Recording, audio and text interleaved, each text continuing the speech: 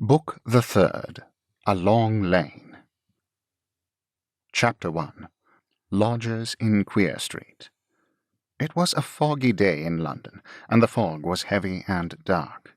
Animate London, with smarting eyes and irritated lungs, was blinking, wheezing, and choking. Inanimate London was a sooty spectre, divided in purpose between visible and invisible, and so being wholly neither.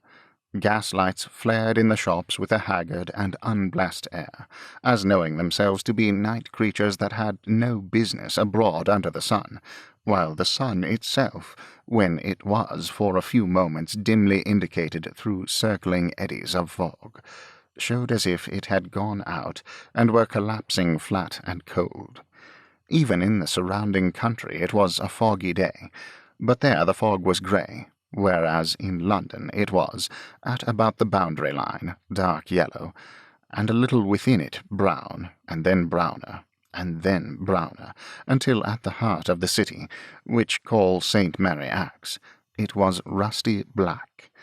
From any point of the high ridge of land northward, it might have been discerned that the loftiest buildings made the occasional struggle to get their heads above the foggy sea, and especially that the great dome of St. Paul's seemed to die hard. But this was not perceivable in the streets at their feet, where the whole metropolis was a heap of vapour, charged with the muffled sound of wheels, and enfolding a giant catarrh. At 9 o'clock on such a morning, the place of business of Pubsey and Co. was not the liveliest object even in St. Mary Axe, which is not a very lively spot, with a sobbing gaslight in the counting-house window, and a burglarious stream of fog creeping in to strangle it through the keyhole of the main door. But the light went out, and the main door opened, and Riah came forth with a bag under his arm. Almost in the act of coming out at the door, Riah went into the fog, and was lost to the eyes of St. Mary Axe. But the eyes of this history can follow him westward, by Cornhill, Cheapside, Fleet Street, and the Strand, to Piccadilly and the Albany. Thither he went at his grave and measured pace, staff in hand, skirt at heel, and more than one head turning to look back at his venerable figure already lost in the mist, supposed it to be some ordinary figure indistinctly seen, which fancy and the fog had worked into that passing likeness. Arrived at the house in which his master's chambers were on the second floor, Riah proceeded up the stairs and paused at Fascination Fledgeby's door. Making free with neither bell nor knocker, he struck upon the door with the top of his staff, and, having listened, sat down on the threshold.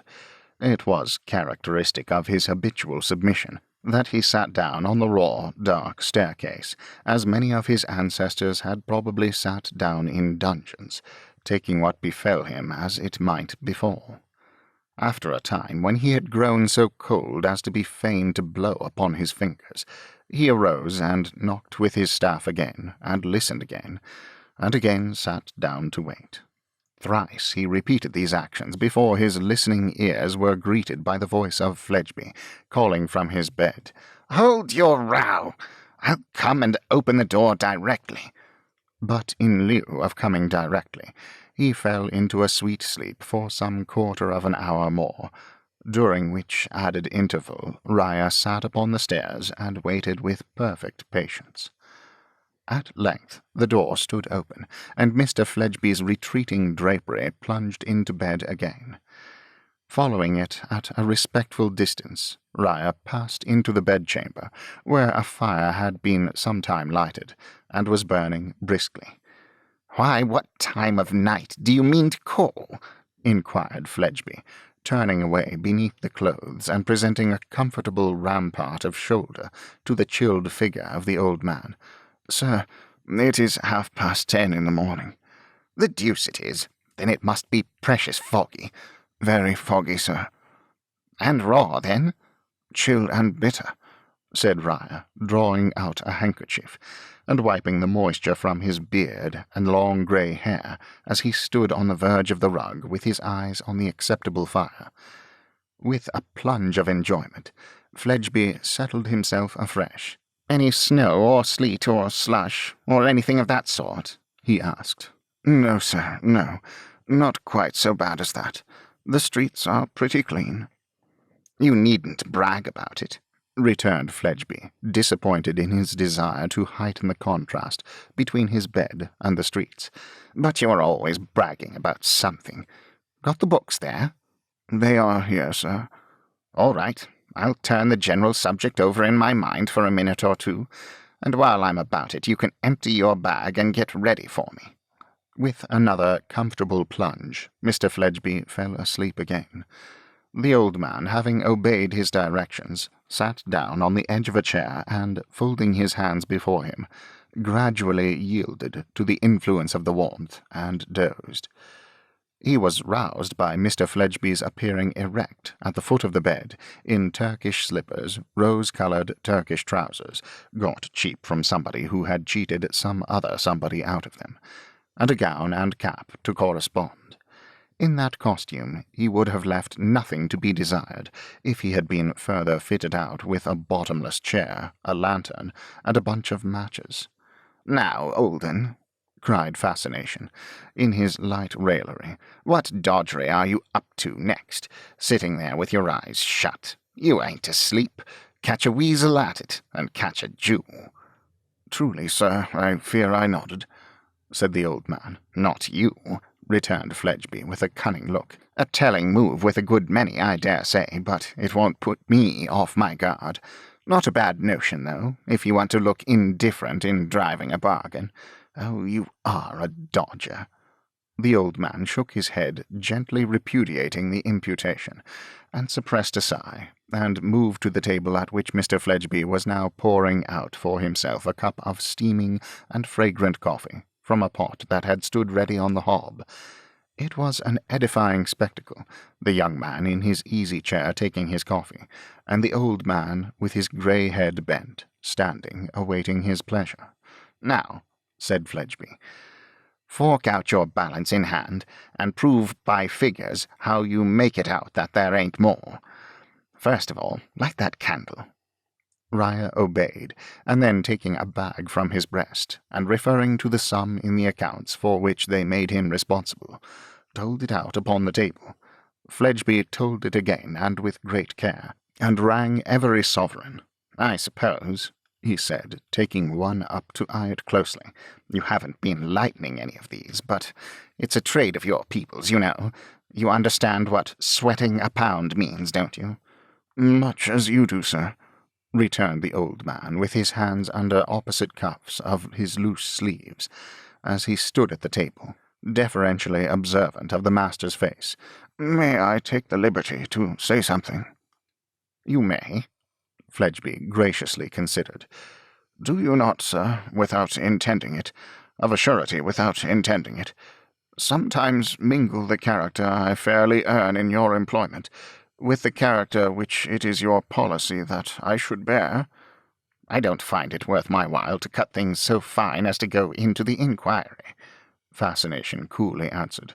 "Not in justice?" "Bother justice," said Fledgeby. "Not in generosity?" "Jews and generosity," said Fledgeby. "That's a good connection. Bring out your vouchers, and don't talk Jerusalem palaver." The vouchers were produced, and for the next half-hour Mr. Fledgeby concentrated his sublime attention on them. They and the accounts were all found correct, and the books and the papers resumed their places in the bag. "Next," said Fledgeby, "concerning that bill-broking branch of the business, the branch I like best. What queer bills are to be bought, and at what prices? You have got your list of what's in the market?" "Sir, a long list," replied Raya, taking out a pocket-book, and selecting from its contents a folded paper, which, being unfolded, became a sheet of foolscap covered with close writing. "Phew!" whistled Fledgeby, as he took it in his hand. "Queer Street is full of lodgers just at present. These are to be disposed of in parcels, are they?" "In parcels as set forth," returned the old man, looking over his master's shoulder, "or the lump." "Half the lump will be waste-paper, one knows beforehand," said Fledgeby.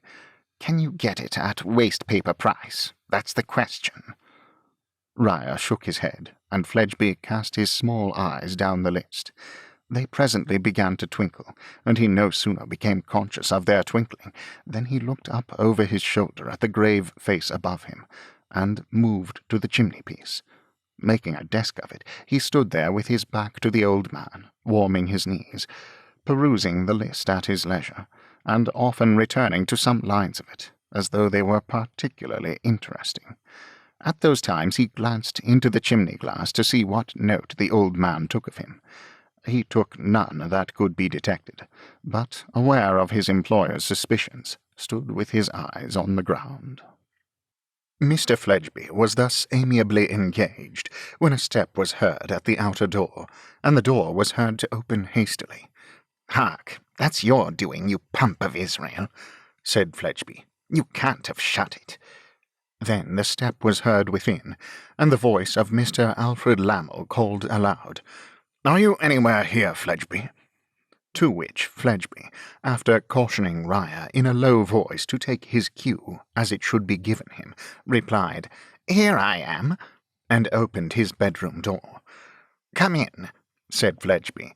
"This gentleman is only Pubsey and Co. of St. Mary Axe, that I am trying to make terms for an unfortunate friend, within a matter of some dishonoured bills. But really, Pubsey and Co. are so strict with their debtors, and so hard to move, that I seem to be wasting my time. Can't I make any terms with you on my friend's part, Mr. Ryer?" "I am but the representative of another, sir," returned the Jew in a low voice. "I do as I am bidden by my principal. It is not my capital that is invested in the business. It is not my profit that arises therefrom." "Ha, ha!" laughed Fledgeby. "Lammle?" "Ha, ha!" laughed Lammle. "Yes, of course, we know." "Devilish good, ain't it, Lammle?" said Fledgeby, unspeakably amused by his hidden joke. "Always the same, said Lammle. "Mr. "Ryer, Pubsey and Co., St. Mary Axe," Fledgeby put in, as he wiped away the tears that trickled from his eyes, so rare was his enjoyment of his secret joke. "Mr. Ryer is bound to observe the invariable forms for such cases made and provided," said Lammle. "He is only the representative of another," cried Fledgeby. "Does as he is told by his principal, not his capital that's invested in the business. Oh, that's good." Mr. Lammle joined in the laugh, and looked knowing, and the more he did both, the more exquisite the secret joke became for Mr. Fledgeby. "However," said that fascinating gentleman, wiping his eyes again, "if we go on in this way, we shall seem to be almost making game of Mr. Ryer, or of Pubsey and Co., St. Mary Axe, or of somebody, which is far from our intention. Mr. Ryer, if you would have the kindness to step into the next room for a few moments, while I speak with Mr. Lammle here, I should like to try to make terms with you once again before you go." The old man, who had never raised his eyes during the whole transaction of Mr. Fledgeby's joke, silently bowed, and passed out by the door which Fledgeby opened for him. Having closed it on him, Fledgeby returned to Lammle, standing with his back to the bedroom fire, with one hand under his coat-skirts, and all his whiskers in the other. "Hello," said Fledgeby. "There's something wrong." "How do you know it?" demanded Lammle. "Because you show it," replied Fledgeby in unintentional rhyme. "Well, then, there is," said Lammle. "There is something wrong. The whole thing's wrong." "I say," remonstrated Fascination very slowly, and sitting down with his hands on his knees to stare at his glowering friend, with his back to the fire. "I tell you, Fledgeby," repeated Lammle, with a sweep of his right arm, "the whole thing's wrong. The game's up." "What game's up?" demanded Fledgeby, as slowly as before, and more sternly. "The game, our game. Read that." Fledgeby took it for the outlandish extended hand, and read it aloud. "Alfred Lammle, Esquire, Sir. Allow Mrs. Podsnap and myself to express our united sense of the polite intentions of Mrs. Alfred Lammle and yourself towards our daughter Georgiana. Allow us also wholly to reject them for the future, and to communicate our final desire that the two families may become entire strangers. I have the honour to be, sir, your most obedient and very humble servant, John Podsnap. Fledgeby looked at the 3 blank sides of this note, quite as long and earnestly as the first expressive side, and then looked at Lammle, who responded with another extensive sweep of his right arm. "Whose doing is this?" said Fledgeby. "Impossible to imagine," said Lammle. "Perhaps," suggested Fledgeby, after reflecting with a very disconcerted brow, "somebody has been giving you a bad character." "Or you," said Lammle with a deeper frown. When his hand happened to touch his nose, a certain remembrance connected with that feature operating as a timely warning, he took it thoughtfully between his thumb and forefinger, and pondered, Lammle meanwhile eyeing him with furtive eyes.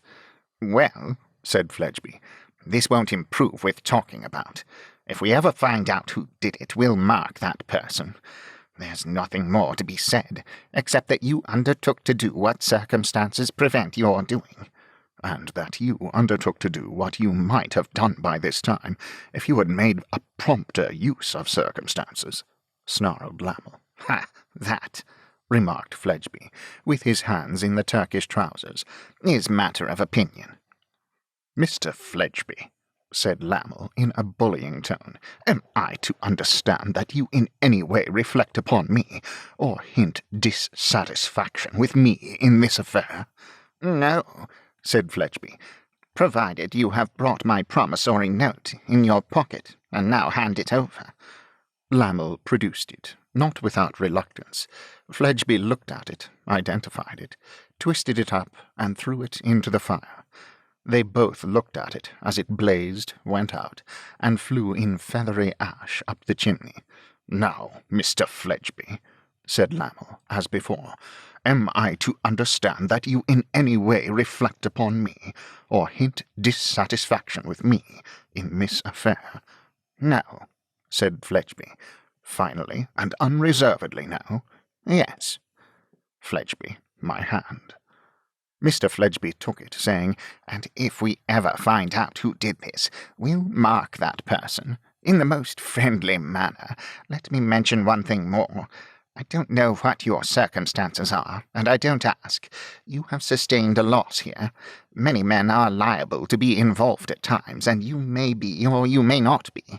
But whatever you do, Lammle, don't, I beg of you, ever fall into the hands of Pubsey and Co. in the next room, for they are grinders. Regular flayers and grinders, my dear Lammle," repeated Fledgeby, with a peculiar relish, "and they'll skin you by the inch from the nape of your neck to the sole of your foot, and grind every inch of your skin to tooth-powder. You have seen what Mr. Ryer is. Never fall into his hands, Lammle. I beg you, as a friend." Mr. Lammle, disclosing some alarm at the solemnity of this affectionate adjuration, demanded why the devil he ever should fall into the hands of Pubsey and Co. "To confess the fact, I was made a little uneasy," said the candid Fledgeby, "by the manner in which that Jew looked at you when he heard your name. I didn't like his eye. But it may have been the heated fancy of a friend. Of course, if you are sure that you have no personal security out, which you may not be equal to meeting, and which can have got into his hands, it must have been fancy. Still, I didn't like his eye." The brooding Lammle, with certain white dints coming and going in his palpitating nose, looked as if some tormenting imp were pinching it. Fledgeby, watching him with a twitch in his mean face, which did duty there for a smile, looked very like the tormentor who was pinching. "But I mustn't keep him waiting too long," said Fledgeby, "or he'll revenge it on my unfortunate friend. How's your very clever and agreeable wife? She knows we have broken now?" I showed her the letter. "Very much surprised?" asked Fledgeby. "I think she would have been more so," answered Lammle, "if there had been more go in you." "Oh, she lays it upon me, then?" Mr. Fledgeby, I will not have my words misconstrued. Don't break out, Lammle, urged Fledgeby in a submissive tone. Because there's no occasion. I only asked a question. Then she don't lay it upon me to ask another question. No, sir. Very good, said Fledgeby, plainly seeing that she did. My compliments to her. Goodbye. They shook hands, and Lammle strode out pondering. Fledgeby saw him into the fog, and returning to the fire and musing with his face to it, stretched the legs of the rose-coloured Turkish trousers wide apart, and meditatively bent his knees, as if he were going down upon them. You have a pair of whiskers, Lammle, which I never liked, murmured Fledgeby, and which money can't produce. You are boastful of your manners and your conversation. You wanted to pull my nose, and you have let me in for a failure, and your wife says I am the cause of it. I'll bowl you down, I will, though I have no whiskers. Here he rubbed the places where they were due, and no manners and no conversation. Having thus relieved his noble mind, he collected the legs of the Turkish trousers, straightened himself on his knees, and called out to Riah in the next room, "Hello, you, sir!" At sight of the old man re-entering with a gentleness monstrously in contrast with the character he had given him, Mr. Fledgeby was so tickled again that he exclaimed, laughing, "Good, good! Upon my soul, it is uncommon good! Now, old un," proceeded Fledgeby, when he had had his laugh out, "you'll buy up these lots that I mark with my pencil. There's a tick there, and a tick there, and a tick there, and I wager 2p you'll afterwards go on squeezing those Christians like the Jew you are. Now, next you'll want a cheque, or you'll say you want it, though you've capital enough somewhere, if only one knew where. But you'd be peppered and salted and grilled on a gridiron before you'd own to it, and that cheque I'll write." When he had unlocked a drawer, and taken a key from it to open another drawer, in which was another key that opened another drawer, in which was another key that opened another drawer, in which was the cheque-book, and when he had written the cheque, and when, reversing the keys and drawer process, he had placed his cheque-book in safety again, he beckoned the old man with the folded cheque to come and take it. "Old un," said Fledgeby, when the Jew had put it in his pocket-book, and was putting that in the breast of his outer garment, "so much at present for my affairs. Now, a word about affairs that are not exactly mine. Where is she?" With his hand not yet withdrawn from the breast of his garment, Riah started and paused. "Oh," said Fledgeby, "didn't expect it. Where have you hidden her?" Showing that he was taken by surprise, the old man looked at his master with some passing confusion, which the master highly enjoyed. "Is she in the house I pay rent and taxes for in St. Mary Axe?" demanded Fledgeby. "No, sir." "Is she in your garden up atop of that house, gone up to be dead, or whatever the game is?" asked Fledgeby. "No, sir." "Where is she, then?" Riah bent his eyes upon the ground, as if considering whether he could answer the question without breach of faith, and then silently raised them to Fledgeby's face, as if he could not. "Come," said Fledgeby, "I won't press that just now, but I want to know this. I will know this, mind you. What are you up to?" The old man, with an apologetic action of his head and hands, as not comprehending the master's meaning, addressed to him a look of mute inquiry. "You can't be a gallivanting dodger," said Fledgeby, "for you're a regular pity the sorrows, you know, if you do know any Christian rhyme, whose trembling limbs have borne him to, etc. You're one of the patriarchs. You're a shaky old card, and you can't be in love with this Lizzie." "Oh, sir," expostulated Riah. "Oh, sir. "Then why?" retorted Fledgeby, with some tinge of a blush. "Don't you out with your reason for having your spoon in the soup at all?" "Sir, I will tell you the truth, but your pardon for the stipulation. It is in sacred confidence. It is strictly upon honour," "Honour, too!" cried Fledgeby with a mocking lip. "Honour among Jews! Well, cut away." "It is upon honour, sir," the other still stipulated with respectful firmness. "Oh, certainly. Honour bright," said Fledgeby. The old man, never bidden to sit down, stood with an earnest hand laid on the back of the young man's easy-chair. The young man sat looking at the fire, with a face of listening curiosity, ready to check him off and catch him tripping. "Cut away," said Fledgeby. "Start with your motive." "Sir, I have no motive but to help the helpless."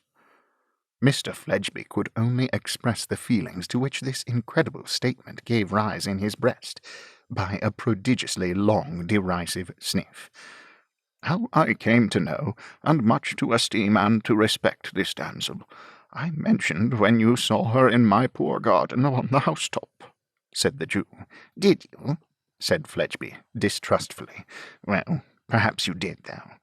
"The better I knew her, the more interest I felt in her fortunes. They gathered to a crisis. I found her beset by a selfish and ungrateful brother, beset by an unacceptable wooer, beset by the snares of a more powerful lover, beset by the wiles of her own heart." "She took to one of the chaps, then?" "Sir, it was only natural that she should incline towards him, for he had many and great advantages. But he was not of her station, and to marry her was not in his mind. Perils were closing round her, and the circle was fast darkening when I, being, as you have said, sir, too old and broken to be suspected of any feeling for her but her father's, stepped in and counselled flight. I said, 'My daughter, there are times of moral danger when the hardest virtuous resolution to form is flight, and when the most heroic bravery is flight.' She answered she had had this in her thoughts, but whither to fly without help she knew not, and there were none to help her. I showed her there was one to help her, and it was I, and she is gone." "What did you do with her?" asked Fledgeby, feeling his cheek. "I placed her," said the old man, "at a distance." With a grave, smooth outward sweep from one another of his two open hands at arm's length, "at a distance, among certain of our people, where her industry would serve her, and where she could hope to exercise it, unassailed from any quarter." Fledgeby's eyes had come from the fire to notice the action of his hands when he said, "at a distance." Fledgeby now tried, very unsuccessfully, to imitate that action, as he shook his head and said, "Placed her in that direction, did you? Oh, you circular old dodger!" With one hand across his breast, and the other on the easy-chair, Riah, without justifying himself, waited for further questioning. But that it was hopeless to question him on that one reserved point, Fledgeby, with his small eyes too near together, saw full well.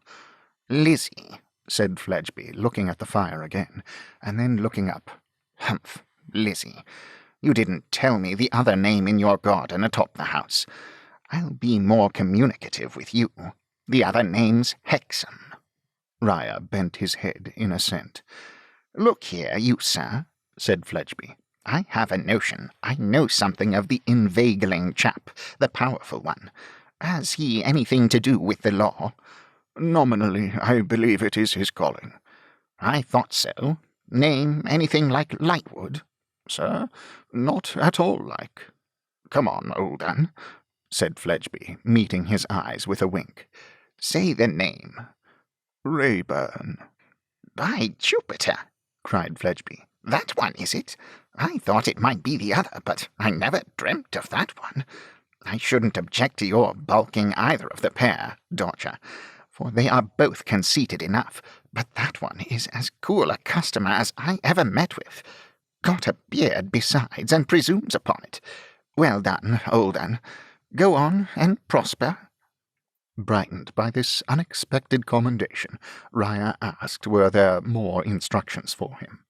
"No," said Fledgeby. "You may toddle now, Judah, and grope about on the orders you have got." Dismissed with those pleasing words, the old man took his broad hat and staff, and left the great presence, more as if he were some superior creature benignantly blessing Mr. Fledgeby than the poor dependent on whom he set his foot. Left alone, Mr. Fledgeby locked his outer door and came back to his fire. "Well done, you," said Fascination to himself. "Slow you may be, sure you are."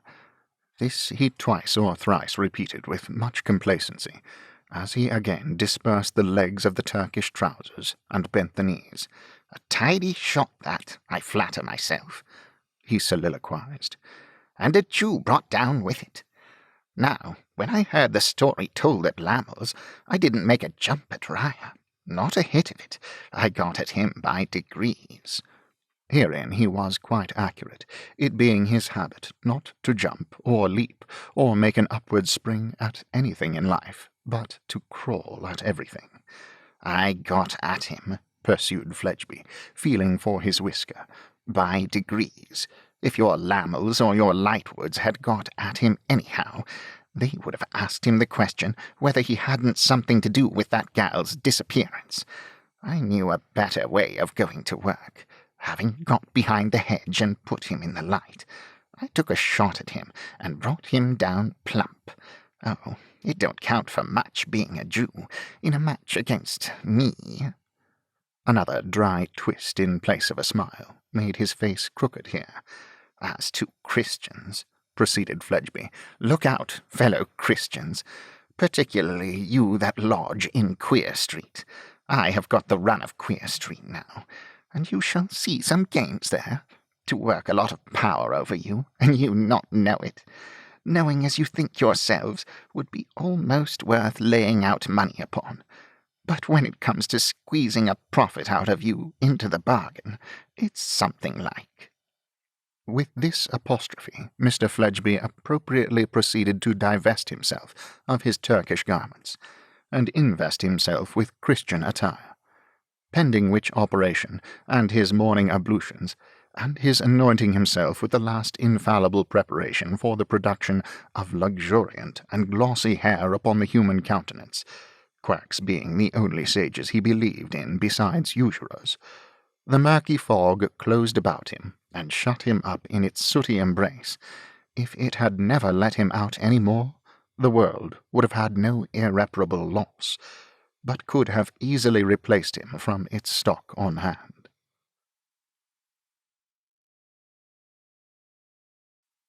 Chapter 2. A respected friend in a new aspect. In the evening of this same foggy day when the yellow window blind of Pubsey & Co. was drawn down upon the day's work, Raya, the Jew, once more came forth into St. Mary Axe. But this time he carried no bag, and was not bound on his master's affairs. He passed over London Bridge, and returned to the Middlesex shore by that of Westminster, and so, ever wading through the fog, waded to the doorstep of the doll's dressmaker. Miss Wren expected him. He could see her through the window by the light of her low fire, carefully banked up with damp cinders that it might last the longer and waste the less when she was out, sitting waiting for him in her bonnet. His tap at the glass roused her from the musing solitude in which she sat, and she came to the door to open it, aiding her steps with a little crutch-stick. "Good evening, godmother," said Miss Jenny Wren. The old man laughed, and gave her his arm to lean on.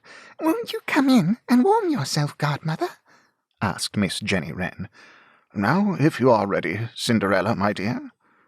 "Well," exclaimed Miss Wren, delighted. "Now you are a clever old boy. If we gave prizes at this establishment, but we only keep blanks, you should have the first silver medal for taking me up so quick." As she spake thus, Miss Wren removed the key of the house door from the keyhole, and put it in her pocket, and then bustlingly closed the door, and tried it as they both stood on the step. Satisfied that her dwelling was safe, she drew one hand through the old man's arm, and prepared to ply her crutch-stick with the other.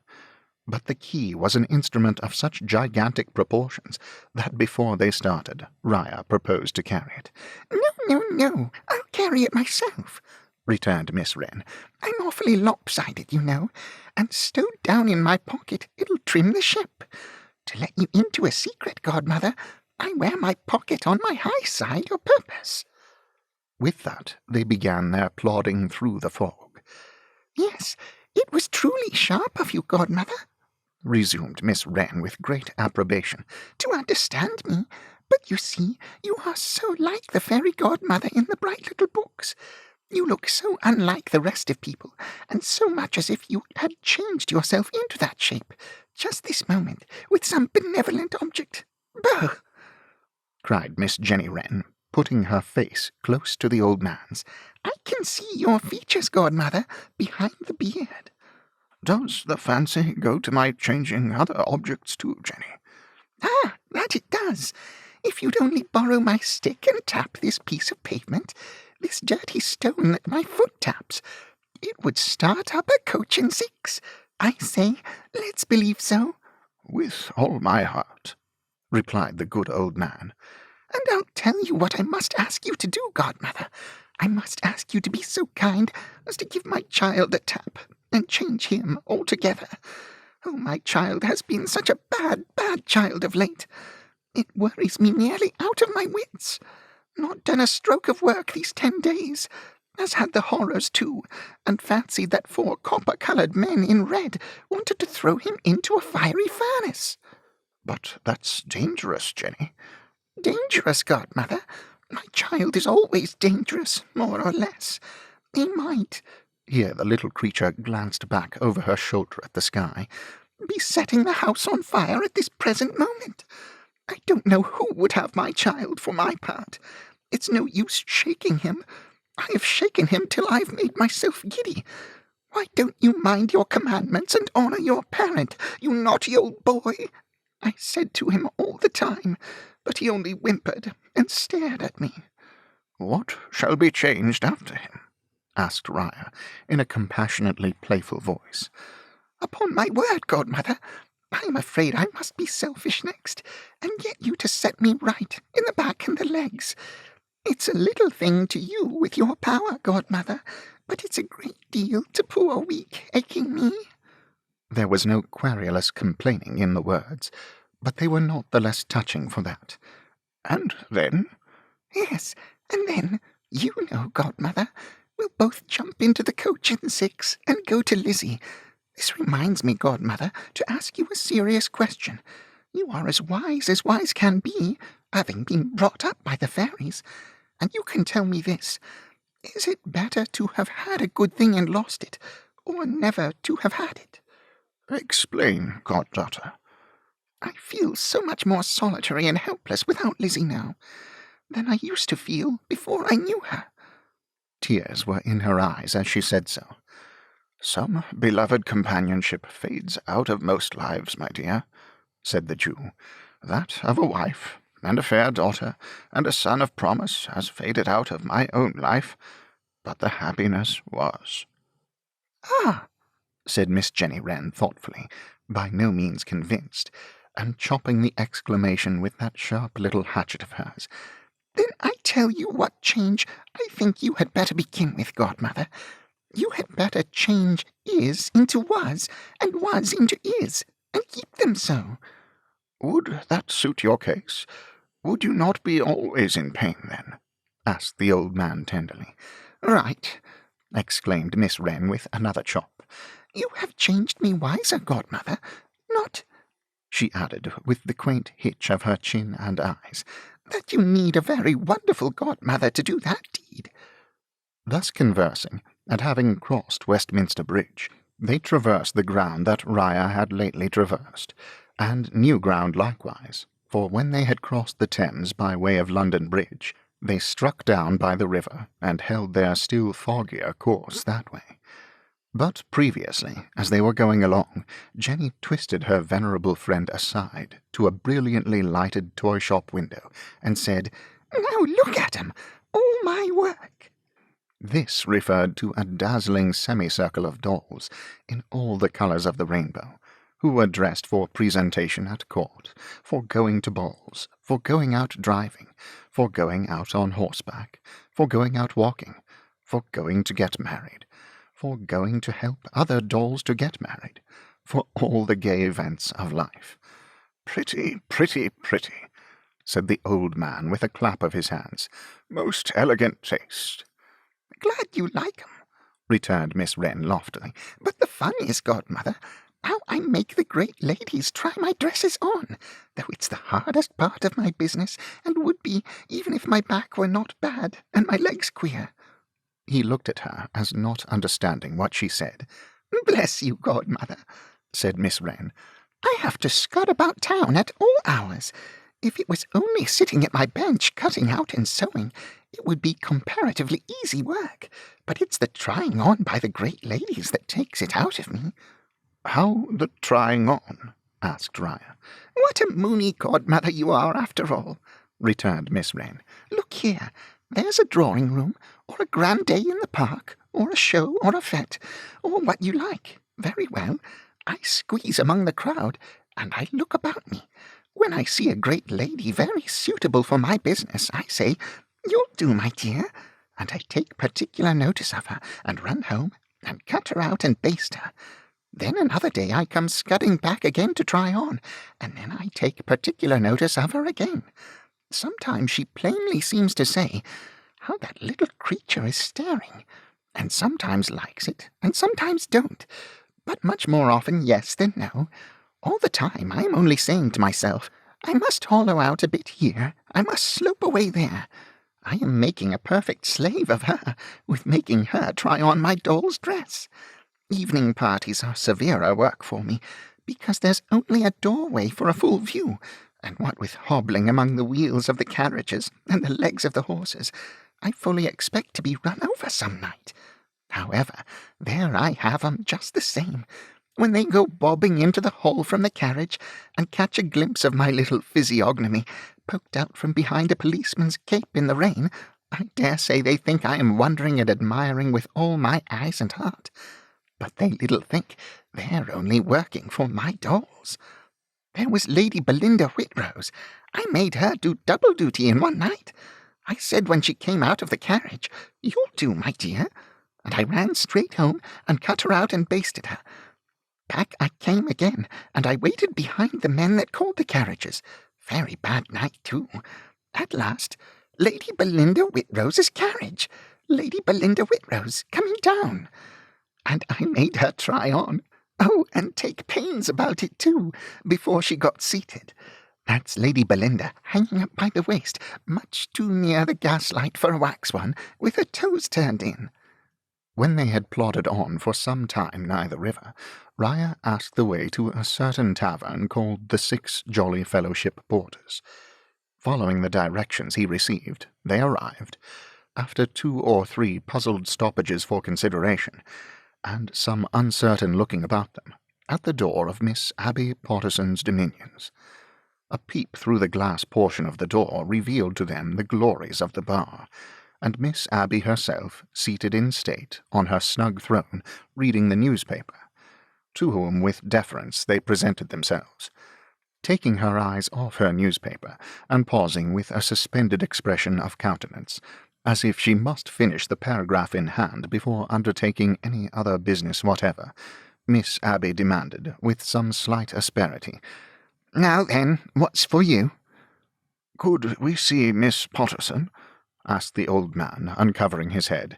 You not only could, but you can, and you do, replied the hostess. Might we speak with you, madam? By this time Miss Abby's eyes had possessed themselves of the small figure of Miss Jenny Wren, for the closer observation of which Miss Abby laid aside her newspaper, rose, and looked over the half-door of the bar. The crutch-stick seemed to entreat for its owner leave to come in and rest by the fire, so Miss Abby opened the half-door, and said, as though replying to the crutch-stick, Yes, come in and rest by the fire. My name is Raya, said the old man with courteous action, and my avocation is in London City. This my young companion— Stop a bit, interposed Miss Wren. I'll give the lady my card. She produced it from her pocket with an air, after struggling with the gigantic door-key which had got upon the top and kept it down. Miss Abby, with manifest tokens of astonishment, took the diminutive document, and found it to run concisely thus: Miss Jenny Wren, Doll's dressmaker. Dolls attended at their own residences. Lord! Exclaimed Miss Potterson, staring, and dropped the card. We take the liberty of coming, my young companion and I, madam, said Riah, on behalf of Lizzie Hexam. Miss Potterson was stooping to loosen the bonnet strings of the doll's dressmaker. She looked around rather angrily and said, Lizzie Hexam is a very proud young woman. She would be so proud, returned Riah dexterously, to stand well in your good opinion, that before she quitted London for— For where, in the name of the Cape of Good Hope? asked Miss Potterson, as though supposing her to have emigrated. For the country, was the cautious answer. She made us promise to come and show you a paper, which she left in our hands for that special purpose. I am an unserviceable friend of hers, who began to know her after her departure from this neighbourhood. She has been for some time living with my young companion, and has been a helpful and comfortable friend to her. Much needed, madam, he added in a lower voice. Believe me, if you knew all, much needed. I can't believe that, said Miss Abby, with a softening glance at the little creature. And if it's proud to have a heart that never hardens, and a temper that never tires, and a touch that never hurts, Miss Jenny struck in, flushed. She is proud, and if it's not, she is not. Her set purpose of contradicting Miss Abby point blank was so far from offending that dread authority as to elicit a gracious smile. You do right, child, said Miss Abby, to speak well of those who deserve well of you. Right or wrong, muttered Miss Wren inaudibly, with a visible hitch of her chin. I mean to do it, and you may make up your mind to that, old lady. Here is the paper, madam, said the Jew, delivering it into Miss Potterson's hands, the original document drawn up by Rokesmith, and signed by Riderhood. Will you please to read it? But first of all, said Miss Abby, did you ever taste shrub, child? Miss Wren shook her head. Should you like to? Should if it's good, returned Miss Wren. You shall try, and if you find it good, I'll mix some for you with hot water. Put your poor little feet on the fender. It's a cold, cold night, and the fog clings so. As Miss Abby helped her to turn her chair, her loosened bonnet dropped on the floor. Why, what lovely hair! cried Miss Abby, and enough to make wigs for all the dolls in the world. What a quantity! Call that a quantity? returned Miss Wren. Poof! What do you say to the rest of it? As she spoke, she untied a band, and the golden stream fell over herself and over the chair, and flowed down to the ground. Miss Abby's admiration seemed to increase her perplexity. She beckoned the Jew towards her, as she reached down the shrub bottle from its niche, and whispered, Child or woman? Child in years, was the answer. Woman in self-reliance and trial. You are talking about me, good people, thought Miss Jenny, sitting in her golden bower, warming her feet. I can't hear what you say, but I know your tricks and your manners. The shrub, when tasted from a spoon, perfectly harmonizing with Miss Jenny's palate, a judicious amount was mixed by Miss Potterson's skilful hands, whereof Riah too partook. After this preliminary, Miss Abby read the document, and as often as she raised her eyebrows in so doing, the watchful Miss Jenny accompanied the action with an expressive and emphatic sip of the shrub and water.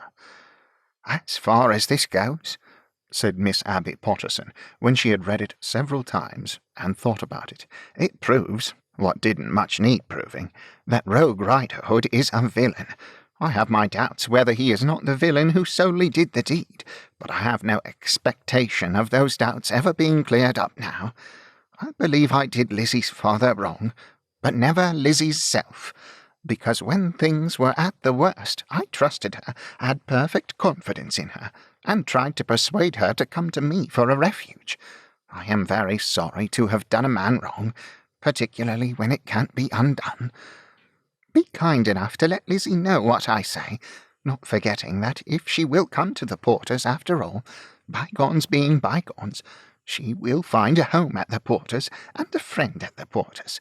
She knows Miss Abby of old, remind her, and she knows what like the home and what like the friend is likely to turn out. I am generally short and sweet, or short and sour, according as it may be and as opinions vary, remarked Miss Abby, and that's about all I have got to say, and enough too. But before the shrub and water was sipped out, Miss Abby bethought herself that she would like to keep a copy of the paper by her. "It's not long, sir," she said to Uriah, "and perhaps you wouldn't mind just jotting it down." The old man willingly put on his spectacles, and, standing at the little desk in the corner where Miss Abby filled her receipts and kept her sample files, customers' scores were interdicted by the strict administration of the Porters, wrote out the copy in a fair round character.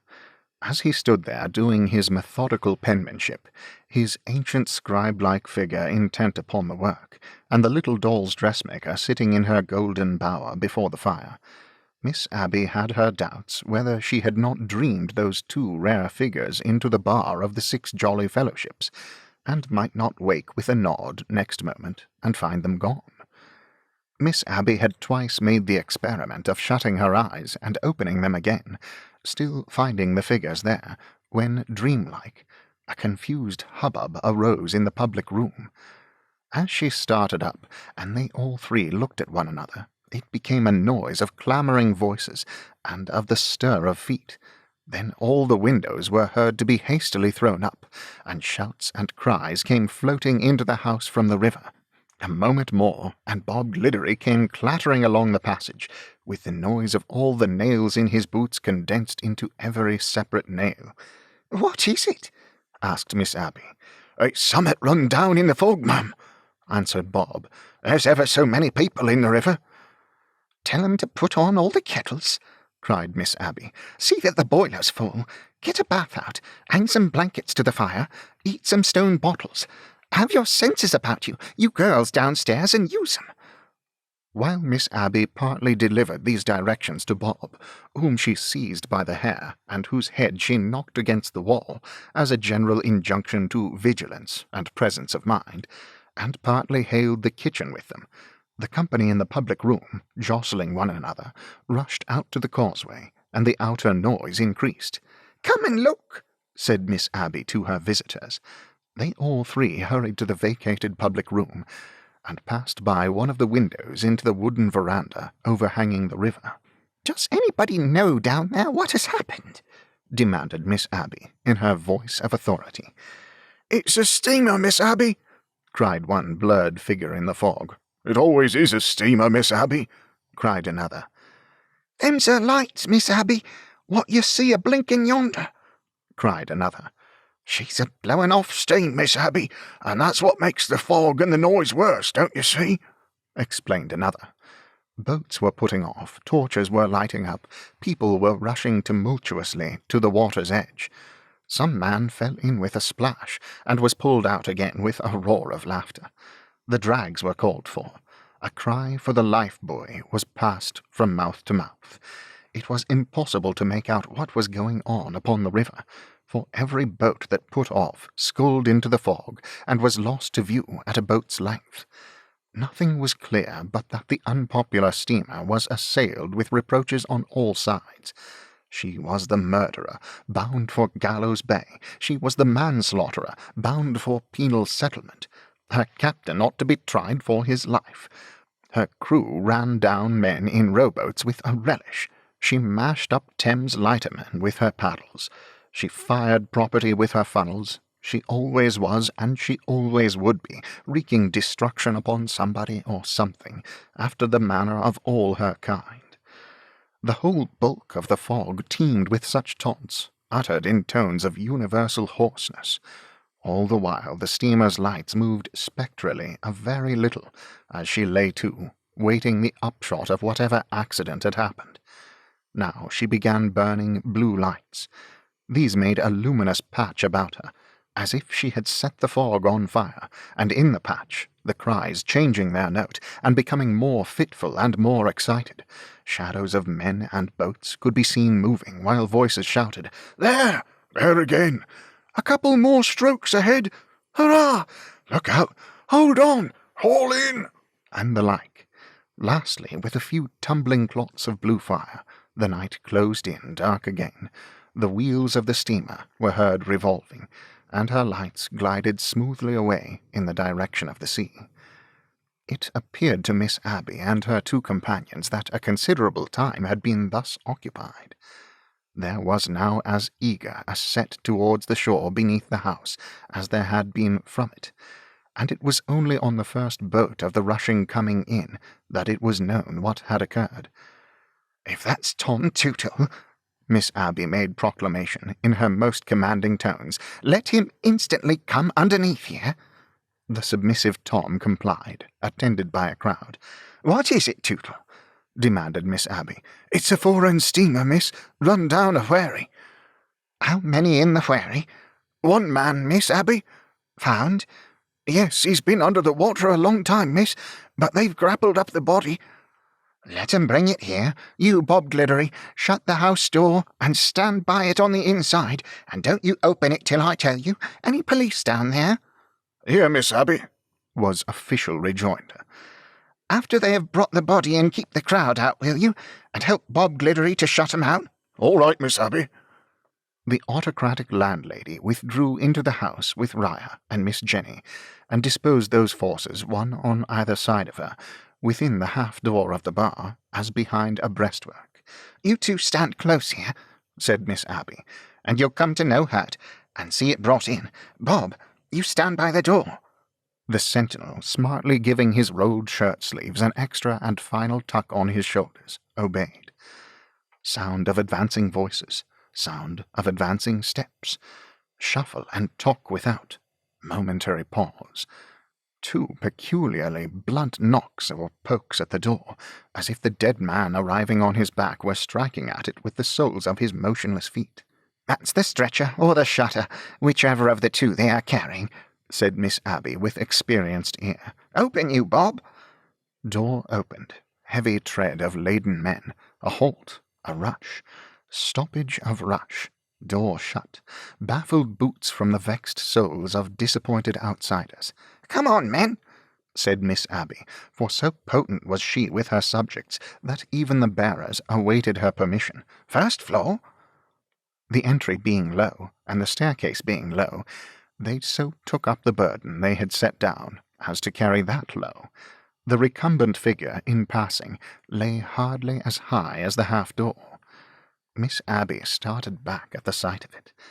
"Why, good God," said she, turning to her two companions, "that's the very man who made the declaration we have just had in our hands. That's Riderhood."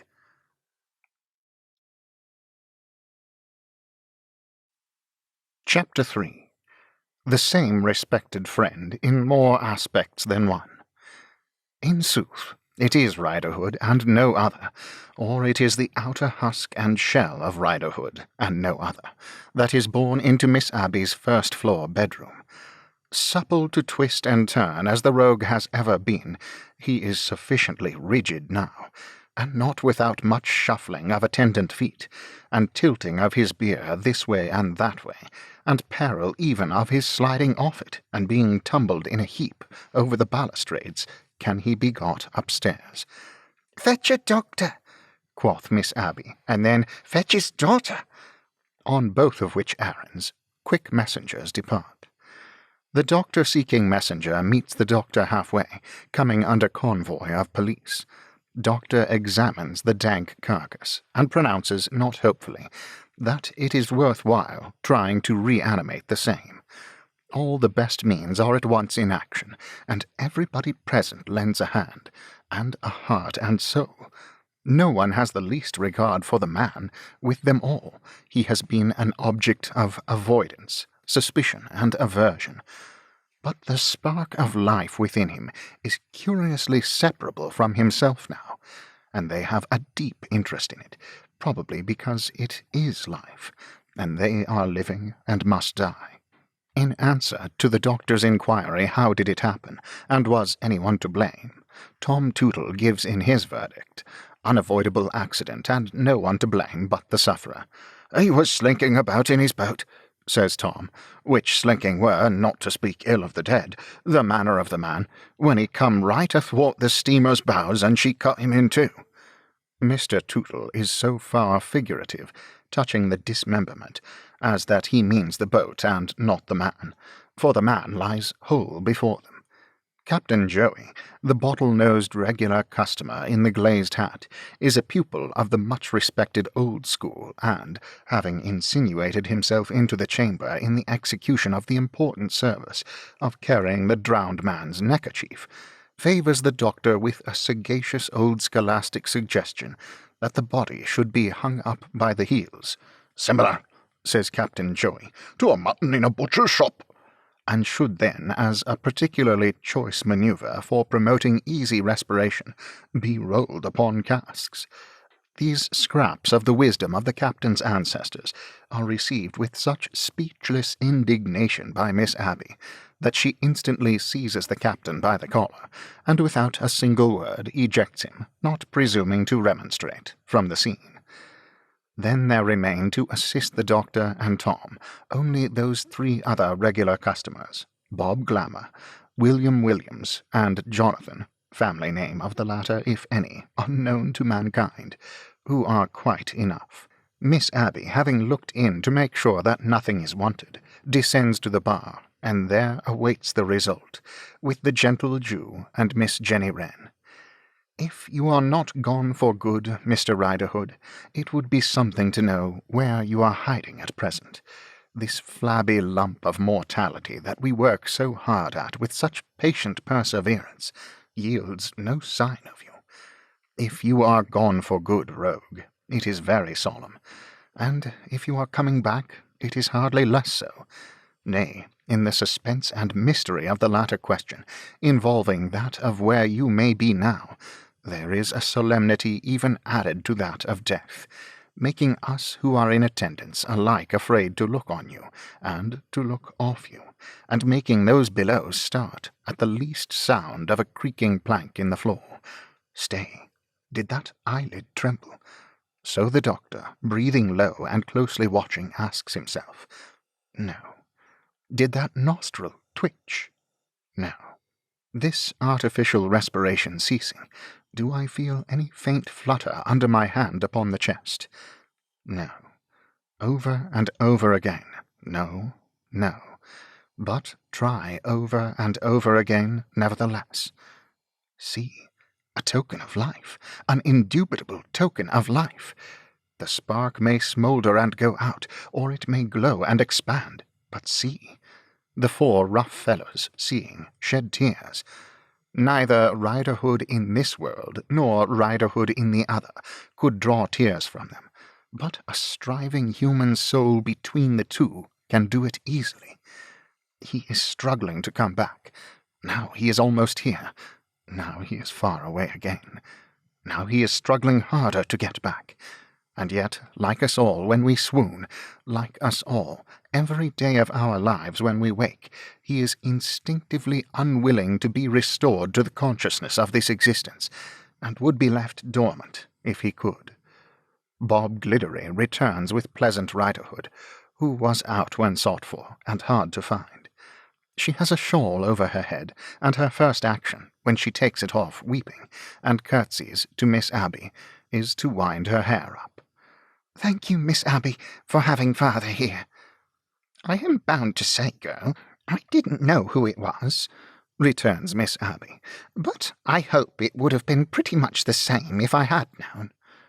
Poor Pleasant, fortified with a sip of brandy, is ushered into the first-floor chamber. She could not express much sentiment about her father if she were called upon to pronounce his funeral oration, but she has a greater tenderness for him than he ever had for her, and crying bitterly when she sees him stretched unconscious, asks the doctor, with clasped hands, "Is there no hope, sir? Oh, poor father! Is poor father dead?" To which the doctor, on one knee beside the body, busy and watchful, only rejoins without looking round, "Now, my girl, unless you have the self-command to be perfectly quiet, I cannot allow you to remain in the room." Pleasant consequently wipes her eyes with her back hair, which is in fresh need of being wound up, and having got it out of the way, watches with terrified interest all that goes on. Her natural woman's aptitude soon renders her able to give a little help. Anticipating the doctor's want of this or that, she quietly has it ready for him, and so by degrees is entrusted with the charge of supporting her father's head upon her arm. It is something so new to Pleasant to see her father an object of sympathy and interest, to find anyone very willing to tolerate his society in this world, not to say pressingly and soothingly entreating him to belong to it, that it gives her a sensation she never experienced before. Some hazy idea that if affairs could remain thus for a long time, it would be a respectable change, floats in her mind. Also, some vague idea that the old devil is drowned out of him, and that if he should happily come back to resume his occupation of the empty form that lies upon the bed, his spirit will be altered. In which state of mind she kisses the stony lips, and quite believes that the impassive hand she chafes will revive a tender hand, if it revive ever. Sweet delusion for Pleasant Riderhood! But they minister to him with such extraordinary interest, their anxiety is so keen, their vigilance is so great, their excited joy grows so intense as the signs of life strengthen, that how can she resist it, poor thing? And now he begins to breathe naturally, and he stirs, and the doctor declares him to have come back from that inexplicable journey where he stopped on the dark road, and to be here. Tom Tootle, who is nearest to the doctor when he says this, grasps the doctor fervently by the hand. Bob Glamour, William Williams, and Jonathan of the no surname all shake hands with one another round. And with the doctor, too. Bob Glamour blows his nose, and Jonathan of the no surname is moved to do likewise, but lacking a pocket handkerchief abandons that outlet for his emotion. Pleasant sheds tears deserving her own name, and her sweet delusion is at its height. There is intelligence in his eyes. He wants to ask a question. He wonders where he is. Tell him. "Father, you were run down on the river, and are at Miss Abby Potterson's." He stares at his daughter, stares all around him, closes his eyes, and lies slumbering on her arm. The short-lived delusion begins to fade. The low, bad, unimpressible face is coming up from the depths of the river, or what other depths, to the surface again. As he grows warm, the doctor and the four men cool. As his lineaments soften with life, their faces and their hearts harden to him. "He will do now," says the doctor, washing his hands, and looking at the patient with growing disfavour. "Many a better man," moralizes Tom Tootle, with a gloomy shake of the head, "ain't had his luck." "It's to be hoped he'll make a better use of his life," says Bob Glamour, "than I expect he will." "Or than he done afore," adds William Williams. "But no, not he," says Jonathan of the no surname, clinching the quartet. They speak in low tones because of his daughter, but she sees that they have all drawn off, and that they stand in a group at the other end of the room, shunning him. It would be too much to suspect them of being sorry that he didn't die when he had done so much towards it, but they clearly wish that they had had a better subject to bestow their pains upon. Intelligence is conveyed to Miss Abby in the bar, who reappears on the scene and contemplates from a distance, holding whispered discourse with the doctor. The spark of life was deeply interesting while it was in abeyance, but now that it has got established in Mr. Riderhood, there appears to be a general desire that circumstances had admitted of its being developed in anybody else, rather than that gentleman. "However," says Miss Abby, cheering them up, "you have done your duty like good and true men, and you had better come down and take something at the expense of the porters." This they all do, leaving the daughter watching the father, to whom, in their absence, Bob Gliddery presents himself. "His gills look rum, don't they?" says Bob, after inspecting the patient. Pleasant faintly nods. "His gills look rummer when he wakes, won't they?" says Bob. Pleasant hopes not. Why? When he finds himself here, you know, Bob explains, 'cause Miss Abby forbid him the house and ordered him out of it. But what you may call the fates ordered him into it again. Which is rumness, ain't it?" "He wouldn't have come here of his own accord," returns poor Pleasant, with an effort at a little pride. "No," retorts Bob, "nor he wouldn't have been let in if he had." The short delusion is quite dispelled now. As plainly as she sees on her arm the old father unimproved, Pleasant sees that everybody there will cut him when he recovers consciousness. "I'll take him away ever so soon as I can," thinks Pleasant with a sigh. "He's best at home." Presently they all return, and wait for him to become conscious that they will all be glad to get rid of him. Some clothes are got together for him to wear, his own being saturated with water, and his present dress being composed of blankets. Becoming more and more uncomfortable, as though the prevalent dislike were finding him out somewhere in his sleep and expressing itself to him, the patient at last opens his eyes wide, and is assisted by his daughter to sit up in bed. "Well, Riderhood," says the doctor, "how do you feel?" He replies gruffly, "Nothing to boast on," having in fact returned to life in an uncommonly sulky state. "I don't mean to preach, but I hope," says the doctor, gravely shaking his head, "that this escape may have a good effect upon you, Riderhood." The patient's discontented growl of a reply is not intelligible. His daughter, however, could interpret, if she would, that what he says is, "He don't want no Paul Parrotin." Mr. Riderhood next demands his shirt, and draws it on over his head, with his daughter's help, exactly as if he had just had a fight. "Wasn't it a steamer?" He pauses to ask her. "Yes, father." "I'll have the law on her, Buster, and make her pay for it." He then buttons his linen very moodily, twice or thrice stopping to examine his arms and his hands, as if to see what punishment he has received in the fight. He then doggedly demands his other garments, and slowly gets them on, with an appearance of great malevolence toward his late opponent and all the spectators. He has an impression that his nose is bleeding, and several times draws the back of his hand across it, and looks for the result in a pugilistic manner, greatly strengthening that incongruous resemblance. "Where's my fur cap?" he asks in a surly voice, when he has shuffled his clothes on. "In the river," somebody rejoins. "And warn't there no honest man to pick it up? Of course there was, though, and to cut off with it afterwards. You are a rare lot, all on you." Thus Mr. Riderhood, taking from the hands of his daughter, with special ill will, a lent cap, and grumbling as he pulls it down over his ears.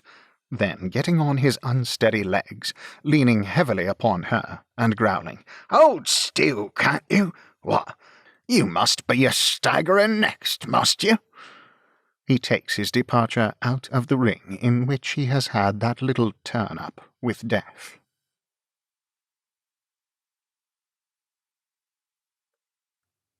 Chapter 4. A Happy Return of the Day. Mr. and Mrs. Wilfer had seen a full 250 more anniversaries of their wedding day than Mr. and Mrs. Lammle had seen of theirs, but they still celebrated the occasion in the bosom of their family. Not that these celebrations ever resulted in anything particularly agreeable, or that the family was ever disappointed by that circumstance, on account of having looked forward to the return of the auspicious day with sanguine anticipations of enjoyment. It was kept morally, rather as a fast than a feast, enabling Mrs. Wilfer to hold a sombre, darkling state, which exhibited that impressive woman in her choicest colours. The noble lady's condition on these delightful occasions was one compounded of heroic endurance and heroic forgiveness. Lurid indications of the better marriages she might have made shone athwart the awful gloom of her composure, and fitfully revealed the cherub as a little monster unaccountably favoured by heaven, who had possessed himself of a blessing for which many of his superiors had sued and contended in vain. So firmly had this position towards his treasure become established that when the anniversary arrived, it always found him in an apologetic state. It is not possible that his modest penitence may have gone the length of sometimes severely reproving him, for that he ever took the liberty of making so exalted a character his wife. As for the children of the Union, their experience of these festivals had been sufficiently uncomfortable to lead them annually to wish, when out of their tenderest years, either that Ma had married somebody else instead of much-teased Pa, or that Pa had married somebody else instead of Ma. When there came to be but two sisters left at home, the daring mind of Bella on the next of these occasions scaled the height of wondering with droll vexation what on earth Pa ever could have seen in Ma to induce him to make such a little fool of himself as to ask her to have him. The revolving year now bringing the day round in its orderly sequence, Bella arrived in the Boffin chariot to assist at the celebration. It was the family custom, when the day recurred, to sacrifice a pair of fowls on the altar of Hymen, and Bella had sent a note beforehand to intimate that she would bring the votive offering with her. So Bella and the fowls, by the united energies of 2 horses, 2 men, 4 wheels, and a plum-pudding carriage dog with as uncomfortable a collar on as if he had been George the Fourth, were deposited at the door of the parental dwelling. They were there received by Mrs. Wilfer in person, whose dignity on this, as on most special occasions, was heightened by a mysterious toothache. "I shall not require the carriage at night," said Bella. "I shall walk back." The male domestic of Mrs. Boffin touched his hat, and in the act of departure had an awful glare bestowed upon him by Mrs. Wilfer, intended to carry deep into his audacious soul the assurance that, whatever his private suspicions might be, male domestics in livery were no rarity there. "Well, dear Ma," said Bella, "and how do you do?"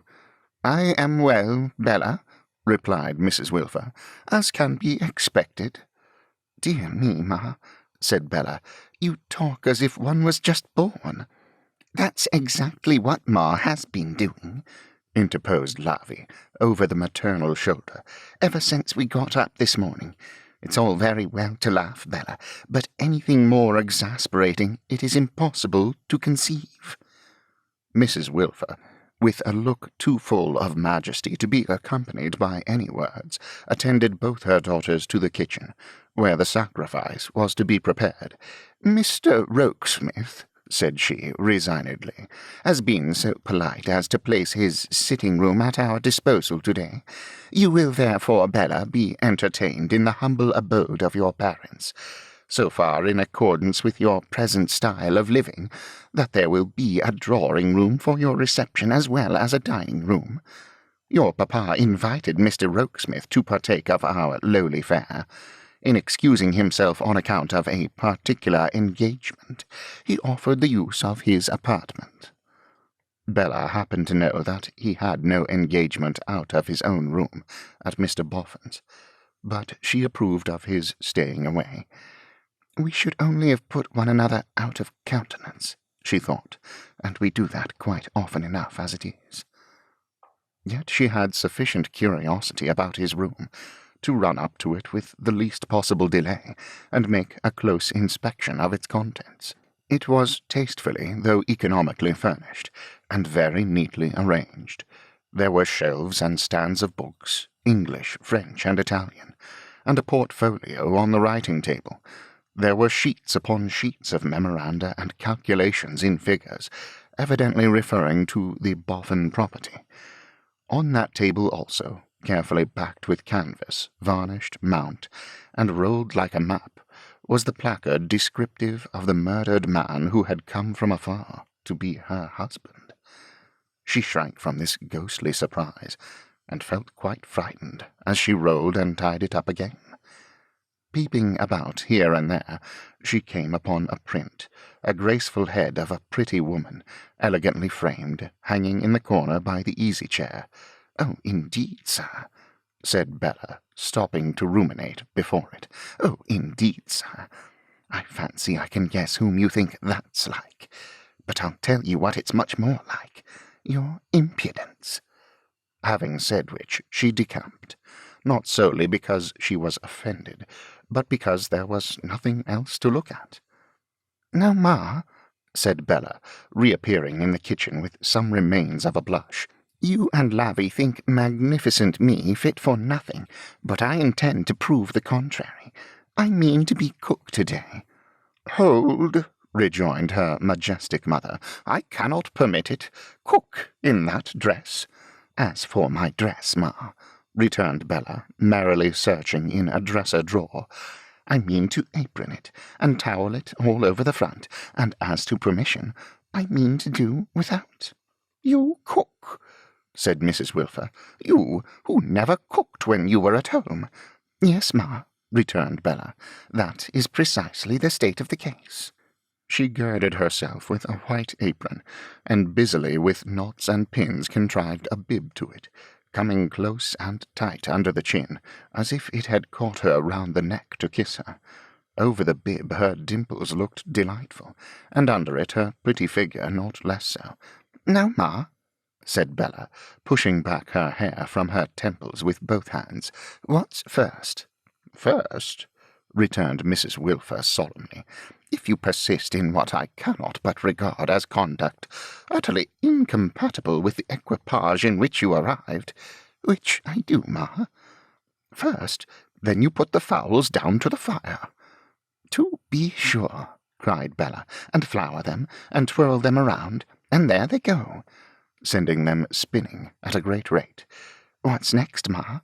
"Next," said Mrs. Wilfer, with a wave of her gloves, expressive of abdication under protest from the culinary throne, "I would recommend examination of the bacon in the saucepan on the fire, and also of the potatoes by the application of a fork. Preparation of the greens will further become necessary if you persist in this unseemly demeanour." "As of course I do, Ma." Persisting, Bella gave her attention to one thing, and forgot the other, and gave her attention to the other, and forgot the third, and remembering the third, was distracted by the fourth, and made amends whenever she went wrong by giving the unfortunate fowls an extra spin, which made their chance of ever getting cooked exceedingly doubtful. But it was pleasant cookery too. Meantime, Miss Lavinia, oscillating between the kitchen and the opposite room, prepared the dining-table in the latter chamber. This office she, always doing her household spiriting with unwillingness, performed in a startling series of whisks and bumps, laying the tablecloth as if she were raising the wind, putting down the glasses and salt-cellars as if she were knocking at the door, and clashing the knives and forks in a skirmishing manner suggestive of hand-to-hand combat. "Look at Ma," whispered Lavinia to Belle when this was done, and they stood over the roasting fowls. "If one was the most dutiful child in existence, of course, on the whole, one hopes one is, isn't she enough to make one want to poke her with something wooden, sitting there bolt upright in a corner?" "Only suppose," returned Bella, "that poor Pa was to sit bolt upright in another corner."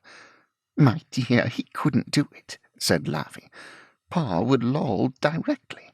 But indeed I do not believe there was ever any human creature who could be kept so bolt upright as Ma, or put such an amount of aggravation into one pack. What's the matter, Ma? Ain't you well, Ma?"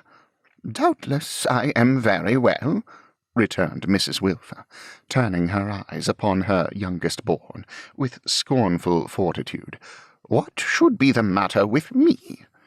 "You don't seem very brisk, Ma," retorted Lavvy the bold. "Brisk?" repeated her parent. "Brisk? Whence the low expression, Lavinia? If I am uncomplaining, if I am silently contented with my lot, let that suffice for my family." "Well, Ma," returned Laffy. "Since you will force it out of me, I must respectfully take leave to say that your family are no doubt under the greatest obligations to you for having an annual toothache on your wedding day, and that it's very disinterested in you and an immense blessing to them. Still, on the whole, it is possible to be too boastful even of that bloom." "You incarnation of sauciness," said Mrs. Wilfer. "Do you speak like that to me on this day of all days in the year? Pray do you know what would have become of you if I had not bestowed my hand upon R.W., your father, on this day?" "No, Ma," replied Laffy, "I really do not. And, with the greatest respect for your abilities and information, I very much doubt if you do either." Whether or no the sharp vigour of this sally on a weak point of Mrs. Wilfer's entrenchments might have routed that heroine for the time, is rendered uncertain by the arrival of a flag of truce in the person of Mr. George Sampson, bidden to the feast as a friend of the family, whose affections were now understood to be in course of transference from Bella to Lavinia, and whom Lavinia kept, possibly in remembrance of his bad taste in having overlooked her in the first instance, under a course of stinging discipline. "I congratulate you, Mrs. Wilfer," said Mr. George Sampson, who had meditated this neat address while coming along, "on the day." Mrs. Wilfer thanked him with a magnanimous sigh, and again became unresisting prey to that inscrutable toothache. "I am surprised," said Mr. Sampson feebly, "that Miss Bella condescends to cook." Here Miss Lavinia descended on the ill-starred young gentleman with a crushing supposition that, at all events, it was no business of his. This disposed of Mr. Sampson in a melancholy retirement of spirit, until the cherub arrived, whose amazement at the lovely woman's occupation was great.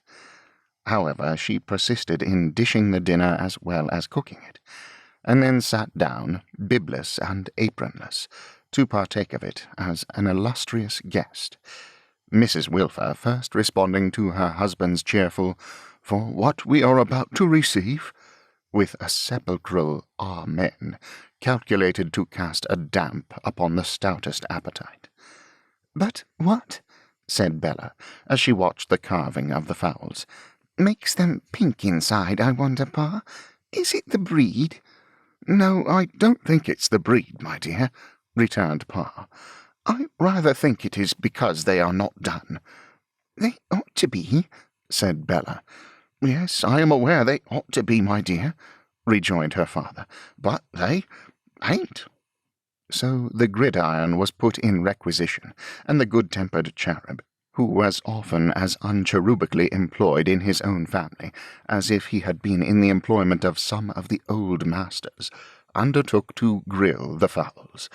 Indeed, except in respect of staring about him, a branch of the public service to which the pictorial cherub is much addicted, this domestic cherub discharged as many odd functions as his prototype, with the difference, say, that he performed with a blacking brush on the family's boots, instead of performing on enormous wind instruments and double basses, and that he conducted himself with cheerful alacrity to much useful purpose, instead of foreshortening himself in the air with the vaguest intentions.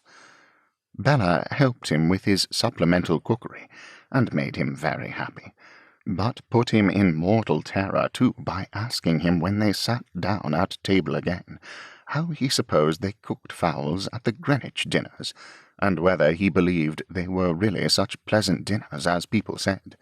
His secret winks and nods of remonstrance, in reply, made the mischievous Bella laugh until she choked, and then Lavinia was obliged to slap her on the back, and then she laughed the more. But her mother was a fine corrective at the other end of the table, to whom her father, in the innocence of his good fellowship, at intervals appealed with, "My dear, I am afraid you are not enjoying yourself." "Why so, R.W.?" she would sonorously reply. "Because, my dear, you seem a little out of sorts." "Not at all," would be the rejoinder, in exactly the same tone. Would you take a merry thought, my dear? Thank you. I will take whatever you please, R.W. Well, but, my dear, do you like it? I like it as well as I like anything, R.W. The stately woman would then, with a meritorious appearance of devoting herself to the general public good, pursue her dinner as if she were feeding somebody else on high public grounds. Bella had brought dessert and 2 bottles of wine, thus shedding unprecedented splendour on the occasion. Mrs. Wilfer did the honours of the first glass by proclaiming, "R.W., I drink to you." "Thank you, my dear, and I to you." "Pa and Ma," said Bella. "Permit me," Mrs. Wilfer interposed with outstretched glove. "No, I think not. I drink to your papa. If, however, you insist on including me, I can in gratitude offer no objection." "Why, law, Ma," interposed Lavvy the Bold. "isn't it the day that made you and Pa one and the same? I have no patience." "By whatever other circumstance the day may be marked, it is not the day, Lavinia, on which I will allow a child of mine to pounce upon me. I beg, nay, command, that you will not pounce. R.W., it is appropriate to recall that it is for you to command and for me to obey. It is your house, and you are master at your own table. Both our healths," drinking the toast with tremendous stiffness. "I really am a little afraid, my dear," hinted the cherub meekly, "that you are not enjoying yourself." "On the contrary," returned Mrs. Wilfer, "quite so. Why should I not?" "I thought, my dear, that perhaps your face might—" "My face might be a martyrdom, but what would that import? Or who would know it if I smiled?" And she did smile, manifestly freezing the blood of Mr. George Sampson by so doing, for that young gentleman, catching her smiling eye, was so very much appalled by its expression as to cast in his thoughts concerning what he had done to bring it down upon himself. "The mind naturally falls," said Mrs. Wilfer. "Shall I say into a reverie, or shall I say into a retrospect, on a day like this?" Lavvy, sitting with defiantly folded arms, replied, but not audibly, "For goodness' sake, say whichever of the 2 you like best, Ma, and get it over." "The mind," pursued Mrs. Wilfer, in an oratorical manner, "naturally reverts to papa and mamma. I here allude to my parents, at a period before the earliest dawn of this day. I was considered tall, perhaps I was. Papa and mamma were unquestionably tall. I have rarely seen a finer woman than my mother, never than my father."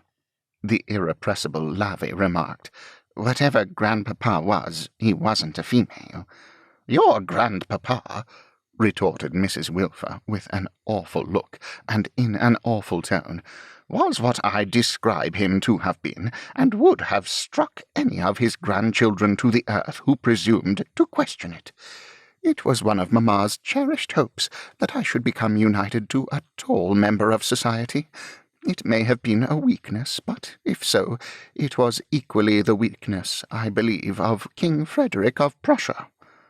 These remarks being offered to Mr. George Sampson, who had not the courage to come out for single combat, but lurked with his chest under the table and his eyes cast down, Mrs. Wilfer proceeded, in a voice of increasing sternness and impressiveness, until she could force that sulker to give himself up. "Mamma would appear to have had an indefinable foreboding of what afterwards happened, for she would frequently urge upon me, 'Not a little man, promise me, my child, not a little man, never, never, never marry a little man.' Papa would also remark to me, he possessed extraordinary humour, that a family of Wales must not ally themselves with sprats. His company was eagerly sought, as may be supposed, by the wits of the day, and our house was their continual resort. I have known as many as 3 copper-plate engravers, exchanging the most exquisite sallies and retorts there at one time. Here Mr. Sampson delivered himself captive, and said, with an uneasy movement on his chair, that 3 was a large number, and it must have been highly entertaining. Among the most prominent members of that distinguished circle was a gentleman measuring 6 feet 4 in height. He was not an engraver. Here Mr. Sampson said, with no reason whatever, "Of course not." This gentleman was so obliging as to honour me with attentions which I could not fail to understand. Here Mr. Sampson murmured that when it came to that, you could always tell. I immediately announced to both my parents that those attentions were misplaced, and that I could not favour his suit. They inquired was he too tall.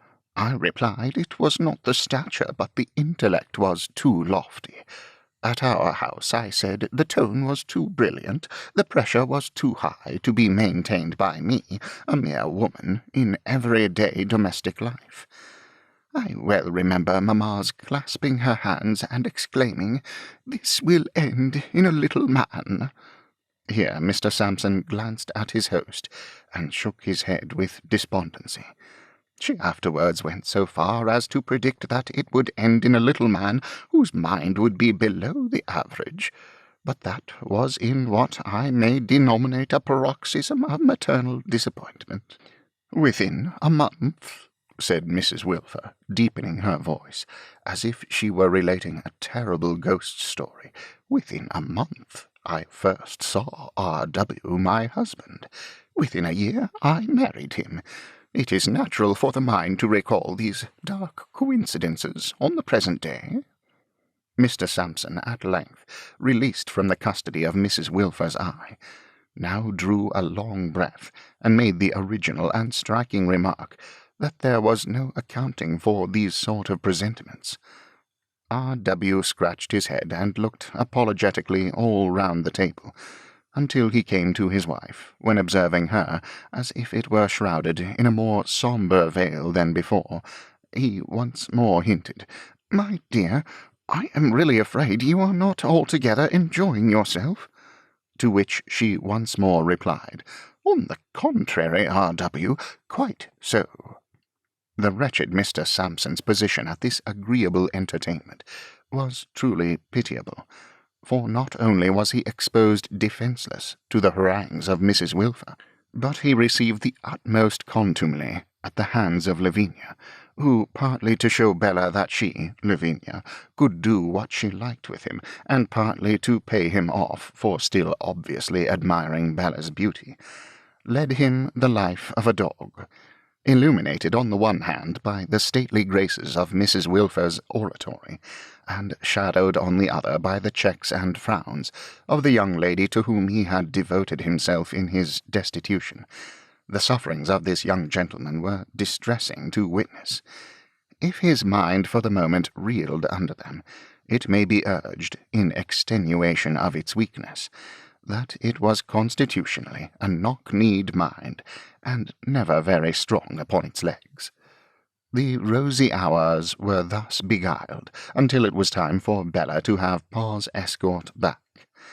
The dimples duly tied up in the bonnet-strings, and the leave-taking done, they got out into the air, and the cherub drew a long breath, as if he found it refreshing.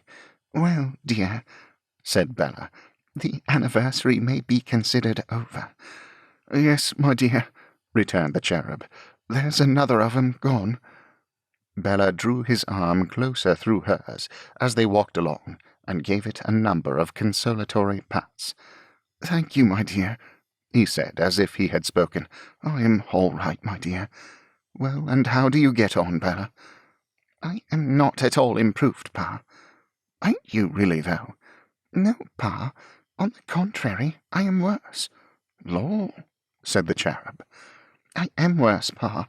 I make so many calculations how much a year I must have when I marry, and what is the least I can manage to do with, that I am beginning to get wrinkles over my nose. Did you notice any wrinkles over my nose this evening, Pa?" Pa, laughing at this, Bella gave him 2 or 3 shakes. "You won't laugh, sir, when you see your lovely woman turning haggard. You had better be prepared in time, I can tell you. I shall not be able to keep my greediness for money out of my eyes long, and when you see it there, you'll be sorry, and serve you right for not being warned in time.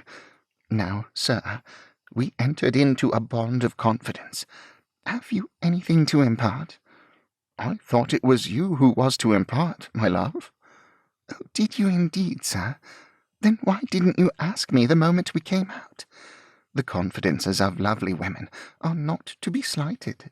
However, I forgive you this once, and look here, Pa, that's—" Bella laid the little forefinger of her right glove on her lip, and then laid it on her father's lip. "That's a kiss for you. And now I'm going to seriously tell you. Let me see how many.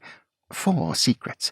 Mind, serious, grave, weighty secrets, strictly between ourselves." "Number 1, my dear," said her father, settling her arm comfortably and confidentially. "Number 1," said Pa, "will electrify you, Pa. Who do you think has—" She was confused here, in spite of her merry way of beginning. "has made an offer to me." Pa looked in her face, and looked at the ground, and looked in her face again, and declared he never could guess. "Mr. Rokesmith." "You don't tell me so, my dear." "Mr. Rokesmith, Pa," said Bella, separating the syllables for emphasis. "What do you say to that?" Pa answered quietly with the counter-question. "What did you say to that, my love?" "I said no," returned Bella sharply. "Of course." "Yes, of course," said her father, meditating. "And I told him why I thought it a betrayal of trust on his part, and an affront to me," said Bella. "Yes, to be sure. I am astonished indeed. I wonder he committed himself without seeing more of his way first. Now I think of it, I suspect he always has admired you, though, my dear." "A hackney coachman may admire me," remarked Bella, with a touch of her mother's loftiness. "It's highly probable, my love. Number 2, my dear." "Number 2, Pa, is much to the same purpose, though not so preposterous. Mr. Lightwood would propose to me, if I would let him." "Then I understand, my dear, that you don't intend to let him?" Bella again saying with her former emphasis, "Why, of course not." Her father felt himself bound to echo, "Of course not." "I don't care for him," said Bella. "That's enough," her father interposed. "No, Pa, it's not enough," rejoined Bella, giving him another shake or two. "Haven't I told you what a mercenary little wretch I am? It only becomes enough when he has no money, and no clients, and no expectations, and no anything but debts." "Huh!" said the cherub, a little depressed. "Number 3, my dear." "Number 3, Pa, is a better thing, a generous thing, a noble thing, a delightful thing. Mrs. Boffin has herself told me, as a secret with her own kind lips, and truer lips never opened or closed in this life, I am sure, that they wish to see me well married, and that when I marry with their consent, they will portion me most handsomely." Here the grateful girl burst out crying very heartily. "Don't cry, my darling," said her father, with his hand to his eyes. "It's excusable in me to be a little overcome when I find that my dear favourite child is, after all disappointments, to be so provided for and so raised in the world. But don't you cry, don't you cry. I'm very thankful. I congratulate you with all my heart, my dear." The good soft little fellow, drying his eyes here, Bella put her arms round his neck and tenderly kissed him on the high road, passionately telling him he was the best of fathers and the best of friends, and that on her wedding morning she would go down on her knees to him and beg his pardon for having ever teased him, or seemed insensible to the worth of such a patient, sympathetic, genial, fresh young start. At every one of her adjectives she redoubled her kisses, and finally kissed his hat off, and then laughed immoderately when the wind took it and he ran after it. When he had recovered his hat and his breath, and they were going on again once more, said her father then, "Number 4, my dear." Bella's countenance fell in the midst of her mirth. After all, perhaps I had better put off number 4, Pa. Let me try once more, if for never so short a time, to hope that it may not really be so. The change in her, strengthened by the cherub's interest in number 4, and he said quietly, "May not be so, my dear. May not be how, my dear?" Bella looked at him pensively, and shook her head. "And yet I know right well it is so, Pa. I know it only too well." "My love," returned her father, "you make me quite uncomfortable. Have you said no to anybody else, my dear?" "No, Pa." "Yes to anybody?" he suggested, lifting up his eyebrows. "No, Pa." "Is there anybody else who would take his chance between yes and no, if you would let him, my dear?" "Not that I know of, Pa." "There can't be somebody who won't take his chance when you want him to," said the cherub as a last resource. "Why, of course not, Pa," said Bella, giving him another shake or two. "No, of course not," he assented. "Bella, my dear, I'm afraid I must either have no sleep tonight, or I must press for number 4. "Oh, Pa, there is no good in number 4. I am so sorry for it, and so unwilling to believe it. I've tried so earnestly not to see it, that it is very hard to tell, even to you. But Mr. Boffin is being spoiled by prosperity, and is changing every day." "My dear Bella, I hope and trust not." "I have hoped and trusted not too, Pa, but every day he changes for the worse, and for the worse. Not to me, he is always much the same to me, but to others about him. Before my eyes he grows suspicious, capricious, hard, tyrannical, unjust. If ever a good man were ruined by good fortune, it is my benefactor. And yet, Pa, think how terrible the fascination of money is. I see this, and hate this, and dread this, and don't know but that money might make a much worse change in me. And yet I have money always in my thoughts and my desires, and the whole life I place before myself is money, money, money, and what money can make of life."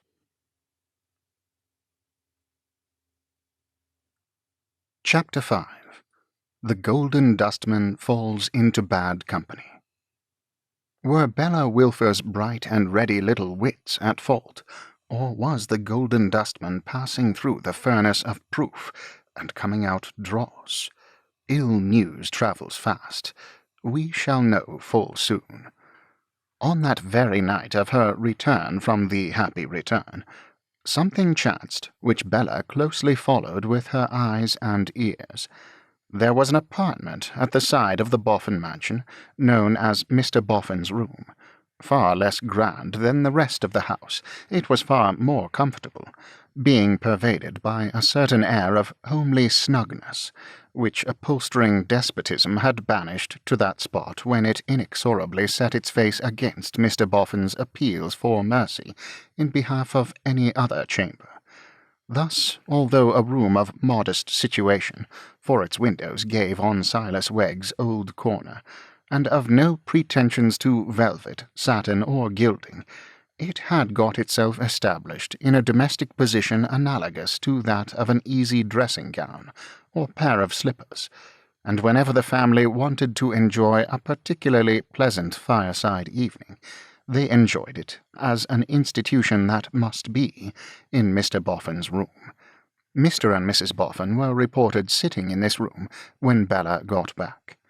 Entering it, she found the secretary there too, in official attendance, it would appear, for he was standing with some papers in his hand by a table with shaded candles on it, at which Mr. Boffin was seated, thrown back in his easy-chair. "You are busy, sir," said Bella, hesitating at the door. "Not at all, my dear, not at all. You're one of ourselves. We never make company of you. Come in, come in. Here's the old lady in her usual place." Mrs. Boffin adding her nod and smile of welcome to Mr. Boffin's words, Bella took her book to a chair in the fireside corner by Mrs. Boffin's work-table, Mr. Boffin's station was on the opposite side. "Now, Rokesmith," said the Golden Dustman, so sharply rapping the table to bespeak his attention, as Bella turned the leaves of her book, that she started. "Where were we?" "You were saying, sir," returned the secretary, with an air of some reluctance, and a glance towards those others who were present, "that you considered the time had come for fixing my salary." "Don't be above calling it wages, man," said Mr. Boffin testily. "What the deuce? I never talked of any salary when I was in service." "My wages," said the secretary, correcting himself. "Rokesmith, you are not proud, I hope?" observed Mr. Boffin, eyeing him askance. "I hope not, sir." "Because I never was when I was poor," said Mr. Boffin. "Poverty and pride don't go at all well together, mind that. How can they go well together? Why, it stands to reason a man being poor has nothing to be proud of. It's nonsense." With a slight inclination of his head, and a look of some surprise, the secretary seemed to assent by forming the syllables of the word nonsense on his lips. "Now, concerning these same wages," said Mr. Boffin, "sit down." The secretary sat down. "Why didn't you sit down before?" asked Mr. Boffin distrustfully. "I hope that wasn't pride. But about these wages. Now I've gone into the matter, and I say 200 a year. What do you think of it? Do you think it's enough?" "Thank you. It is a fair proposal." "I don't say, you know," Mr. Boffin stipulated, "but what it may be more than enough. And I'll tell you why, Rokesmith. A man of property like me is bound to consider the market price. At first I didn't enter into that as much as I might have done, but I've got acquainted with other men of property since, and I've got acquainted with the duties of property. I mustn't go putting the market price up, because money may happen not to be an object with me. A sheep is worth so much in the market, and I ought to give it and no more. A secretary is worth so much in the market, and I ought to give it and no more. However, I don't mind stretching a point with you." "Mr. Boffin, you are very good," replied the secretary, with an effort. "Then we put the figure," said Mr. Boffin, "at 200 a year. Then the figure's disposed of. Now, there must be no misunderstanding regarding what I buy for 200 a year. If I pay for a sheep, I buy it out and out. Similarly, if I pay for a secretary, I buy him out and out." "In other words, you purchase my whole time." "Certainly I do. Look here," said Mr. Boffin. "It ain't that I want to occupy your whole time. You can take up a book for a minute or two when you've nothing better to do, though I think you'll almost always find something useful to do. But I want to keep you in attendance. It's convenient to have you at all times ready on the premises. Therefore, betwixt your breakfast and your supper, on the premises I expect to find you." The secretary bowed. "In bygone days, when I was in service myself," said Mr. Boffin, "I couldn't go cutting about at my will and pleasure, and you won't expect to go cutting about at your will and pleasure. You've rather got into a habit of that lately, but perhaps it was for want of a right specification betwixt us. Now, let there be a right specification betwixt us, and let it be this: if you want leave, ask for it." Again the secretary bowed. His manner was uneasy and astonished, and showed a sense of humiliation.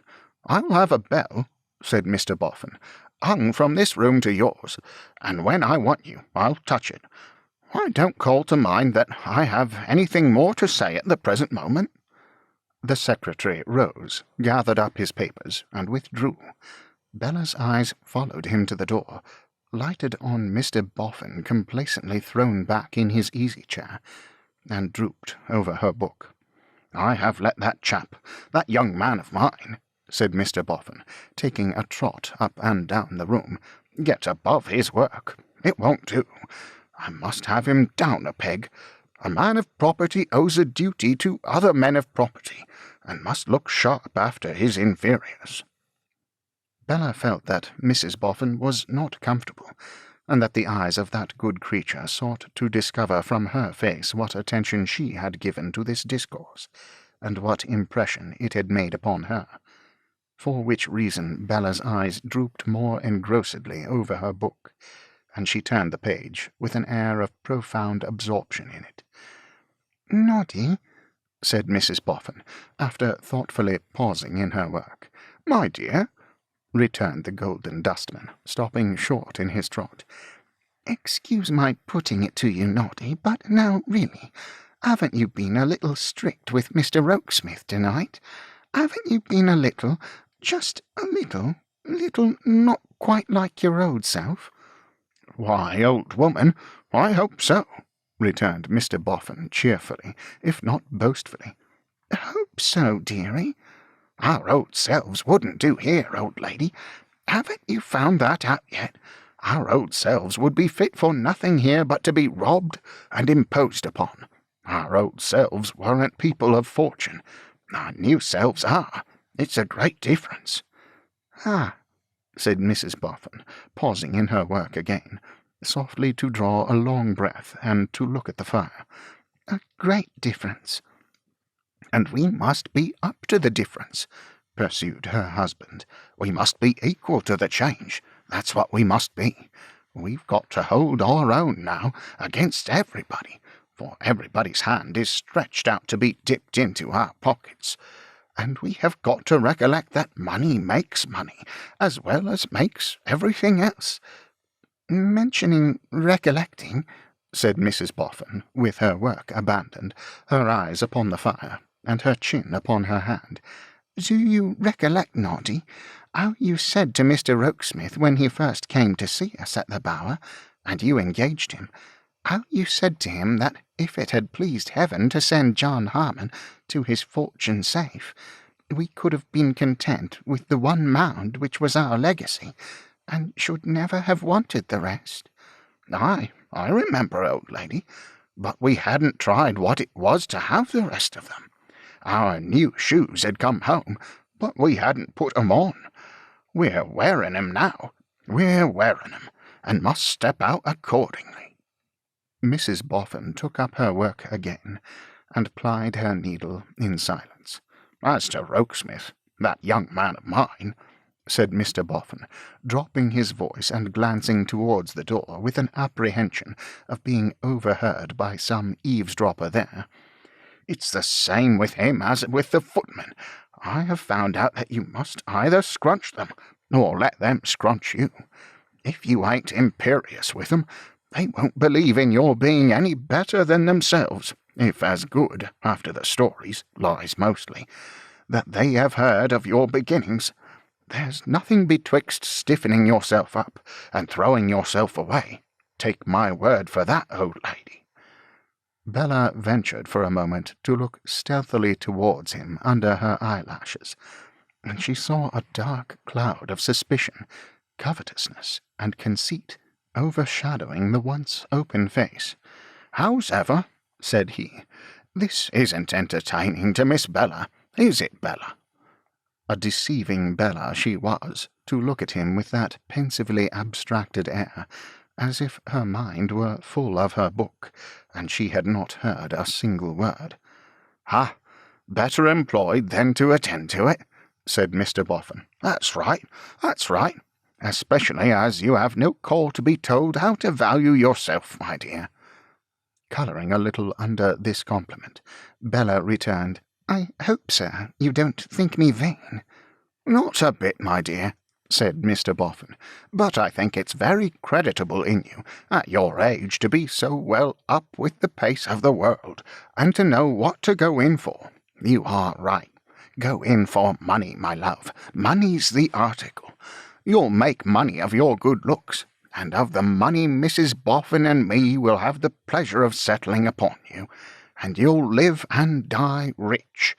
That's the state to live and die in," said Mr. Boffin, in an unctuous manner. "Rich." There was an expression of distress in Mrs. Boffin's face, as, after watching her husband's, she turned to their adopted girl and said, "Don't mind him, Bella, my dear." "Eh? cried Mr. Boffin. "What? Not mind him?" "I don't mean that," said Mrs. Boffin with a worried look. "But I mean, don't believe him to be anything but good and generous, Bella, because he is the best of men. No, I must say that much, Noddy. You are always the best of men." She made the declaration as if he were objecting to it, which assuredly he was not in any way. "As to you, my dear Bella," said Mrs. Boffin, still with that distressed expression, "he is so much attached to you, whatever he says, that your own father has not a truer interest in you, and can hardly like you better than he does." "Says too," cried Mr. Boffin. "Whatever he says, why, I say so openly. Give me a kiss, my dear child, in saying good night, and let me confirm what my old lady tells you. I am very fond of you, my dear, and I am entirely of your mind, and you and I will take care that you shall be rich. These good looks of yours, which you have some right to be vain of, my dear, though you are not, you know, are worth money, and you shall make money of 'em. The money you will have will be worth money, and you shall make money of that too. There's a golden ball at your feet. Good night, my dear." Somehow, Bella was not so well pleased with this assurance and this prospect as she might have been. Somehow, when she put her arms around Mrs. Boffin's neck and said good night, she derived a sense of unworthiness from the still anxious face of that good woman, and her obvious wish to excuse her husband. "Why, what need to excuse him?" thought Bella, sitting down in her own room. "What he said was very sensible, I am sure, and very true, I am sure. It is only what I often say to myself. Don't I like it, then? No, I don't like it, and though he is my liberal benefactor, I disparage him for it. Then, pray," said Bella, sternly putting the question to herself in the looking-glass as usual, "what do you mean by this, you inconsistent little beast?" The looking-glass preserving a discreet ministerial silence when thus called upon for explanation, Bella went to bed with a weariness upon her spirit, which was more than the weariness of want of sleep, and again in the morning she looked for the cloud, and for the deepening of the cloud upon the golden dustman's face. She had begun by this time to be his frequent companion in his morning strolls about the streets, and it was at this time that he made her a party to his engaging in a curious pursuit. Having been hard at work in one dull enclosure all his life, he had a child's delight in looking at shops. It had been one of the first novelties and pleasures of his freedom, and was equally the delight of his wife. For many years their only walks in London had been taken on Sundays, when the shops were shut, and when every day in the week became their holiday, they derived an enjoyment from the variety and fancy and beauty of the display in the windows, which seemed incapable of exhaustion. As if the principal streets were a great theatre, and the play were a childishly new thing to them, Mr. and Mrs. Boffin, from the beginning of Bella's intimacy in their house, had been constantly in the front row, charmed with all they saw, and applauding vigorously. But now Mr. Boffin's interests began to centre in bookshops, and more than that, for that of itself would not have been much, in one exceptional kind of book. "Look in here, my dear," Mr. Boffin would say, checking Bella's arm at a bookseller's window. "You can read at sight, and your eyes are as sharp as they're bright. Now look well about you, my dear, and tell me if you see any book about a miser." If Bella saw such a book, Mr. Boffin would instantly dart in and buy it, and still, as if they had not found it, they would seek out another bookshop, and Mr. Boffin would say, "Now look well round, my dear, for a Life of a Miser, or any book of that sort, any lives of odd characters who may have been misers." Bella, thus directed, would examine the window with the greatest attention, while Mr. Boffin would examine her face. The moment she pointed out any book as being entitled Lives of Eccentric Personages, Anecdotes of Strange Characters, Records of Remarkable Individuals, or anything to that purpose, Mr. Boffin's countenance would light up, and he would instantly dart in and buy it. Size, price, quality were of no account. Any book that seemed to promise a chance of miserly biography, Mr. Boffin purchased without a moment's delay and carried home. Happening to be informed by a bookseller that a portion of the annual register was devoted to characters, Mr. Boffin at once bought a whole set of that ingenious compilation, and began to carry it home piecemeal, confiding a volume to Bella, and bearing 3 himself. The completion of this labour occupied them about a fortnight. When the task was done, Mr. Boffin, with his appetite for misers whetted instead of satiated, began to look out again. It very soon became unnecessary to tell Bella what to look for, and an understanding was established between her and Mr. Boffin that she was always to look for Lives of Misers. Morning after morning they roamed about the town together, pursuing this singular research. Miserly literature not being abundant, the proportion of failures to successes may have been as 100 to 1. Still, Mr. Boffin never wearied, remained as avaricious for misers as he had been at the first onset. It was curious that Bella never saw the books about the house, nor did she ever hear from Mr. Boffin one word of reference to their contents. He seemed to save up his misers as they had saved up their money. As they had been greedy for it, and secret about it, and had hidden it, so he was greedy for them, and secret about them, and hid them.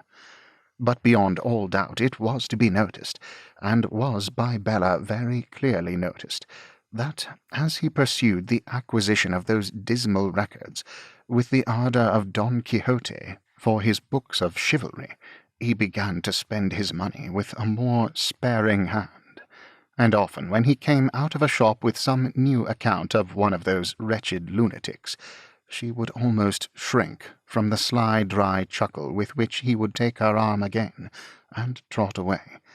It did not appear that Mrs. Boffin knew of this taste. He made no allusion to it, except in the morning walks when he and Bella were always alone, and Bella, partly under the impression that he took her into his confidence by implication, and partly in remembrance of Mrs. Boffin's anxious face that night, held the same reserve. While these occurrences were in progress, Mrs. Lammle made the discovery that Bella had a fascinating influence over her. The Lammles, originally presented by the dear Veneerings, visited the Boffins on all grand occasions, and Mrs. Lammle had not previously found this out, but now the knowledge came upon her all at once. It was a most extraordinary thing, she said to Mrs. Boffin. She was foolishly susceptible of the power of beauty, but it wasn't altogether that. She never had been able to resist a natural grace of manner, but it wasn't altogether that. It was more than that, and there was no name for the indescribable extent and degree to which she was captivated by this charming girl. This charming girl, having the words repeated to her by Mrs. Boffin, who was proud of her being admired, and would have done anything to give her pleasure, naturally recognized in Mrs. Lammle a woman of penetration and taste. Responding to the sentiments, by being very gracious to Mrs. Lammle, she gave that lady the means of so improving her opportunity, as that the captivation became reciprocal, though always wearing an appearance of greater sobriety on Bella's part than on the enthusiastic Sophronia's. Howbeit, they were so much together that, for a time, the Boffin chariot held Mrs. Lammle oftener than Mrs. Boffin, a preference of which the latter worthy soul was not in the least jealous, placidly remarking, "Mrs. Lammle is a younger companion for her than I am, and, lor, she's more fashionable." But between Bella Wilfer and Georgiana Podsnap there was this one difference, among many others. that Bella was in no danger of being captivated by Alfred. She distrusted and disliked him. Indeed, her perception was so quick, and her observation so sharp, that after all she mistrusted his wife too, though with her giddy vanity and wilfulness she squeezed the mistrust away into a corner of her mind and blocked it up there. Mrs. Lamel took the friendliest interest in Bella's making a good match. Mrs. Lamel said, in a sportive way, she really must show her beautiful Bella what kind of wealthy creatures she and Alfred had on hand, who would as one man fall at her feet enslaved. Fitting occasion made, Mrs. Lamel accordingly produced the most passable of those feverish, boastful, and indefinably loose gentlemen who were always lounging in and out of the city on questions of the Bourse and Greek and Spanish and India and Mexican and par and premium and discount and 3/4 and 7/8, who in their agreeable manner did homage to Bella as if she were a compound of fine girl, thoroughbred horse, well-built drag, and remarkable pipe, but without the least effect, though even Mr. Fledgeby's attractions were cast into the scale. "I fear, Bella dear," said Mrs. Lamel one day in the chariot, "that you will be very hard to please." "I don't expect to be pleased, dear," said Bella, with a languid turn of her eyes. "Truly, my love," returned Sophronia, shaking her head and smiling her best smile, "it would not be very easy to find a man worthy of your attractions." "The question is not a man, my dear," said Bella coolly, "but an establishment." "My love," returned Mrs. Lamel, "your prudence amazes me. Where did you study life so well? You are right. In such a case as yours the object is a fitting establishment. You could not descend to an inadequate one from Mr. Boffin's house, and even if your beauty alone could not command it, it is to be assumed that Mr. and Mrs. Boffin will."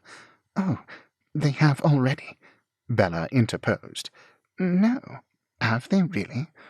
A little vexed by a suspicion that she had spoken precipitately, and withal a little defiant of her own vexation, Bella determined not to retreat. "That is to say," she explained, "they have told me they mean to portion me as their adopted child, if you mean that. But don't mention it." "Mention it," replied Mrs. Lamel, as if she were full of awakened feeling at the suggestion of such an impossibility. "Mention it." "I don't mind telling you, Mrs. Lamel," Bella began again. "My love, say Sophronia, or I must not say Bella." With a little short, petulant, "Oh," Bella complied. "Oh, Sophronia, then. I don't mind telling you, Sophronia, that I am convinced I have no heart, as people call it, and that I think that sort of thing is nonsense." "Brave girl," murmured Mrs. Lamel. "And so," pursued Bella, "as to seeking to please myself, I don't, except in the one respect I have mentioned.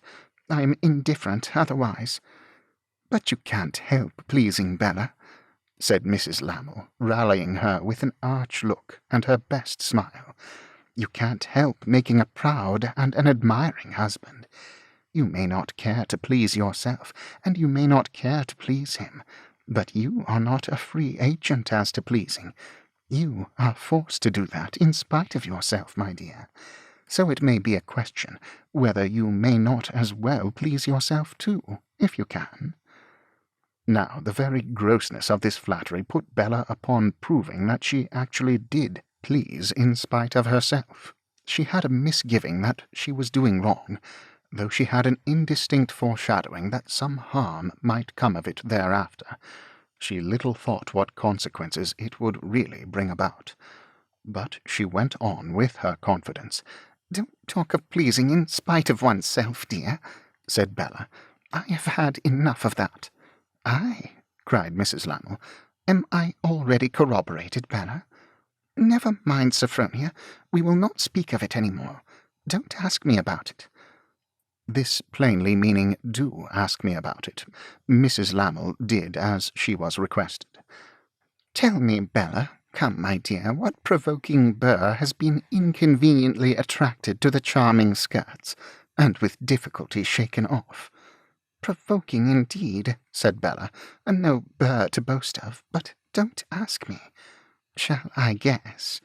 You would never guess. What would you say to our secretary? My dear, the hermit secretary who creeps up and down the back stairs and is never seen? I don't know about his creeping up and down the back stairs, said Bella, rather contemptuously, further than knowing that he does no such thing, and as to his never being seen, I should be content never to have seen him, though he is quite as visible as you are. But I pleased him, for my sins, and he had the presumption to tell me so. That man never made a declaration to you, my dear Bella. Are you sure of that, Sophronia? Said Bella. I am not. In fact, I am sure of the contrary. The man must be mad, said Mrs. Lamel, with a kind of resignation. He appeared to be in his senses, returned Bella, tossing her head, and he had plenty to say for himself. I told him my opinion of his declaration and his conduct, and dismissed him. Of course, this has all been very inconvenient to me and very disagreeable. It has remained a secret, however. That word reminds me to observe, Sophronia, that I have glided on into telling you the secret, and that I rely upon you never to mention it. Mention it, repeated Mrs. Lamel, with her former feeling. Mention it. This time Sophronia was so much in earnest that she found it necessary to bend forward in the carriage and give Bella a kiss. A Judas order of kiss, for she thought, while she yet pressed Bella's hand after giving it, "Upon your own showing, you vain, heartless girl, puffed up by the doting folly of a dustman, I need have no relenting towards you.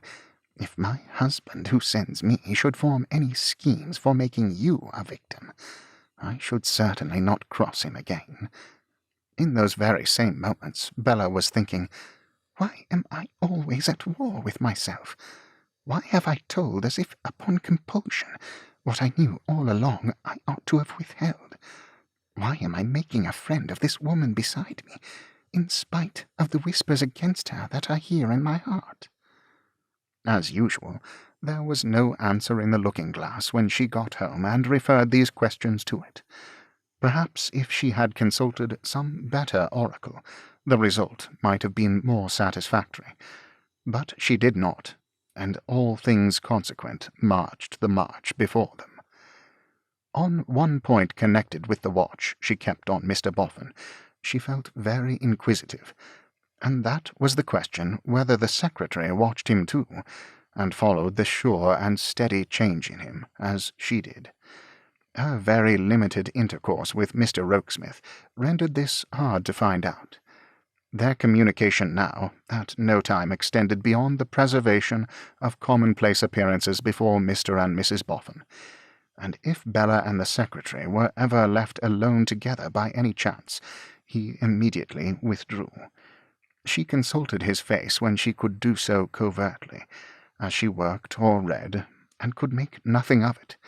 He looked subdued, but he had acquired a strong command of feature, and whenever Mr. Boffin spoke to him in Bella's presence, or whatever relation of himself Mr. Boffin made, the secretary's face changed no more than a wall, a slightly knitted brow that expressed nothing but an almost mechanical attention, and a compression of the mouth that might have been a guard against a scornful smile.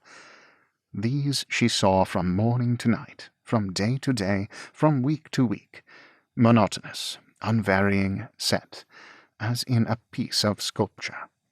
The worst of the matter was that it thus fell out insensibly, and most provokingly, as Bella complained to herself in her impetuous little manner, that her observation of Mr. Boffin involved a continual observation of Mr. Rokesmith.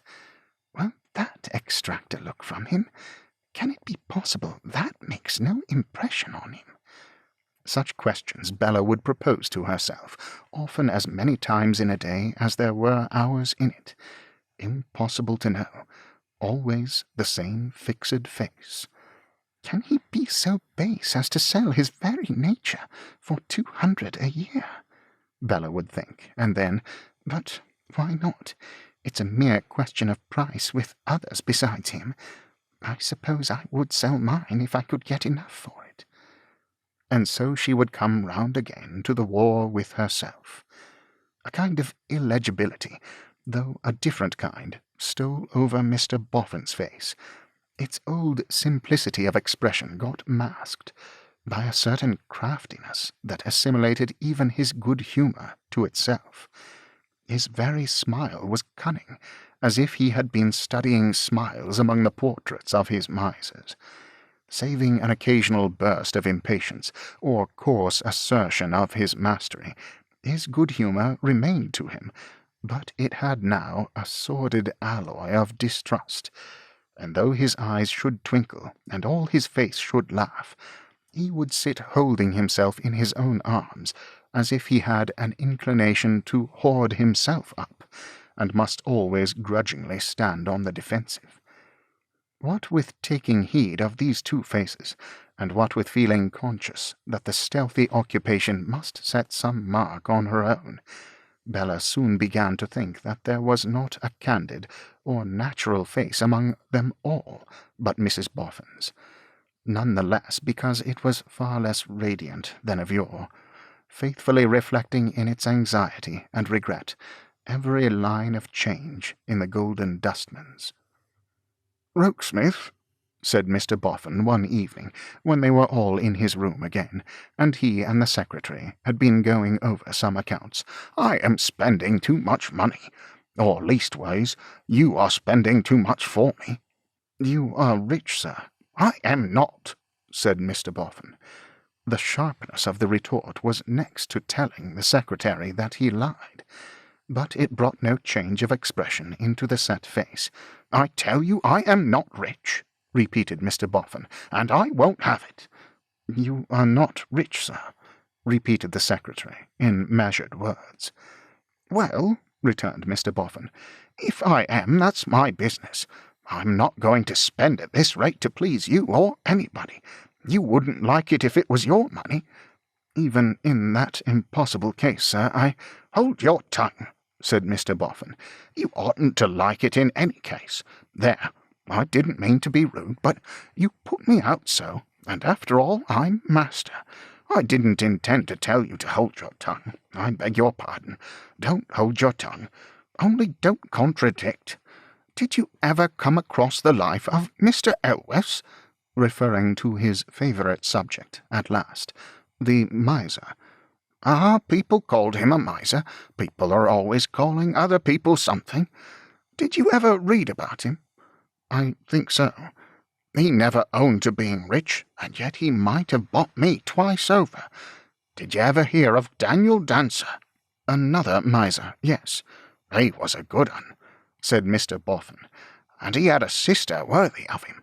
They never called themselves rich, neither. If they had called themselves rich, most likely they wouldn't have been so." "They lived and died very miserably, did they not, sir?" "No, I don't know that they did," said Mr. Boffin curtly. "Then they are not the misers I mean, those abject wretches—" "Don't call names, Rokesmith," said Mr. Boffin. "That exemplary brother and sister lived and died in the foulest and filthiest degradations." "They pleased themselves," said Mr. Boffin, "and I suppose they could have done no more if they had spent their money. But, however, I ain't going to fling mine away. Keep the expenses down. The fact is, you ain't enough here, Rokesmith. It wants constant attention in the littlest things. Some of us will be dying in a workhouse next." "As the persons you have cited," quietly remarked the secretary, "thought they would, if I remember, sir." "And very creditable in 'em, too," said Mr. Boffin. "Very independent in 'em. But never mind them just now. Have you given notice to quit your lodgings?" "Under your direction, I have, sir." "Then I tell you what," said Boffin. "Pay the quarter's rent. Pay the quarter's rent. It'll be the cheapest thing in the end, and come here at once, so that you may be always on the spot, day and night. and keep the expenses down. You'll charge the quarter's rent to me, and we must try and save it somewhere. You got some lovely furniture, haven't you? The furniture in my rooms is my own. Then we shan't have to buy any for you, in case you was to think it," said Mr. Boffin, with a look of peculiar shrewdness, "so honourably independent in you as to make it a relief to your mind to make that furniture over to me in the light of a set-off against the quarter's rent. Why, ease your mind, ease your mind. I don't ask it, but I won't stand in your way if you should consider it due to yourself. As to your room, choose any empty room at the top of the house." "Any empty room will do for me," said the secretary. "You can take your pick," said Mr. Boffin, "and it'll be as good as 8 or 10 shillings a week added to your income. I won't deduct for it. I look to you to make it up handsomely by keeping the expenses down. Now, if you'll show a light, I'll come to your office room and dispose of a letter or two." On that clear, generous face of Mrs. Boffin's, Bella had seen such traces of a pang at the heart while this dialogue was being held, that she had not the courage to turn her eyes to it when they were left alone. Feigning to be intent upon her embroidery, she sat plying her needle until her busy hand was stopped by Mrs. Boffin's hand being lightly laid upon it. Yielding to the touch, she felt her hand carried to the good soul's lips, and felt a tear on it. "Oh, my loved husband," said Mrs. Boffin, "this is hard to see and hear.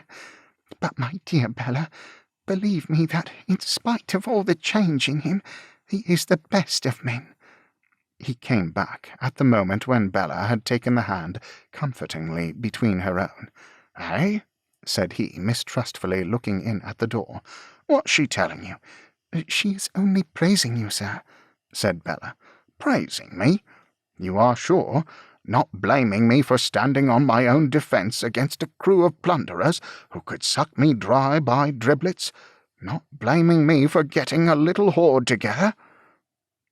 He came up to them, and his wife folded her hands upon his shoulder, and shook her head as she laid it on her hands.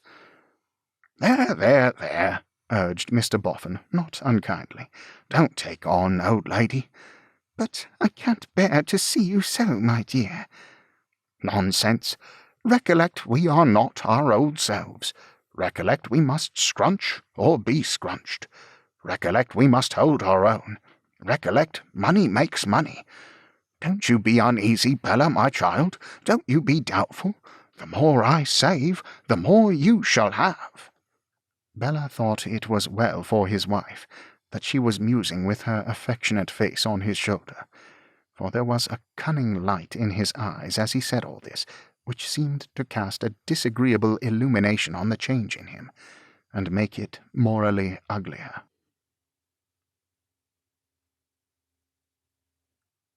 Chapter 6. The Golden Dustman Falls into Worse Company. It had come to pass that Mr. Silas Wegg now rarely attended the minion of fortune and the worm of the hour at his, the worm's and minion's, own house, but lay under general instruction to await him within a certain margin of hours at the Bower. Mr. Wegg took this arrangement in great dudgeon, because the appointed hours were evening hours, and those he considered precious to the progress of the friendly move. But it was quite in character, he bitterly remarked to Mr. Venus, that the upstart who had trampled on those eminent creatures, Miss Elizabeth, Master George, Aunt Jane, and Uncle Parker, should oppress his literary man. The Roman Empire having worked out its destruction, Mr. Boffin next appeared in a cab with Rollin's Ancient History, which valuable work being found to possess lethargic properties, broke down at about the period when the whole of the army of Alexander the Macedonian, at that time about 40,000 strong, burst into tears simultaneously on his being taken with a shivering fit after bathing. The wars of the Jews likewise languishing under Mr. Wegg's generalship, Mr. Boffin arrived in another cab with Plutarch, whose lives he found in the sequel extremely entertaining, though he hoped Plutarch might not expect him to believe them all. What to believe in the course of his reading was Mr. Boffin's chief literary difficulty indeed. For some time he was divided in his mind between half, all, or none. At length, when he decided as a moderate man to compound with half, the question still remained, which half? And that stumbling block he never got over. One evening, when Silas Wegg had grown accustomed to the arrival of his patron in a cab, accompanied by some profane historian charged with unutterable names, of incomprehensible peoples, of impossible descent, waging wars any number of years and syllables long, and carrying illimitable hosts and riches about, with the greatest ease, beyond the confines of geography, one evening the usual time passed by, and no patron appeared. After half an hour's grace, Mr. Wegg proceeded to the outer gate, and there executed a whistle, conveying to Mr. Venus, if perchance within hearing, the tidings of his being at home and disengaged. Forth from the shelter of a neighbouring wall, Mr. Venus then emerged. "Brother in arms," said Mr. Wegg, in excellent spirits, "welcome." In return, Mr. Venus gave him a rather dry good evening. "Walk in, brother," said Silas, clapping him on the shoulder, "and take your seat in my chimney corner. For what says the ballad? No malice to dread, sir, and no falsehood to fear, but truth to delight me, Mr. Venus, and I forgot what to cheer. Lee toddle-dee om-dee, and something to guide my ain fireside, sir, my ain fireside." With this quotation, depending for its neatness rather on the spirit than the words, Mr. Wegg conducted his guest to his hearth. "And you come, brother," said Mr. Wegg, in a hospitable glow. "You come like I don't know what, exactly like I shouldn't know you from it, shedding a halo all around you." "What kind of halo?" asked Mr. Venus. "Hope, sir," replied Silas. "That's your halo."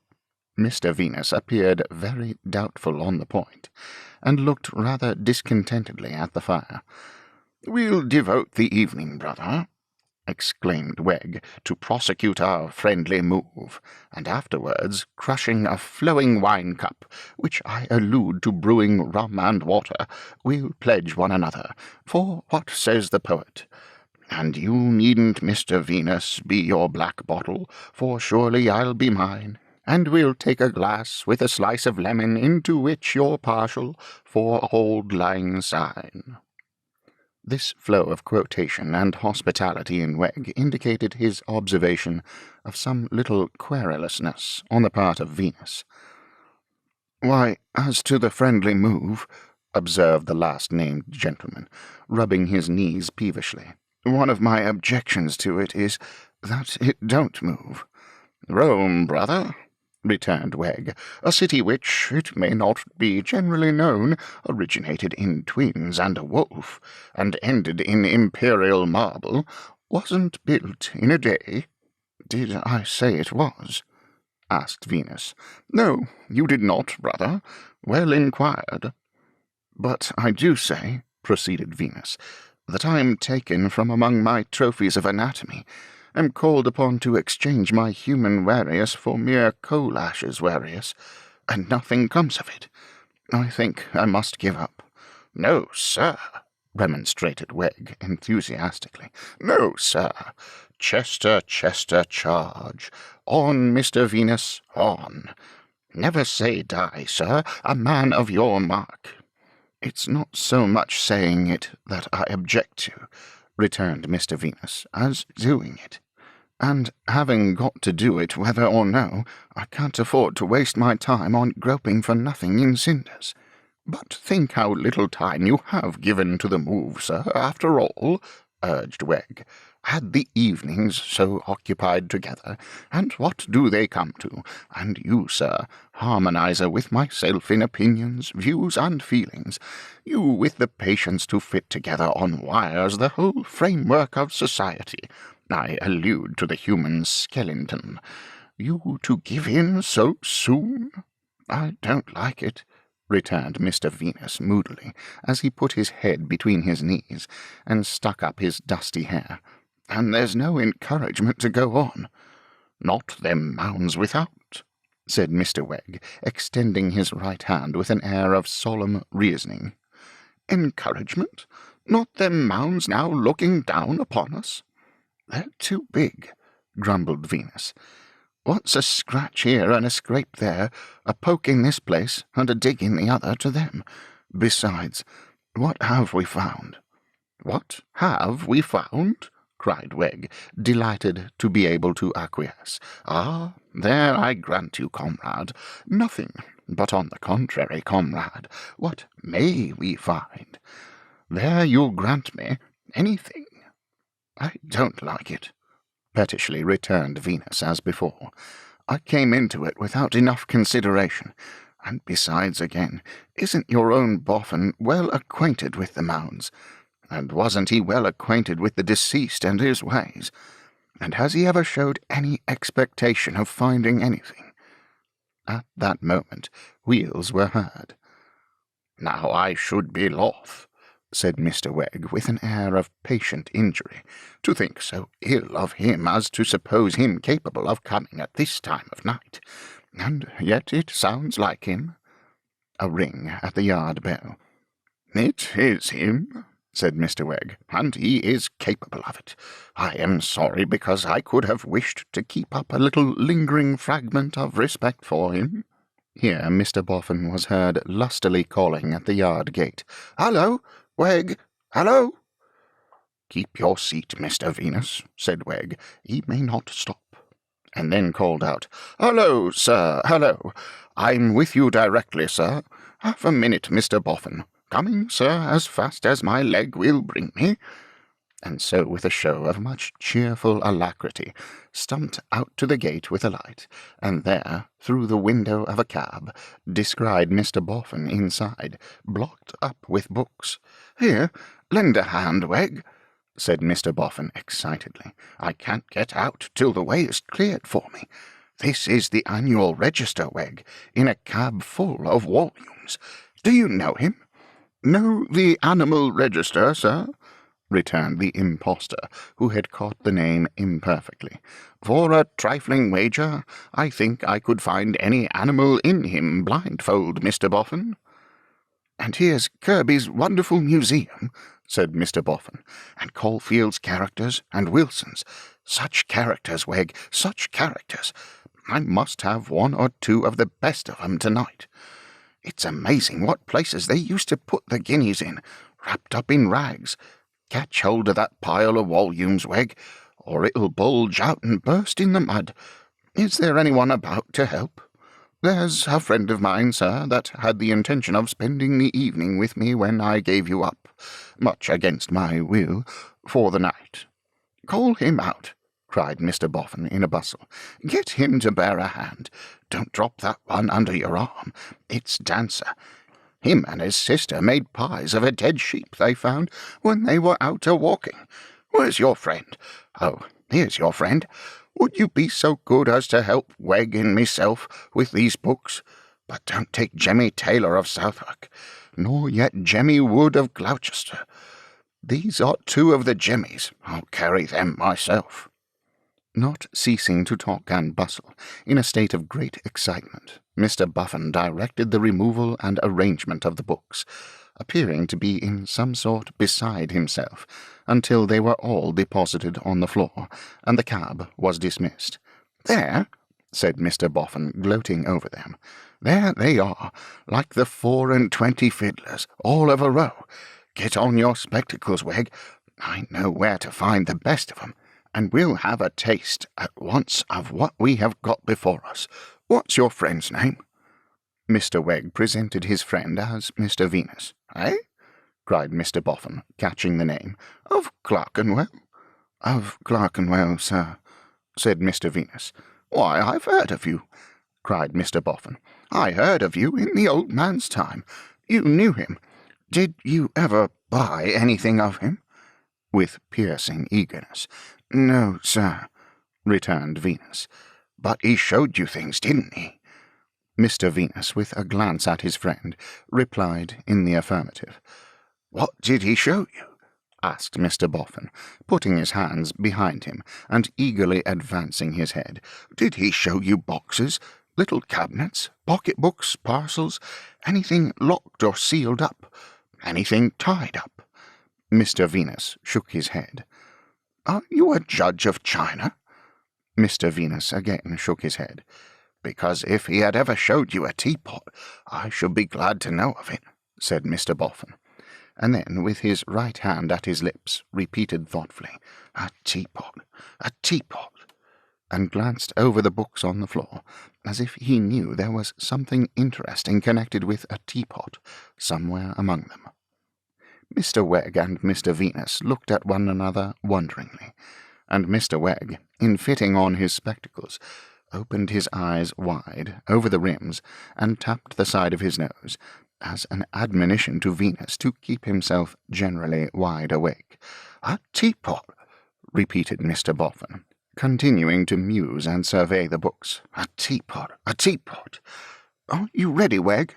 "I am at your service, sir," replied that gentleman, taking his usual seat on the usual settle, and poking his wooden leg under the table before it.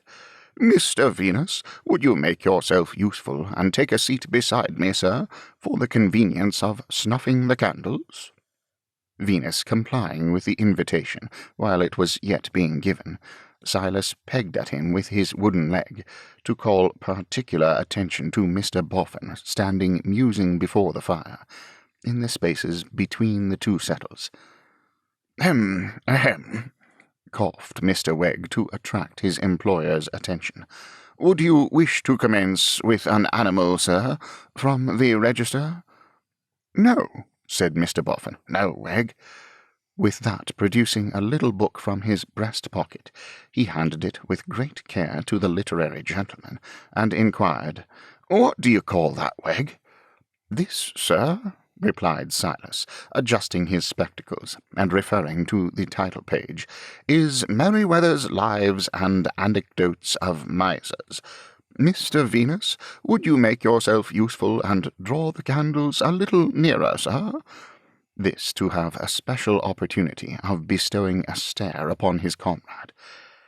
"Which of 'em have you got in that lot?" asked Mr. Boffin. "Can you find out pretty easy?" "Well, sir," replied Silas, turning to the table of contents and slowly fluttering the leaves of the book, "I should say they must be pretty well all here, sir. Here's a large assortment, sir. My eye catches John Overs, sir, John Little, Dick Gerald, John Elwes, the Reverend Mr. Jones of Blueberry, Vulture Hopkins, Daniel Dancer." "Give us Dancer, Wegg," said Mr. Boffin.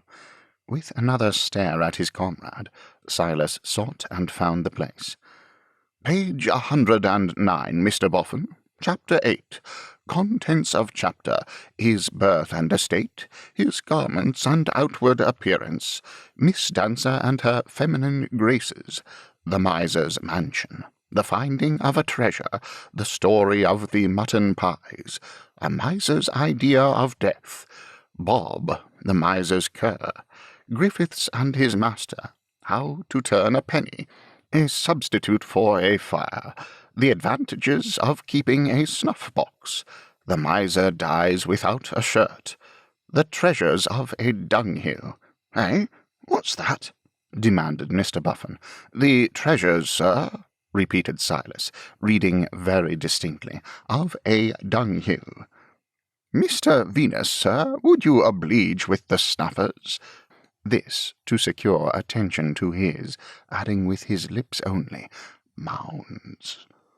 Mr. Boffin drew an arm-chair into the space where he stood, and said, seating himself and slyly rubbing his hands, "Give us Dancer." Mr. Wegg pursued the biography of that eminent man through its various phases of avarice and dirt, through Miss Dancer's death on a sick regimen of cold dumpling, and through Mr. Dancer's keeping his rags together with a hay-band, and warming his dinner by sitting upon it, down to the consolatory incident of his dying naked in a sack, after which he read on as follows. The house, or the heap of ruins in which Mr. Dancer lived, and which at his death devolved to the right of Captain Holmes, was a most miserable, decayed building, for it had not been repaired for more than half a century. Here Mr. Wegg eyes his comrade and the room in which they sat, which had not been repaired for a long time. But though poor in external structure, the ruinous fabric was very rich in the interior. It took many weeks to explore its whole contents, and Captain Holmes found it a very agreeable task to dive into the miser's secret hoards. Here Mr. Wegg repeated, "secret hoards," and pegged his comrade again. One of Mr. Dancer's richest escritoires was found to be a dung-heap in the cow-house. A sum but little short of £2,500 was contained in this rich piece of manure, and in an old jacket carefully tied and strongly nailed down to the manger, in bank-notes and gold were found £500 more. Here Mr. Wegg's wooden leg started forward under the table, and slowly elevated itself as he read on. Several bowls were discovered filled with guineas and half-guineas, and at different times on searching the corners of the house they found various parcels of bank-notes. Some were crammed into the crevices of the wall. Here Mr. Venus looked at the wall. Bundles were hid under the cushions and covers of the chairs. Here Mr. Venus looked under himself on the settle. Some were reposing snugly at the back of the drawers, and notes amounting to £600 were found neatly doubled up in the inside of an old teapot. In the stable the captain found jugs full of old dollars and shillings. The chimney was not left unsearched, and paid very well for the trouble. In 19 different holes, all filled with soot, were found various sums of money, amounting together to more than £200. On the way to this crisis, Mr. Wegg's wooden leg had gradually elevated itself more and more, and he had nudged Mr. Venus with his opposite elbow deeper and deeper, until at length the preservation of his balance became incompatible with the two actions, and he now dropped over sideways upon that gentleman, squeezing him against the settle's edge. Nor did either of the two for some few seconds make any effort to recover himself, both remaining in a kind of pecuniary swoon. But the sight of Mr. Boffin sitting in the armchair hugging himself, with his eyes upon the fire, acted as a restorative. Counterfeiting a sneeze to cover their movements, Mr. Wegg, with a spasmodic "Shoo!" pulled himself and Mr. Venus up in a masterly manner. "Let's have some more," said Mr. Boffin, hungrily. "John Elwes is the next, sir. Is it your pleasure to take John Elwes?" "Ah," said Mr. Boffin, "let's hear what John did." He did not appear to have hidden anything, so went off rather flatly. But an exemplary lady named Wilcox, who had stowed away gold and silver in a pickle-pot in a clock-case, a canister full of treasure in a hole under her stairs, and a quantity of money in an old rat-trap, revived the interest. To her succeeded another lady, claiming to be a pauper, whose wealth was found wrapped up in little scraps of paper and an old rag.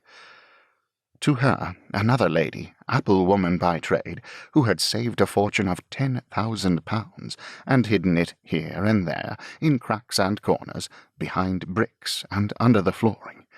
To her, a French gentleman, who had crammed up his chimney, rather to the detriment of its drawing powers, a leather valise containing 20,000 francs, gold coins, and a large quantity of precious stones, as discovered by a chimney-sweep after his death. By these steps Mr. Wegg arrived at a concluding instance of the human magpie. Many years ago there lived at Cambridge a miserly old couple of the name of Jardine. They had 2 sons. The father was a perfect miser, and at his death 1,000 guineas were discovered secreted in his bed. The two sons grew up as parsimonious as their sire. When about 20 years of age, they commenced business at Cambridge as drapers, and they continued there until their death. The establishment of the Messrs. Jardine was the most dirty of all the shops in Cambridge. Customers seldom went in to purchase, except perhaps out of curiosity.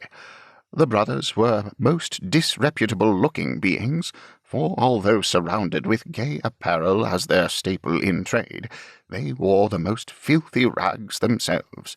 It is said that they had no bed, and, to save the expense of one, always slept on a bundle of packing-cloths under the counter. In their housekeeping they were penurious in the extreme. A joint of meat did not grace their board for 20 years. Yet when the first of the brothers died, the other, much to his surprise, found large sums of money which had been secreted even from him. "There!" cried Mr. Boffin. "Even from him, you see. There was only 2 of 'em, and yet one of 'em hid from the other."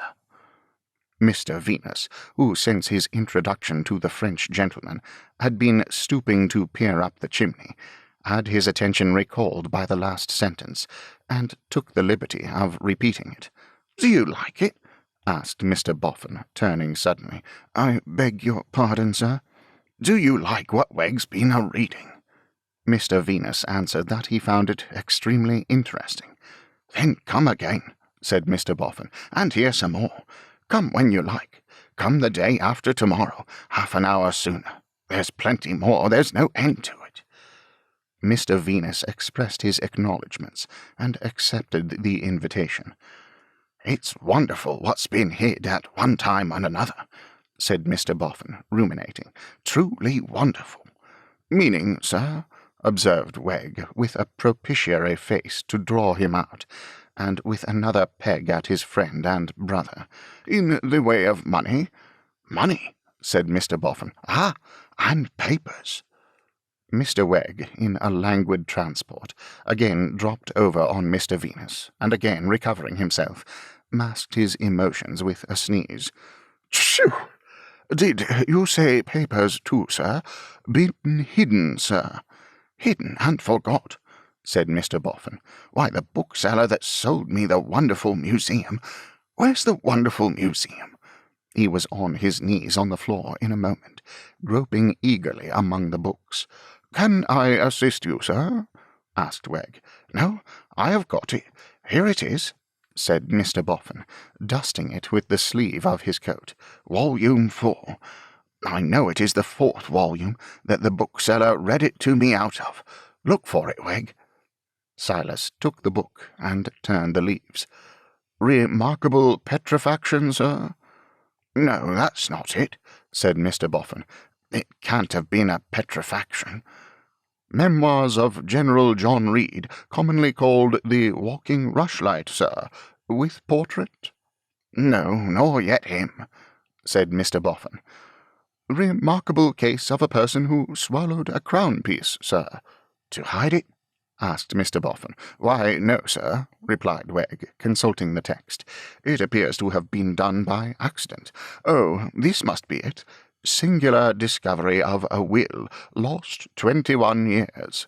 "That's it," cried Mr. Boffin. "Read that." "A most extraordinary case," read Silas Wegg aloud.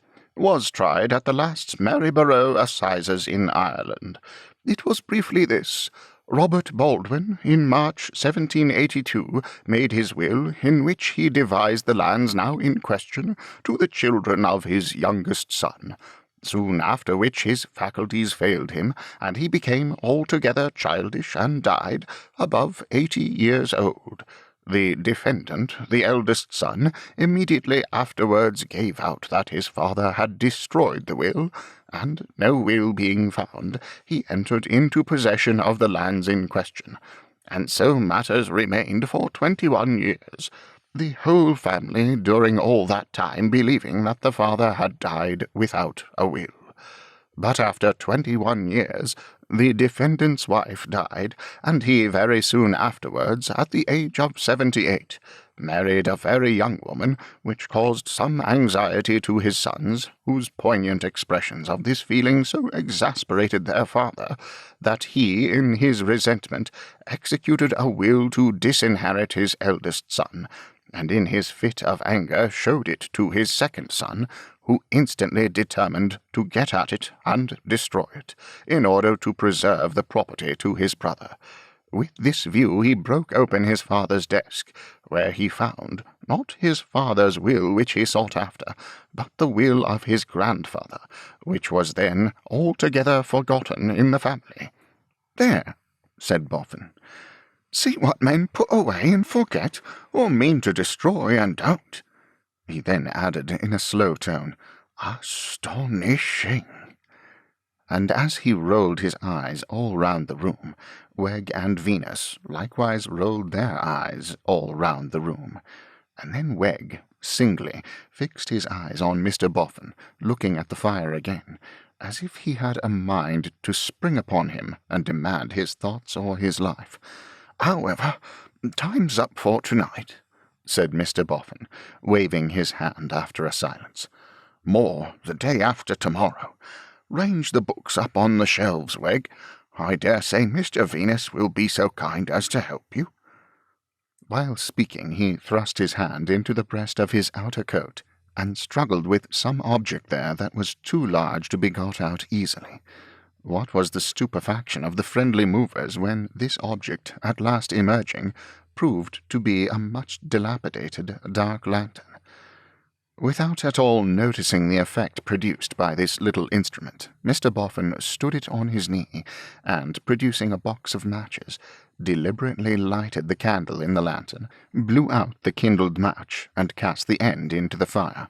"I'm going, Wegg," he then announced, "to take a turn about the place and round the yard. I don't want you. Me and this same lantern have taken hundreds, thousands, of such turns in our time together. But I couldn't think, sir, not on any account I couldn't," Wegg was politely beginning, when Mr. Boffin, who had risen and was going towards the door, stopped. "I have told you that I don't want you, Wegg." Wegg looked intentionally thoughtful, as if that had not occurred to his mind until he now brought it to bear on the circumstance. He had nothing for it but to let Mr. Boffin go out and shut the door behind him. But the instant he was on the other side of it, Wegg clutched Venus with both hands, and said in a choking whisper, as if he were being strangled, "Mr. Venus, he must be followed, he must be watched, he mustn't be lost sight of for a moment." "Why mustn't he?" asked Mr. Venus, also strangling. "Comrade, you might have noticed I was a little elevated in spirits when you came in tonight. I've found something." "What have you found?" asked Venus, clutching him with both hands, so that they stood interlocked like a couple of preposterous gladiators. "There's no time to tell you now. I think he must have gone to look for it. We must have an eye upon him instantly." Releasing each other, they crept to the door, opened it softly, and peeped out. It was a cloudy night, and the black shadow of the mounds made the dark yard darker. "If not a double swindler," whispered Wegg, "why a dark lantern? We could have seen what he was about, if he had carried a light one. Softly, this way." Cautiously along the path that was bordered by fragments of crockery set in ashes, the two stole after him. They could hear him at his peculiar trot, crushing the loose cinders as he went. "He knows the place by heart," muttered Silas, "and don't need to turn his lantern on, confound him." But he did turn it on, almost in that same instant, and flashed its light upon the first of the mounds. "Is that the spot?" asked Venus in a whisper. "He's warm," said Silas in the same tone. "He's precious warm. He's close. I think he must be going to look for it. What's that he's got in his hand?" "A shovel," answered Venus, "and he knows how to use it, remember, 50 times as well as either of us." "If he looks for it and misses it, partner," suggested Wegg, "what shall we do?" "First of all, wait till he does," said Venus. Discreet advice, too, for he darkened his lantern again, and the mound turned black. After a few seconds he turned the light on once more, and was seen standing at the foot of the second mound, slowly raising the lantern little by little, until he held it up at arm's length, as if he were examining the condition of the whole surface. "That can't be the spot, too," said Venus. "No," said Wegg. "He's getting cold." "It strikes me," whispered Venus, "that he wants to find out where anyone has been groping about there." "Hush," returned Wegg. "He's getting colder and colder. Now he's freezing." This exclamation was elicited by his having turned the lantern off again, and on again, and being visible at the foot of the third mound. "Why, he's going up it," said Venus. "Shovel and all?" said Wegg. At a nimbler trot, as if the shovel over his shoulder stimulated him by reviving old associations, Mr. Boffin ascended the serpentining walk up the third mound which he had described to Silas Wegg on the occasion of their beginning to decline and fall. On striking into it, he turned off his lantern. The two followed him, stooping low, so that their figures might make no mark in relief against the sky when he should turn his lantern on again. Mr. Venus took the lead, towing Mr. Wegg, in order that his refractory leg might be promptly extricated from any pitfalls it should dig for itself. They could just make out that the Golden Dustman stopped to breathe. Of course, they stopped too, instantly. "This is his own mound," whispered Wegg, as he recovered his wind. "This one." "Why, all three are his own," returned Venus. "So he thinks, but he used to call this his own because it's the one first left to him, the one that was his legacy when it was all he took under the will." "When he shows the light," said Venus, keeping watch upon his dusky figure all the time, "drop lower and keep closer." He went on again, and they followed again. Gaining the top of the mound, he turned on his light, but only partially, and stood it on the ground. A bare, lopsided, weather-beaten pole was planted in the ashes there, and had been there for many a year. Hard by this pole his lantern stood, lighting a few feet of the lower part of it, and a little of the ashy surface, and then casting off a purposeless little clear trail of light into the air. "He can never be going to dig up the pole," whispered Venus, as they dropped low and kept close. "Perhaps it's hollow and full of something," whispered Wegg. He was going to dig, with whatsoever object, for he tucked up his cuffs and spat on his hands, and then went at it like an old digger as he was. He had no design upon the pole, except that he measured a shovel's length from it before beginning, nor was it his purpose to dig deep. Some dozen or so of expert strokes sufficed. Then he stopped, looked down into the cavity, bent over it, and took out what appeared to be an ordinary case bottle, one of those squat, high-shouldered, short-necked glass bottles which the Dutchman is said to keep his courage in. As soon as he had done this, he turned off his lantern, and they could hear that he was filling up the hole in the dark. The ashes being easily moved by a skilful hand, the spies took this as a hint to make off in good time. Accordingly, Mr. Venus slipped past Mr. Wegg and towed him down. But Mr. Wegg's descent was not accomplished without some personal inconvenience, for his self-willed leg sticking into the ashes about half down, and time passing, Mr. Venus took the liberty of hauling him from his tether by the collar, which occasioned him to make the rest of the journey on his back, with his head enveloped in the skirts of his coat, and his wooden leg coming last, like a drag.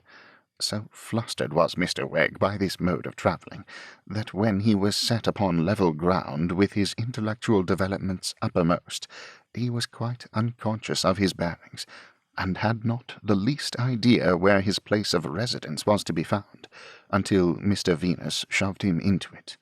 Even then he staggered round and round, weakly staring about him, until Mr. Venus with a hard brush brushed his senses into him, and the dust out of him. Mr. Boffin came down leisurely, for this brushing process had been well accomplished, and Mr. Venus had had time to take his breath before he reappeared. That he had the bottle somewhere about him could not be doubted. Where was not so clear. He wore a large rough coat, buttoned over, and it might be in any one of 6 pockets. "What's the matter, Wegg?" said Mr. Boffin. "You are as pale as a candle." Mr. Wegg replied with literal exactness that he felt as if he had had a turn. "Bile," said Mr. Boffin, blowing out the light in the lantern, shutting it up, and stowing it away in the breast of his coat as before. "Are you subject to bile, Wegg?" Mr. Wegg again replied, with strict adherence to truth, that he didn't think he had ever had a similar sensation in his head, to anything like the same extent. "Physic yourself tomorrow, Wegg," said Mr. Boffin, "to be in order for next night. By the by, this neighbourhood is going to have a loss, Wegg." "A loss, sir?" "Going to lose the mounds." The friendly movers made such an obvious effort not to look at one another that they might as well have stared at one another with all their might. "Have you parted with them, Mr. Boffin?" asks Silas. "Yes, they're going. Mine's as good as gone already." "You mean the little one of the tree with the pole atop, sir?" "Yes," said Mr. Boffin, rubbing his ear in his old way, with that new touch of craftiness added to it. "It has fetched a pretty penny. It'll be carted off tomorrow." "Have you been out to take leave of your old friend, sir?" asked Silas jocosely. "No," said Mr. Boffin. "What the devil put that in your head?" He was so sudden and rough that Wegg, who had been hovering closer and closer to his skirts, dispatching the back of his hand on exploring expeditions in search of the bottle's surface, retired 2 or 3 paces. "No offence, sir," said Wegg humbly. "No offence." Mr. Boffin eyed him as a dog might eye another dog who wanted his bone, and actually retorted with a low growl, as the dog might have retorted. "Good night," he said, after having sunk into a moody silence, with his hands clasped behind him, and his eyes suspiciously wandering about Wegg. "No, stop there. I know the way out, and I want no light." Avarice, and the evening's legends of avarice, and the inflammatory effect of what he had seen, and perhaps the rush of his ill-conditioned blood to his brain in his descent, wrought Silas Wegg to such a pitch of insatiable appetite that when the door closed he made a swoop at it and drew Venus along with him. "He mustn't go," he cried. "We mustn't let him go. He has got that bottle about him. We must have that bottle." "Why, you wouldn't take it by force," said Venus, restraining him. "Wouldn't I? Yes, I would. I'd take it by any force. I'd have it at any price. Are you so afraid of one old man as to let him go, you coward?" "I am so afraid of you as not to let you go," muttered Venus, sturdily, clasping him in his arms. "Did you hear him?" retorted Wegg. "Did you hear him say that he was resolved to disappoint us? Did you hear him say, you cur, that he was going to have the mounds cleared off, when no doubt the whole place will be rummaged? If you haven't the spirit of a mouse to defend your rights, I have. Let me go after him." As in his wildness he was making a strong struggle for it, Mr. Venus deemed it expedient to lift him, throw him, and fall with him, well knowing that, once down, he would not be up again easily with his wooden leg.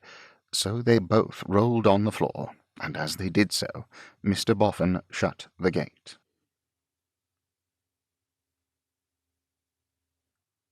Chapter 7. The Friendly Move Takes Up a Strong Position. The friendly movers sat upright on the floor, panting and eyeing one another, after Mr. Boffin had slammed the gate and gone away. In the weak eyes of Venus, and in every reddish duct-coloured hair in his shock of hair, there was a marked distrust of Wegg, and an alertness to fly at him on perceiving the smallest occasion. In the hard-grained face of Wegg, and in his stiff, knotty figure he looked like a German wooden toy. There was expressed a politic conciliation which had no spontaneity in it.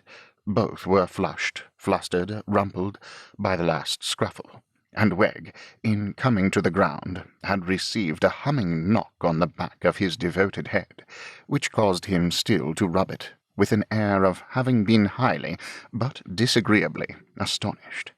Each was silent for some time, leaving it to the other to begin. "Brother," said Wegg at length, breaking the silence, "you were right, and I was wrong. I forgot myself." Mr. Venus knowingly cocked his shock of hair, as rather thinking Mr. Wegg had remembered himself in respect of appearing without any disguise.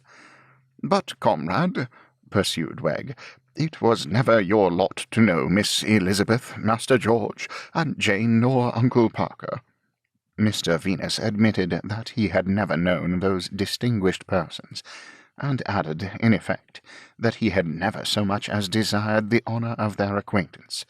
"Don't say that, comrade," retorted Wegg. "Don't say that, because without having known them, you never can fully know what it is to be stimulated to frenzy by the sight of the usurper." Offering these excusatory words as if they reflected great credit on himself, Mr. Wegg impelled himself with his hands towards a chair in a corner of the room, and there, after a variety of awkward gambols, attained a perpendicular position. Mr. Venus also rose. "Comrade," said Wegg, "take a seat. Comrade, what a speaking countenance is yours!" Mr. Venus involuntarily smoothed his countenance, and looked at his hand, as if to see whether any of its speaking properties came off. "For clearly do I know, mark you," pursued Wegg, pointing his words with his forefinger, "clearly do I know what expression your expressive features puts to me." "What question?" said Venus. "The question," returned Wegg, with a sort of joyful affability, "why I didn't mention sooner that I had found something. Says your speaking countenance to me, why didn't you communicate that when I first come in this evening? Why did you keep it back till you thought Mr. Boffin had come to look for the article? Your speaking countenance," said Wegg, "puts it plainer than language. Now you can't read in my face what answer I give." "No, I can't," said Venus. "I knew it. And why not?" returned Wegg, with the same joyful candour. "Because I lay no claims to a speaking countenance, because I am well aware of my deficiencies. All men are not gifted alike, but I can answer in words. And in what words? These. I wanted to give you a delightful surprise." Having thus elongated and emphasized the word surprise, Mr. Wegg shook his friend and brother by both hands, and then clapped him on both knees, like an affectionate patron who entreated him not to mention so small a service as that which it had been his happy privilege to render. "Your speaking countenance," said Wegg, "being answered to its satisfaction, only asks then, what have you found? Why, I hear it say the words." "Well," returned Venus snappishly, after waiting in vain, "if you hear it say the words, why don't you answer it?" "Hear me out," said Wegg. "I'm a-going to. Hear me out, man and brother, partner in feelings equally with undertakings and actions. I have found a cash-box." "Where?" "Hear me out," said Wegg. He tried to reserve whatever he could, and whenever disclosure was forced upon him, broke into a radiant gush of "hear me out." "On a certain day, sir." "When?" said Venus bluntly. "No," returned Wegg, shaking his head at once observantly, thoughtfully, and playfully. "No, sir, that's not your expressive countenance which asks that question. That's your voice, merely your voice. To proceed, on a certain day, sir, I happened to be walking in the yard, taking my lonely round, for in the words of a friend of my own family, the author of All's Well, arranged as a duet, Deserted, as you will remember, Mr. Venus, by the waning moon, when stars it will occur to you before I mention it, proclaim night's cheerless noon. On tower, fort, or tented ground, the sentry walks his lonely round, the sentry walks. Under those circumstances, sir, I happened to be walking in the yard early one afternoon, and happened to have an iron rod in my hand, with which I have been sometimes accustomed to beguile the monotony of a literary life, when I struck it against an object not necessary to trouble you by naming. It is necessary. What object? Demanded Venus in a wrathful tone. Hear me out, said Wegg. The pump. When I struck it against the pump and found not only that the top was loose and opened with a lid, but that something in it rattled. That something, comrade, I discovered to be a small, flat, oblong cash-box. Shall I say it was disappointingly light? There were papers in it, said Venus.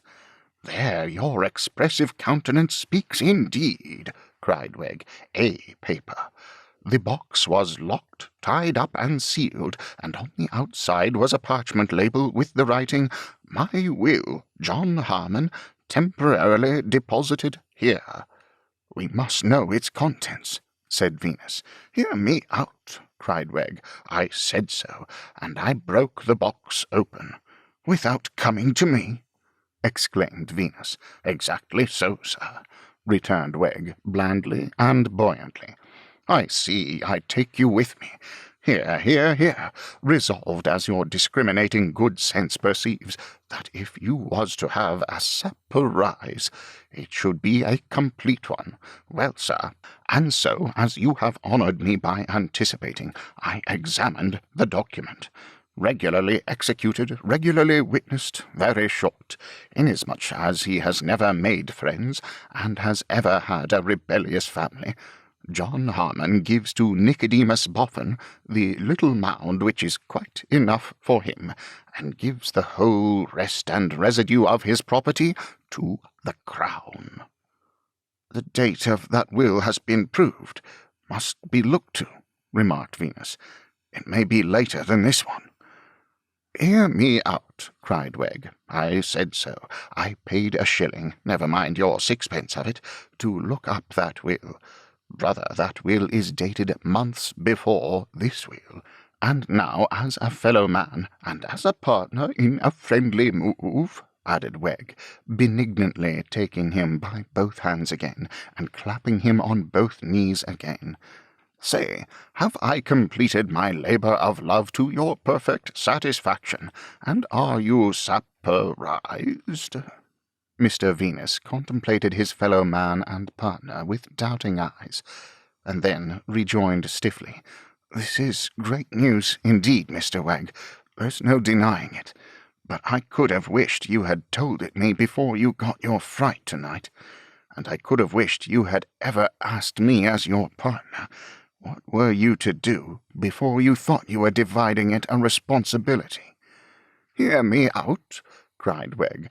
I knew you was a-going to say so, but alone I bore the anxiety, and alone I'll bear the blame.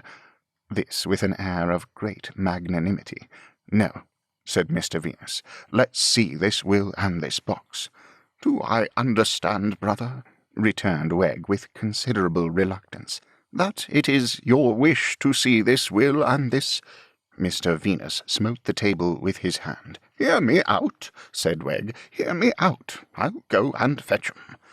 After being some time absent, as if in his covetousness he could hardly make up his mind to produce the treasure to his partner, he returned with an old leathern hat-box, into which he had put the other box, for the better preservation of commonplace appearances, and for the disarming of suspicion.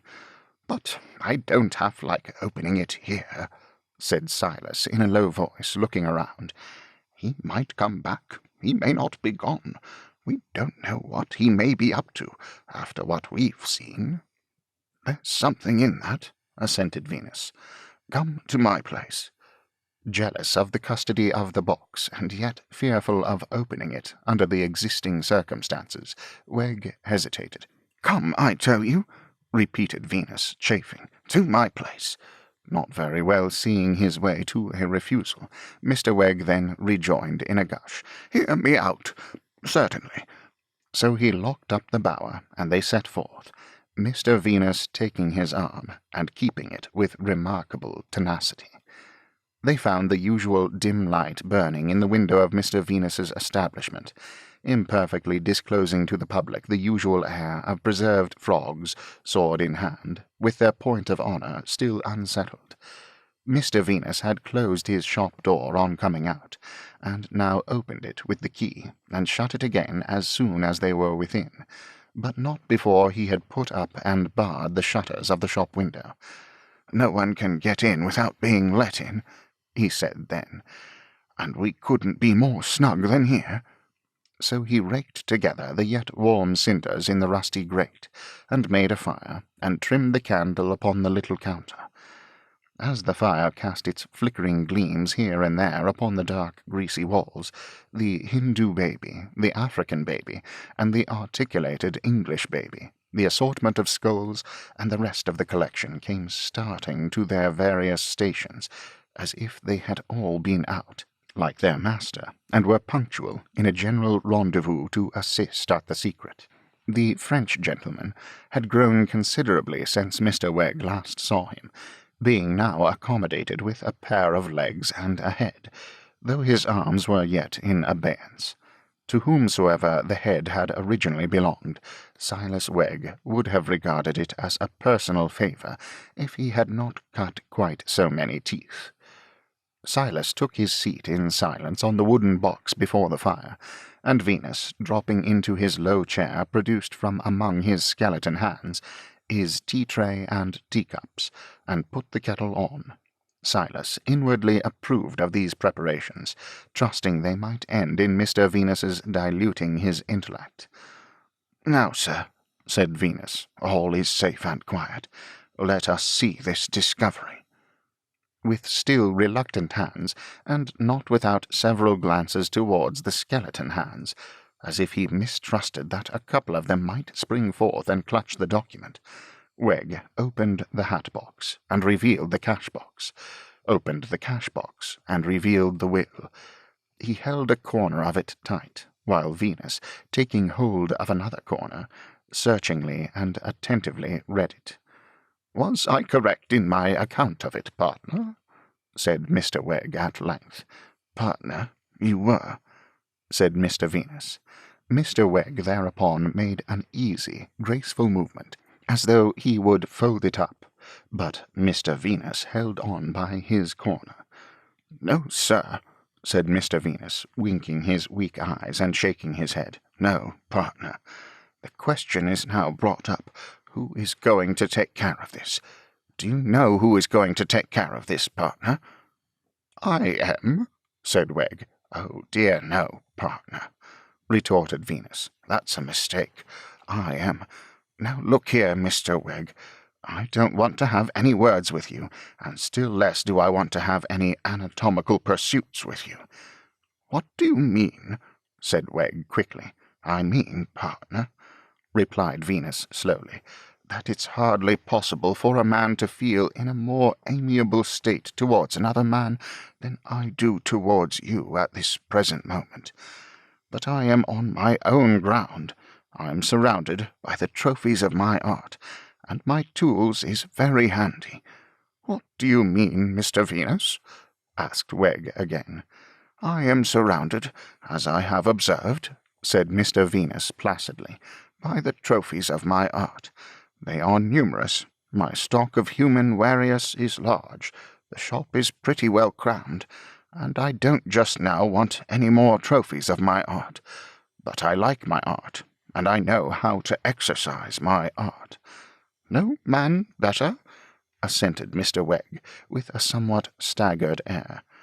"There's the miscellanies of several human specimens," said Venus, "though you mightn't think it, in the box on which you're sitting. There's the miscellanies of several human specimens In the lovely compo one behind the door, with a nod towards the French gentleman. It still wants a pair of arms. I don't say that I'm in any hurry for 'em." "You must be wandering in your mind, partner," Silas remonstrated. "You'll excuse me if I wander," returned Venus. "I am sometimes rather subject to it. I like my art, and I know how to exercise my art, and I mean to have the keeping of this document." "But what has that got to do with your art, partner?" asked Wegg, in an insinuating tone. Mr. Venus winked his chronically fatigued eyes both at once, and adjusting the kettle on the fire, remarked to himself in a hollow voice, "She'll boil in a couple of minutes." Silas Wegg glanced at the kettle, glanced at the shelves, glanced at the French gentleman behind the door, and shrank a little as he glanced at Mr. Venus, winking his red eyes, and feeling in his waistcoat pocket, as for a lancet, say, with his unoccupied hand. He and Venus were necessarily seated close together, as each held a corner of the document, which was but a common sheet of paper. "Partner," said Wegg, even more insinuatingly than before, "I propose that we cut it in half, and each keep a half." Venus shook his shock of hair as he replied, "It wouldn't do to mutilate it, partner. It might seem to be cancelled." "Partner," said Wegg after a silence, during which they had contemplated one another, "don't your speaking countenance say that you're going to suggest a middle course?" Venus shook his shock of hair as he replied, "Partner, you have kept this paper from me once. You shall never keep it from me again. I offer you the box and the label to take care of, but I'll take care of the paper." Silas hesitated a little longer, and then, suddenly releasing his corner, and resuming his buoyant and benignant tone, exclaimed, "What's life without truthfulness? What's a fellow man without honour? You're welcome to it, partner, in a spirit of trust and confidence."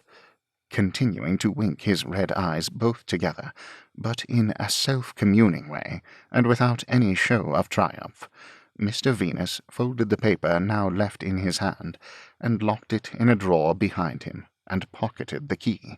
He then proposed, "A cup of tea, partner?" To which Mr. Wegg returned, "Thank ye, partner," and the tea was made and poured out. "Next," said Venus, blowing at his tea in his saucer, and looking over at his confidential friend, "comes the question, what's the course to be pursued?" On this head Silas Wegg had much to say. Silas had to say that he would beg to remind his comrade, brother, and partner of the impressive passages they had read that evening, of the evident parallel in Mr. Boffin's mind between them and the late owner of the bower, and the present circumstances of the bower, of the bottle, and of the box.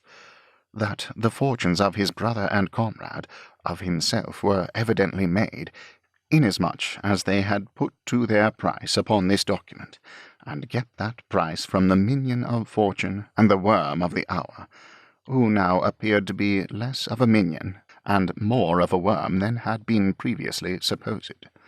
That he considered it plain that such price was stateable in a single expressive word, and that word was halves. That the question then arose when halves should be called. That here he had a plan of action to recommend, with a conditional clause. That the plan of action was that they should lie by with patience, that they should allow the mounds to be gradually levelled and cleared away, while retaining to themselves their present opportunity of watching the process, which would be, he conceived, to put the trouble and cost of daily digging and delving upon somebody else, while they might nightly turn such complete disturbance of the dust to the account of their own private investigations, and that, when the mounds were gone, and they had worked those chances for their own joint benefit solely, they should then, and not before, explode on the minion and worm. But here came the conditional clause, and to this he entreated the special attention of his comrade, brother, and partner. It was not to be borne that the minion and worm should carry off any of that property, which was now to be regarded as their own property. When he, Mr. Wegg, had seen the minion surreptitiously making off with that bottle, and its precious contents unknown, he had looked upon him in the light of a mere robber, and as such would have despoiled him of his ill-gotten gain, but for the judicious interference of his comrade, brother, and partner. Therefore, the conditional clause he proposed was, that if the minion should return in his late sneaking manner, and if, being closely watched, he should be found to possess himself of anything, no matter what, the sharp sword impending over his head should be instantly shown him. He should be strictly examined as to know what he knew or suspected, should be severely handled by them as his masters, and should be kept in a state of abject moral bondage and slavery until the time when they should see fit to permit him to purchase his freedom at the price of half his possessions. If, said Mr. Wegg, by way of peroration, he had erred in saying only halves, he trusted to his comrade, brother, and partner not to hesitate to set him right, and to reprove his weakness. It might be more according to the rights of things to say 2/3. It might be according to the rights of things to say 3/4. On those points he was ever open to correction. Mr. Venus, having wafted his attention to this discourse over 3 successive saucers of tea, signified his occurrence in the views advanced. Inspirited hereby, Mr. Wegg extended his right hand, and declared it to be a hand which never yet. Without entering into more minute particulars, Mr. Venus, sticking to his tea, briefly professed his belief as polite forms required of him, that it was a hand which never yet, but contented himself with looking at it, and did not take it to his bosom. "Brother," said Wegg, when this happy understanding was established, "I should like to ask you something. You remember the night when I first looked in here, and found you floating your powerful mind in tea?" Still swilling tea, Mr. Venus nodded assent. "And there you sit, sir," pursued Wegg, with an air of thoughtful admiration, "as if you had never left off. There you sit, sir, as if you had an unlimited capacity of assimilating the flagrant article. There you sit, sir, in the midst of your works, looking as if you'd been called upon for home, sweet home, and was obliging the company. A exile from home, splendour dazzles in wane. Oh, give you your low preparations again. The birds stuffed so sweetly that can't be expected to come at your call. Give you these with the peace of mind dearer than all. Home, home, home, sweet home. Be it ever," added Mr. Wegg in prose, as he glanced about the shop, "ever so ghastly. All things considered, there's no place like it." "You said you'd like to ask something, but you haven't asked it," remarked Venus, very unsympathetic in manner. "Your peace of mind," said Wegg, offering condolence. "Your peace of mind was in a poor way that night. How's it going on? Is it looking up at all?" "She does not wish," replied Mr. Venus, with a comical mixture of indignant obstinacy and tender melancholy, "to regard herself, nor yet to be regarded, in that particular light. There's no more to be said." "Ah, dear me, exclaimed Wegg with a sigh, but eyeing him while pretending to keep him company in eyeing the fire. "Such is woman. And I remember you said that night, sitting there as I sat here, said that night when your peace of mind was first laid low, that you had taken an interest in these very affairs. Such is coincidence." "Father," rejoined Venus, and then stopped to swallow more tea. "Her father was mixed up in them." "You didn't mention her name, sir, I think?" observed Wegg pensively. "No, you didn't mention her name that night." "Pleasant Riderhood." "Indeed," cried Wegg. "Pleasant Riderhood. There's something moving in the name. Pleasant. Dear me, seems to express what she might have been if she hadn't made the unpleasant remark, and what she ain't, in consequence of having made it. Would it at all pour balm into your wounds, Mr. Venus, to inquire how you came acquainted with her? I was down at the waterside," said Venus, taking another gulp of tea and mournfully winking at the fire, "looking for parrots," taking another gulp and stopping. Mr. Wegg hinted to jog his attention. "You could hardly have been out parrot shooting in the British climate, sir." No, said Venus fretfully. "I was down at the waterside looking for parrots brought home by sailors, to buy for stuffing." Aye, sir." "And looking for a nice pair of rattlesnakes to articulate for a museum, when I was doomed to fall in with her, and deal with her. It was just at the time of that discovery in the river. Her father had seen the discovery being towed in the river. I made the popularity of the subject a reason for going back to improve the acquaintance, and I have never since been the man I was. My very bones is rendered flabby by brooding over it. If they could be brought to me loose, to sort, I should hardly have the face to claim 'em as mine. To such an extent have I fallen off under it." Mr. Wegg, less interested than he had been, glanced at one particular shelf in the dark. "Why, I remember, Mr. Venus," he said, in a tone of friendly commiseration, "for I remember every word that falls from you, sir. I remember that you said that night you had got up there, and then your words was, 'Never mind.'" "The parrot that I bought of her," said Venus, with a despondent rise and fall of his eyes. "Yes, there it lies on its side, dried up except for its plumage, very like myself. I've never had the heart to prepare it, and I never shall have now." With a disappointed face, Silas mentally consigned this parrot to regions more than tropical, and seeming for the time to have lost his power of assuming an interest in the woes of Mr. Venus, fell to tightening his wooden leg as a preparation for departure, its gymnastic performances of that evening having severely tried its constitution. After Silas had left the shop, hat-box in hand, and had left Mr. Venus to lower himself to oblivion point with the requisite weight of tea, it greatly preyed on his ingenuous mind that he had taken this artist into partnership at all.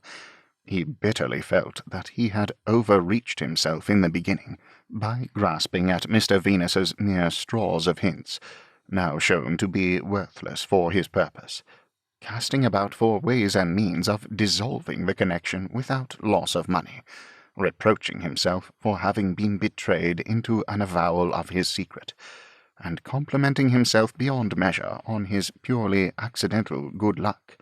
He beguiled the distance between Clerkenwell and the mansion of the Golden Dustman, for Silas Wegg felt it to be quite out of the question that he could lay his head upon his pillow in peace, without first hovering over Mr. Boffin's house in the superior character of its evil genius. Power, unless it be the power of intellect or virtue, has ever the greatest attraction for the lowest natures, and the mere defiance of the unconscious house-front, with his power to strip the roof off the inhabiting family like the roof of a house of cards, was a treat which had a charm for Silas Wegg. As he hovered on the opposite side of the street, exulting, the carriage drove up. "There'll shortly be an end of you," said Wegg, threatening it with the hat-box. "Your varnish is fading." Mrs. Boffin descended and went in. "Look out for a fall, my lady Dustwoman," said Wegg. Bella lightly descended and ran in after her. "How brisk we are," said Wegg. "You won't run so gaily to your old shabby home, my girl. You'll have to go there, though." A little while, and the secretary came out. "I was passed over for you," said Wegg. "But you had better provide yourself with another situation, young man." Mr. Boffin's shadow passed upon the blinds of 3 large windows as he trotted down the room, and passed again as he went back. "Yup!" cried Wegg. "You're there, are you? Where's the bottle? You would give your bottle for my box, dustman." Having now composed his mind for slumber, he turned homeward. Such was the greed of the fellow that his mind had shot beyond halves, 2/3, 3/4, and gone straight to spoliation of the whole.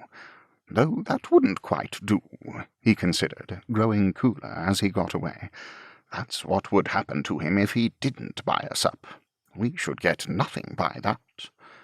We so judge others by ourselves that it had never come into his head before that he might not buy us up, and might prove honest, and prefer to be poor. It caused him a slight tremor as it passed, but a very slight one, for the idle thought was gone directly. "He's grown too fond of money for that," said Wegg. "He's grown too fond of money." The burden fell into a strain or tune as he stumped along the pavements. All the way home he stumped it out of the rattling streets, piano with his foot, and forte with his wooden leg. "He's grown too fond of money for that. He's grown too fond of money." Even next day Silas soothed himself with this melodious strain, when he was called out of bed at daybreak to set open the yard gate and admit the train of carts and horses that came to carry off the little mound, and all day long, as he kept unwinking watch on the slow process which promised to protract itself through many days and weeks, whenever, to save himself from being choked with dust, he patrolled a little cinderous beat he established for the purpose, without taking his eyes from the diggers, he still stumped to the tune, "He's grown too fond of money for that. He's grown too fond of money."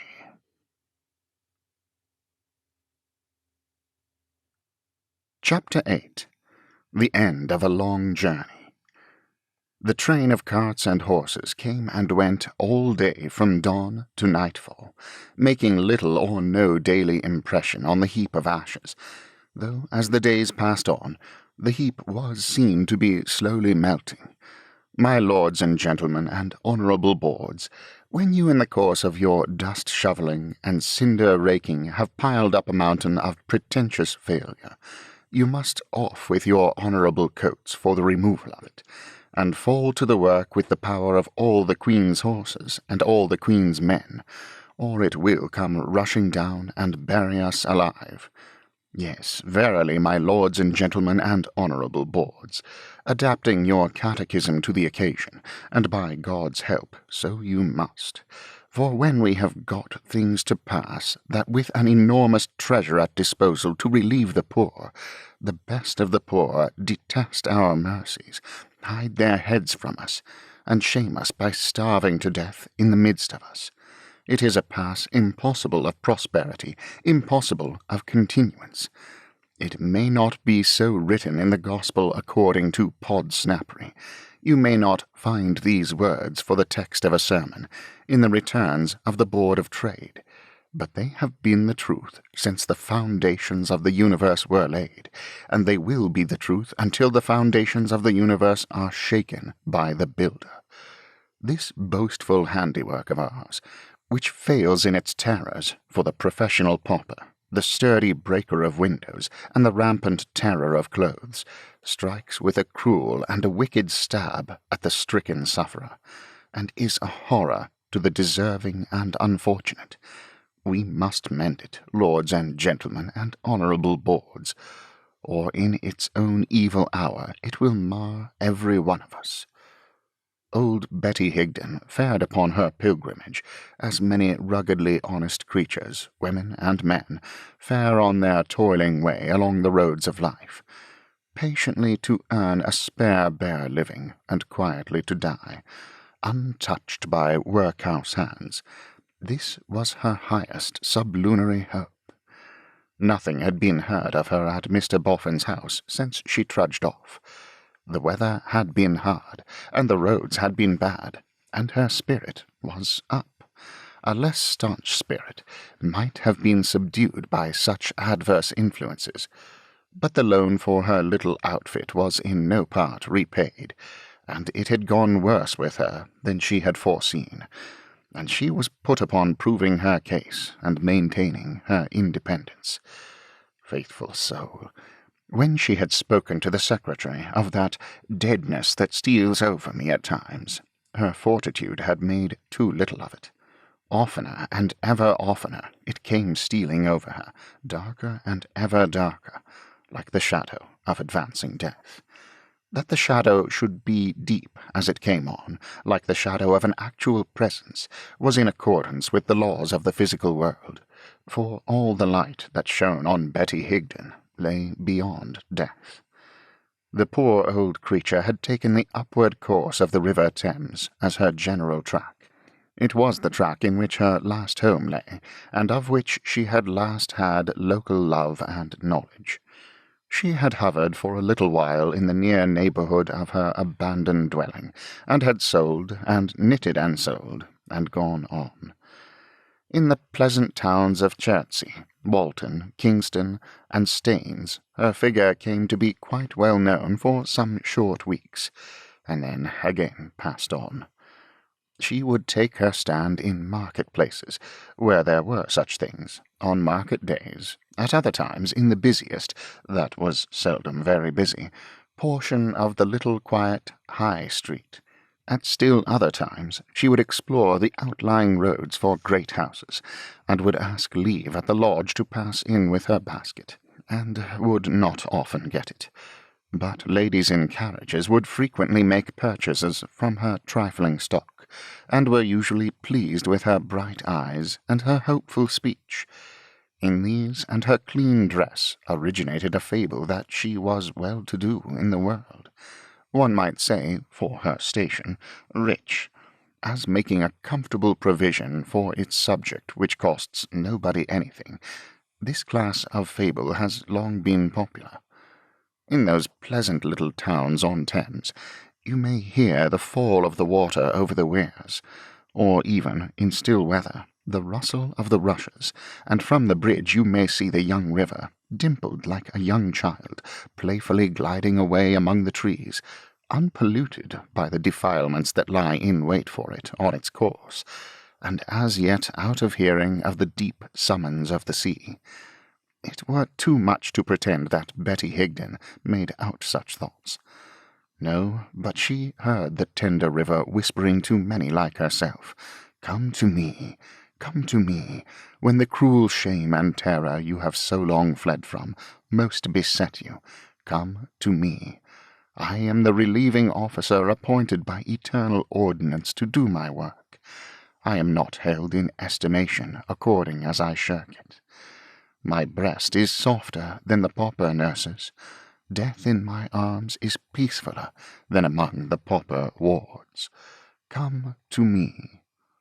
There was abundant place for gentler fancies, too, in her untutored mind. Those gentlefolks and their children inside those fine houses, could they think, as they looked out at her, what it was to be really hungry, really cold? Did they feel any of the wonder about her that she felt about them? Bless the dear laughing children! If they could have seen sick Johnny in her arms, would they have cried for pity? If they could have seen dead Johnny on that little bed, would they have understood it? Bless the dear children for his sake, anyhow. So with the humbler houses in the little street, the inner firelight shining on the panes as the outer twilight darkened, when the families gathered indoors there for the night, it was only a foolish fancy to feel as if it were a little hard in them to close the shutter and blacken the flame. So with the lighted shops and speculations, whether their masters and mistresses taking tea in a perspective of back parlour, not so far within but that the flavour of tea and toast came out, mingled with the glow of light, into the street, ate or drank or wore what they sold, with the great relish because they dealt in it. So with the churchyard on a branch of the solitary way to the knight's sleeping-place. Ah me, the dead and I seem to have it pretty much to ourselves in the dark and in this weather. but so much the better for all who are warmly housed at home." The poor soul envied no one in bitterness, and grudged no one anything. But the old abhorrence grew stronger on her as she grew weaker, and it found more sustaining food than she did in her wanderings.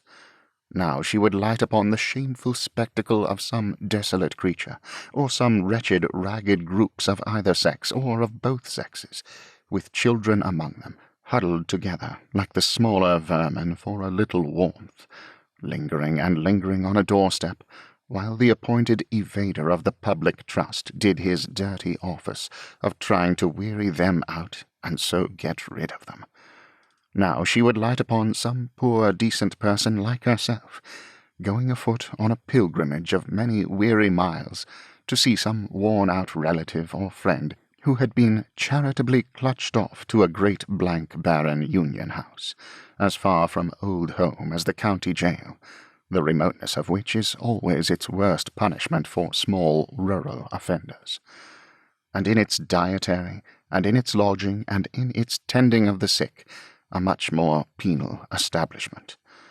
Sometimes she would hear a newspaper read out, and would learn how the Registrar General cast up the units that had within the last week died of want and of exposure to the weather, for which that recording angel seemed to have a regular fixed place in his sum, as if they were its halfpence.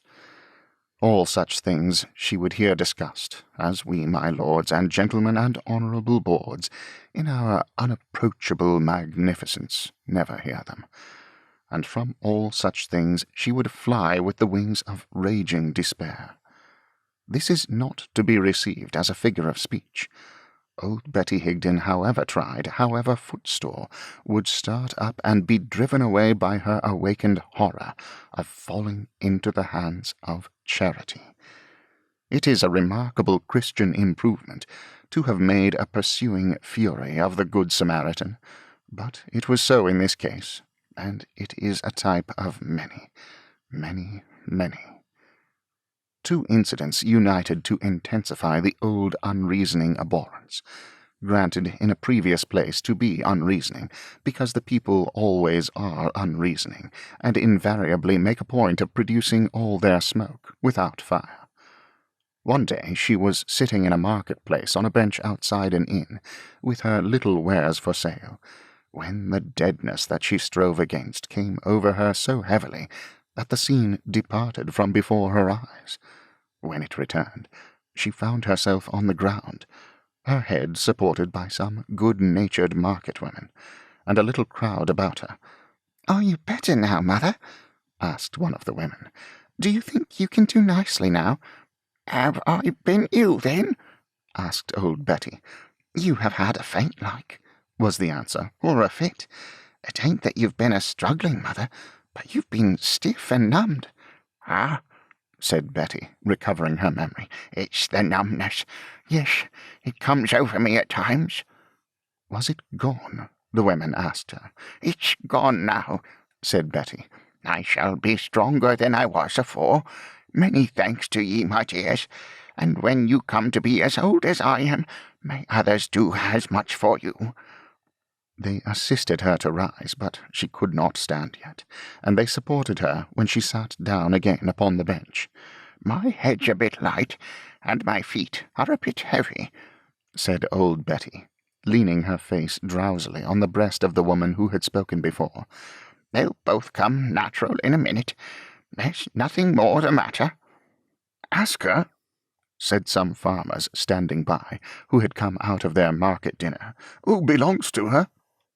"Are there any folks belonging to you, mother?" said the woman. "Yes, sure," answered Betty. "I heard the gentleman say it, but I couldn't answer quick enough. There's plenty belonging to me. Don't ye fear for me, my dear." "But are any of 'em near here?" said the men's voices, the women's voices chiming in when it was said, and prolonging the strain. "Quite near enough," said Betty, rousing herself. "Don't ye be afeard for me, neighbours." "But you are not fit to travel. Where are you going?" was the next compassionate chorus she heard. "I'm a-going to London when I've sold out all," said Betty, rising with difficulty. "I've right good friends in London. I want for nothing. I shall come to no harm, thank ye. Don't ye be afeard for me." A well-meaning bystander, yellow-legginged and purple-faced, said hoarsely over his red comforter, as she rose to her feet, that she oughtn't to be let go. "For the Lord's love, don't meddle with me," cried old Betty, all her fears crowding on her. "I am quite well now. I must go this minute." She caught up her basket as she spoke, and was making an unsteady rush away from them, when the same bystander checked her with his hand on her sleeve, and urged her to come with him and see the parish doctor. Strengthening herself by the utmost exercise of her resolution, the poor trembling creature shook him off almost fiercely, and took to flight. Nor did she feel safe until she had set a mile or two of by-road between herself and the market-place, and had crept into a copse like a hunted animal, to hide and recover breath. Not until then, for the first time, did she venture to recall how she had looked over her shoulder before turning out of the town, and had seen the sign of the White Lion hanging across the road, and the fluttering market booths, and the old grey church, and the little crowd gazing after her, but not attempting to follow her. The second frightening incident was this. She had been again as bad, and had been for some days better, and was travelling along by a part of the road where it touched the river, and in wet seasons was so often overflowed by it that there were tall white posts set up to mark the way. A barge was being towed towards her, and she sat down on the bank to rest and watch it. As the tow-rope was slackened by a turn of the steam and dipped into the water, such a confusion stole into her mind that she thought she saw the forms of her dead children and dead grandchildren peopling the barge, and waving their hands to her in solemn measure. Then, as the rope tightened and came up, dropping diamonds it seemed to vibrate into two parallel ropes and strike her with a twang, though it was far off. When she looked again, there was no barge, no river, no daylight, and a man whom she had never before seen held a candle close before her face. "Now, missus," said he, "where did you come from, and where are you a-going to?" The poor soul confusedly asked the counter-question where she was. "I am the lock," said the man. "The lock?" "I am the deputy lock on the job, and this is the lock-house. Lock or deputy lock, it's all one. Well, the t'other man's in the hospital. What's your parish?" "Parish?" She was up from the truckle bed directly, wildly feeling about for her basket, and gazing at him in affright. "You'll be asked the question downtown," said the man. "They won't let you be more than a casual there. They'll pass you on to your settlement, missus, with all speed. You're not in a state to let come upon a strange parish, exceptin' as a casual." "'Twas the deadness again," murmured Betty Higden, with her hand to her head. "It was the deadness, there's not a doubt about it," returned the man. "I should have thought the deadness was a mild word for it, if it had been named to me when we brought you in. Have you got any friends, missus?" "The best of friends, master." "I should recommend your looking 'em up if you consider 'em game to do anything for you," said the deputy lock. "Have you got any money?" "Just a morsel of money, sir." "Do you want to keep it?" "Sure I do."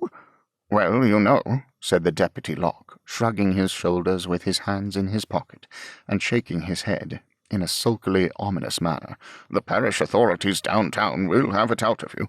If you go on, you may take your Alfred David." "Then I'll not go on." "They'll make you pay, as far as your money will go," pursued the deputy, "for your relief as a casual, and for your being passed to your parish." "Thank ye kindly, master, for your warning, and thank ye for your shelter, and good night." "Stop a bit," said the deputy, striking in between her and the door. "Why are you all of a shake, and what's your hurry, missus?"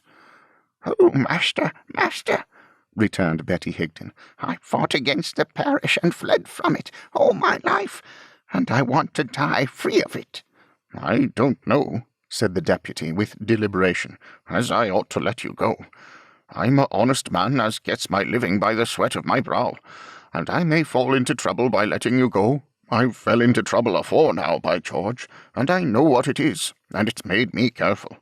You might be took with your deadness again half a mile off, or half of a quarter, for the matter of that, and then it would be asked, why did that there honest Deputy Locke let her go, instead of putting her safe with the parish?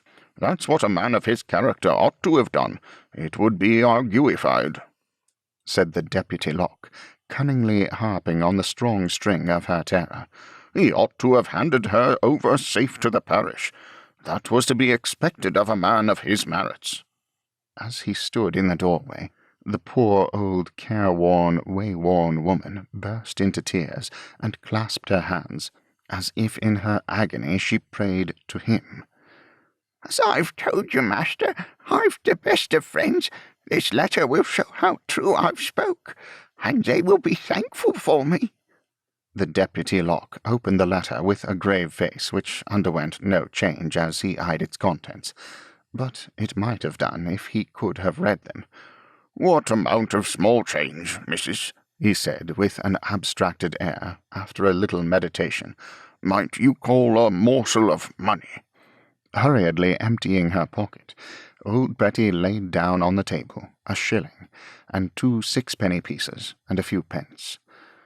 "If I was to let you go instead of handing you over safe to the parish," said the deputy, counting the money with his eyes, "might it be your own free wish to leave that there behind you?" "Take it, master, take it, and welcome and thankful." "I'm a man," said the deputy, giving her back the letter and pocketing the coins one by one, "as earns his living by the sweat of his brow."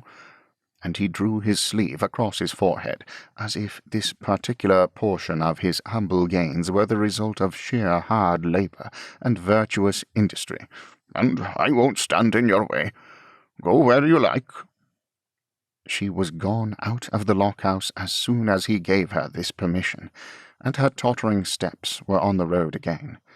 But, afraid to go back and afraid to go forward, seeing what she fled from, in the sky glare of the lights of the little town before her, and leaving a confused horror of it everywhere behind her, as if she had escaped it in every stone of every market-place, she struck off by sideways, among which she got bewildered and lost. That night she took refuge from the Samaritan, in his latest accredited form, under a farmer's rick, and, if worth thinking of, perhaps, my fellow Christians, the Samaritan had in the lonely night passed by on the other side, she would have most devoutly thanked high heaven for her escape of him. The morning found her afoot again, but fast declining as to the clearness of her thoughts, though not as to the steadiness of her purpose. Comprehending that her strength was quitting her, and that the struggle of her life was almost ended, she could neither reason out the means of getting back to her protectors, nor even form the idea.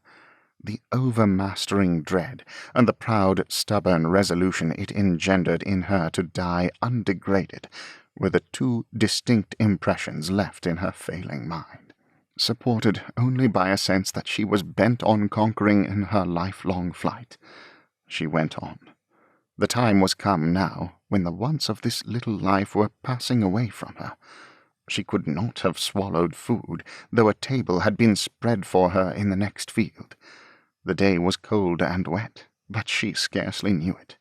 She crept on, poor soul, like a criminal afraid of being taken, and felt little beyond the terror of falling down while it was yet daylight, and being found alive.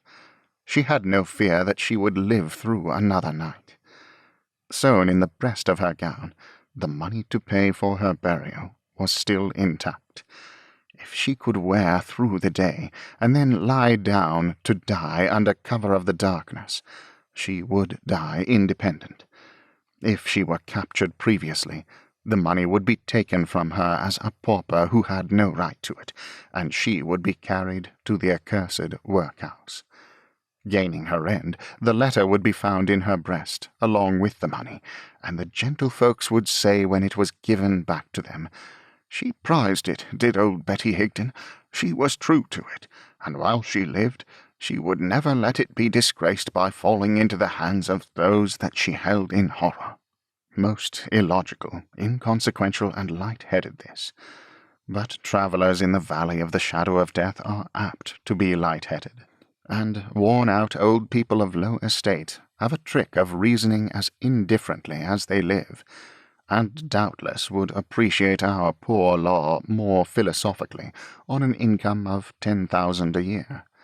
So, keeping to byways and shunning human approach, this troublesome old woman hid herself, and fared on all through the dreary day. Yet so unlike was she to vagrant hiders in general that sometimes, as the day advanced, there was a bright fire in her eyes, and a quicker beating at her feeble heart, as though she said exultantly, "The Lord will see me through it."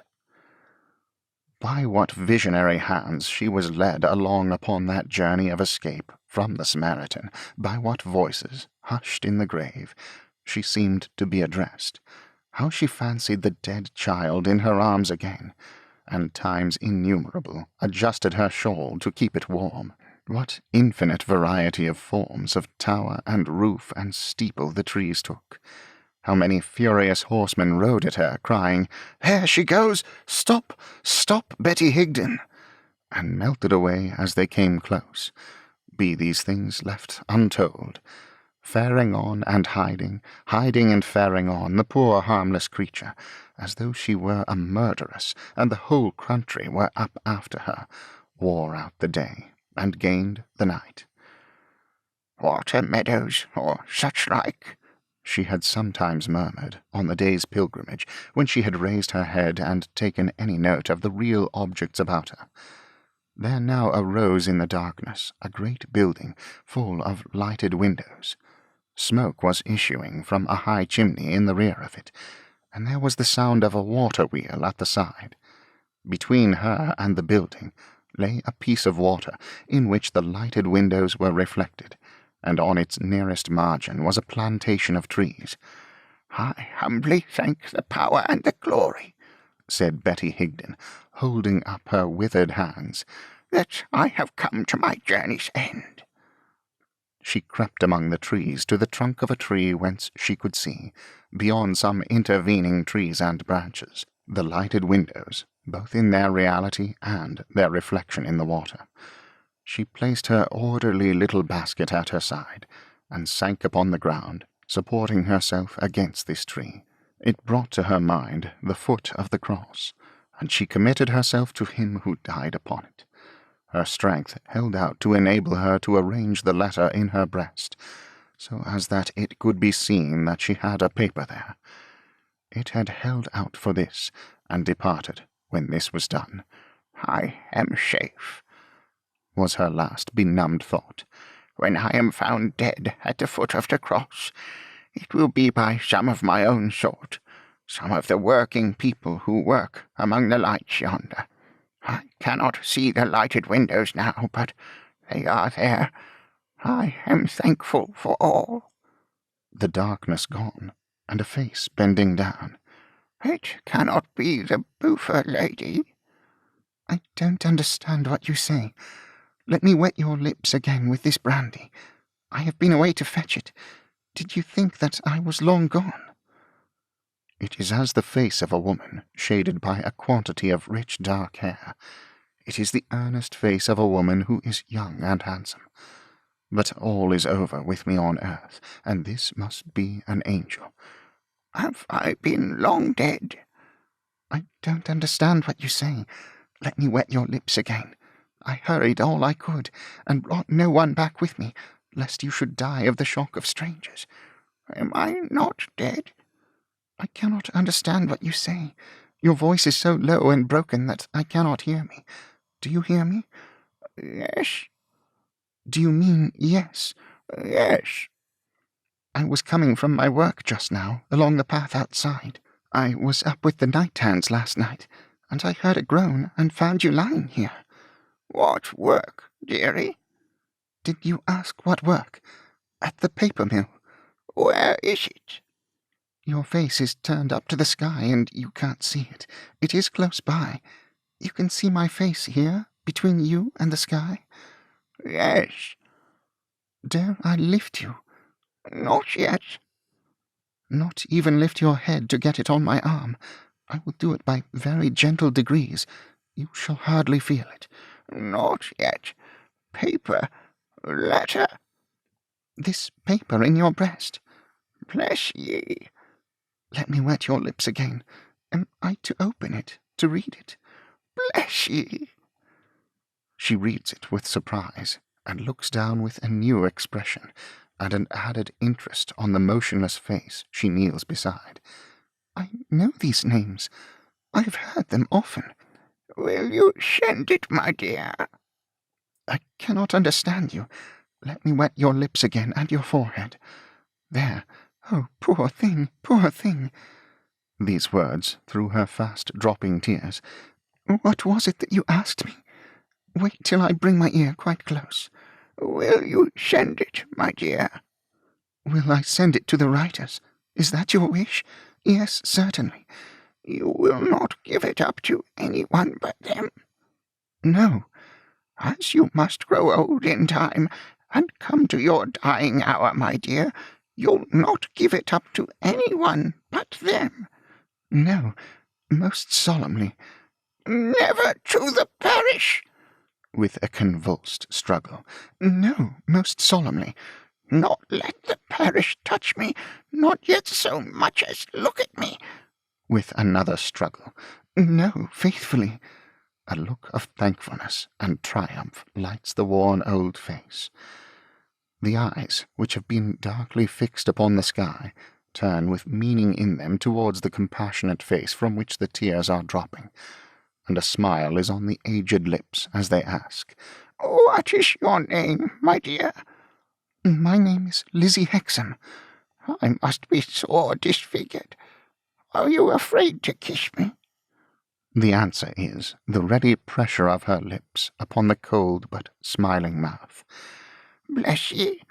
Now lift me, my love.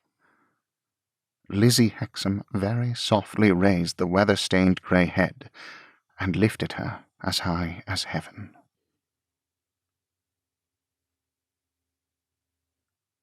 Chapter 9. Somebody becomes the subject of a prediction. We give thee hearty thanks, for that it hath pleased thee to deliver this our sister out of the miseries of this sinful world. So read the Reverend Frank Milvey, in a not untroubled voice, for his heart misgave him that all was not quite right between us and our sister, or say our sister-in-law, poor law, and that we sometimes read these words in an awful manner over our sister and our brother too, and Sloppy, on whom the brave deceased had never turned her back until she ran away from him, knowing that otherwise he would not be separated from her. Sloppy could not in his conscience as yet find the hearty thanks required of it. Selfish in Sloppy, and yet excusable, it may be humbly hoped, because our sister had been more than his mother.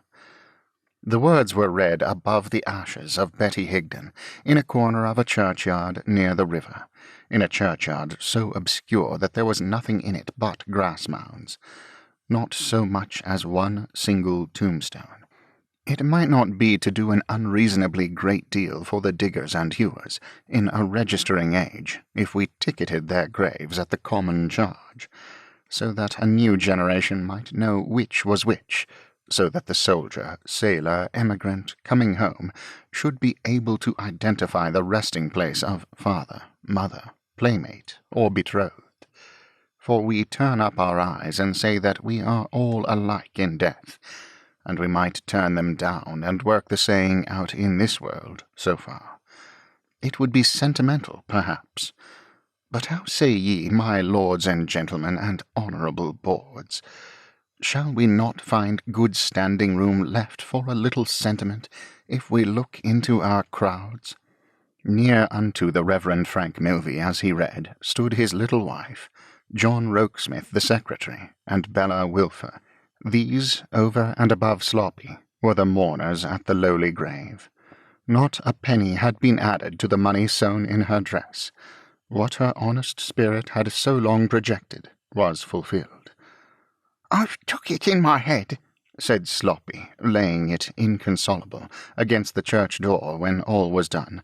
"I've took it in my wretched head that I might have sometimes turned a little harder for her, and it cuts me deep to think so now." The Reverend Frank Milvey, comforting Sloppy, expounded to him how the best of us were more or less remiss in our turnings at our respective mangles, some of us very much so, and how we were all a halting, failing, feeble, and inconstant crew. "She warn't, sir," said Sloppy, taking this ghostly counsel rather ill in behalf of his late benefactress. "Let us speak for ourselves, sir. She went through with whatever duty she had to do.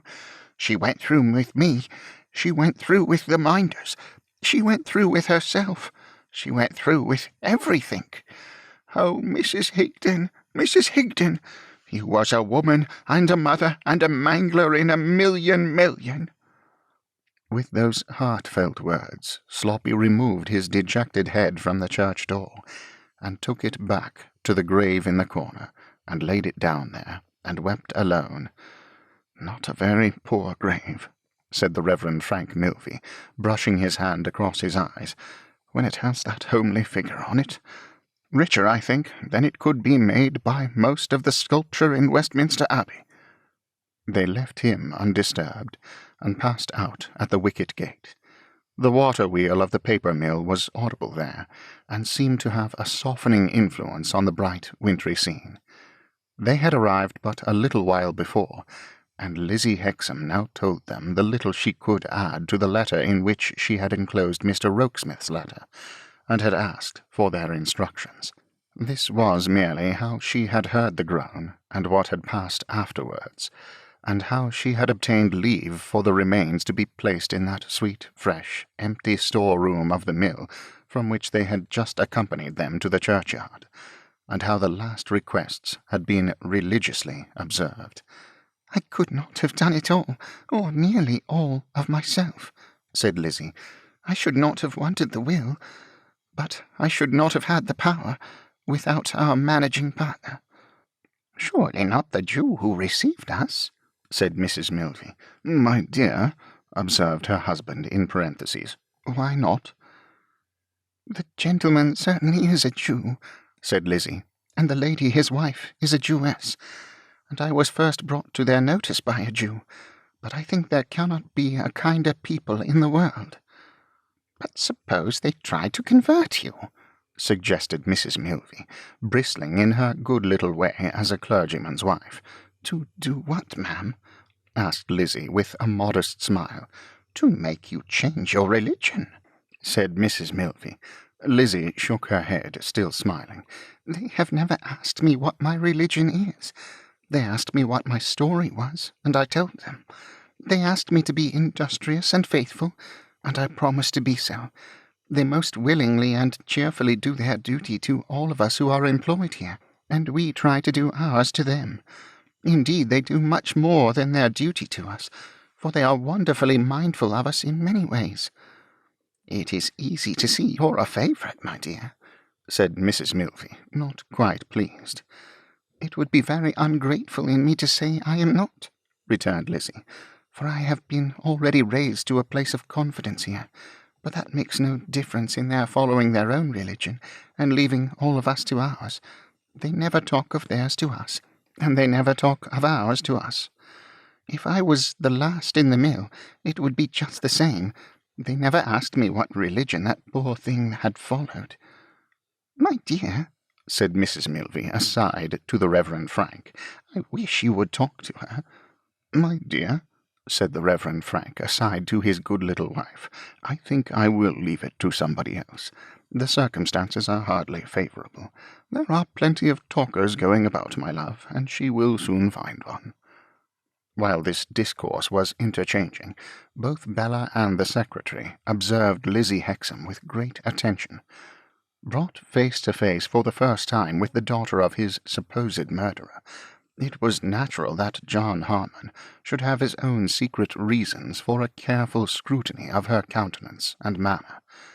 Bella knew that Lizzie's father had been falsely accused of the crime which had had so great an influence on her own life and fortunes, and her interest, though it had no secret springs like that of the secretary, was equally natural. Both had expected to see something very different from the real Lizzie Hexam, and thus it fell out that she became the unconscious means of bringing them together. For when they had walked on with her to the little house in the clean village by the paper mill, where Lizzie had a lodging with an elderly couple employed in the establishment, and when Mrs. Milvey and Bella had been up to see her room and had come down, the mill bell rang. This called Lizzie away for the time, and left the secretary and Bella standing rather awkwardly in the small street, Mrs. Milvey being engaged in pursuing the village children, and her investigations whether they were in danger of becoming children of Israel, and the Reverend Frank being engaged, to say the truth, in evading that branch of his spiritual functions, and getting out of sight surreptitiously. Bella at length said, "Hadn't we better talk about the commission we have undertaken, Mr. Rokesmith?" "By all means," said the secretary. "I suppose," faltered Bella, "that we are both commissioned, or we shouldn't both be here?" "I suppose so," was the secretary's answer.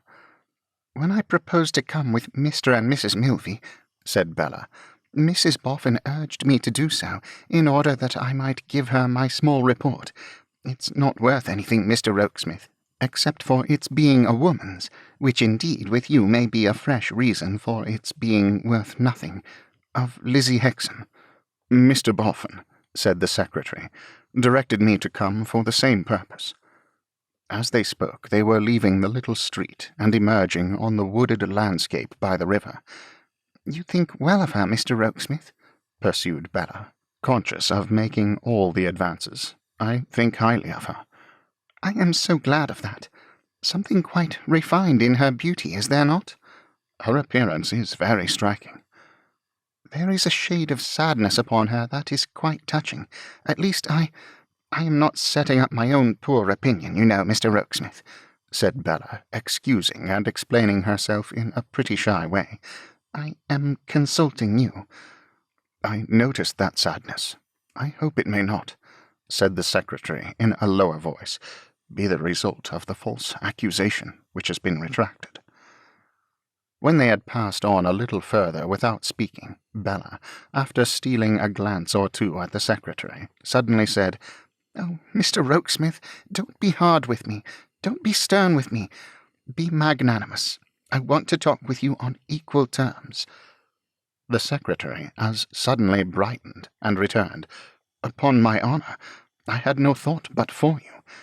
I forced myself to be constrained lest you might misinterpret my being more natural. There, it's gone." "Thank you," said Bella, holding out her little hand. "Forgive me?" "No," cried the secretary, eagerly.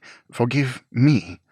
For there were tears in his eyes, and they were prettier in his sight, though they smote him on the heart rather reproachfully too, than any other glitter in the world.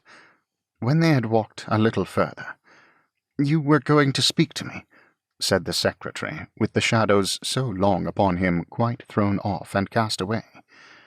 "About Lizzie Hexam. So was I going to speak to you, if I could have begun." "Now that you can begin, sir," returned Bella, with a look as if she italicized the word by putting one of her dimples under it. "What were you going to say?" "You remember, of course, that in her short letter to Mrs. Boffin, short but containing everything to the purpose, she stipulated that either her name or else her place of residence must be kept strictly a secret among us?" Bella nodded yes. "It is my duty to find out why she made that stipulation. I have it in charge from Mr. Boffin to discover, and I am very desirous for myself to discover whether that retracted accusation still leaves any stain upon her. I mean whether it places her at any disadvantage towards anyone, even towards herself." "Yes," said Bella, nodding thoughtfully. "I understand. That seems wise and considerate. You may not have noticed, Miss Wilfer, that she has the same kind of interest in you that you have in her. Just as you are attracted by her by her appearance and manner, she is attracted by yours."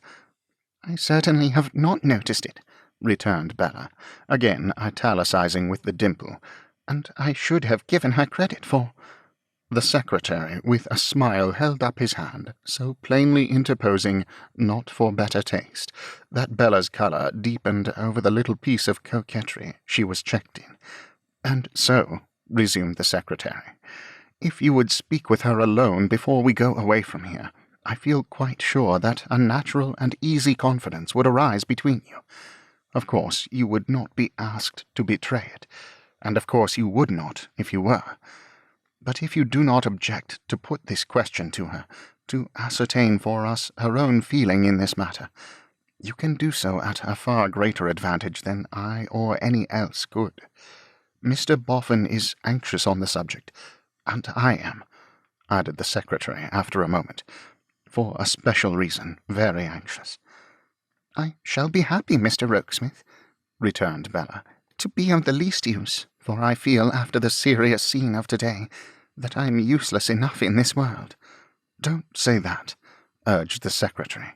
"Oh, but I mean that," said Bella, raising her eyebrows. "No one is useless in this world," retorted the secretary, "who lightens the burden of it for anyone else." "But I assure you I don't, Mr. Rokesmith," said Bella, half crying. "Not for your father?" "Dear, loving, self-forgetting, easily satisfied Pa? Oh, yes, he thinks so." "It is enough if he only thinks so," said the secretary. "Excuse the interruption. I don't like to hear you depreciate yourself." "But you once depreciated me, sir," thought Bella, pouting, "and I hope you may be satisfied with the consequences you brought upon your head." However, she said nothing to that purpose. She even said something to a different purpose. "Mr. Rokesmith, it seems so long since we spoke together naturally, that I am embarrassed in approaching another subject. Mr. Boffin. You know I am very grateful to him, don't you? You know I feel a true respect for him, and am bound to him by the strong ties of his own generosity. Now don't you?" "Unquestionably, and also that you are his favourite companion." "That makes it," said Bella, "so very difficult to speak of him, but does he treat you well?" "You see how he treats me," the secretary answered, with a patient and yet proud air. "Yes, and I see it with pain," said Bella very energetically. The secretary gave her such a radiant look that if he had thanked her 100 times, he could not have said as much as the look said. "I see it with pain," repeated Bella, "and it often makes me miserable. Miserable because I cannot bear to be supposed to approve of it, or have any indirect share in it. Miserable because I cannot bear to be forced to admit to myself that fortune is spoiling Mr. Boffin." "Miss Wilfer," said the secretary, with a beaming face, "if you could know with what delight I make the discovery that fortune isn't spoiling you, you would know that it more than compensates me for any slight at any other hands." "Oh, don't speak of me," said Bella, giving herself an impatient little slap with her glove. "You don't know me as well as—" "As you know yourself," suggested the secretary, finding that she stopped. "Do you know yourself?" "I know quite enough of myself," said Bella, with a charming air of being inclined to give herself up as a bad job. "And I don't improve upon acquaintance. But Mr. Boffin—" "That Mr. Boffin's manner to me, or consideration for me, is not what it used to be," observed the secretary, "must be admitted. It is too plain to be denied." "Are you supposed to deny it, Mr. Rokesmith?" asked Bella, with a look of wonder. "Ought I not to be glad to do so, if I could, though it were only for my sake?" "Truly," returned Bella, "it must try you very much, and you must please promise me that you won't take ill with what I am going to add, Mr. Rokesmith." "I promise it with all my heart." And it must sometimes, I should think, said Bella, hesitating, a little lower you in your own estimation. Assenting with a movement of his head, though not at all looking as if it did, the secretary replied, I have very strong reasons, Miss Wilfer, for bearing with the drawbacks of my position in the house we both inhabit. Believe that they are not all mercenary, although I have, through a series of strange fatalities, faded out of my place in life. If what you see with such a gracious and good sympathy is calculated to rouse my pride, there are other considerations, and those you do not see, urging me to quiet endurance. The latter are by far the stronger. I think I have noticed, Mr. Rokesmith, said Bella, looking at him with curiosity, as not quite making him out, that you repress yourself, and force yourself to act a passive part. You are right. I repress myself and force myself to act a part. It is not in tameness of spirit that I submit. I have a settled purpose. And a good one, I hope, said Bella. And a good one, I hope, he answered, looking steadily at her. Sometimes I have fancied, sir, said Bella, turning away her eyes, that your great regard for Mrs. Boffin is a very powerful motive with you. You are right again. It is. I would do anything for her, bear anything for her. There are no words to express how I esteem that good, good woman. As I do too. May I ask you one thing more, Mr. Rokesmith? Anything more. Of course you see that she really suffers when Mr. Boffin shows how he is changing. I see it every day as you see it, and am grieved to give her pain. To give her pain, said Bella, repeating the phrase quickly, with her eyebrows raised.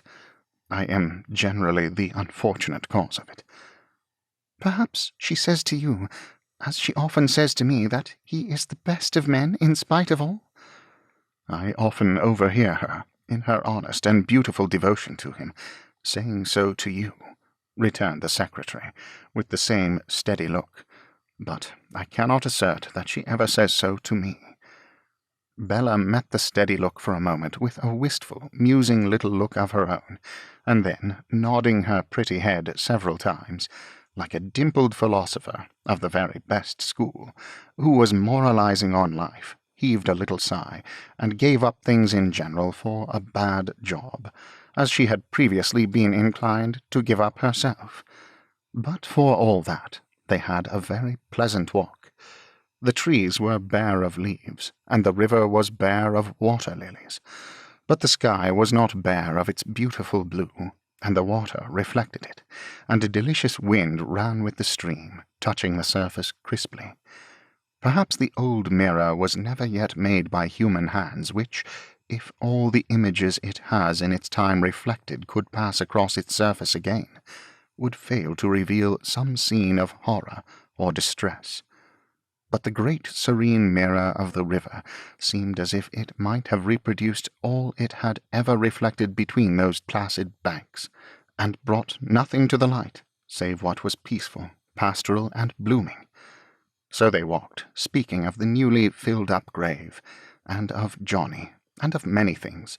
So, on their return, they met brisk Mrs. Milvey coming to seek them, with the agreeable intelligence that there was no fear for the village children, there being a Christian school in the village, and no worse Judaical interference with it than to plant its garden.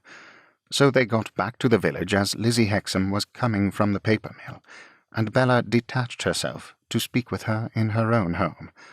I am afraid it is a poor home for you, said Lizzie with a smile of welcome, as she offered the post of honour by the fireside. Not so poor as you think, my dear, returned Bella, if you knew all. Indeed, though attained by some wonderful winding narrow stairs, which seemed to have been erected in a pure white chimney, and though very low in the ceiling, and very rugged in the floor, and rather blinking as to the proportions of its lattice window, it was a pleasanter room than that despised chamber once at home, in which Bella had first bemoaned the miseries of taking lodgers. The day was closing as the two girls looked at one another by the fireside. The dusky room was lighted by the fire. The grate might have been the old brazier, and the glow might have been the old hollow down by the flare. "It's quite new to me," said Lizzie, "to be visited by a lady so nearly of my own age, and so pretty as you. It's a pleasure to me to look at you." "I have nothing left to begin with," returned Bella, blushing, "because I was going to say that it was a pleasure to me to look at you, Lizzie. But we can begin without a beginning, can't we?" Lizzie took the pretty little hand that was held out in as pretty a little frankness. "Now, dear," said Bella, drawing her chair a little nearer and taking Lizzie's arm as if they were going out for a walk, "I am commissioned with something to say, and I dare say I shall say it wrong, but I won't if I can help it. It is in reference to your letter to Mr. and Mrs. Boffin, and this is what it is. Let me see. Oh, yes, this is what it is." With this exordium, Bella set forth that request of Lizzie's touching secrecy, and delicately spoke of that false accusation and its retraction, and asked might she beg to be informed whether it had any bearing, near or remote, on such request. "I feel, my dear," said Bella, quite amazing herself by the business-like manner in which she was getting on, "that the subject must be a painful one to you. But I am mixed up in it also, for I don't know whether you know it or suspect it. I am the willed-away girl who was to have been married to the unfortunate gentleman, if he had been pleased to approve of me. So I was dragged into the subject without my consent, and you were dragged into it without your consent, and there is very little to choose between us." "I had no doubt," said Lizzie, "that you were the Miss Wilfer I have often heard named. Can you tell me who my unknown friend is?" "Unknown friend, my dear?" "Who caused the charge against poor father to be contradicted, and sent me the written paper?" Bella had never heard of him, had no notion who he was. "I should have been glad to thank him," returned Lizzie. "He has done a great deal for me. I must hope that he will let me thank him some day. You asked me, has it anything to do—" "It or the accusation itself," Bella put in. "Yes, has either anything to do with my wishing to live quite secret and retired here?" "No." As Lizzie Hexam shook her head in giving this reply, and as her glance sought the fire, there was a quiet resolution in her folded hands, not lost on Bella's bright eyes. "Have you lived much alone?" "Yes, it's nothing new to me. I used to be always alone many hours together, in the day and in the night, when poor father was alive." "You have a brother, I have been told." "I have a brother, but he is not friendly with me. He is a very good boy, though, and has raised himself by his industry. I don't complain of him." As she said it, with her eyes upon the fire glow, there was an instantaneous escape of distress into her face. Bella seized the moment to touch her hand. "Lizzie, I wish you would tell me whether you have any friend of your own sex and age." "I have lived that lonely kind of life that I have never had one," was the answer. "Nor I neither," said Bella.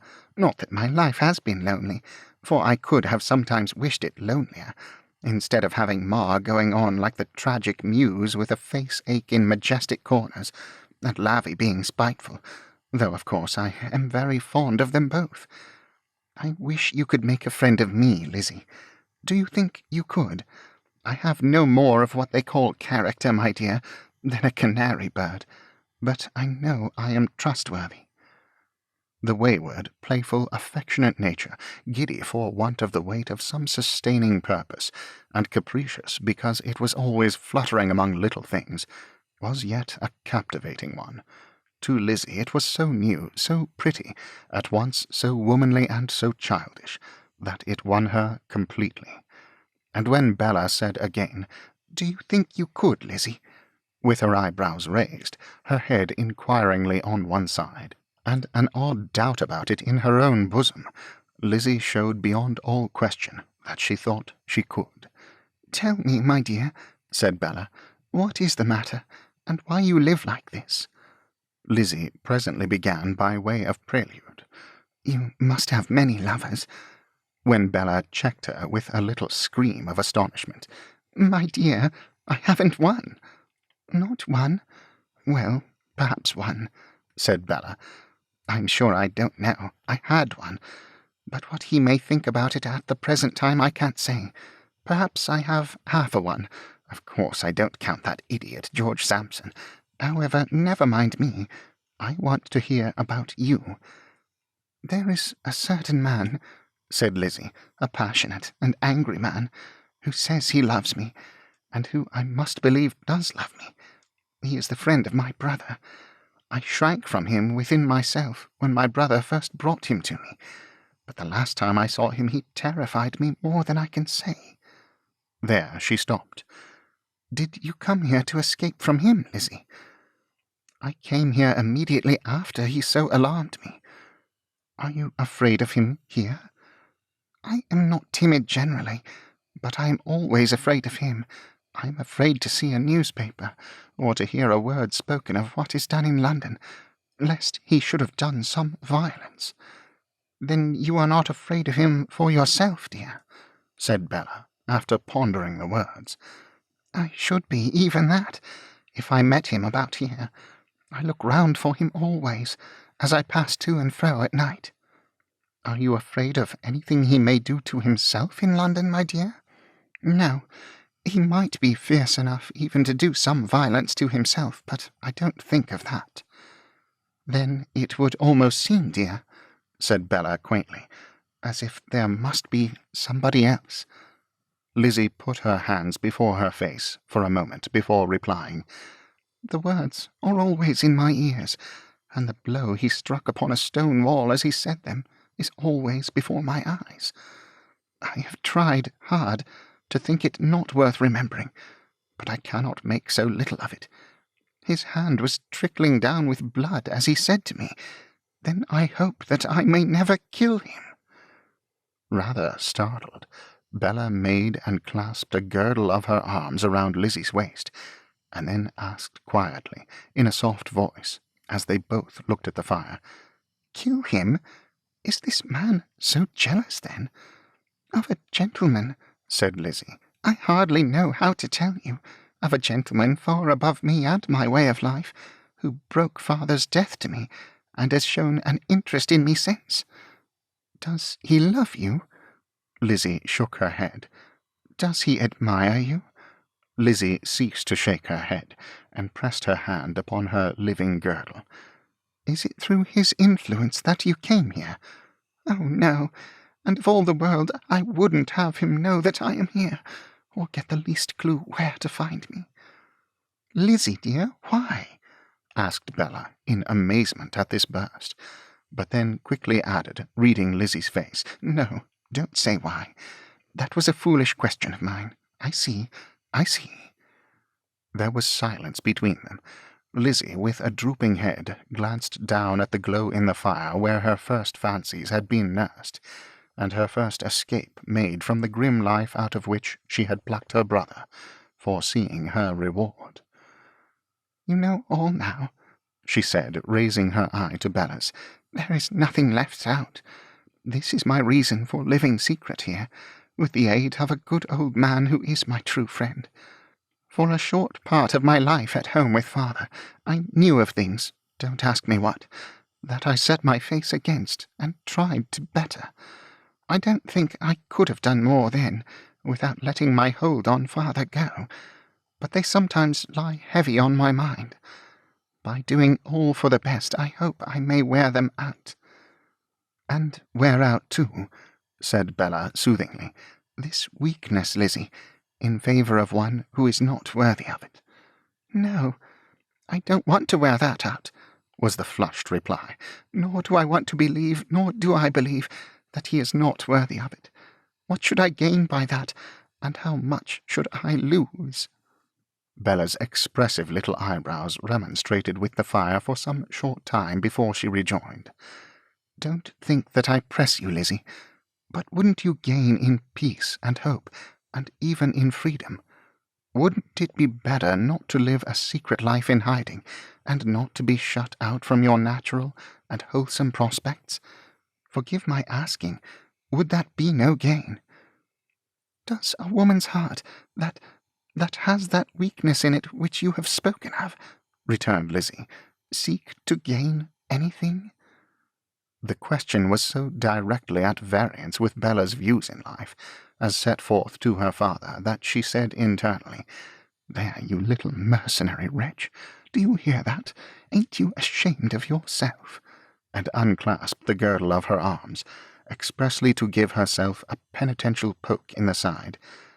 "But you said, Lizzie," observed Bella, returning to her subject when she had administered this chastisement, "that you would lose besides.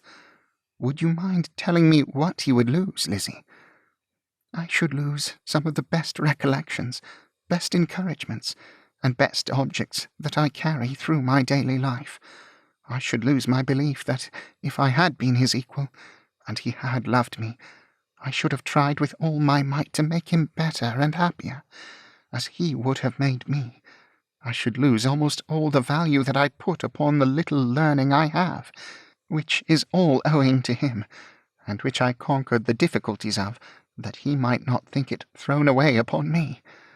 I should lose a kind of picture of him, or of what he might have been, if I had been a lady and he had loved me, which is always with me, and which I somehow feel that I could not do a mean or a wrong thing before.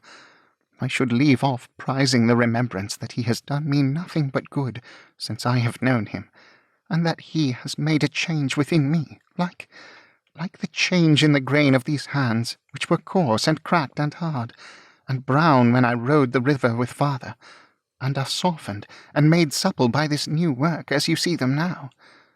They trembled, but with no weakness, as she showed them. "Understand me, my dear," thus she went on, "I have never dreamed of the possibility of his being anything to me on this earth but the kind picture that I know I could not make you understand, if the understanding was not in your own breast already. I have no more dreamed of the possibility of my being his wife than he ever has, and words could not be stronger than that. And yet I love him. I love him so much and so dearly that when I sometimes think my life may be but a weary one, I am proud of it and glad of it. I am proud and glad to suffer something for him, even though it is of no service to him, and he will never know of it or care for it." Bella sat enchained by the deep, unselfish passion of this girl, or woman of her own age, courageously revealing itself in the confidence of her sympathetic perception of its truth. And yet she had never experienced anything like it, or thought of the existence of anything like it. "It was late upon a wretched night," said Lizzie, "when his eyes first looked at me in my old riverside home, very different from this. His eyes may never look at me again. I would rather that they never did. I hope that they never may. But I would not have the light of them taken out of my life, for anything my life can give me. I have told you everything now, my dear. If it comes a little strange to me to have parted with it, I am not sorry. I had no thought of ever parting with a single word of it a moment before you came in. But you came in, and my mind changed."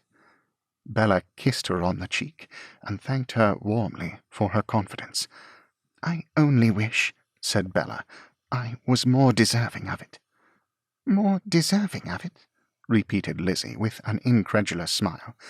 "I don't mean in respect of keeping it," said Bella, "because anyone should tear me to bits before getting at a syllable of it, though there's no merit in that, for I am naturally as obstinate as a pig.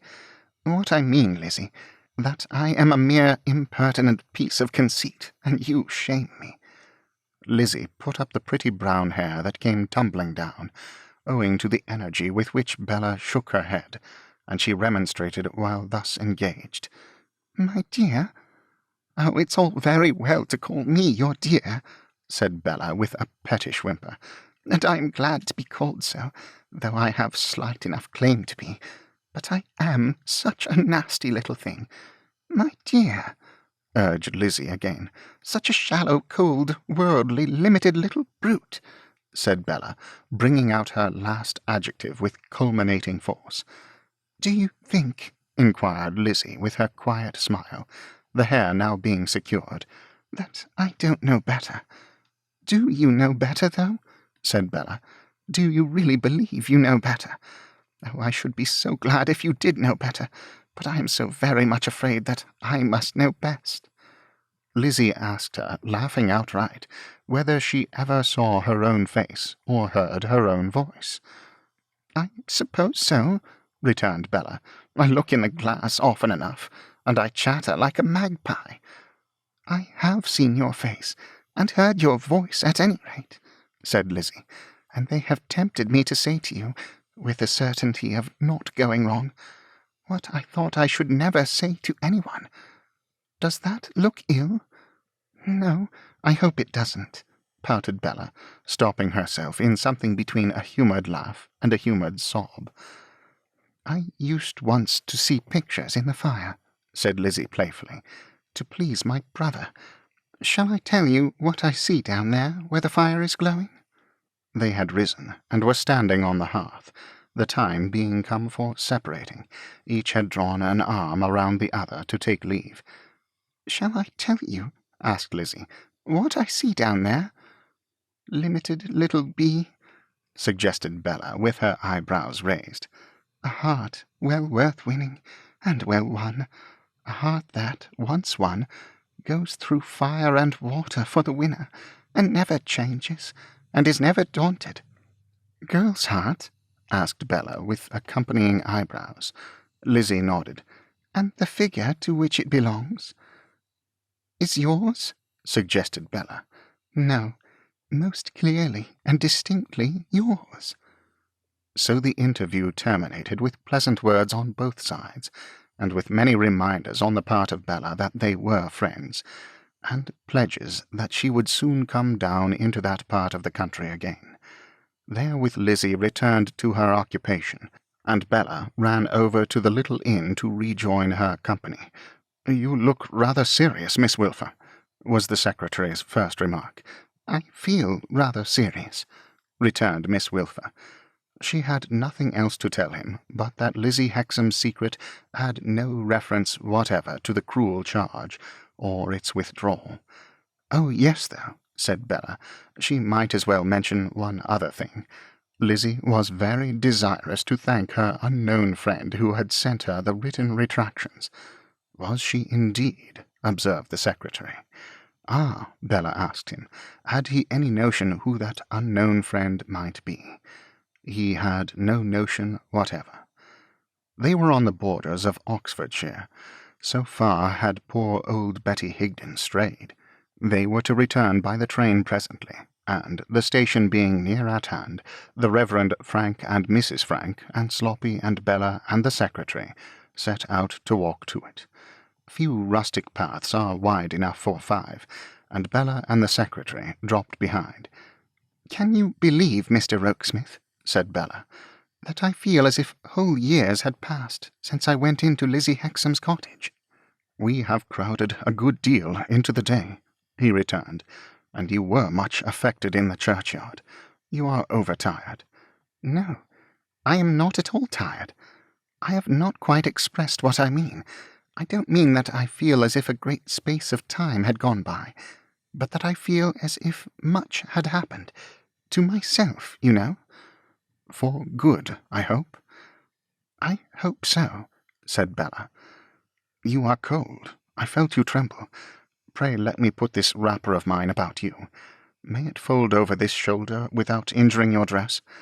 Now it will be too heavy and too long.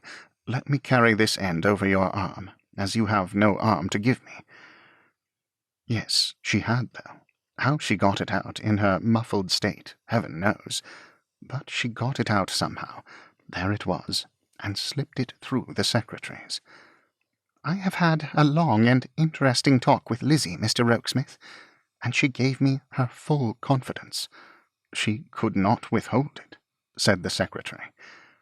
"I wonder how you come," said Bella, stopping short as she glanced at him. to say to me just what she said about it. I infer that it must be because I feel just as she felt about it." "And how was that, do you mean to say, sir?" asked Bella, moving again. "That if you were inclined to win her confidence, anybody's confidence, you were sure to do it." The railway, at this point, knowingly shutting a green eye and opening a red one, they had to run for it. As Bella could not run so easily wrapped up, the secretary had to help her. When she took her opposite place in the carriage corner, the brightness in her face was so charming to behold, that on her exclaiming, "What beautiful stars, and what a glorious night!"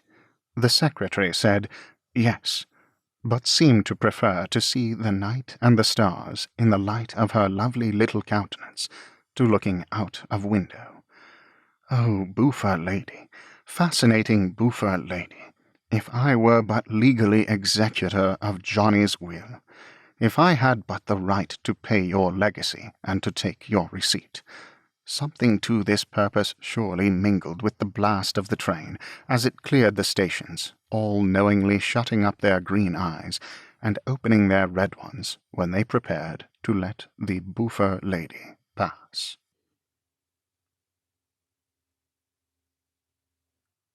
Chapter 10. Scouts Out. "And so, Miss Wren," said Mr. Eugene Wrayburn, "I cannot persuade you to dress me a doll?" "No," replied Miss Wren snappishly. "If you want one, go and buy one at the shop." "And my charming young goddaughter," said Mr. Wrayburn plaintively, "down in Hertfordshire." "Humbugshire, you mean, I think," interposed Miss Wren, "is to be put upon the cold footing of the general public, and is to derive no advantage from my private acquaintance with the court dressmaker." "If it's any advantage to your charming godchild, and oh, a precious godfather she has got," replied Miss Wren, pricking at him in the air with her needle, "to be informed that the court dressmaker knows your tricks and your manners, you may tell her so by post, with my compliments." Miss Wren was busy at her work by candlelight, and Mr. Wrayburn, half amused and half vexed, and all idle and shiftless, stood by her bench looking on. Miss Wren's troublesome child was in the corner in deep disgrace, and exhibiting great wretchedness in the shivering stage of prostration from drink. "Ugh, you disgraceful boy!" exclaimed Miss Wren, attracted by the sound of his chattering teeth. "I wish they'd all drop down your throat and play at dice in your stomach. Bah! Wicked child! Bee-bah, black sheep!" On her accompanying each of these reproaches with a threatening stamp of the foot, the wretched creature protested with a whine. "Pay 5 shillings for you, indeed," Miss Wren proceeded. "How many hours do you suppose it costs me to earn 5 shillings, you infamous boy? Don't cry like that, or I'll throw a doll at you. Pay 5 shillings for you, indeed. Fine in more ways than one, I think. I'd give the dustman 5 shillings to carry you off in the dust-cart."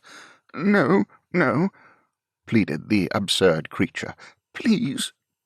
"He's enough to break his mother's heart, is this boy," said Miss Wren, half appealing to Eugene. "I wish I had never brought him up. He'd be sharper than a serpent's tooth, if he wasn't as dull as ditch-water. Look at him.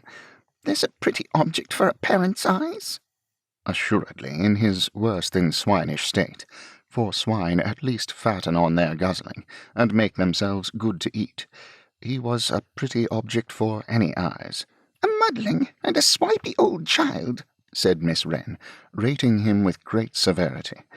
"Fit for nothing but to be preserved in the liquor that destroys him, and puts it in a great glass bottle as a sight for other swipey children of his own pattern.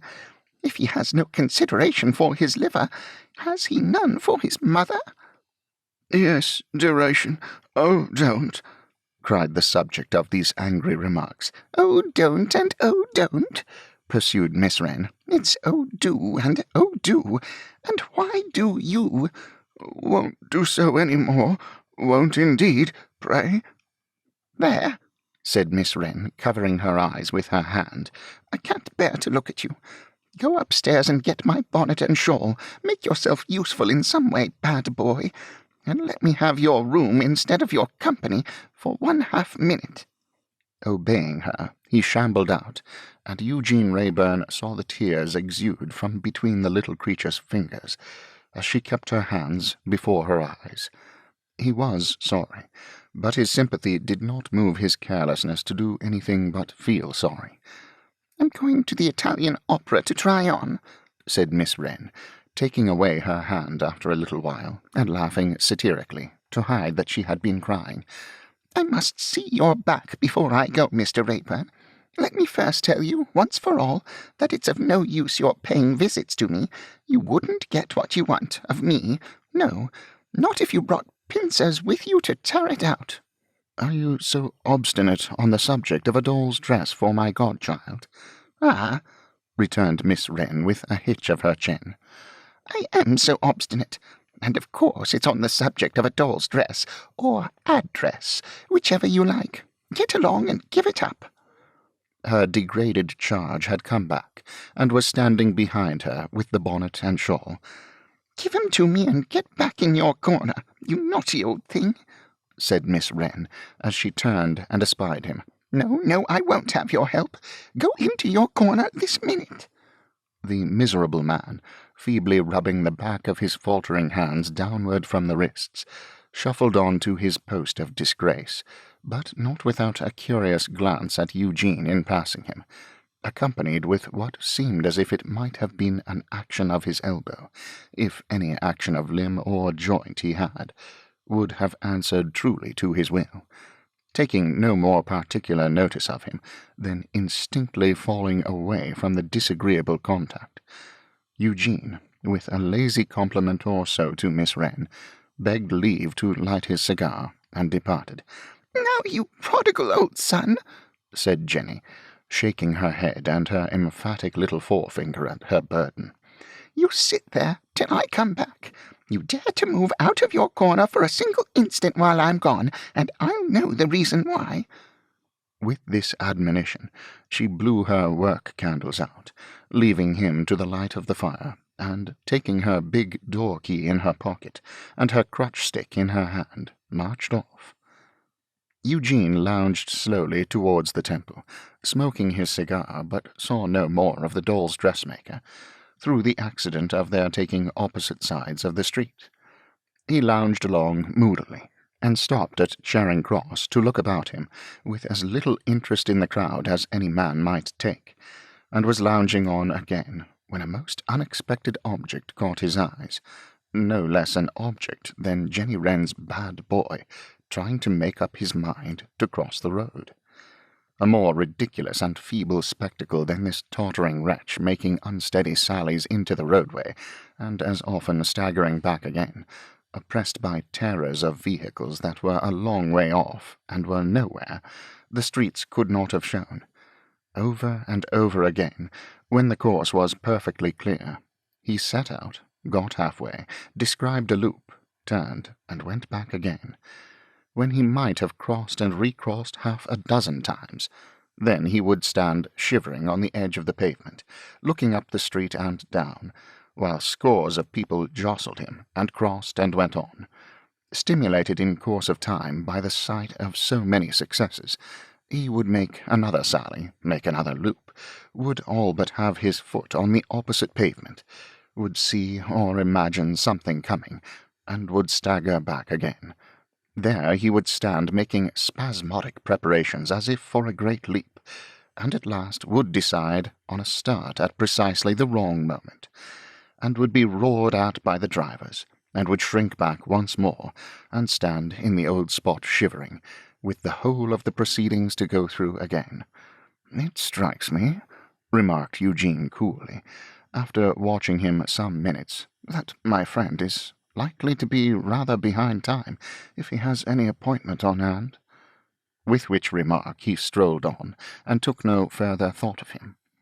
Lightwood was at home when he got to the chambers, and had dined alone there. Eugene drew a chair to the fire by which he was having his wine and reading the evening paper, and brought a glass, and filled it, for good fellowship's sake.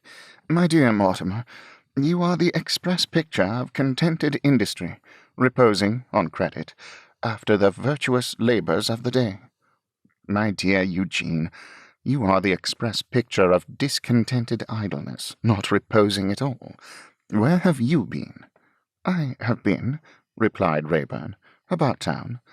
I have turned up at the present juncture with the intention of consulting my highly intelligent and respected solicitor on the position of my affairs." "Your highly intelligent and respected solicitor is of opinion that your affairs are in a bad way, Eugene."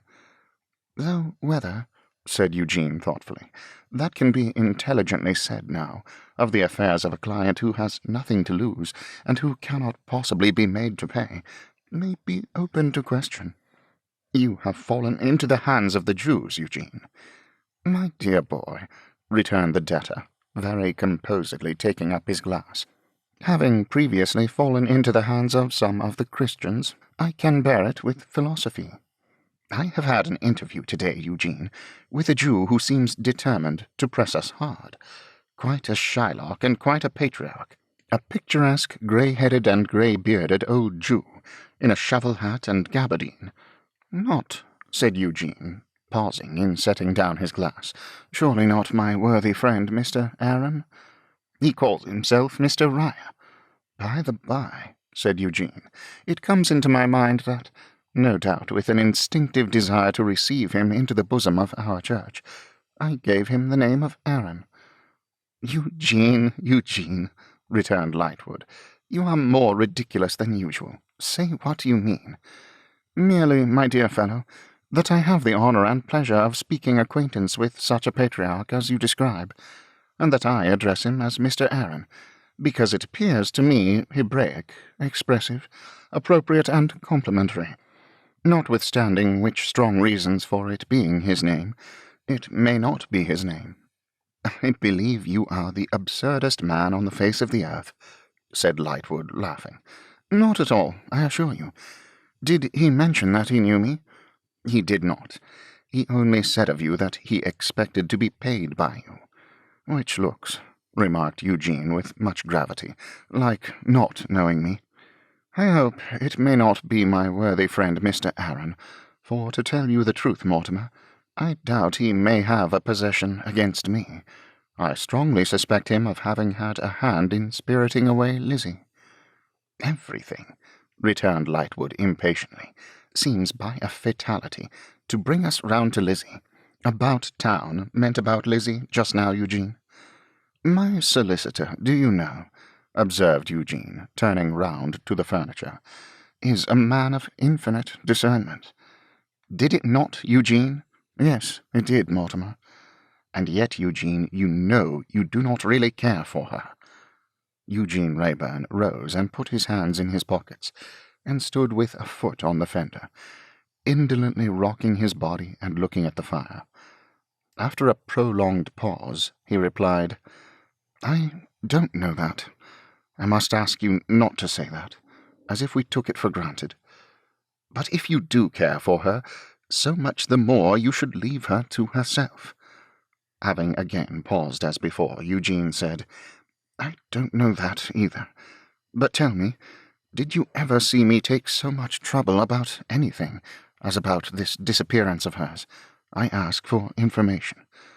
"My dear Eugene, I wish I ever had." "Then you have not. Just so. You confirm my own impression. Does that look as if I cared for her? I ask for information." "I asked you for information, Eugene," said Mortimer reproachfully. "Dear boy, I know it, but I can't give it. I thirst for information. What do I mean? If my taking so much trouble to recover her does not mean that I care for her, what does it mean? If Peter Piper picked a peck of pickled pepper, where's the peck, etc.?" Though he said this gaily, he said it with a perplexed and inquisitive face, as if he actually did not know what to make of himself. "Look on to the end," Lightwood was beginning to remonstrate, when he caught at the words. "Ah, see now, that's exactly what I am incapable of doing. How very acute you are, Mortimer, in finding my weak place. When we were at school together, I got up my lessons at the last moment, day by day and bit by bit. Now we are out in life together, I get up my lessons in the same way. In the present task I have not got beyond this. I am bent on finding Lizzie. I mean to find her, and I will take any means of finding her that offer themselves. Fair means or foul means are all alike to me. I ask you for information. What does that mean? When I have found her, may I ask you also for information? What do I mean now? But it would be premature at this stage, and it's not the character of my mind. Lightwood was shaking his head over the air with which his friend held forth thus, an air so whimsically open and argumentative as almost to deprive what he said of the appearance of evasion, when a shuffling was heard at the outer door, and then an undecided knock, as though some hand were groping for the knocker. "The frolicsome youth of the neighbourhood," said Eugene, "whom I should be delighted to pitch from this elevation into the churchyard below, without any intermediate ceremonies, have probably turned the lamp out. I am on duty tonight, and will see to the door." His friend had barely had time to recall the unprecedented gleam of determination with which he had spoken of finding this girl, and which had faded out of him with the breath of the spoken words, when Eugene came back, ushering in a most disgraceful shadow of a man, shaking from head to foot, and clothed in shabby grease and smear. "This interesting gentleman," said Eugene, "is the son, the occasionally rather trying son, for he has his failings, of a lady of my acquaintance. My dear Mortimer, Mr. Dawes." Eugene had no idea what his name was, knowing the little dressmaker's to be assumed, but presented him with easy confidence, under the first appellation that his associations suggested.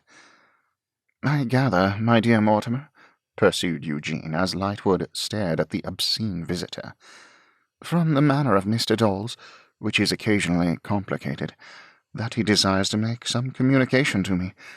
I have mentioned to Mr. Dawes that you and I are on terms of confidence, and have requested Mr. Dawes to develop his views here." The wretched object being much embarrassed by holding what remained of his hat, Eugene airily tossed it to the door, and put him down in a chair.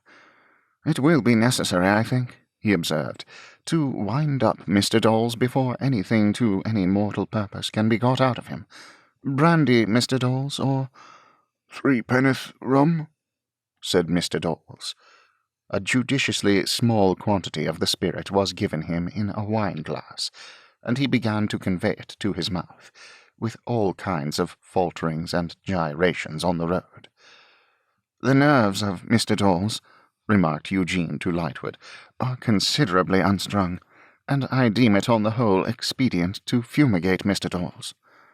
He took the shovel from the gate, sprinkled a few live ashes on it, and from a box on the chimney-piece took a few pastilles, which he set upon them, then, with great composure, began placidly waving the shovel in front of Mr. Dawes, to cut him off from his company. "Lord bless my soul, Eugene!" cried Lightwood, laughing again. "What a mad fellow you are! Why does this creature come to see you?" "We shall hear," said Raeburn, very observant of his face withal. "Now then, speak out. Don't be afraid. State your business, Dawes." "Mr. Raeburn," said the visitor, thickly and huskily. "'Tis Mr. Raeburn, ain't?" With a stupid stare. "Of course it is. Look at me. What do you want?" Mr. Dawes collapsed in his chair, and faintly said, "Threepennyworth rum."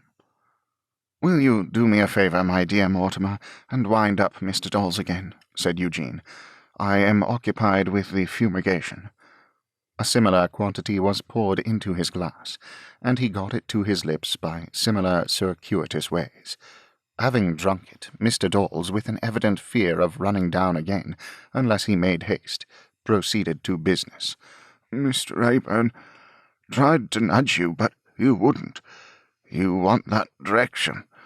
You want to know where she lives. Do you, Mr. Rayburn? With a glance at his friend, Eugene replied to the question sternly, "I do." "I am a man," said Mr. Dawes, trying to smite himself on the breast, but bringing his hand to bear upon the vicinity of his eye. "Do it. I am a man, do it." "What are you the man to do?" demanded Eugene, still sternly. "Give up that direction." "Have you got it?" With a most laborious attempt at pride and dignity, Mr. Dawes rolled his head for some time, awakening the highest expectations, and then answered, as if it were the happiest point that could possibly be expected of him, "No." "What do you mean, then?" Mr. Dawes, collapsing in the drowsiest manner after his late intellectual triumph, replied, "Threepennyworth rum." "Wind him up again, my dear Mortimer," said Rayburn. "Wind him up again." Eugene," urged Lightwood, in a low voice, as he complied. "Can you stoop to the use of such an instrument as this?" "I said," was the reply, made with that former gleam of determination, "that I would find her out by any means, fair or foul. These are foul, and I'll take them, if I am not first tempted to break the head of Mr. Dawes with the fumigator. Can you get the direction? Do you mean that? Speak. If that's what you have come for, say how much you want." 10 shillings, threepennyworth rum," said Mr. Dawes. "You shall have it." 15 shillings, threepennyworth rum," said Mr. Dawes, making an attempt to stiffen himself. "You shall have it. Stop at that. How will you get the direction you talk of?" "I am a man," said Mr. Dawes with majesty. "Get it, sir." "How will you get it, I ask you?" "I am ill-used vigil," said Mr. Dawes. "Blown up morning to night. Called names. She makes mint money, sir, and never stands threepennyworth rum." "Get on," rejoined Eugene, tapping his palsied head with the fire-shovel, as it sank on his breast. "What comes next?" Making a dignified attempt to gather himself together, but, as it were, dropping half a dozen pieces of himself while he tried in vain to pick up one, Mr. Dawes, swaying his head from side to side, regarded his questioner with what he supposed to be a haughty smile and a scornful glance. "She looks upon me as mere child, sir. I am not mere child, sir. Man talent. Letters pass betwixt 'em. Postman letters. Easy for man talent, get direction, as get his own direction." "Get it, then," said Eugene, adding very heartily under his breath, "You brute! Get it, and bring it here to me, and earn the money for 60 threepennyworths of rum, and drink them all, one at top of another, and drink yourself dead with all possible expedition." The latter clauses of these special instructions he addressed to the fire, as he gave it back the ashes he had taken from it, and replaced the shovel. Mr. Dawes now struck out the highly unexpected discovery that he had been insulted by Lightwood, and stated his desire to have it out with him on the spot, and defied him to come on upon the liberal terms of a sovereign to a halfpenny. Mr. Dawes then fell a-crying, and then exhibited a tendency to fall asleep. This last manifestation as by far the most alarming, by reason of its threatening his prolonged stay on the premises, necessitated vigorous measures. Eugene picked up his worn-out hat with the tongs, clapped it on his head, and, taking him by the collar, all this at arm's length, conducted him downstairs and out of the precincts into Fleet Street. There he turned his face westward and left him. When he got back, Lightwood was standing over the fire, brooding in a sufficiently low-spirited manner. "I'll wash my hands of Mr. Dawes physically," said Eugene, "and be with you again directly, Mortimer." "I would much prefer," retorted Mortimer, "your washing your hands of Mr. Dawes morally, Eugene." "So would I," said Eugene, "but you see, dear boy, I can't do without him." In a minute or two he resumed his chair, as perfectly unconcerned as usual, and rallied his friend on having so narrowly escaped the prowess of their muscular visitor. "I can't be amused on this theme," said Mortimer restlessly. "You can make almost any theme amusing to me, Eugene, but not this." "Well," cried Eugene, "I am a little ashamed of it myself, and therefore let us change the subject." "It is so deplorably underhanded," said Mortimer. "It is so unworthy of you, this setting on of such a shameful scout." "We have changed the subject," exclaimed Eugene airily. "We have found a new one in that word, scout. Don't be like Patience on a mantelpiece frowning at dolls, but sit down, and I'll tell you something that you really will find amusing. Take a cigar. Look at this of mine. I light it, draw one puff, breathe the smoke out. There it goes. It stalls. It's gone. And being gone, you are a man again." "Your subject," said Mortimer, after lighting a cigar, and comforting himself with a whiff or two, "was scouts, Eugene." "Exactly. Isn't it droll that I never go out after dark, but I find myself attended always by one scout, and often by two?" Lightwood took his cigar from his lips in surprise, and looked at his friend, as if with a latent suspicion that there must be a jest or hidden meaning in his words. "On my honour, no," said Raeburn, answering the look and smiling carelessly. "I don't wonder at your supposing so, but on my honour, no. I say what I mean. I never go out after dark, but I find myself in the ludicrous situation of being followed and observed at a distance, always by one scout, and often by two." "Are you sure, Eugene?" "Sure? My dear boy, they are always the same." "But there's no process out against you. The Jews only threaten. They have done nothing. Besides, they know where to find you, and I represent you. Why take the trouble?" "Observe the legal mind," remarked Eugene, turning round to the furniture again, with an air of indolent rapture. "Observe the dyer's hand, assimilating itself to what it works in, or would work in if anybody would give it anything to do. Respected solicitor, it's not that.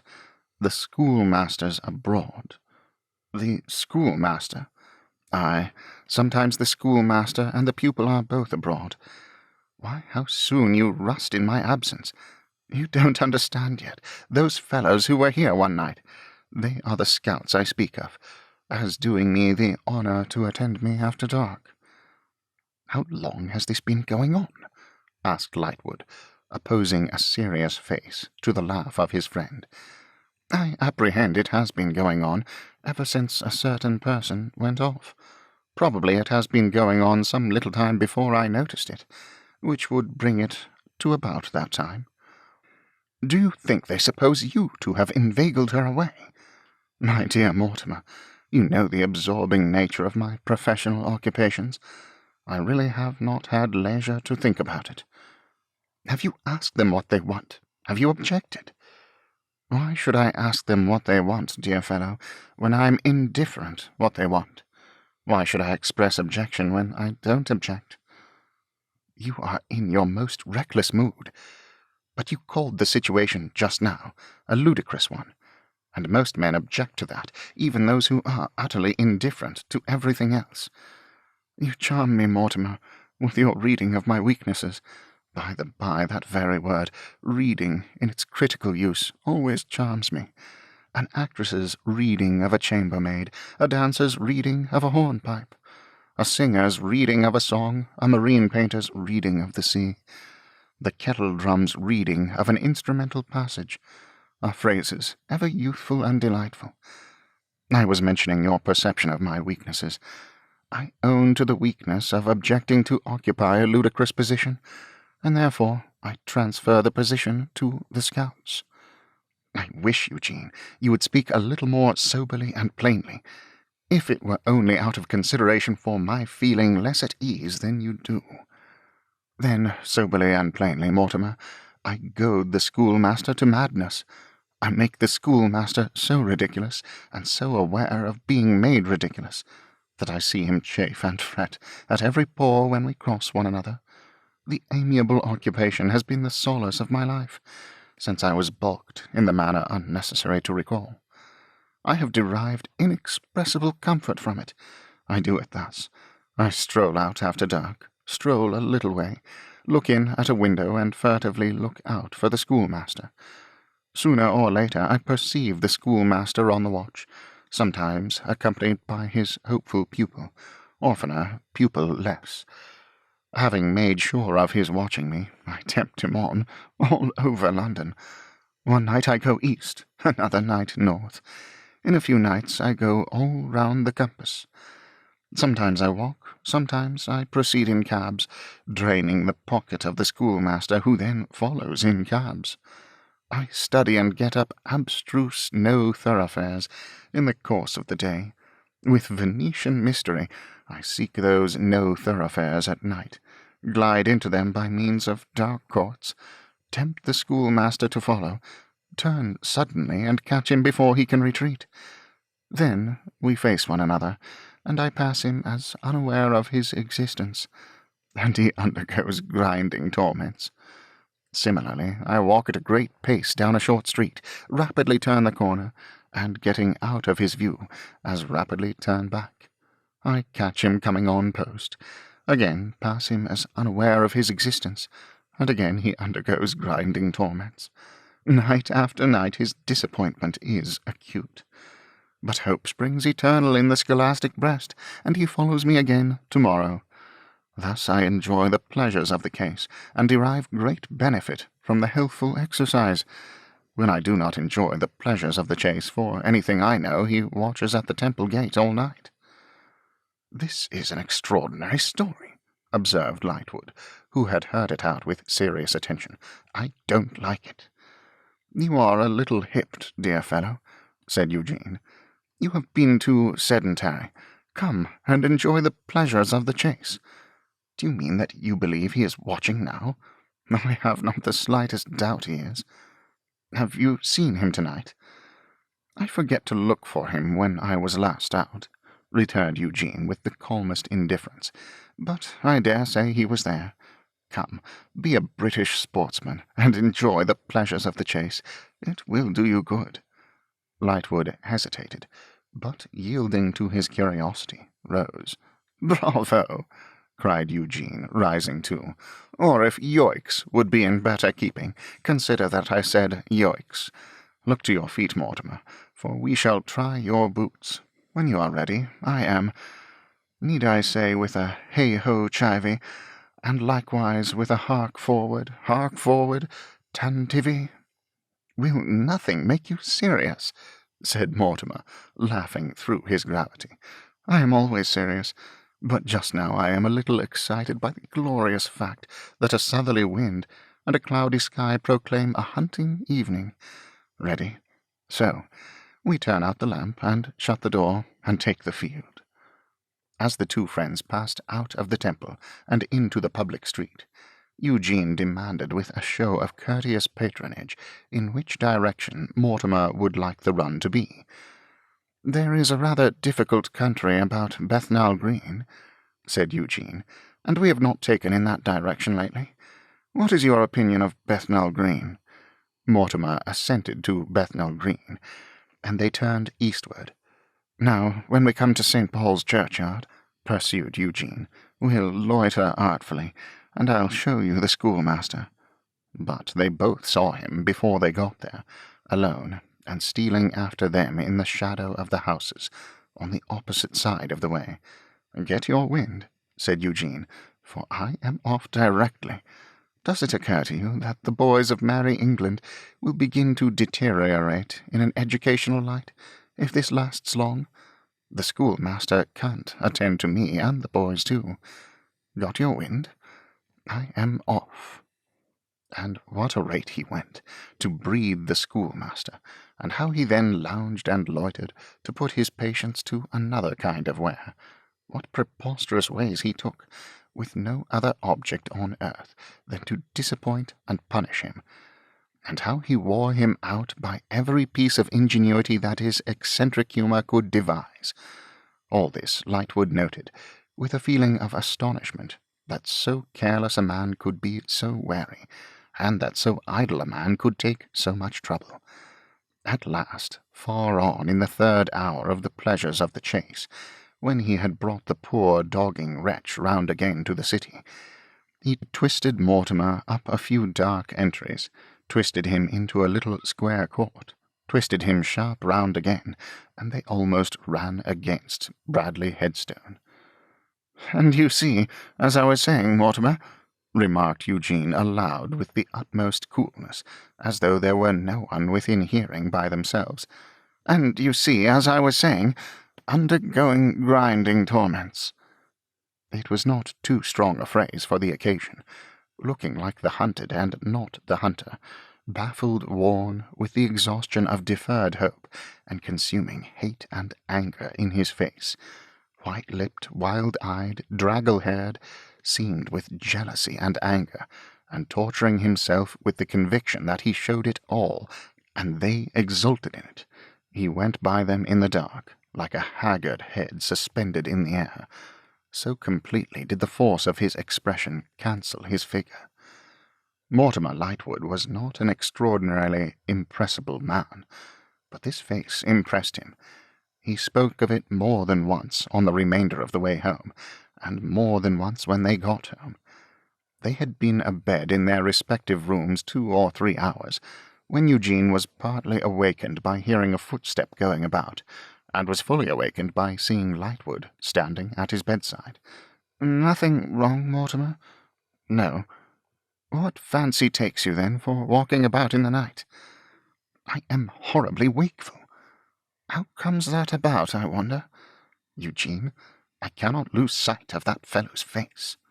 "Odd," said Eugene with a light laugh. "I can," and turned over and fell asleep again.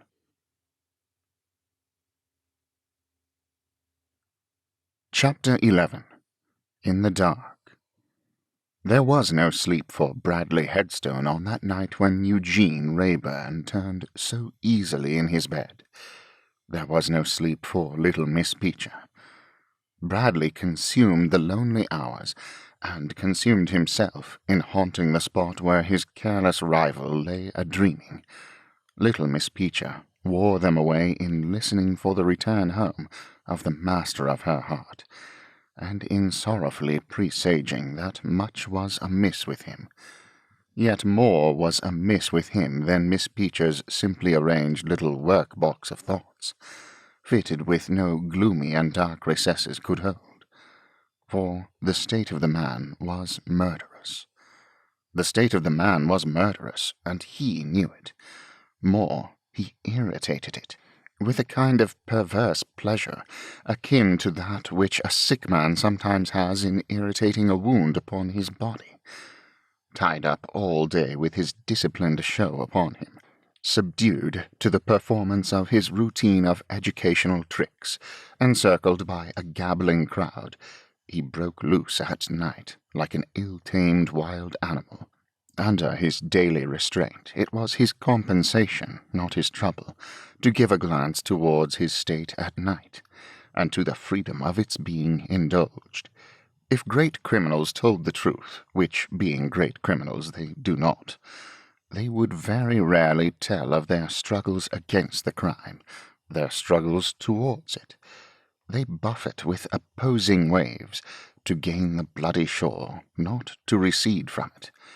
This man perfectly comprehended that he hated his rival with his strongest and worst forces, and that if he tracked him to Lizzie Hexam, his so doing would never serve himself with her, or serve her.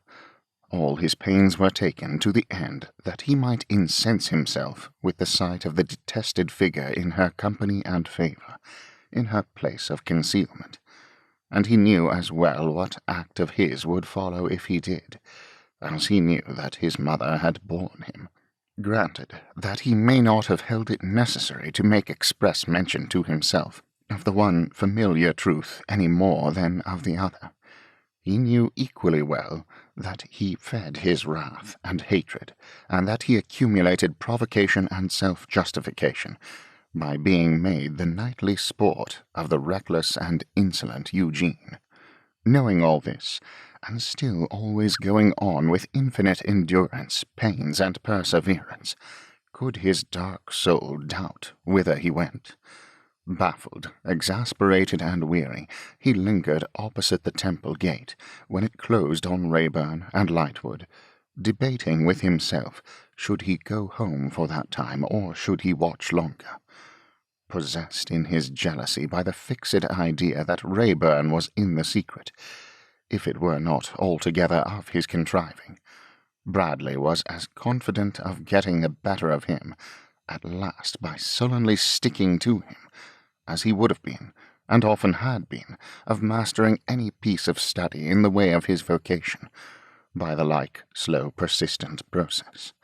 A man of rapid passions and sluggish intelligence, it had served him often, and should serve him again.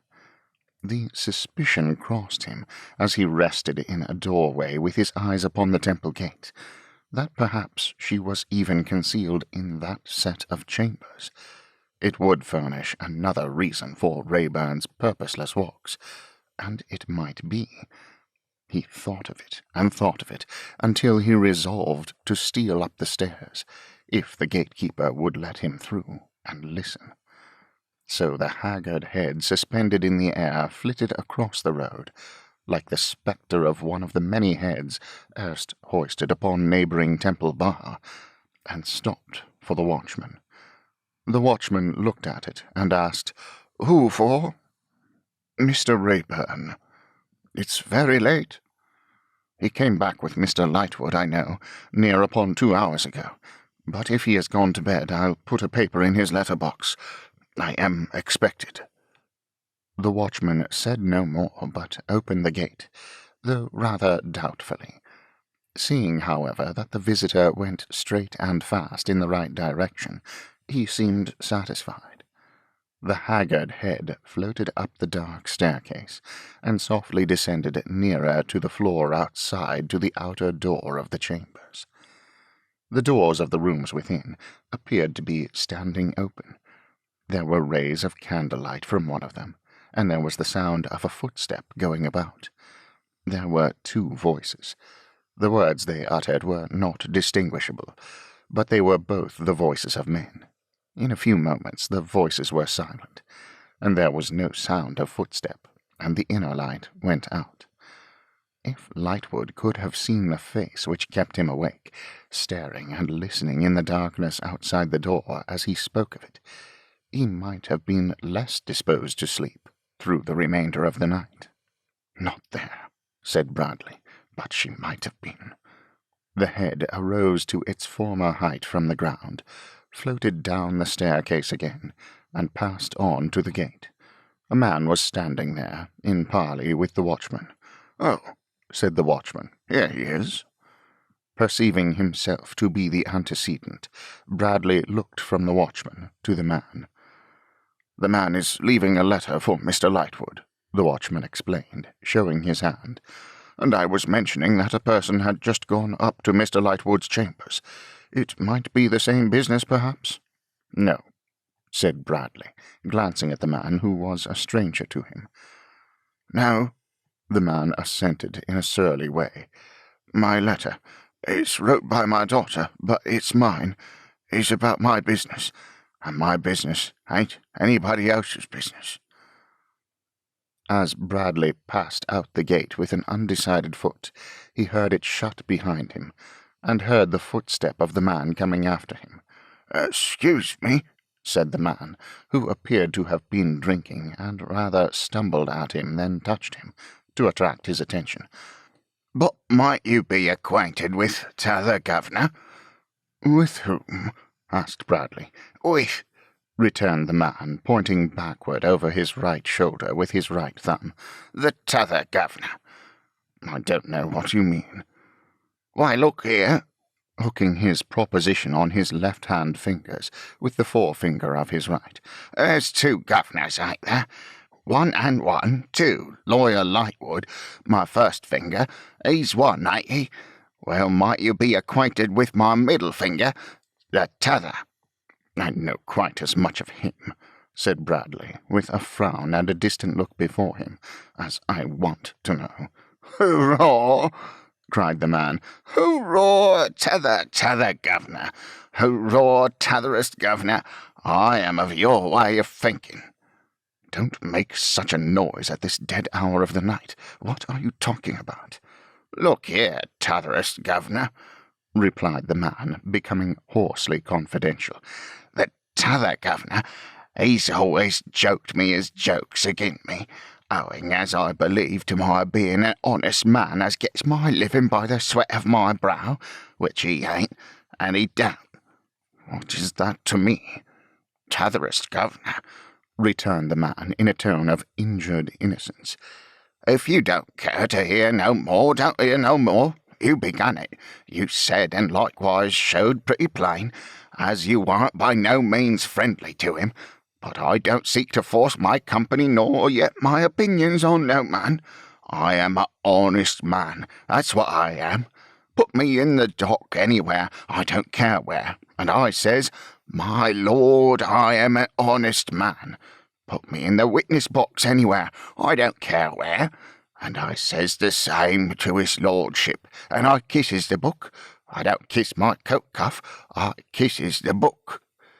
It was not so much in deference to these strong testimonials to character, as in his restless casting about for any way or help towards the discovery, on which he was concentrated, that Bradley Headstone replied, You needn't take offence. I didn't mean to stop you. You were too loud in the open street, that was all. T'otherest governor, replied Mr. Riderhood, mollified and mysterious. I know what it is to be loud, and I know what it is to be soft. Naturally I do. It would be a wonder if I did not be in a christened name of Roger, which took it out to my own father, which took it from his own father, through which of our family first took it natural. I will not in any ways mislead you by undertaking to say, and wishing that your health may be better than your looks, which your inside must be bad indeed if it's on the footing of your out. Startled by the implication that his face revealed too much of his mind, Bradley made an effort to clear his brow. It might be worth knowing what this strange man's business was with Lightwood, or Rayburn, or both, at such an unseasonable hour. He set himself to find out, for the man might prove to be a messenger between these two. You call at the temple late, he remarked, with a lumbering show of ease. Wish I may die, cried Mr. Riderhood with a hoarse laugh, if I warn't to go and to say the self-same words to you, t'otherest governor. It chanced so with me, said Bradley, looking disconcertedly about him. And it chanced so with me, said Riderhood, but I don't mind telling you how. Why should I mind telling you? I'm a deputy lock-keeper up the river, and I was off duty yesterday, and I shall be on tomorrow. Yes, and I come to London to look after my private affairs. My private affairs is to get appointed to the lock as regular keeper at first hand, and to have the law of a busted Blow-Bridge steamer which drownded of me. I ain't a-going to be drownded and not paid for it. Bradley looked at him as though he were claiming to be a ghost. The steamer, said Mr. Riderhood obstinately, run me down and drowned it of me. Interference on the part of other parties brought me round, but I never asked 'em to bring me round, nor yet the steamer never asked 'em to do it. I mean to be paid for the life as the steamer took. Was that your business at Mr. Lightwood's chambers in the middle of the night? Asked Bradley, eyeing him with distrust. That, and to get a writing, to be a first-hand lock-keeper. A recommendation in writing being looked for, who else ought to give it to me? As I says in the letter in my daughter's hand, with my mark put to make it good in law, who but you, Lawyer Lightwood, ought to hand over this here stificate? And who but you ought to go in for damages on my account against the steamer, for, As I says under my mark, I have had the trouble enough along of you and your friend. If you, Lawyer Lightwood, had backed me good and true, and if t'other governor had took me down correct, I says under my mark, I should have been worth money at the present time, instead of having a barge load of bad names chucked at me, and being forced to eat my words, which is a unsatisfying sort of food, whatever a man's appetite. And when you mention the middle of the night, t'otherest governor, growled Mr. Riderhood, winding up his monotonous summary of his wrongs, throw your eye on this here bundle under my arm, and bear in mind that I'm walking back to my lock, and that the temple laid upon my line of road. Bradley Headstone's face had changed during this latter recital, and he had observed the speaker with a more sustained attention. "Do you know," said he, after a pause during which they walked on side by side, "that I believe I could tell your name if I tried." "Prove your opinion," was the answer, accompanied with a stop and a stare. "Try. Your name is Riderhood." "I'm blessed if it ain't," returned the gentleman. "But I don't know yourn." "That's quite another thing," said Bradley. "I never supposed you did." As Bradley walked on meditating, the rogue walked on at his side muttering. The purport of the muttering was that rogue Riderhood, by George, seemed to be made public property on, now, and that every man seemed to think himself free to handle his name as if it was a street pump. The purport of the meditating was, "Here is an instrument. Can I use it?" They had walked along the Strand and into Pall Mall, and had turned uphill toward Hyde Park Corner, Bradley Headstone waiting on the pace and lead of Riderhood, and leaving him to indicate the course. So slow were the schoolmaster's thoughts, and so indistinct his purposes, when they were but tributary to the one absorbing purpose, or rather when, like dark trees under a stormy sky, they only lined the long vista at the end of which he saw those two figures of Raeburn and Lizzie on which his eyes were fixed, that at least a good half-mile was traversed before he spoke again. Even then, it was only to ask, "Where is your lock?" 20 mile and odd. Call it 25 mile and odd, if you like, upstream," was the sullen reply. "How is it called?" "Plashwater Weir Mill Lock." "Suppose I was to offer you 5 shillings, what then?"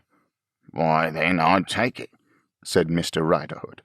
The schoolmaster put his hand in his pocket, and produced 2 half-crowns, and placed them in Mr. Riderhood's palm, who stopped at a convenient doorstep to ring them both, before acknowledging their receipt. "There's one thing about you, t'otherest governor," said Riderhood, faring on again, "as looks well and goes fur. You're a ready money man. Now," when he had carefully pocketed the coins on that side of himself which was furthest from his new friend, "what's this for?" "For you." "Why, of course I know that," said Riderhood, as arguing something that was self-evident. "Of course I know very well as no man in his right senses would suppose anythink would make me give it up again, once I'd got it. But what do you want for it?" "I don't know that I want anything for it, or if I do want anything for it, I don't know what it is." Bradley gave this answer in a stolid, vacant, and self-communing manner, which Riderhood found very extraordinary. "You have no good will towards this Raeburn," said Bradley, coming to the name in a reluctant and forced way, as if he were dragged to it. "No." "Neither have I." Riderhood nodded and asked, "Is it for that?" "It's as much for that as anything else.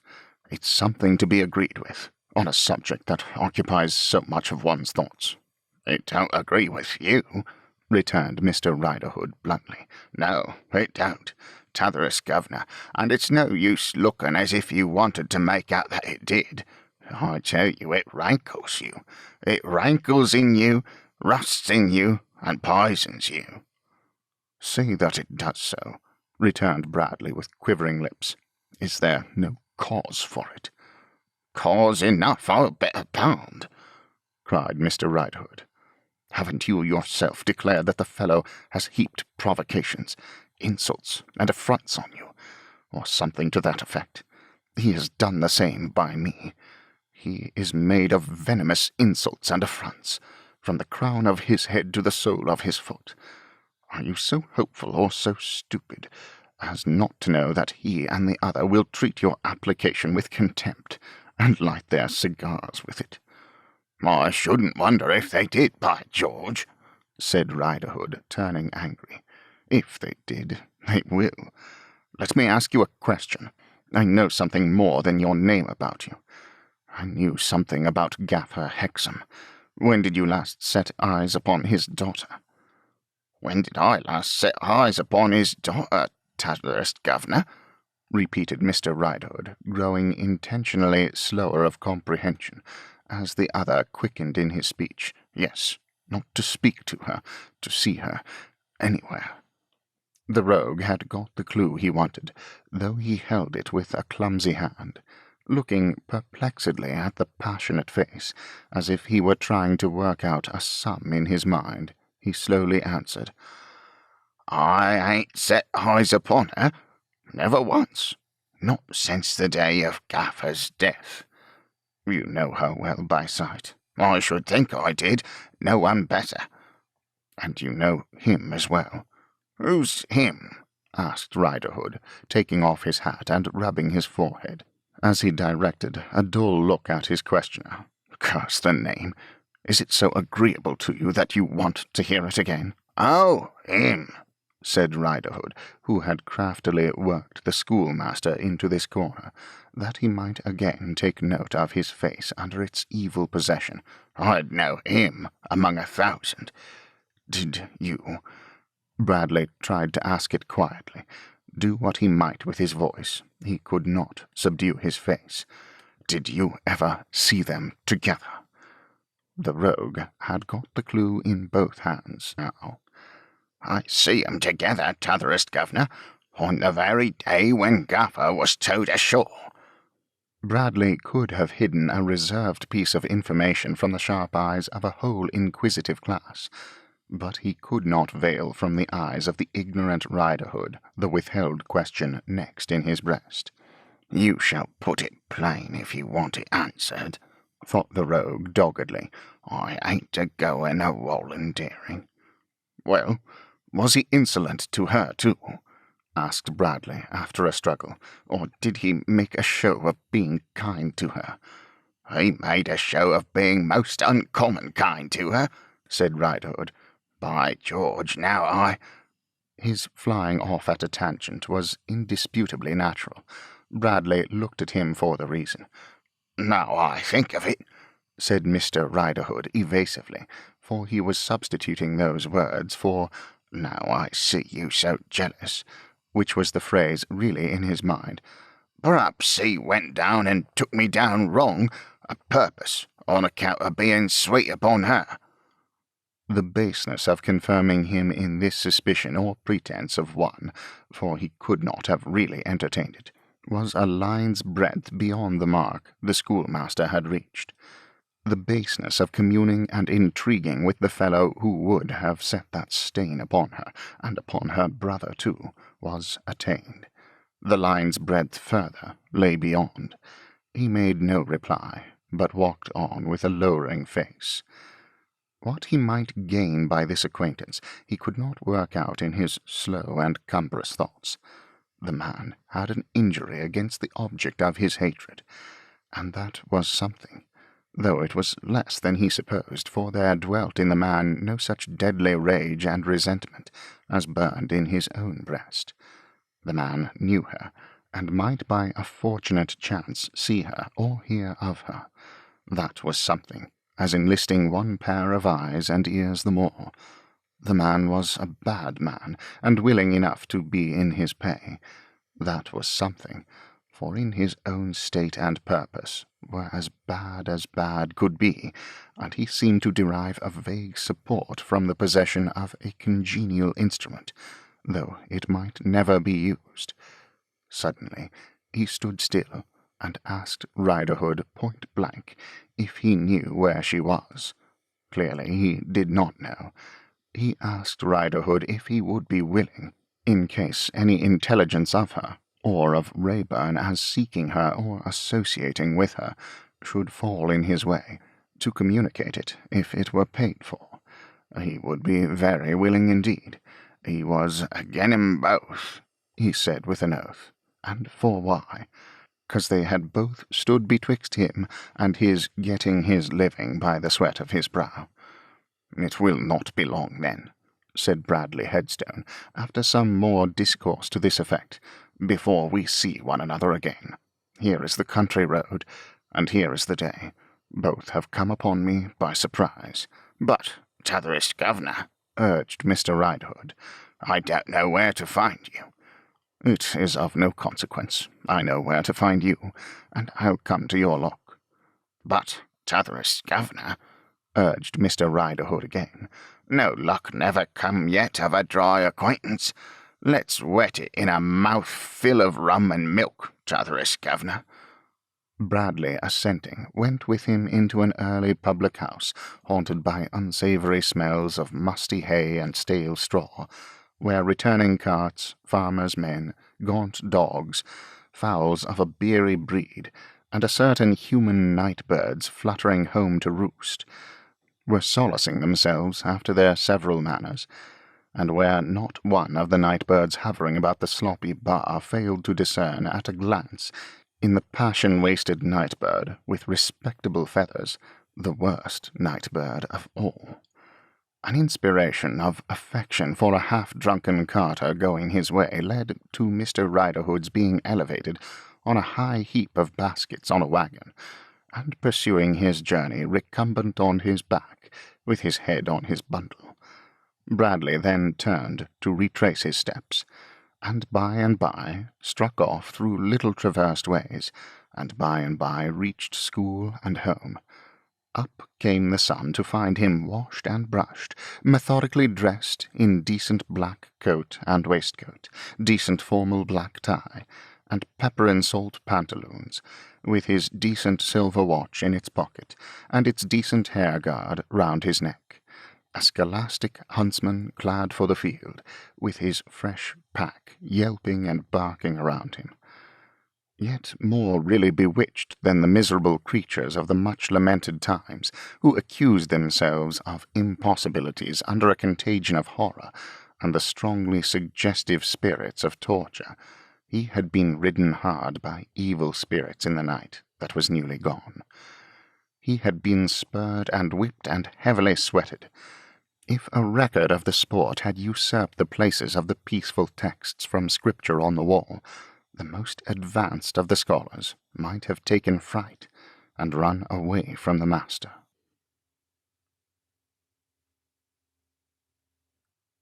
Chapter 12. Meaning Mischief. Up came the sun, streaming all over London, and in its glorious impartiality, even condescending to make prismatic sparkles in the whiskers of Mr. Alfred Lammle, as he sat at breakfast, in need of some brightening from without, was Mr. Alfred Lammle, for he had the air of being dull enough within, and looked grievously discontented. Mrs. Alfred Lammle faced her lord, the happy pair of swindlers, with the comfortable tie between them that each had swindled the other, sat moodily observant of the tablecloth. Things looked so gloomy in the breakfast-room, albeit on the sunny side of Sackville Street, that any of the family tradespeople glancing through the blinds might have taken the hint to send in his account and press for it. But this, indeed, most of the family tradespeople had already done, without the hint. "It seems to me," said Mrs. Lammle, "that you have had no money at all, ever since we have been married." "What seems to you," said Mr. Lammle, "to have been the case may possibly have been the case. It doesn't matter." Was it the speciality of Mr. and Mrs. Lamel, or does it ever obtain with other loving couples? In these matrimonial dialogues they never addressed each other, but always some invisible presence that appeared to take station about midway between them. Perhaps the skeleton in the cupboard comes out to be talked to on such domestic occasions. "I have never seen any money in this house," said Mrs. Lamel to the skeleton, "except my own annuity. That I swear." "You needn't take the trouble of swearing," said Mr. Lamel to the skeleton. "Once more, it doesn't matter. You never turned your annuity to so good an account." "Good an account? In what way?" asked Mrs. Lamel. "In the way of getting credit and living well," said Mr. Lamel. Perhaps the skeleton laughed scornfully on being entrusted with this question and this answer. Certainly Mrs. Lamel did, and Mr. Lamel did. "And what is to happen next?" asked Mrs. Lamel of the skeleton. "Smash is to happen next," said Mr. Lamel to the same authority. After this, Mrs. Lamel looked disdainfully at the skeleton, but without carrying the look on to Mr. Lamel, and drooped her eyes. After that, Mr. Lamel did exactly the same thing and drooped his eyes. A servant then entering with toast, the skeleton retired into the closet and shut itself up. "Sophronia," said Mr. Lamel, when the servant had withdrawn, and then very much louder, "Sophronia!" "Well?" "Attend to me, if you please." He eyed her sternly until she did attend, and then went on. "I want to take counsel with you. Come, come, no more trifling. You know our league and covenant. We are to work together for our joint interest, and you are as knowing a hand as I am. We shouldn't be together if you were not. What's to be done? We are hemmed into a corner. What shall we do?" "Have you no scheme on foot that will bring in anything?" Mr. Lamel plunged into his whiskers for reflection, and came out hopeless. "No. As adventurers, we are obliged to play rash games for chances of high winnings, and there has been a run of luck against us." She was resuming. "Have you nothing?" when he stopped her. "We, Sophronia, we. "Have we nothing to sell?" "Deuce a bit. I have given a Jew a bill of sale on this furniture, and he could take it tomorrow, today, now. He would have taken it before now, I believe, but for Fledgeby." "What has Fledgeby to do with him?" "Knew him. Cautioned me against him before I got into his claws. Couldn't persuade him then, in behalf of somebody else." "Do you mean that Fledgeby has at all softened him towards you?" "Us, Sophronia, us. "Towards us?" "I mean that the Jew has not yet done what he might have done, and that Fledgeby takes the credit of having got him to hold his hand." "Do you believe Fledgeby?" "Sophronia, I never believe anybody. I never have, my dear, since I believed you. But it looks like it." Having given her this backhanded reminder of her mutinous observations to the skeleton, Mr. Lamel rose from table, perhaps the better to conceal a smile, and a white dint or two about his nose, and took a turn on the carpet, and came to the hearth-rug. "If we could have packed the brute off with Georgiana. But, however, that's spilled milk." As Lamel, standing gathering up the skirts of his dressing-gown with his back to the fire, said this, looking down at his wife, she turned pale and looked down at the ground, with a sense of disloyalty upon her, and perhaps with a sense of personal danger, for she was afraid of him, even afraid of his hand, and afraid of his foot. Though he had never done her violence, she hastened to put herself right in his eyes. "If we could borrow money, Alfred, beg money, borrow money, or steal money, it would be all one to us, Sophronia," her husband struck in.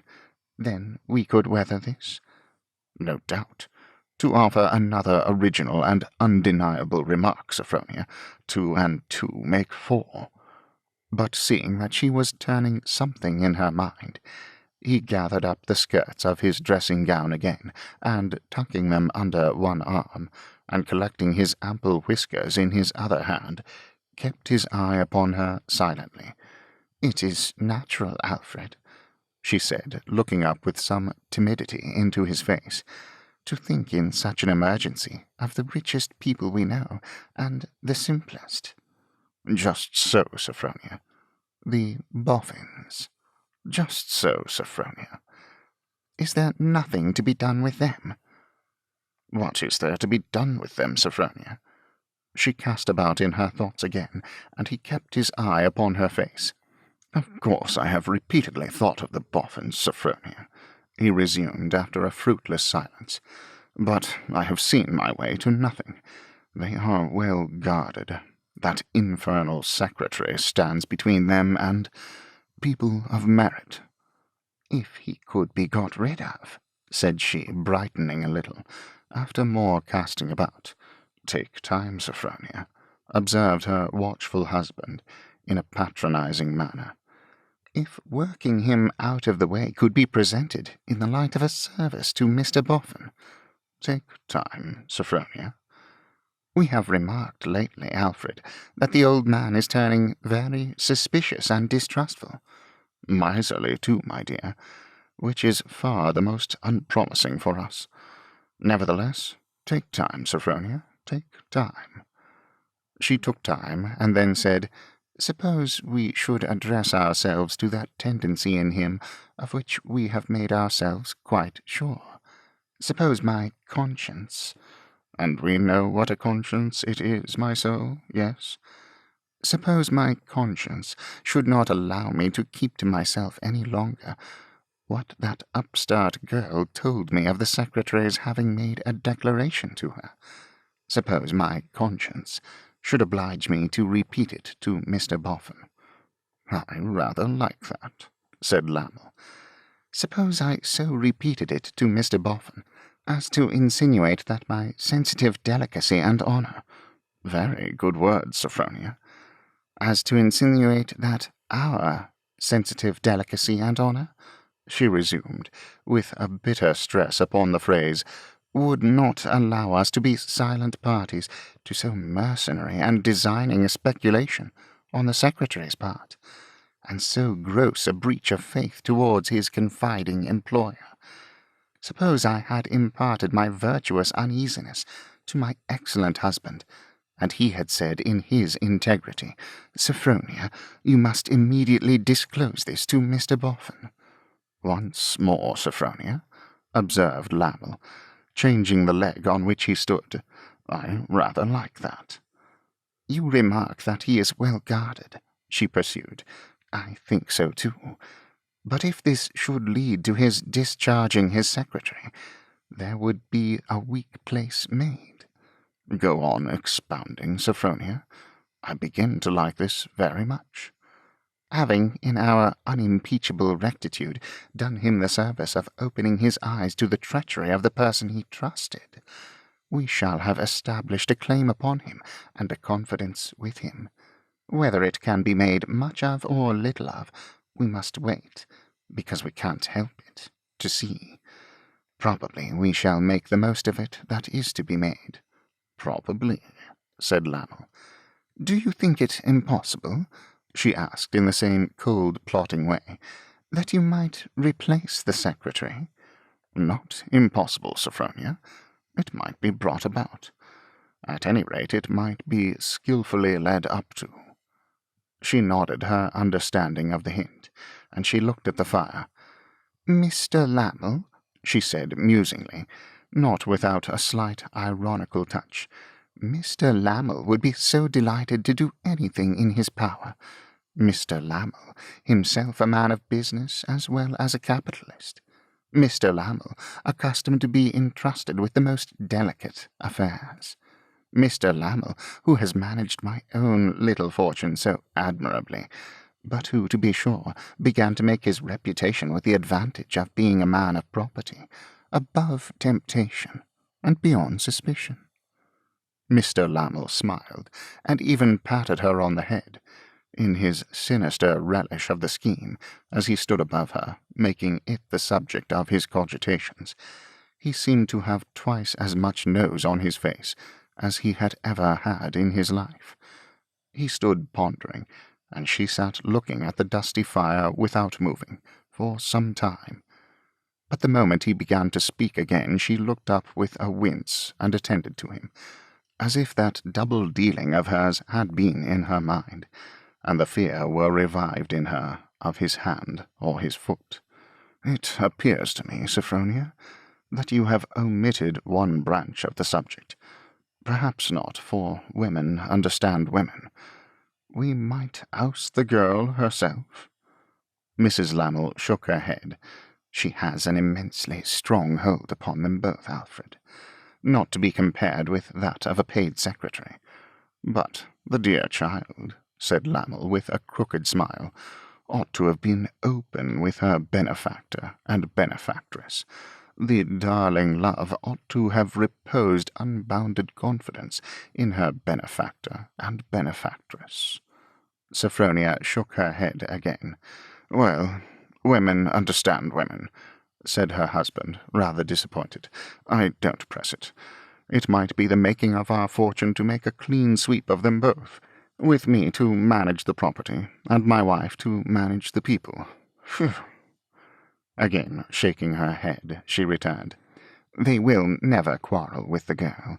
They will never punish the girl. We must accept the girl, rely upon it." "Well," cried Lamel, shrugging his shoulders, "so be it. Only always remember that we don't want her."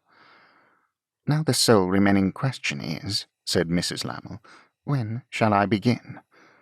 "You cannot begin too soon, Sophronia. As I have told you, the condition of our affairs is desperate, and may be blown upon at any moment. I must secure Mr. Boffin alone, Alfred. If his wife is present, she would throw oil upon the waters. I know I should fail to move him to an angry outburst if his wife was there. And as to the girl herself, as I am going to betray her confidence, she is equally out of the question." "It wouldn't do to write for an appointment," said Lamel. "No, certainly not. They would wonder among themselves why I wrote, and I want to have him wholly unprepared." "Call and ask to see him alone?" suggested Lamel. "I would rather not do that either. Leave it to me. Spare me the little carriage for today, and for tomorrow, if I don't succeed today, and I'll lie in wait for him." It was barely settled when a manly form was seen to pass the windows and heard to knock and ring. "Here's Fledgeby," said Lamel. "He admires you, and has a high opinion of you. I'll be out. Coax him to use his influence with the Jew. His name is Ryer, of the house of Pubsey and Co." Adding these words under his breath, lest he should be audible in the erect ears of Mr. Fledgeby, through 2 keyholes and the hall, Lamel, making signals of discretion to his servant, went softly upstairs. "Mr. Fledgeby," said Mrs. Lamel, giving him a very gracious reception, "so glad to see you. My poor dear Alfred, who is greatly worried just now about his affairs, went out rather early. Dear Fledgeby, do sit down."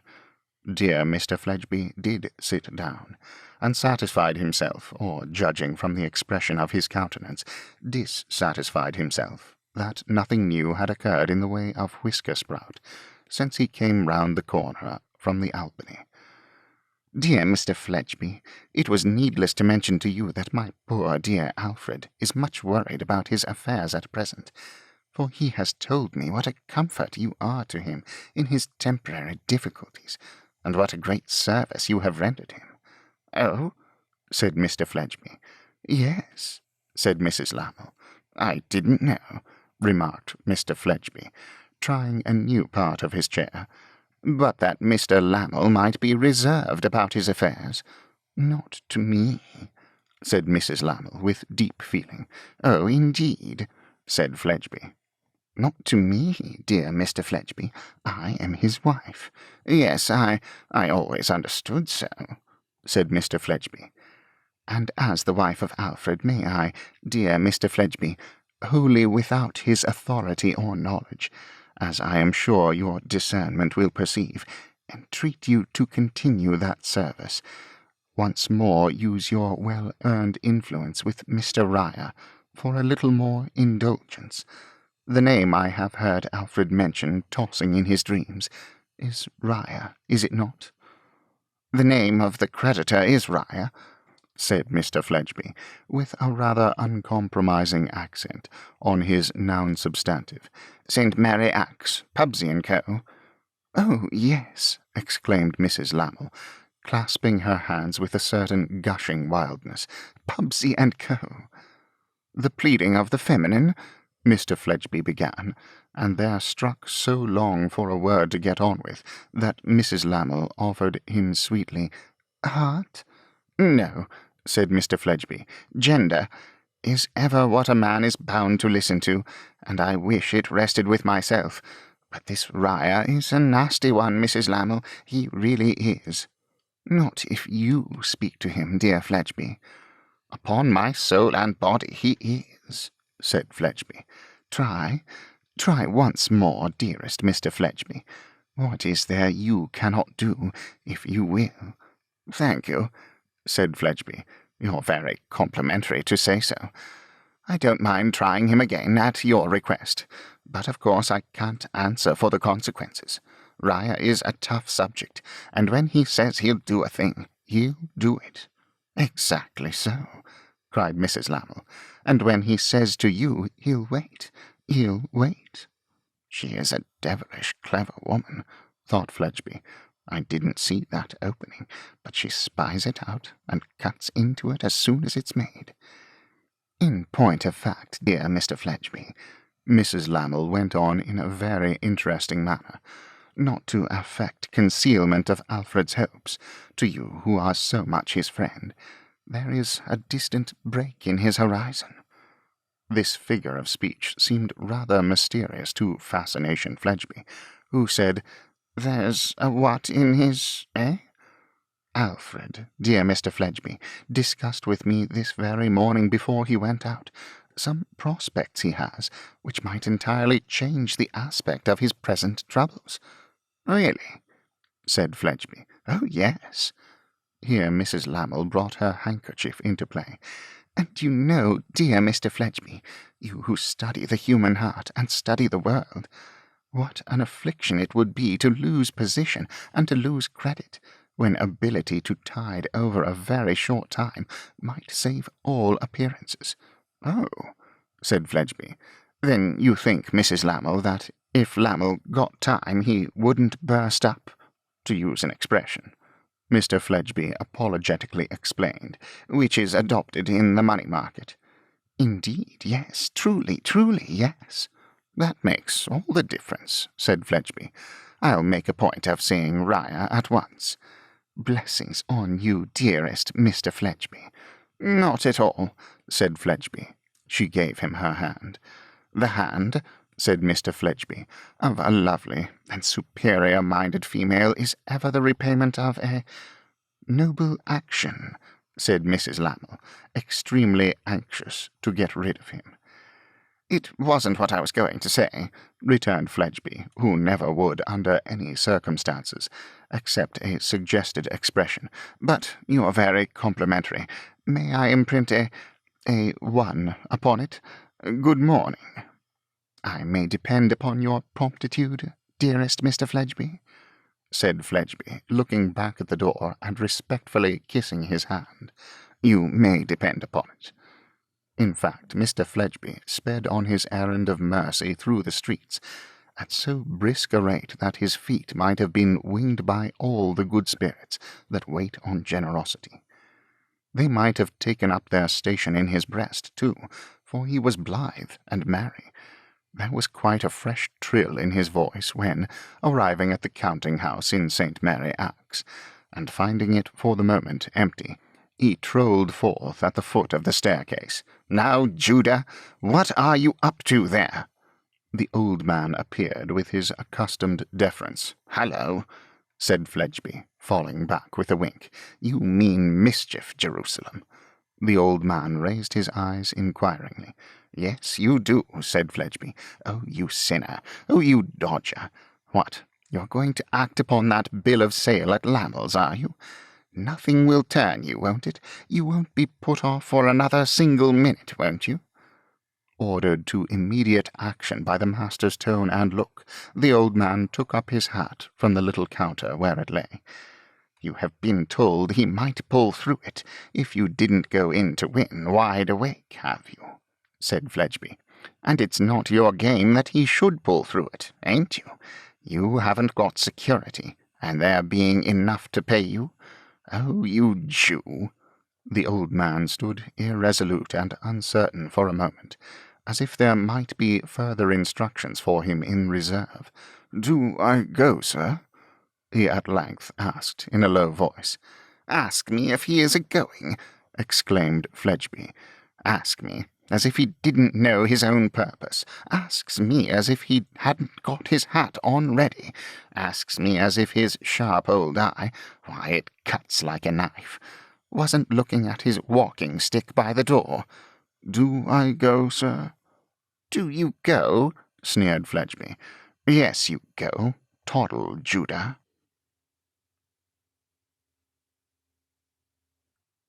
Chapter 13. Give a dog a bad name and hang him. Fascination Fledgeby, left alone in the counting-house, strolled about with his hat on one side, whistling and investigating the drawers, and prying here and there for any small evidences of his being cheated, but could find none. Not his merit that he don't cheat me, was Mr. Fledgeby's commentary, delivered with a wink, but my precaution.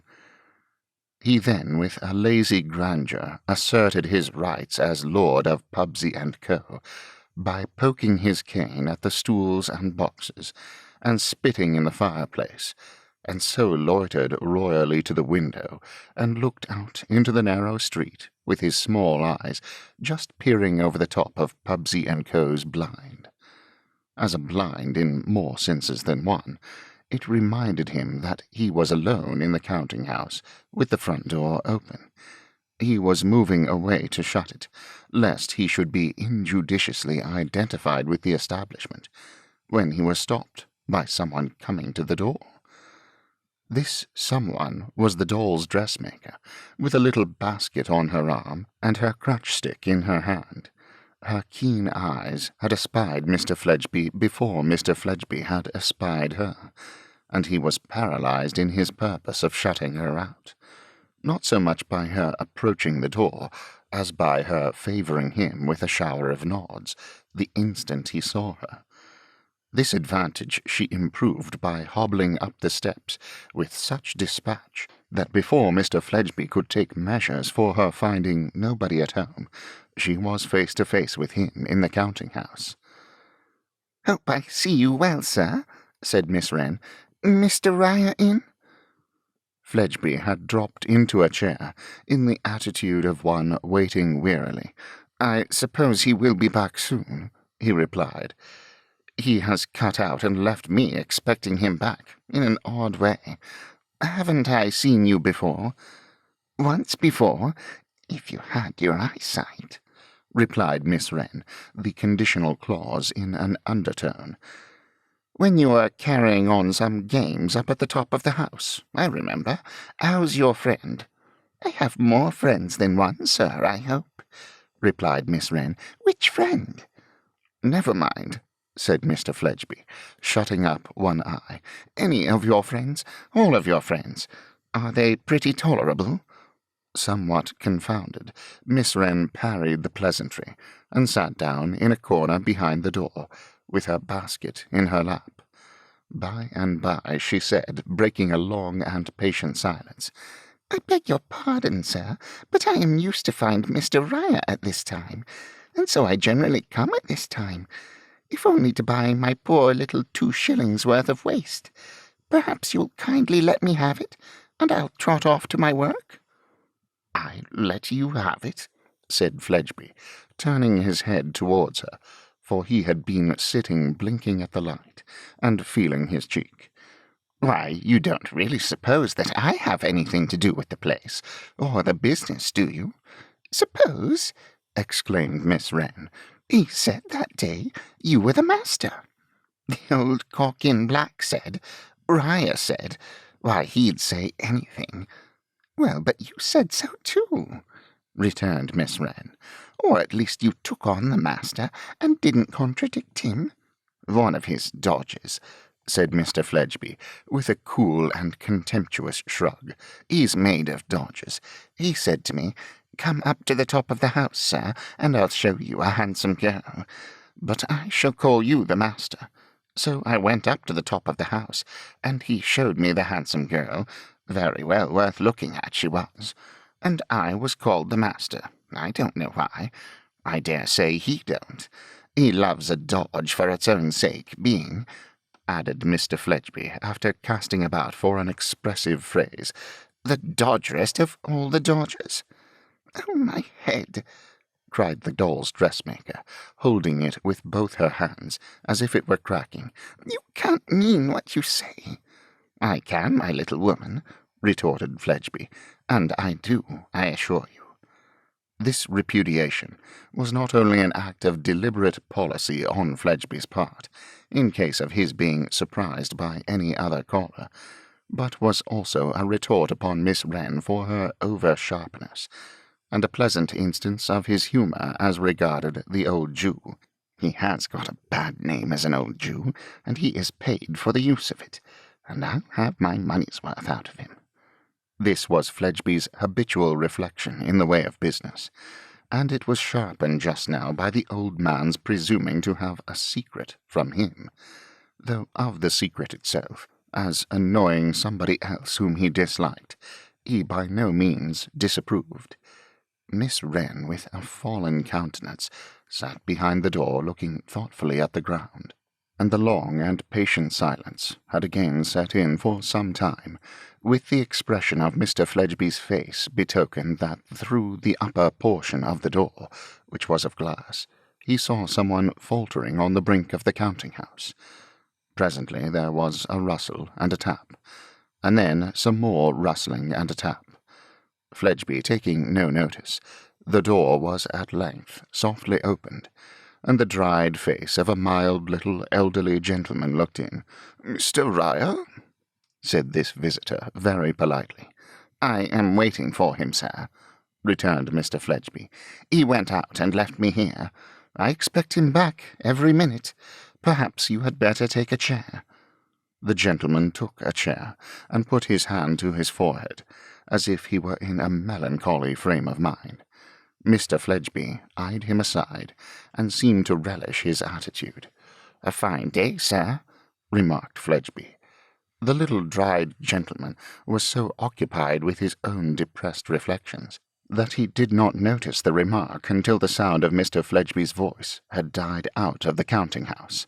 Then he started and said, "I beg your pardon, sir. I fear you spoke to me." "I said," remarked Fledgeby, a little louder than before, "it was a fine day." "I beg your pardon. I beg your pardon, yes." Again the little dried gentleman put his hand to his forehead, and again Mr. Fledgeby seemed to enjoy his doing it. When the gentleman changed his attitude with a sigh, Fledgeby spake with a grin. "Mr. Twemlow, I think." The dried gentleman seemed much surprised. "Had the pleasure of dining with you at Lamble's," said Fledgeby. "Even have the honour of being a connection of yours. An unexpected sort of place, this, to meet in, but one never knows, when one gets into the city, what people one may knock up against. I hope you have your health, and are enjoying yourself." There might have been a touch of impertinence in the last words. On the other hand, it might have been but the native grace of Mr. Fledgeby's manner. Mr. Fledgeby sat on a stool with a foot on the rail of another stool, and his hat on. Mr. Twemlow had uncovered on looking in at the door, and remained so. Now the conscientious Twemlow, knowing what he had done to thwart the gracious Fledgeby, was particularly disconcerted by this encounter. He was ill at ease, as a gentleman well could be. He felt himself bound to conduct himself stiffly towards Fledgeby, and he made him a distant bow. Fledgeby made his small eyes smaller in taking special note of his manner. The doll's dressmaker sat in her corner behind the door, with her eyes on the ground and her hands folded on her basket, holding her crutch-stick between them, and appearing to take no heed of anything. "He's a long time," muttered Mr. Fledgeby, looking at his watch. "What time may you make it, Mr. Twemlow?" Mr. Twemlow made it 10 minutes past 12, sir. "As near a toucher," assented Fledgeby. "I hope, Mr. Twemlow, your business here may be of a more agreeable character than mine." "Thank you, sir," Mr. Twemlow said. Fledgeby again made his small eyes smaller, as he glanced with great complacency at Twemlow, who was timorously tapping the table with a folded letter. "What I know of Mr. Ryer," said Fledgeby, with a very disparaging utterance of his name, "leads me to believe that this is about the shop for disagreeable business. I have always found him the bitingest and tightest screw in London." Mr. Twemlow acknowledged the remark with a little distant bow. It evidently made him nervous. "So much so," pursued Fledgeby, "that if it wasn't to be true to a friend, nobody should catch me waiting here a single minute. But if you have friends in adversity, stand by them. That's what I say and act up to." The equitable Twemlow felt that the sentiment, irrespective of the utterer, demanded his cordial assent. "You are very right, sir," he rejoined with spirit. "You indicate the generous and manly course." "Glad to have your approbation," returned Fledgeby. "It's a coincidence, Mr. Twemlow," here he descended from his perch and sauntered towards him, "that the friends I am standing by today are the friends at whose house I met you, the Lamels. She's a very taking and agreeable woman." Conscience smote the gentle Twemlow pale. "Yes," he said, "she is."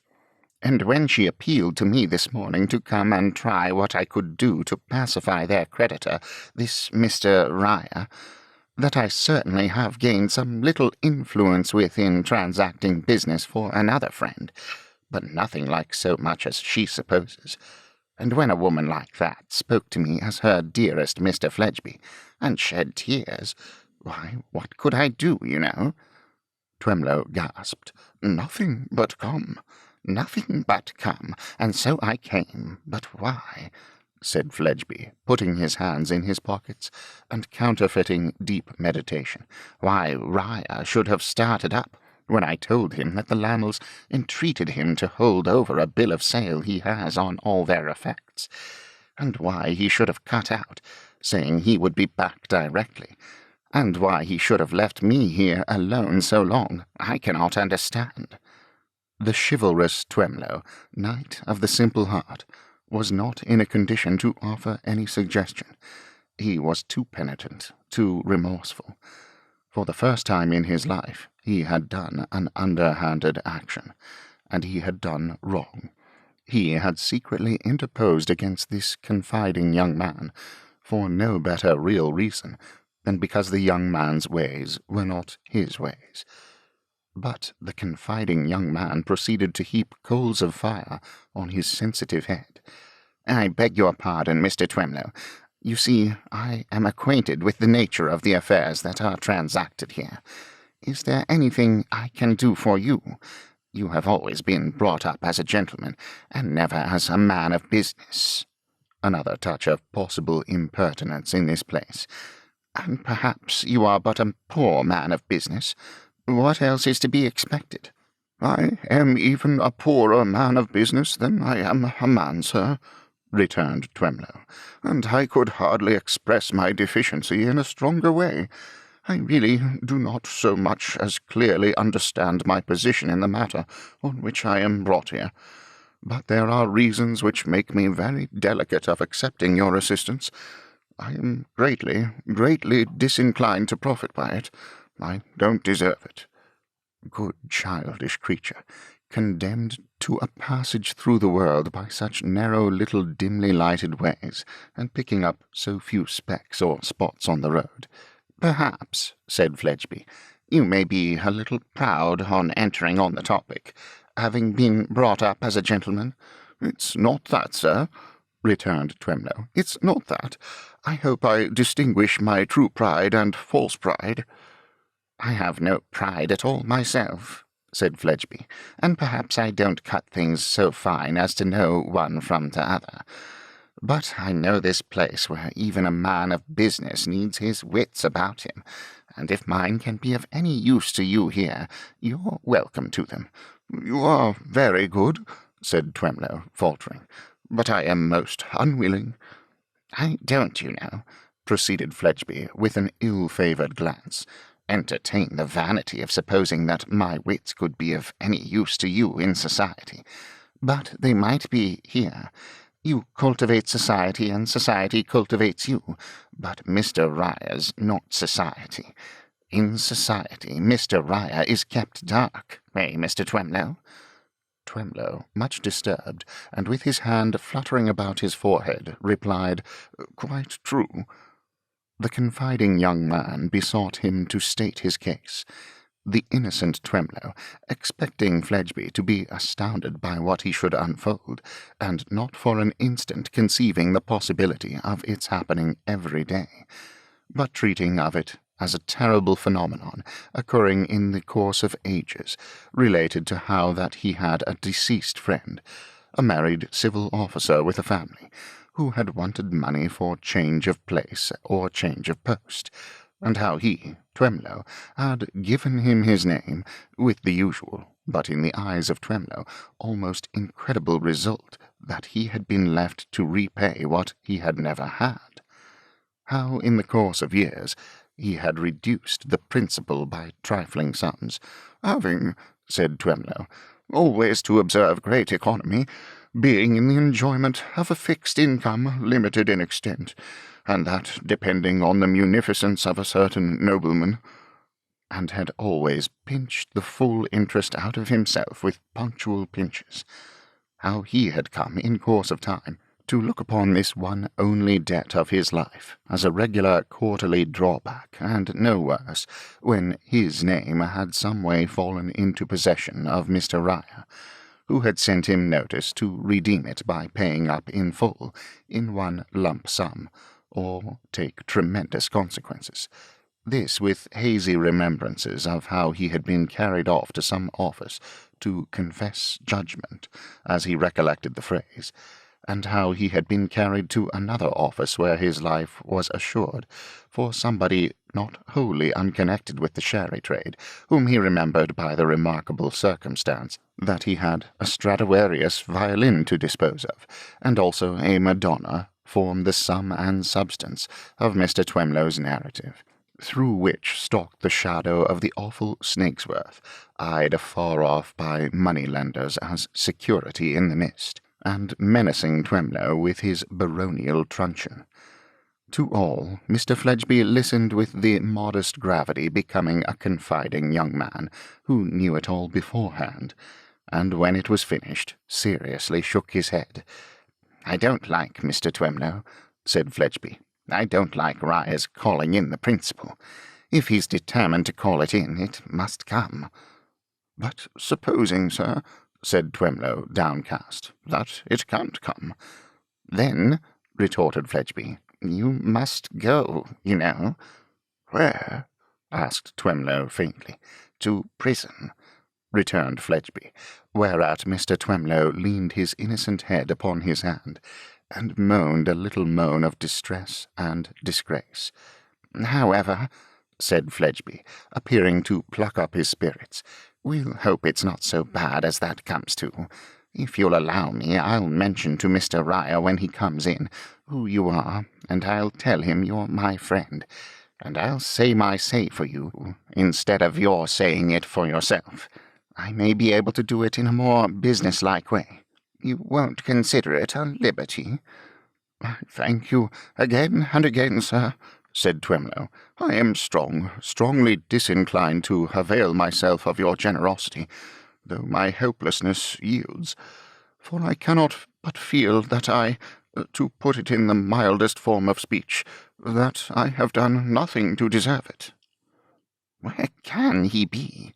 muttered Fledgeby, referring to his watch again. "What can he have gone out for?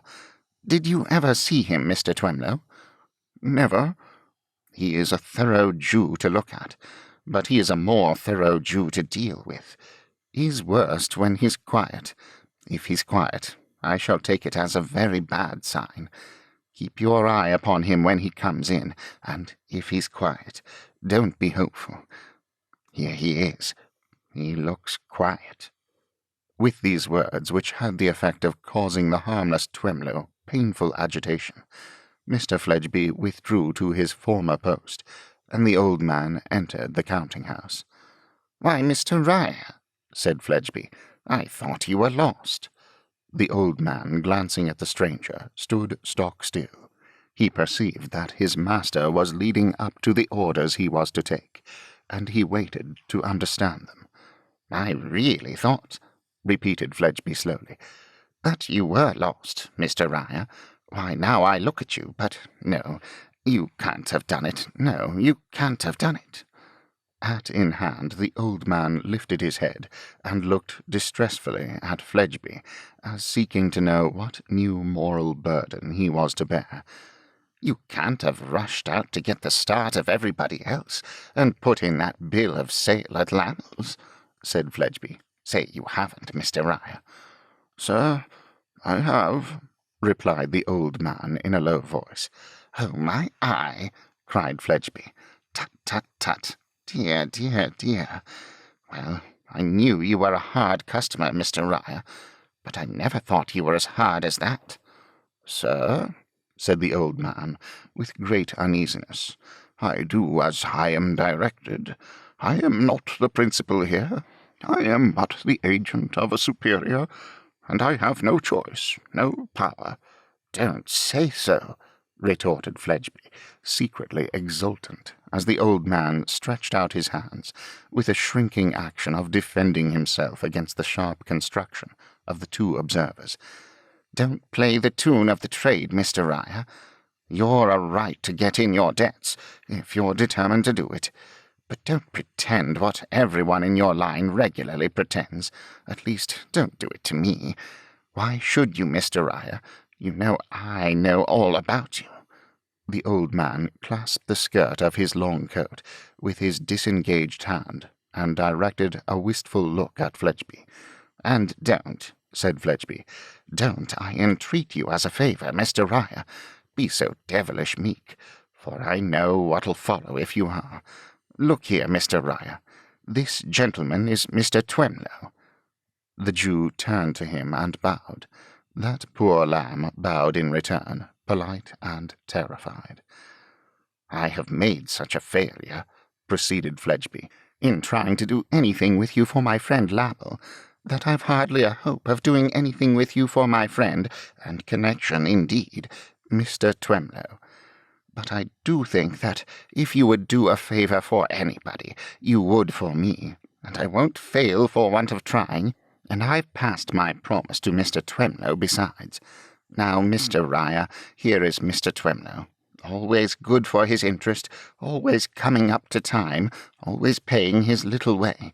Now why should you press Mr. Twemlow? You can't have any spite against Mr. Twemlow. Why not be easy with Mr. Twemlow?" The old man looked into Fledgeby's little eyes for any sign of leave to be easy with Mr. Twemlow, but there was no sign in them. "Mr. Twemlow is no connection of yours, Mr. Riah," said Fledgeby. "You can't want to be even with him, for having through life gone in for a gentleman, and hung on to his family. If Mr. Twemlow has a contempt for business, what can it matter to you?"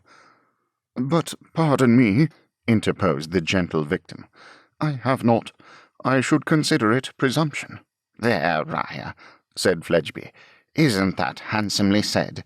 Come, make terms with me for Mr. Twemlow." The old man looked again for any sign of permission to spare the poor little gentleman. No, Mr. Fledgeby meant him to be racked. "I am very sorry, Mr. Twemlow," said Riah. "I have my instructions. I am invested with no authority for diverging them. The money must be paid." "In full and slap down, you mean, Mr. Riah?" asked Fledgeby, to make things quite explicit. "In full, sir, and at once," was Riah's answer. Mr. Fledgeby shook his head deploringly at Twemlow, and mutely expressed in reference to the venerable figure standing before him, with eyes upon the ground, what a monster of an Israelite this is. "Mr. Riah," said Fledgeby. The old man lifted up his eyes once more to the little eyes in Mr. Fledgeby's head, with some reviving hope that the sign might be coming yet. "Mr. Riah, it's of no use my holding back the fact. There's a certain great party in the background in Mr. Twemlow's case, and you know it." "I know it," the old man admitted. "Now I'll put it as plain point of business, Mr. Riah. Are you fully determined, as a plain point of business, either to have that said great party's security, or that said great party's money?" "Fully determined," answered Riah, as he read his master's face and learnt the book. "Not at all caring for, and indeed, as it seems to me, rather enjoying," said Fledgeby with peculiar unction, "the precious kick-up and row that will come off between Mr. Twemlow and the said great party?" This required no answer, and received none. Poor Mr. Twemlow, who had betrayed the keenest mental terrors since his noble kinsman loomed in the perspective, rose with a sigh to take his departure. "I thank you very much, sir," he said, offering Fledgeby his feverish hand. "You have done me an unmerited service. Thank you, thank you." "Don't mention it," answered Fledgeby. "It's a failure so far, but I'll stay behind and take another touch at Mr. Riah." "Do not deceive yourself, Mr. Twemlow," said the Jew, then addressing him directly for the first time. "There is no hope for you. You must expect no leniency here.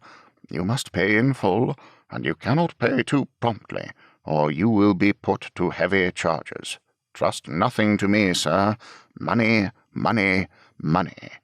When he had said these words in an emphatic manner, he acknowledged Mr. Twemlow's still polite motion of his head, and that amiable little worthy took his departure in the lowest spirits. Fascination Fledgeby was in such a merry vein when the counting-house was cleared of him, that he had nothing for it but to go to the window and lean his arms on the frame of the blind, and have his silent laugh out, with his back to his subordinate. When he turned round again with a composed countenance, his subordinate still stood in the same place, and the doll's dressmaker sat behind the door with a look of horror. "Hullo!" cried Mr. Fledgeby. "You're forgetting this young lady, Mr. Riah, and she has been waiting long enough too. Sell her waist, please, and give her good measure if you can make up your mind to do the liberal thing for once." He looked on for a time, as the Jew filled her little basket with such scraps as she was used to buy. But, his merry vein coming on again, he was obliged to turn round to the window once more, and lean his arms on the blind. "There, my Cinderella dear," said the old man in a whisper, and with a worn-out look. "The basket's full now. Bless you, and get you gone." "Don't call me your Cinderella, dear," returned Miss Wren. "Oh, you cruel godmother!" She shook that emphatic little forefinger of hers in his face at parting, as earnestly and reproachfully as she had ever shaken it at her grim old child at home. "You are not the godmother at all," said she. "You are the wolf in the forest, the wicked wolf. And if ever my dear Lizzie is sold and betrayed, I shall know who sold and betrayed her."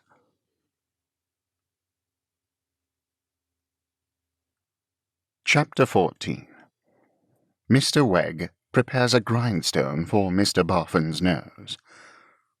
Having assisted at a few more expositions of the lives of misers, Mr. Venus became almost indispensable to the evenings of the Bower. The circumstance of having another listener to the wonders unfolded by Wegg, or, as it were, another calculator to cast up the guineas found in teapots, chimneys, racks and mangers, and other such banks of deposit, seemed greatly to heighten Mr. Boffin's enjoyment, while Silas Wegg, for his part, though of a jealous temperament which might under ordinary circumstances have resented the anatomist's getting into favour, was so very anxious to keep his eye on that gentleman, lest, being too much left to himself, he should be tempted to play any tricks with the precious document in his keeping, that he never lost an opportunity of commending him to Mr. Boffin's notice as a third party whose company was much to be desired. Another friendly demonstration towards him Mr. Wegg now regularly gratified. After each sitting was over, and the patron had departed, Mr. Wegg invariably saw Mr. Venus home. To be sure, he as invariably requested to be refreshed with a sight of the paper in which he was a joint proprietor, but he never failed to remark that it was the great pleasure he derived from Mr. Venus's improving society which had insensibly lured him round to Clerkenwell again, and that, finding himself once more attracted to the spot by the social powers of Mr. V., he would beg leave to go through that little incidental procedure as a matter of form, "for well I know, sir," Mr. Wegg would add, "that a man of your delicate mind would wish to be checked off whenever the opportunity arises, and it is not for me to balk your feelings." A certain rustiness in Mr. Venus, which never became so lubricated by the oil of Mr. Wegg, but that he turned under the screw in a creaking and stiff manner, was very noticeable at this period.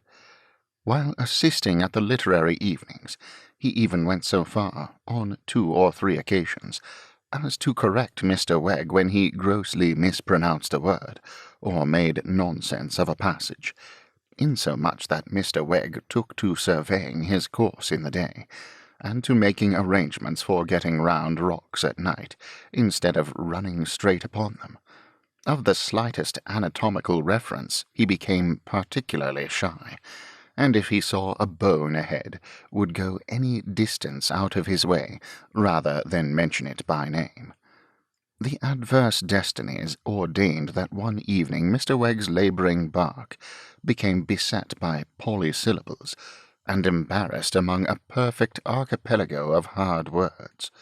It being necessary to take soundings every minute, and to feel the way with greatest caution, Mr. Wegg's attention was fully employed. Advantage was taken of this dilemma by Mr. Venus to pass a scrap of paper into Mr. Boffin's hand, and lay his finger on his own lip.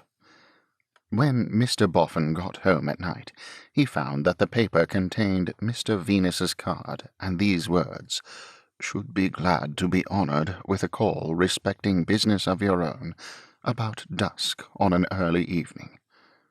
The very next evening saw Mr. Boffin peeping in at the preserved frogs in Mr. Venus's shop window, and saw Mr. Venus espying Mr. Boffin with the readiness of one on the alert, and beckoning that gentleman into his interior.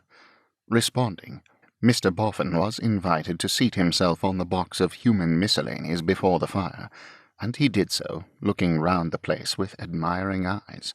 The fire being low and fitful, and the dusk gloomy, the whole stock seemed to be winking and blinking with both eyes, as Mr. Venus did.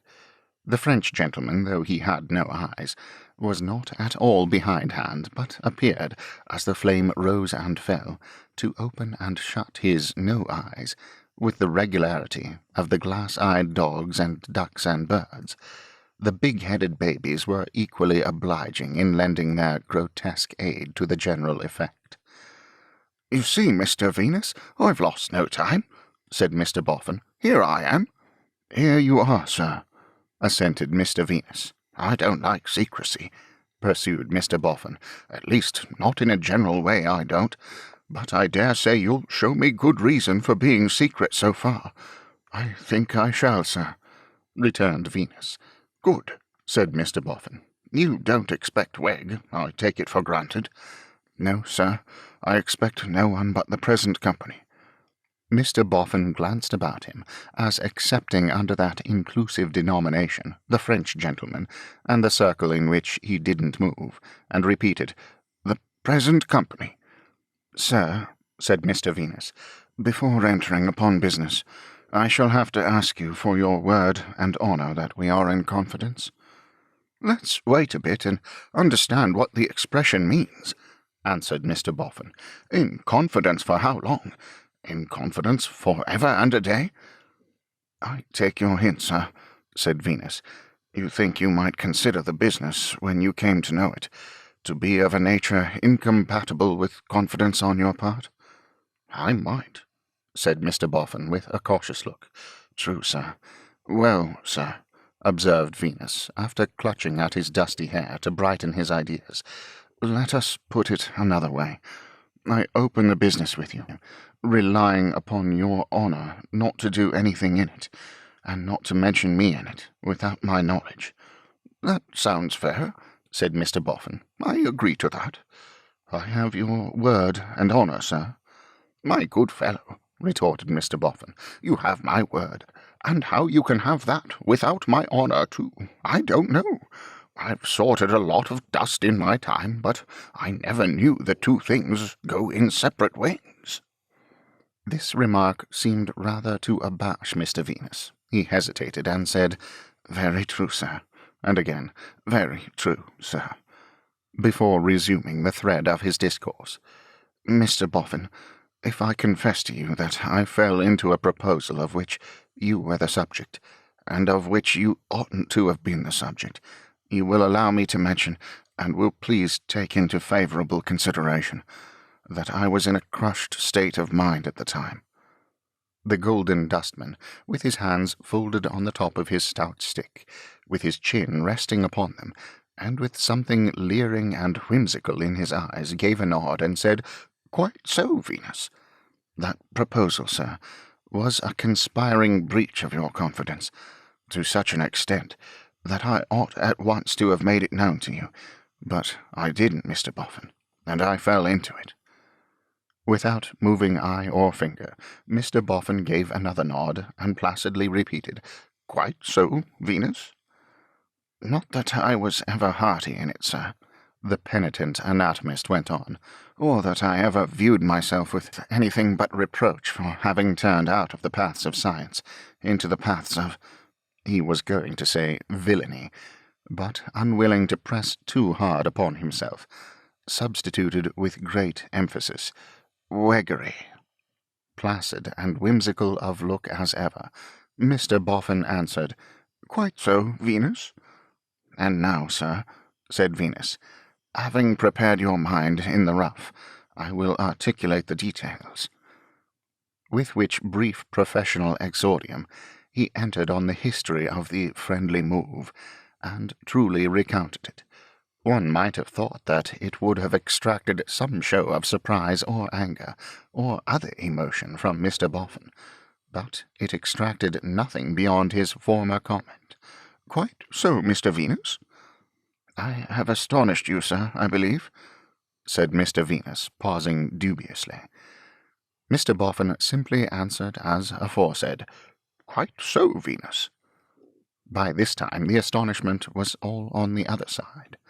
It did not, however, so continue, for when Venus passed on to Wegg's discovery, and from that to their having both seen Mr. Boffin dig up the Dutch bottle, that gentleman changed colour, changed his attitude, became extremely restless, and ended, when Venus ended, by being in a state of manifest anxiety, trepidation, and confusion.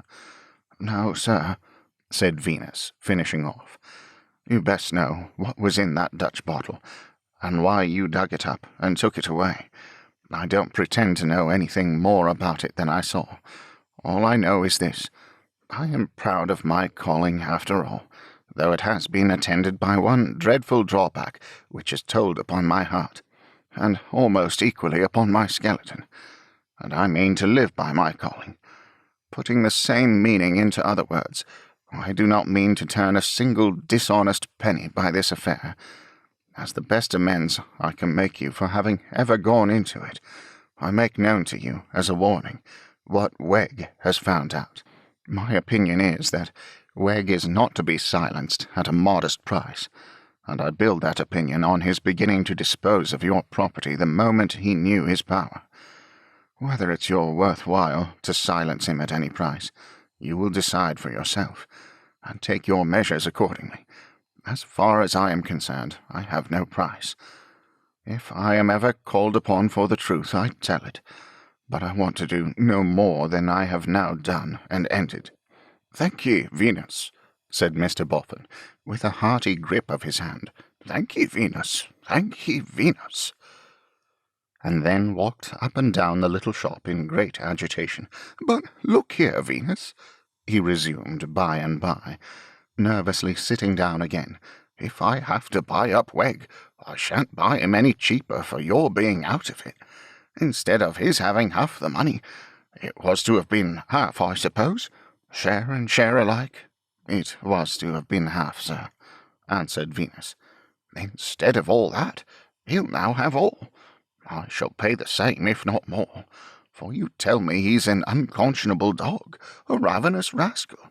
He is, said Venus.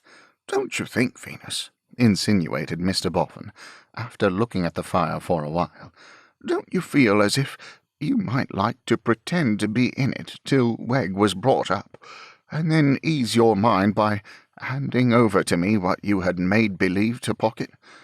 No, I don't, sir, returned Venus very positively. Not to make amends? Insinuated Mr. Boffin. No, sir.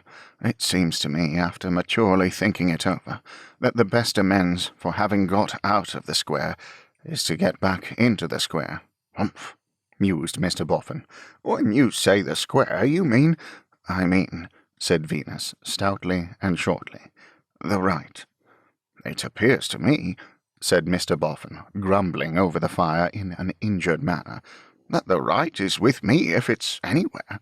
I have much more right to the old man's money than the crown can ever have. What was the crown to him except the king's taxes? Whereas me and my wife, we was all in all to him. Mr. Venus, with his head upon his hands, rendered melancholy by the contemplation of Mr. Boffin's avarice, only murmured to steep himself in the luxury of that frame of mind. She did not wish so to regard herself, nor yet to be regarded. And how am I to live? Asked Mr. Boffin piteously. If I'm to be going buying up fellows out of the little that I've got, and how am I to set about it? When am I to get my money ready? When am I to make a bid? You haven't told me when he threatens to drop down on me. Venus explained under what conditions and with what views the dropping down upon Mr. Boffin was held over until the mounds should be cleared away. Mr. Boffin listened attentively. I suppose, said he with a gleam of hope, there's no doubt about the genuineness and date of this confounded will? None whatever, said Mr. Venus. Where might it be deposited at present? Asked Mr. Boffin in a wheedling tone. It's in my possession, sir. Is it? He cried with great eagerness. Now, for any liberal sum of money that could be agreed upon, Venus, would you put it in the fire? No, sir, I wouldn't, interrupted Mr. Venus. Nor pass it over to me? That would be the same thing. No, sir, said Mr. Venus. The Golden Dustman seemed about to pursue these questions, when a stumping noise was heard outside, coming towards the door. Hush, here's Wegg, said Venus. Get behind the young alligator in the corner, Mr. Boffin, and judge him for yourself. I won't light a candle till he's gone. There'll only be the glow of the fire.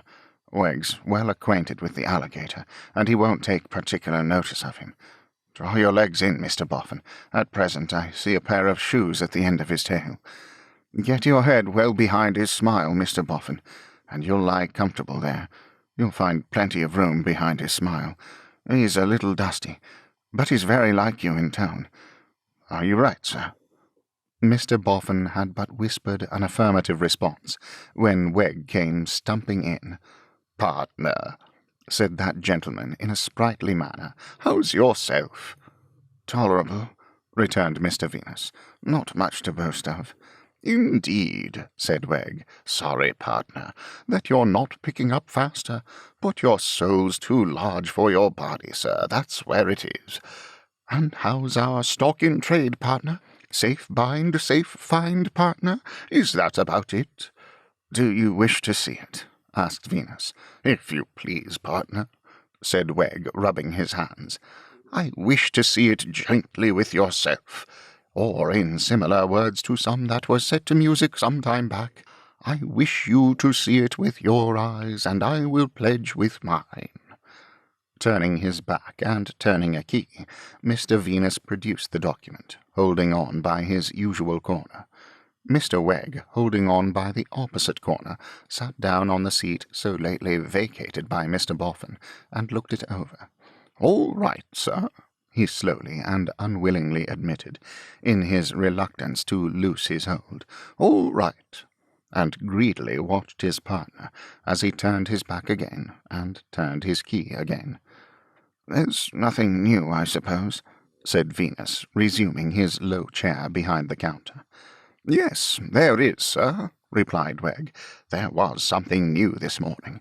That foxy old grasper and griper—" "Mr. Boffin?"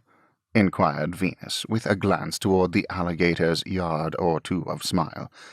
"Mr. be blowed!" cried Wegg, yielding to his honest indignation. "Boffin, Dusty Boffin, that foxy old grunter and grinder, sir, turns into this yard this morning to meddle with our property, a menial tool of his own, a young man by the name of Sloppy. Ecod, when I say to him, 'What do you want here, young man? This is a private yard,' he pulls out a paper from Boffin's other blackguard, the one I was passed over for. This is to authorize Sloppy to overlook the carting and to watch the work. That's pretty strong, I think, Mr. Venus." "Remember, he doesn't yet know of our claim on the property," suggested Venus. "Then he must have a hint of it," said Wegg, "and a strong one that'll jog his terrors a bit. Give him an inch and he'll take an ell. Let him alone this time, and what'll he do with our property next? I tell you what, Mr. Venus, it comes to this. I must be overbearing with Boffin, or I shall fly into several pieces. I can't contain myself when I look at him. Every time I see him putting his hand in his pocket, I see him putting it into my pocket. Every time I hear him jingling his money, I hear him taking liberties with my money. Flesh and blood can't bear it. No," said Mr. Wegg, greatly exasperated, "and I'll go further. A wooden leg can't bear it." "But, Mr. Wegg," urged Venus, "it was your own idea that he should not be exploded upon till the mounds were carted away." "But it was likewise my idea, Mr. Venus," retorted Wegg, "that if he came sneaking and sniffing about the property, he should be threatened, given to understand that he has no right to it, and be made our slave. Wasn't that my idea, Mr. Venus?" "It certainly was, Mr. Wegg." "It certainly was, as you say, partner," assented Wegg, put into a better humour by the ready admission. "Very well. I consider his planting one of his menial tools in the yard an act of sneaking and sniffing, and his nose shall be put to the grindstone for it." "It was not your fault, Mr. Wegg, I must admit," said Venus, "that he got off with the Dutch bottle that night." "As you handsomely say again, partner, no, it was not my fault. I'd have had the bottle out of him. Was it to be borne that he should come like a thief in the dark, digging among stuff that was far more ours than his, seeing that we could deprive him of every grain of it if he didn't buy us at our own figure, and carrying off the treasure from its bowels? No, it was not to be borne, and for that too his nose shall be put to the grindstone." "How do you propose to do it, Mr. Wegg?" "To put his nose to the grindstone? I propose," returned that inestimable man, to insult him openly. And if looking into this eye of mine, he dares to offer a word in answer, to retort upon him before he can take his breath. Add another word to that, you dusty old dog, and you're a beggar. Suppose he says nothing, Mr. Wegg. Then, replied Wegg, we shall have come to an understanding with very little trouble, and I'll break him and drive him, Mr. Venus. I'll put him in harness, and I'll bear him up tight, and I'll break him and drive him.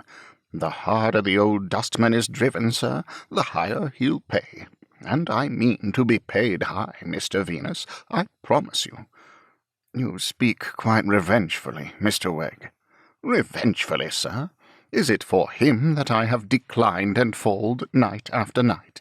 Is it for his pleasure that I've waited at home of an evening, like a set of skittles, to be set up and knocked over by whatever balls or books he chose to bring against me? Why, I'm 100 times the man he is, sir, 500 times. Perhaps it was the malicious intent of urging him on to his worst, that Mr. Venus looked as if he doubted that. What? Was it outside the house at present occupied, to its disgrace, by that minion of fortune and worm of the hour? Said Wegg, falling back upon his strongest terms of reprobation, and slapping the counter. That I, Silas Wegg, 500 times the man he ever was, sat in all weathers, waiting for an errand or a customer? Was it outside that very house, as I first set eyes upon him, rolling in the lap of luxury, when I was selling halfpenny ballads there for a living? And am I to grovel in the dust for him to walk over? No. There was a grin upon the ghastly countenance of the French gentleman under the influence of the firelight, as if he were computing how many thousand slanderers and traitors array themselves against the fortunate, on premises exactly answering to those of Mr. Wegg. One might have fancied that the big-headed babies were toppling over with their hydrocephalic attempts to reckon up the children of men who transform their benefactors into their injurers by the same process. The yard or two of smile on the part of the alligator might have been invested with the meaning. All about this was quite familiar knowledge down in the depths of the slime ages ago. But, said Wegg, possibly with some slight perception to the foregoing effect, your speaking countenance remarks, Mr. Venus, that I'm duller and savager than usual. Perhaps I have allowed myself to brood too much. Be gone, dull care. 'Tis gone, sir. I've looked in upon you, and empire resumes her sway. For as the song says, subject to your correction, sir, when the heart of man is depressed with cares, the mist is dispelled if Venus appears. Like the notes of a fiddle, you sweetly, sir, sweetly, raises our spirits and charms to our ears. Good night, sir. I shall have a word or two to say to you, Mr. Wegg, before long, remarked Venus, respecting my share in the project we've been speaking of. My time, returned Wegg, is yours. In the meanwhile, let it be fully understood that I shall not neglect bringing the grindstone to bear, nor yet bringing Dusty Boffin's nose to it. His nose once brought to it shall be held to it by these hands, Mr. Venus, till the sparks fly out in showers. With this agreeable promise, Wegg stumped out, and shut the shop door after him. Wait till I light a candle, Mr. Boffin, said Venus, and you'll come out more comfortable. So he, lighting a candle and holding it up at arm's length, Mr. Boffin disengaged himself from behind the alligator's smile, with an expression of countenance so very downcast that it not only appeared as if the alligator had the whole of the joke to himself, but further, as if it had been conceived and executed at Mr. Boffin's expense. "That's a treacherous fellow," said Mr. Boffin, dusting his arms and legs as he came forth, the alligator having been but musty company. "That's a dreadful fellow." "The alligator, sir?" said Venus. "No, Venus, the serpent." "You'll have the goodness to notice, Mr. Boffin," remarked Venus, "that I said nothing to him about my going out of the affair altogether, because I didn't wish to take you anyways by surprise. But I can't be too soon out of it for my satisfaction, Mr. Boffin, and I now put it to you when it will suit your views for me to retire." "Thank ye, Venus, but I don't know what to say," returned Mr. Boffin. "I don't know what to do. He'll drop down on me anyway. He seems fully determined to drop down, don't he?" Mr. Venus opined that such was clearly his intention. "You might be a sort of protection for me if you remained in it," said Mr. Boffin. "You might stand betwixt him and me, and take the edge off him. Don't you feel as if you could make a show of remaining in it, Venus, till I had time to turn myself round?" Venus naturally inquired how long Mr. Boffin thought it might take him to turn himself around. "I am sure I don't know," was the answer, given quite at a loss. "Everything is at 6s and 7s. If I never had come into the property, I shouldn't have minded, but being in it, it would be very trying to be turned out. Now, don't you acknowledge that it would, Venus?" Mr. Venus preferred, he said, to leave Mr. Boffin to arrive at his own conclusions on that delicate question. "I am sure I don't know what to do," said Mr. Boffin. "If I ask advice of anyone else, it's only letting in another person to be bought out, and then I shall be ruined that way, and might as well have given up the property and gone slap to the workhouse. If I was to take advice of my young man Rokesmith, I should have to buy him out. Sooner or later, of course, he'd drop down upon me like Wegg. I was brought into the world to be dropped down upon, it appears to me." Mr. Venus listened to these lamentations in silence, while Mr. Boffin jogged to and fro, holding his pockets as if he had a pain in them. "After all, you haven't said what you mean to do yourself, Venus. When you do go out of it, how do you mean to go?" Venus replied that as Wegg had found the document and handed it to him, it was his intention to hand it back to Wegg, with the declaration that he himself would have nothing to say to it or do with it, and that Wegg must act as he chose, and take the consequences. "And then he drops down with his whole weight upon me," cried Mr. Boffin ruefully. "I'd sooner be dropped upon by you than by him, or even by you jointly than by him alone." Mr. Venus could only repeat that it was his fixed intention to betake himself to the paths of science, and to walk in the same all the days of his life, not dropping down upon his fellow creatures until they were deceased, and then only to articulate them to the best of his humble ability. "How long could you be persuaded to keep up the appearance of remaining in it?" asked Mr. Boffin, retiring on his other idea. "Could you be got to do so till the mounds are gone?" No, that would protract the mental uneasiness of Mr. Venus too long, he said. "Not if I was to show you reason now," demanded Boffin. "Not if I was to show you good and sufficient reason." If by good and sufficient reason Mr. Boffin meant honest and unimpeachable reason, that might weigh Mr. Venus against his personal wishes and convenience. But he must add that he saw no opening to the possibility of such reason being shown him. "Come and see me, Venus," said Mr. Boffin, "at my house." "Is the reason there, sir?" asked Mr. Venus, with an incredulous smile and blink. "It may or may not be," said Mr. Boffin, "just as you view it. But in the meantime, don't go out of the matter. Look here, do this.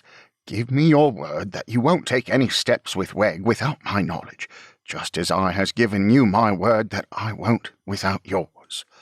Done, Mr. Boffin," said Venus, after brief consideration. "Thank ye, Venus. Thank ye, Venus. Done. When shall I come to see you, Mr. Boffin?" "When you like. The sooner the better. I must be going now. Good night, Venus." "Good night, sir." "And good night to the rest of the present company," said Mr. Boffin, glancing round the shop. "They make a queer show, Venus, and I should like to be better acquainted with them some day.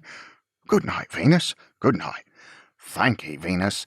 Thank ye, Venus. With that he jogged out into the street, and jogged upon his homeward way. Now I wonder, he meditated as he went along, nursing his stick, whether it can be that Venus is setting himself to get the better of Weg. Whether it can be that he means, when I have bought Weg out, to have me all to himself, and to pick me clean to the bones. It was a cunning and suspicious idea, quite in the way of his school of misers, and he looked very cunning and suspicious as he went jogging through the streets. More than once or twice, more than twice or thrice, say half a dozen times, he took the stick from the arm on which he nursed it, and hit a straight, sharp rap at the air with its head. Possibly the wooden countenance of Mr. Silas Wegg was incorporeally before him at those moments, for he hit it with intense satisfaction. He was within a few streets of his own house, when a little private carriage, coming in the contrary direction, passed him, turned round, and passed him again.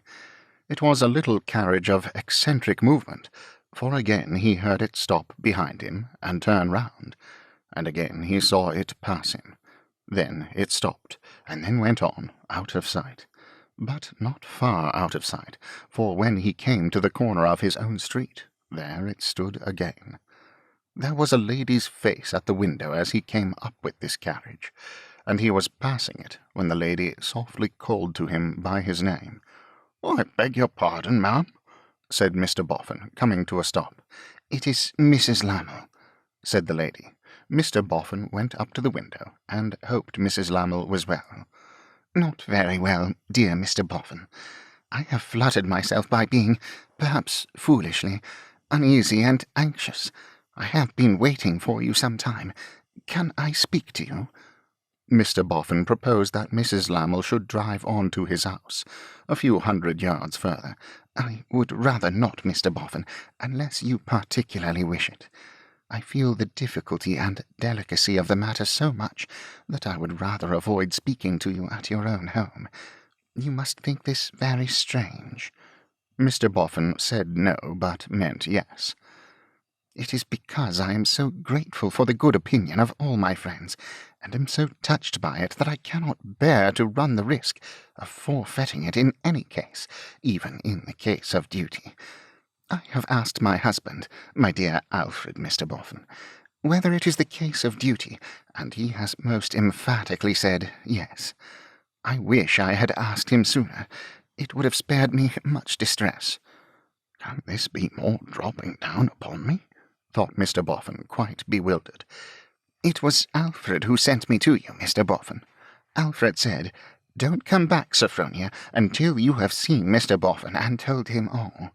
Whatever he may think of it, he ought certainly to know it. Would you mind coming into the carriage?' Mr. Boffin answered, "Not at all," and took his seat at Mrs. Lammle's side. "Drive slowly anywhere," Mrs. Lammle called to her coachman, "and don't let the carriage rattle." "It must be more dropping down, I think," said Mr. Boffin to himself. "What next?"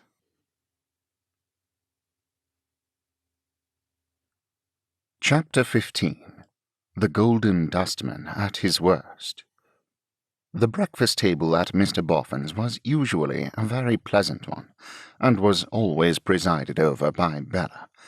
As though he began each new day in his healthy, natural character, and some waking hours were necessary to his relapse into the corrupting influences of his wealth. The face and the demeanour of the Golden Dustman were generally unclouded at that meal. It would have been easy to believe then that there was no change in him. It was as the day went on that the clouds gathered, and the brightness of the morning became obscured. One might have said that the shadows of avarice and distrust lengthened, as his own shadow lengthened, and that the night closed around him gradually. But one morning, long afterwards to be remembered, it was black midnight with the Golden Dustman when he first appeared. His altered character had never been so grossly marked. His bearing towards his secretary was so charged with insolent distrust and arrogance that the latter rose and left the table before breakfast was half done. The look he directed at the secretary's retiring figure was so cunningly malignant that Bella would have sat astounded and indignant, even though he had not gone the length of secretly threatening Rokesmith with his clenched fist as he closed the door. This unlucky morning, of all mornings in the year, was the next morning after Mr. Boffin's interview with Mrs. Lammle in her little carriage. Bella looked to Mrs. Boffin's face for comment on, or explanation of, this stormy humour in her husband, but none was there. An anxious and a distressed observation of her own face was all she could read in it. When they were left alone together, which was not until noon, for Mr. Boffin sat long in his easy-chair, by turns jogging up and down the breakfast-room, clenching his fist and muttering, Bella, in consternation, asked her what had happened, what was wrong. "I am forbidden to speak to you about it, Bella dear. I mustn't tell you," was all the answer she could get. And still, whenever, in her wonder and dismay, she raised her eyes to Mrs. Boffin's face, she saw in it the same anxious and distressed observation of her own.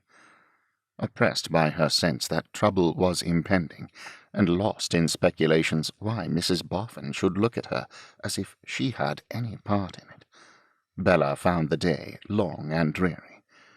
It was far on in the afternoon when, she being in her own room, a servant brought her a message from Mr. Boffin, begging her to come to his. Mrs. Boffin was there, seated on a sofa, and Mr. Boffin was jogging up and down. On seeing Bella, he stopped, beckoned her to him, and drew her arm through his. "Don't be alarmed, my dear," he said gently. "I am not angry with you. Why, you actually tremble. Don't be alarmed, Bella, my dear. I'll see you righted." "See me righted," thought Bella, and then repeated aloud in a tone of astonishment, "See me righted, sir?" "Aye, aye," said Mr. Boffin. "See you righted. Send Mr. Rokesmith here, you, sir." Bella would have been lost in perplexity if there had been pause enough, but the servant found Mr. Rokesmith near at hand, and he almost immediately presented himself. "Shut the door, sir," said Mr. Boffin. "I have got something to say to you which I fancy you'll not be pleased to hear." "I'm sorry to reply, Mr. Boffin," returned the secretary, as, having closed the door, he turned and faced him, "that I think that very likely." "What do you mean?" blustered Mr. Boffin. "I mean that it has become no novelty for me to hear from your lips what I would rather not hear." "Oh, perhaps we shall change that," said Mr. Boffin, with a threatening roll of his head. "I hope so," returned the secretary.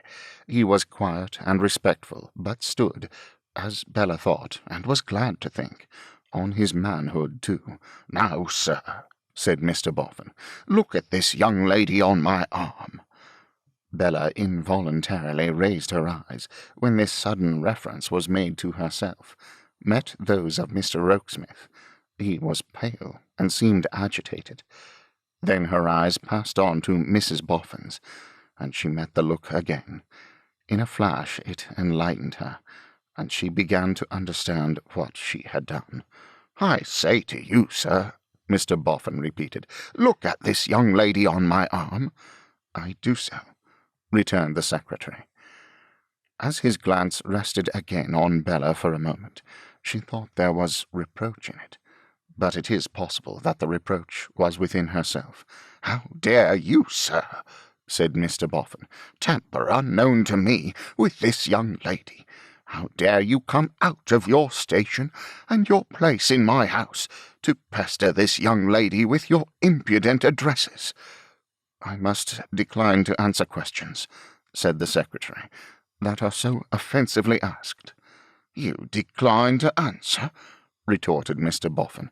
"You decline to answer, do you? Then I'll tell you what it is, Rokesmith.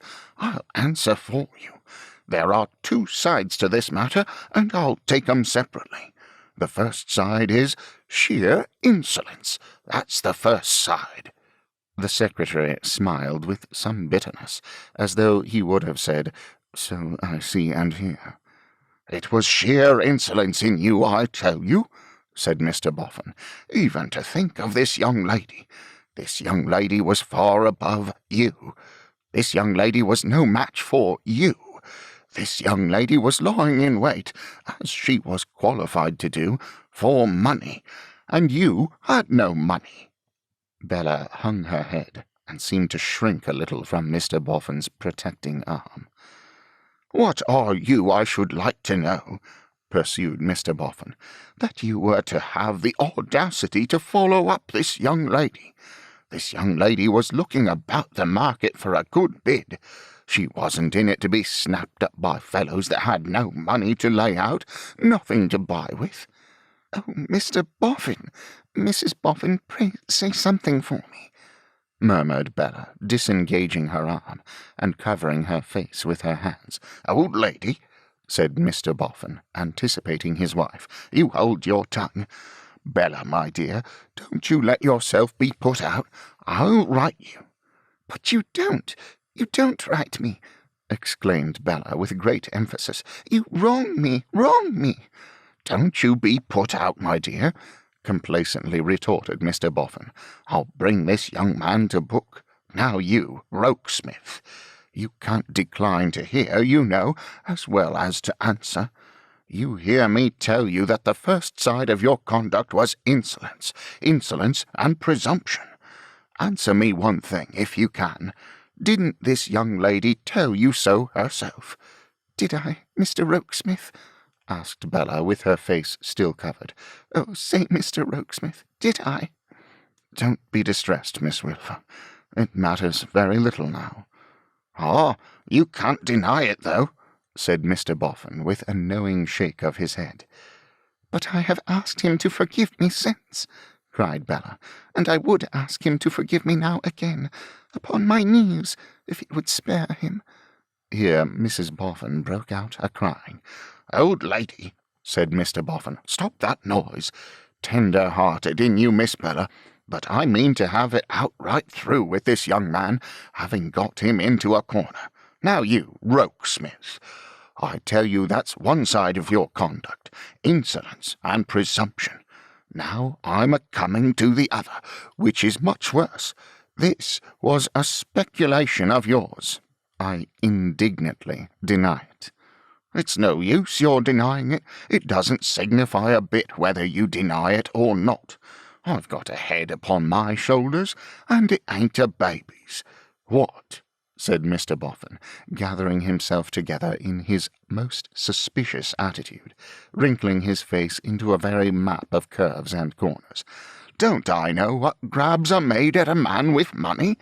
If I didn't keep my eyes open and my pockets buttoned, shouldn't I be brought to the workhouse before I knew where I was? Wasn't the experience of Dancer, and Elwes, and Hopkins, and Blueberry Jones, and ever so many more of 'em similar to mine? Didn't everybody want to make grabs at what they'd got, and bring 'em to poverty and ruin? Weren't they forced to hide everything belonging to 'em, for fear it should be snatched from 'em? Of course they was. I shall be told next that they didn't know human nature." "They, poor creatures," murmured the secretary. "What do you say?" asked Mr. Boffin, snapping at him. "However, you needn't be at the trouble of repeating it, for it ain't worth hearing, and won't go down with me. I'm a-going to unfold your plan before this young lady. I'm a-going to show this young lady the second view of you, and nothing you can say will stave it off. Now attend here, Bella, my dear. Rokesmith, you're a needy chap. You're a chap that I pick up in the street. Are you, or ain't you?" "Go on, Mr. Boffin. Don't appeal to me." "Not appeal to you," retorted Mr. Boffin, as if he hadn't done so. "No, I should hope not. Appealing to you would be a rather rum course. As I was saying, you're a needy chap that I pick up in the street. You come and ask me in the street to take you for a secretary, and I take you. Very good." "Very bad," murmured the secretary. "What do you say?"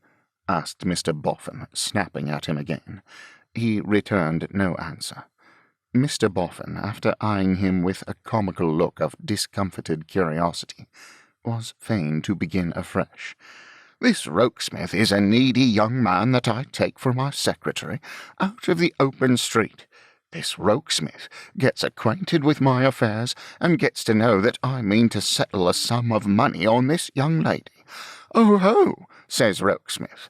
Here Mr. Boffin clapped a finger against his nose, and tapped it several times with a sneaking air, as embodying Rokesmith confidentially confabulating with his own nose. "This will be a good haul. I'll go in for this." And so this Rokesmith, greedy and hungering, begins a-creeping on his hands and knees towards the money.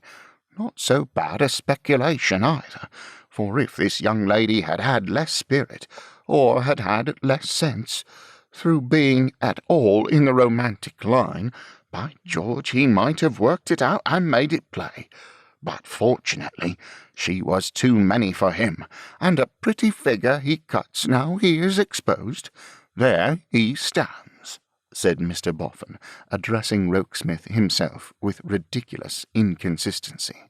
"Look at him." "Your unfortunate suspicions, Mr. Boffin," began the secretary. "Precious unfortunate for you, I can tell," said Mr. Boffin, "are not to be combated by anyone, and I address myself to no such hopeless task. But I will say a word upon the truth." "Yah, much you care about the truth," said Mr. Boffin with a snap of his fingers. "Noddy, my dear love," expostulated his wife. "Old lady," returned Mr. Boffin, "you keep still. I say to this Rokesmith here, much he cares about the truth. I tell him again, much he cares about the truth." "Our connection being at an end, Mr. Boffin," said the secretary, "it can be of very little moment to me what you say." "Oh, you are knowing enough," retorted Mr. Boffin with a sly look, "to have found out that our connection's at an end, eh? But you can't get beforehand with me. Look at this in my hand. This is your pay, on your discharge. You can only follow suit. You can't deprive me of the lead. Let's have no pretending that you discharge yourself. I discharge you." "So that I go?" remarked the secretary, waving the point aside with his hand. "It is all one to me." "Is it?" said Mr. Boffin. "But it's two to me, let me tell you. Allowing a fellow that's found out to discharge himself is one thing. Discharging him for insolence and presumption, and likewise for designs upon his master's money, is another. 1 and 1's 2, not 1. Old lady, don't you cut in, you keep still." "Have you said all you wish to say to me?" demanded the secretary. "I don't know whether I have or not," answered Mr. Boffin. "It depends." "Perhaps you will consider whether there are any other strong expressions that you would like to bestow upon me." "I'll consider that," said Mr. Boffin obstinately, "at my convenience, and not at yours. You want the last word. It may not be suitable to let you have it." "Noddy, my dear, dear Noddy, you sound so hard," cried poor Mrs. Boffin, not to be quite repressed. "Old lady," said her husband, but without harshness, "if you cut in when requested not, I'll get a pillow and carry you out of the room upon it. What do you want to say, you Rokesmith?" "To you, Mr. Boffin, nothing. But to Miss Wilfer and to your good kind wife, a word." "Out with it, then," replied Mr. Boffin, "and cut it short, for we've had enough of you." "I have borne," said the secretary in a low voice, "with my false position here, that I might not be separated from Miss Wilfer. To be near her has been a recompense to me from day to day, even for the undeserved treatment I have had here, and for the degraded aspect in which she has often seen me. Since Miss Wilfer rejected me, I have never again urged my suit, to the best of my belief, with a spoken syllable or a look. But I have never changed in my devotion to her, except, if she will forgive my saying so, that it is deeper than it was, and better founded. Now mark this chap saying, Miss Wilfer, what he means is LSD, cried Mr. Boffin, with a cunning wink. Now mark this chap's making Miss Wilfer stand for pounds, shilling, and pence. My feeling for Miss Wilfer, pursued the secretary, without deigning to notice him, is not one to be ashamed of. I avow it. I love her. Let me go where I may when I presently leave this house. I shall go into a blank life, leaving her. Leaving LSD behind me, said Mr. Boffin, by way of commentary, with another wink. That I am incapable, said the secretary, going on, still without heeding him, of a mercenary project or a mercenary thought in connection with Miss Wilfer is nothing meritorious in me, because any prize that I could put before my fancy would sink into insignificance beside her. If the greatest wealth or the highest rank were hers, it would only be important in my sight as removing her still farther from me, and making me more hopeless, if that could be. Say, remarked the secretary, looking full at his late master, say that with a word she could strip Mr. Boffin of his fortune and take possession of it. She would be of no greater worth in my eyes than she is.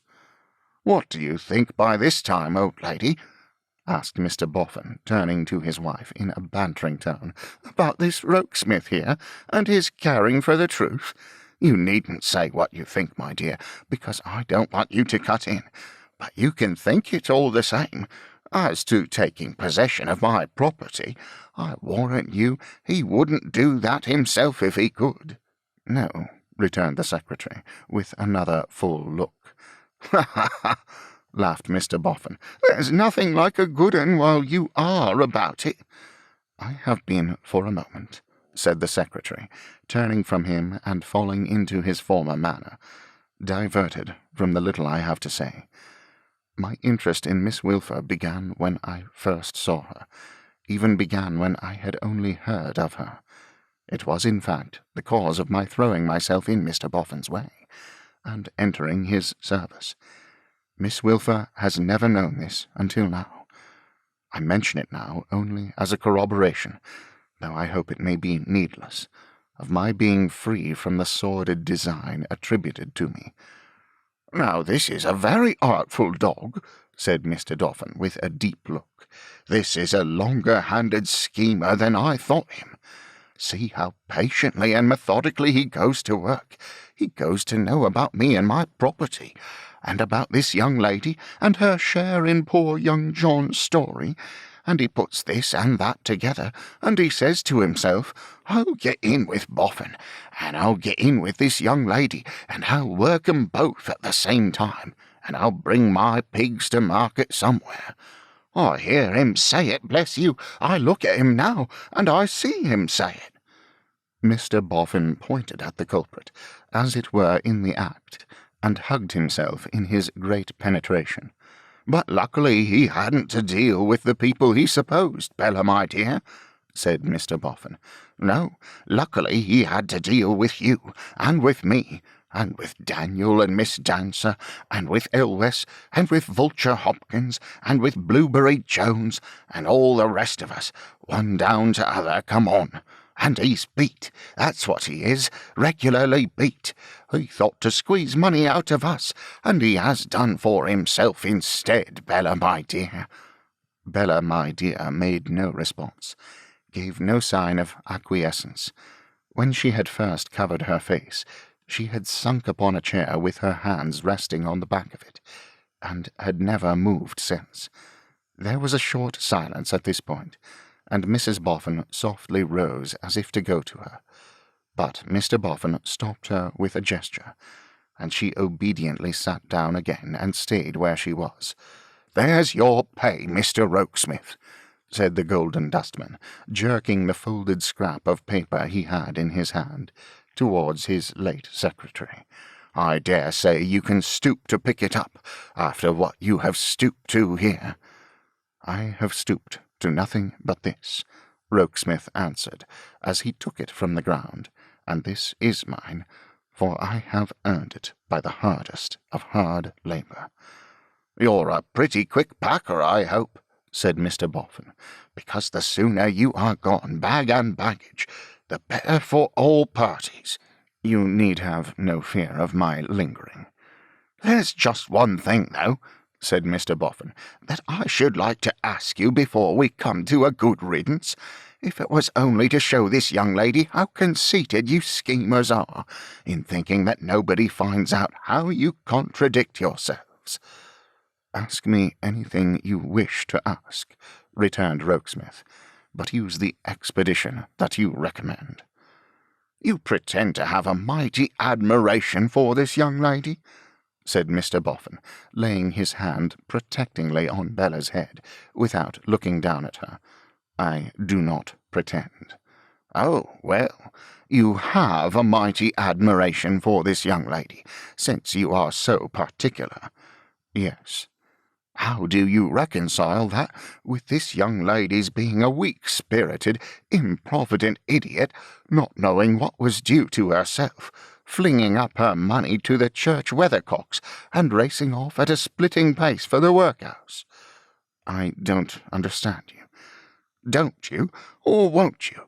What else could you have made this young lady out to be, if she had listened to such addresses as yours?" "What else, if I had been so happy as to win her affections and possess her heart?" "Win her affections," retorted Mr. Boffin with ineffable contempt, "and possess her heart. Mew, says the cat, quack, quack, says the duck, bow, wow, wow, says the dog. Win her affections and possesses her heart. Mew, quack, quack, bow, wow." John Rokesmith stared at him in his outburst, as if with some faint idea that he had gone mad. "What is due to this young lady," said Mr. Boffin, "is money, and this young lady right well knows it." "You slander the young lady." "You slander the young lady, you with your affections and hearts and trumpery," returned Mr. Boffin. "It's of a piece with the rest of your behaviour. I heard of these doings of yours only last night, or you should have heard of 'em from me sooner, take your oath of it. I heard of him from a lady with as good a headpiece as the best, and she knows this young lady, and I know this young lady, and we all three know that it's money she makes a stand for. Money, money, money, and that you and your affections and hearts are a lie, sir." "Mrs. Boffin," said Rokesmith, quietly turning to her, "for your delicate and unvarying kindness. I thank you with the warmest gratitude. Good-bye. Miss Wilfer, good-bye." "And now, my dear," said Mr. Boffin, laying his hand on Bella's head again, "you may begin to make yourself quite comfortable, and I hope you feel that you've been righted." But Bella was so far from appearing to feel it, that she shrank from his hand and from the chair, and staring up in an incoherent passion of tears, and stretching out her arms, cried, "Oh, Mr. Rokesmith, before you go, if you could but make me poor again, oh, make me poor again. Somebody, I beg and pray, or my heart will break if this goes on. Pa, dear, make me poor again and take me home. I was bad enough there, but I have been so much worse here. Don't give me money, Mr. Boffin. I won't have a penny. Keep it away from me. And only let me speak to good little Pa, and lay my head upon his shoulder, and tell him all my griefs. Nobody else can understand me, nobody else can comfort me, nobody else knows how unworthy I am, and yet can love me like a little child. I am better with my Pa than anyone, more innocent, more sorry, more glad." So, crying out in a wild way that she could not bear this, Bella drooped her head on Mrs. Boffin's ready breast. John Rokesmith from his place in the room, and Mr. Boffin from his, looked on at her in silence until she was silent herself. Then Mr. Boffin observed in a soothing and comfortable tone, "There, my dear, there. You are righted now, and it's all right. I don't wonder, I'm sure, at your being a little flurried by having a scene with this fellow. But it's all over, my dear, and you're righted, and it's all right." Which Mr. Boffin repeated with a highly satisfied air of completeness and finality. "I hate you!" cried Bella, turning suddenly upon him with a stamp of her little foot. "At least, I can't hate you, but I don't like you." "Hullo!" exclaimed Mr. Boffin in an amazed undertone. "You're a scolding, unjust, abusive, aggravating, bad old creature," cried Bella. "I'm angry with my ungrateful self for calling you names. But you are, you know you are." Mr. Boffin stared here and stared there, as misdoubting that he must be in some sort of fit. "I have heard you with shame," said Bella, "with shame for myself, and with shame for you. You ought to be above the base tale-bearing of a time-serving woman, but you are above nothing now." Mr. Boffin, seeming to become convinced that this was a fit, rolled his eyes and loosened his neckcloth. "When I came here, I respected you and honoured you, and I soon loved you," cried Bella. "And now I can't bear the sight of you. At least I don't know that I ought to go so far as that. Only you're a monster." Having shot this bolt out with a great expenditure of force, Bella hysterically laughed and cried together. "The best wish I can wish you is," said Bella, returning to the charge, "that you had not one single farthing in the world. If any true friend and well-wisher could make you a bankrupt, you would be a duck, but as a man of property, you are a demon." After dispatching this second bolt with a still greater expenditure of force, Bella laughed and cried still more. "Mr. Rokesmith, pray stay a moment. Pray hear one word from me before you go. I am deeply sorry for the reproaches you have borne on my account. Out of the depths of my heart, I earnestly and truly beg your pardon." As she stepped towards him, he met her. As she gave him her hand, he put it to his lips and said, "God bless you." No laughing was mixed with Bella's crying then. Her tears were pure and fervent. "There is not an ungenerous word that I have heard addressed to you, heard with scorn and indignation, Mr. Rokesmith, but it has wounded me far more than you, for I have deserved it, and you never have. Mr. Rokesmith, it is to me you owe this perverted account of what passed between us that night. I parted with the secret, even while I was angry with myself for doing so.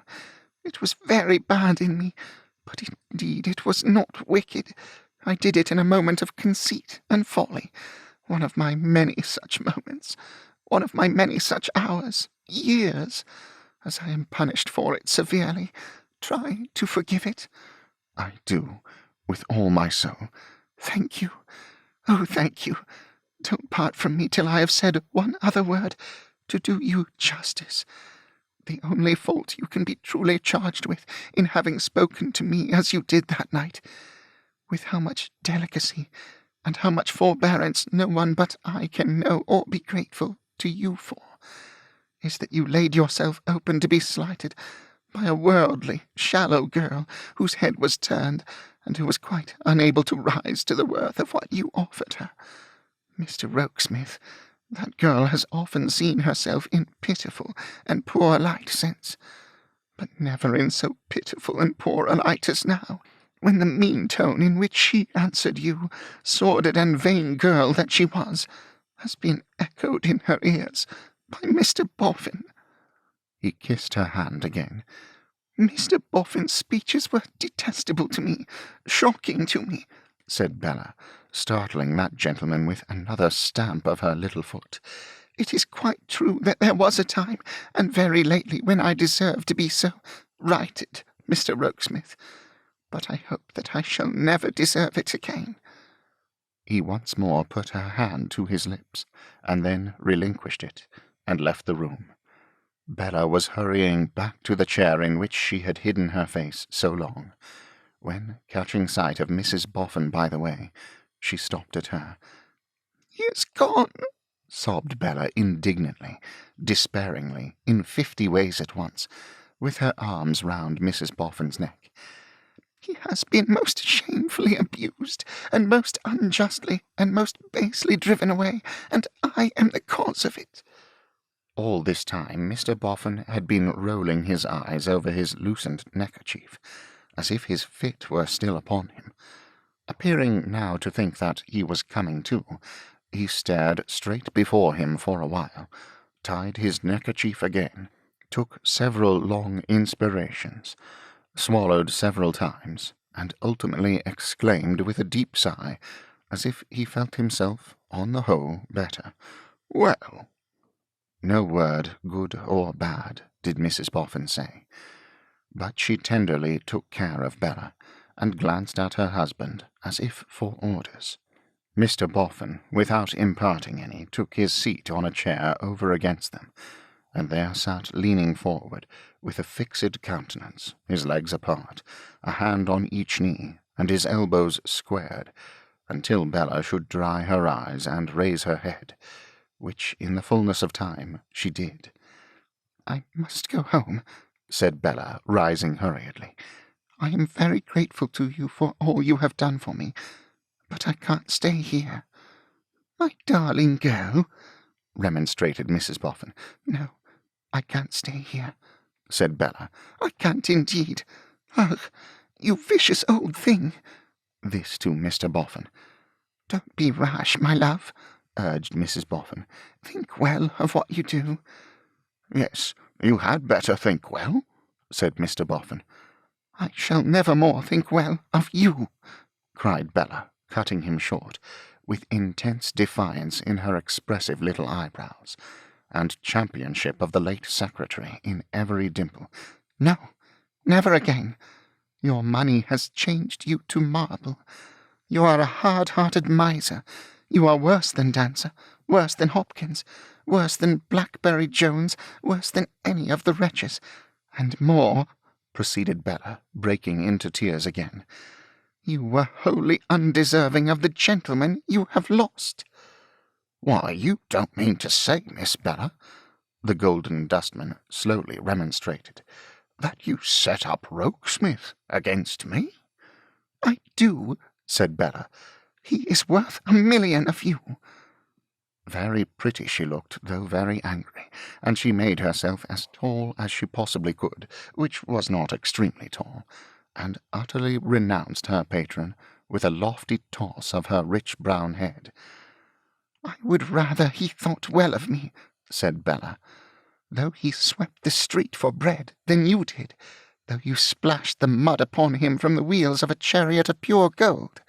There!" "Well, I'm sure," cried Mr. Boffin, staring. "And for a long time past, when you have thought you set yourself above him, I've only seen you under his feet," said Bella. "There! And throughout I saw in him the master, and I saw in you the man. There! And when you used him shamefully, I took his part and loved him. There! I boast of it." After which strong avowal, Bella underwent reaction, and cried to any extent, with her face on the back of her chair. "Now, look here," said Mr. Boffin, as soon as he could find an opening for breaking the silence and striking in. "Give me your attention, Bella. I am not angry." "I am," said Bella. "I say," resumed the Golden Dustman, "I am not angry, and I mean kindly to you, and I want to overlook this, so you'll stay where you are, and we'll agree to say no more about it." "No, I can't stay here," cried Bella, rising hurriedly again. "I can't think of staying here. I must go home for good." "Now, don't be silly," Mr. Boffin reasoned. "Don't do what you can't undo. Don't do what you're sure to be sorry for." "I shall never be sorry for it," said Bella, "and I should always be sorry, and should every minute of my life despise myself, if I remained here after what has happened." "At least, Bella," argued Mr. Boffin. "Let there be no mistake about it. Look before you leap, you know. Stay where you are, and all's well, and all's as it was to be. Go away, and you can never come back." "I know that I can never come back, and that's what I mean," said Bella. "You mustn't expect," Mr. Boffin pursued, "that I'm a-going to settle money on you if you leave us like this, because I am not. No, Bella, be careful. Not one brass farthing." "Expect," said Bella haughtily. "Do you think that any power on earth could make me take it if you did, sir?"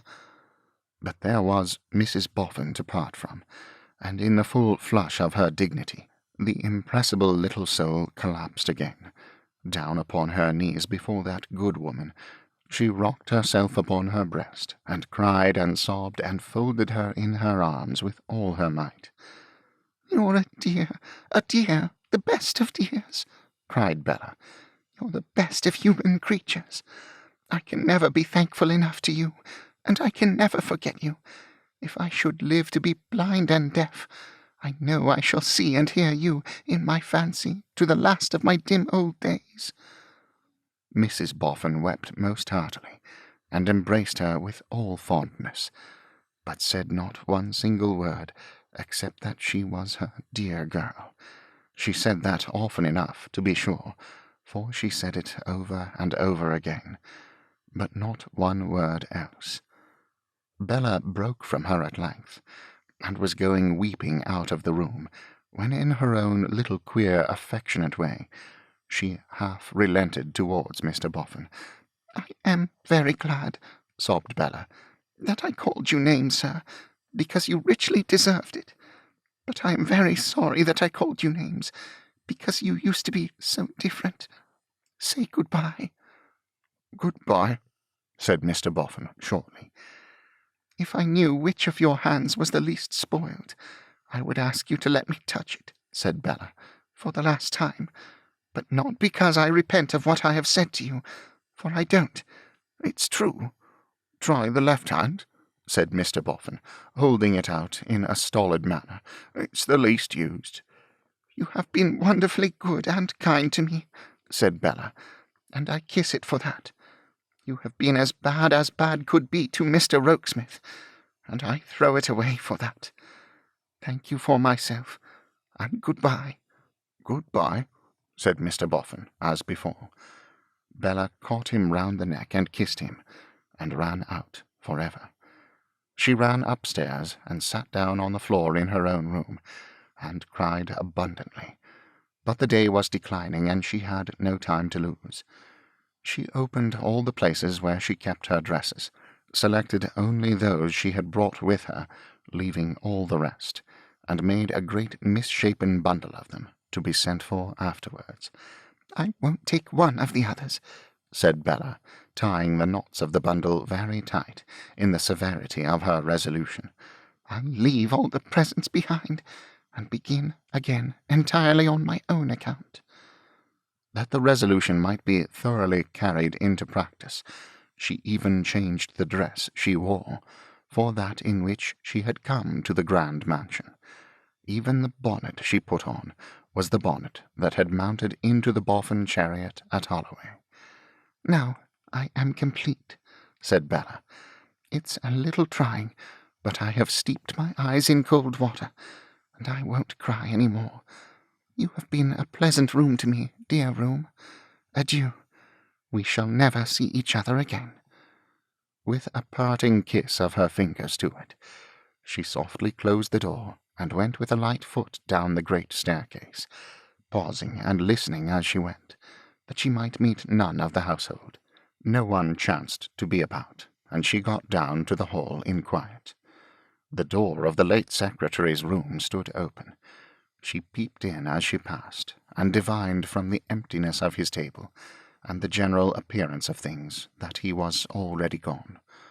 Softly opening the great hall door, and softly closing it upon herself, she turned and kissed it on the outside, insensible old combination of wood and iron that it was, before she ran away from the house at a swift pace. "That was well done, panted Bella, slackening in the next street and subsiding into a walk. If I had left myself any breath to cry with, I should have cried again. Now, poor, dear, darling little Pa, you are going to see your lovely woman unexpectedly.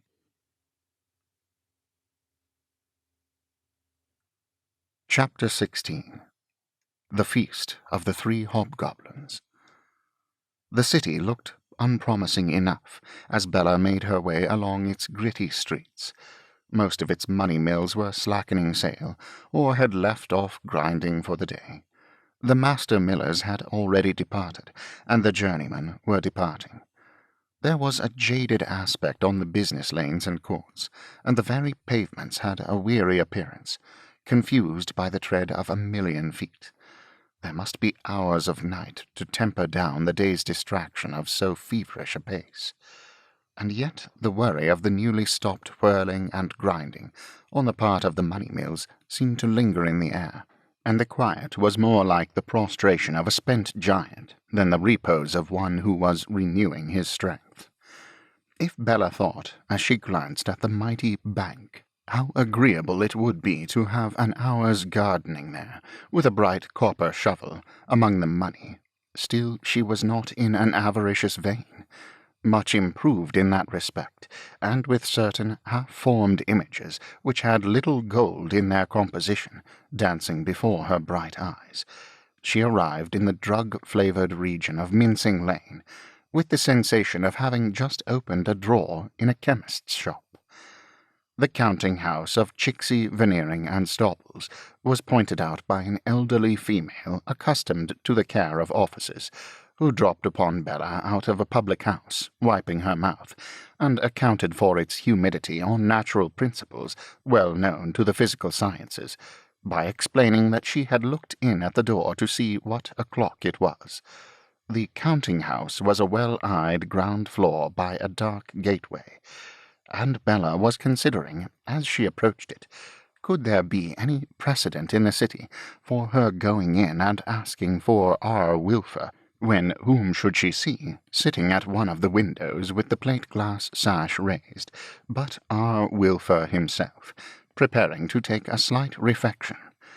On approaching nearer, Bella discerned that the refection had the appearance of a small cottage loaf and a pennyworth of milk. Simultaneously with this discovery on her part, her father discovered her, and invoked the echoes of Mincing Lane to exclaim, "My gracious me!"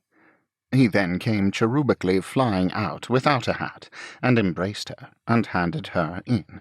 "For it's after hours, and I am all alone, my dear," he explained, "and am having, as I sometimes do when they are all gone, a quiet tea."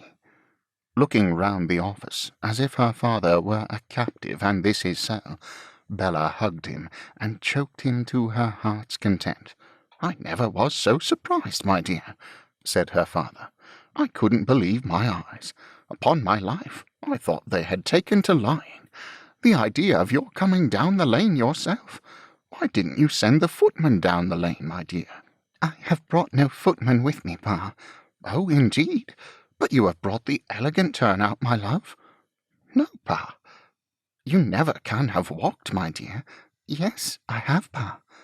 He looked so very much astonished that Bella could not make up her mind to break it to him just yet.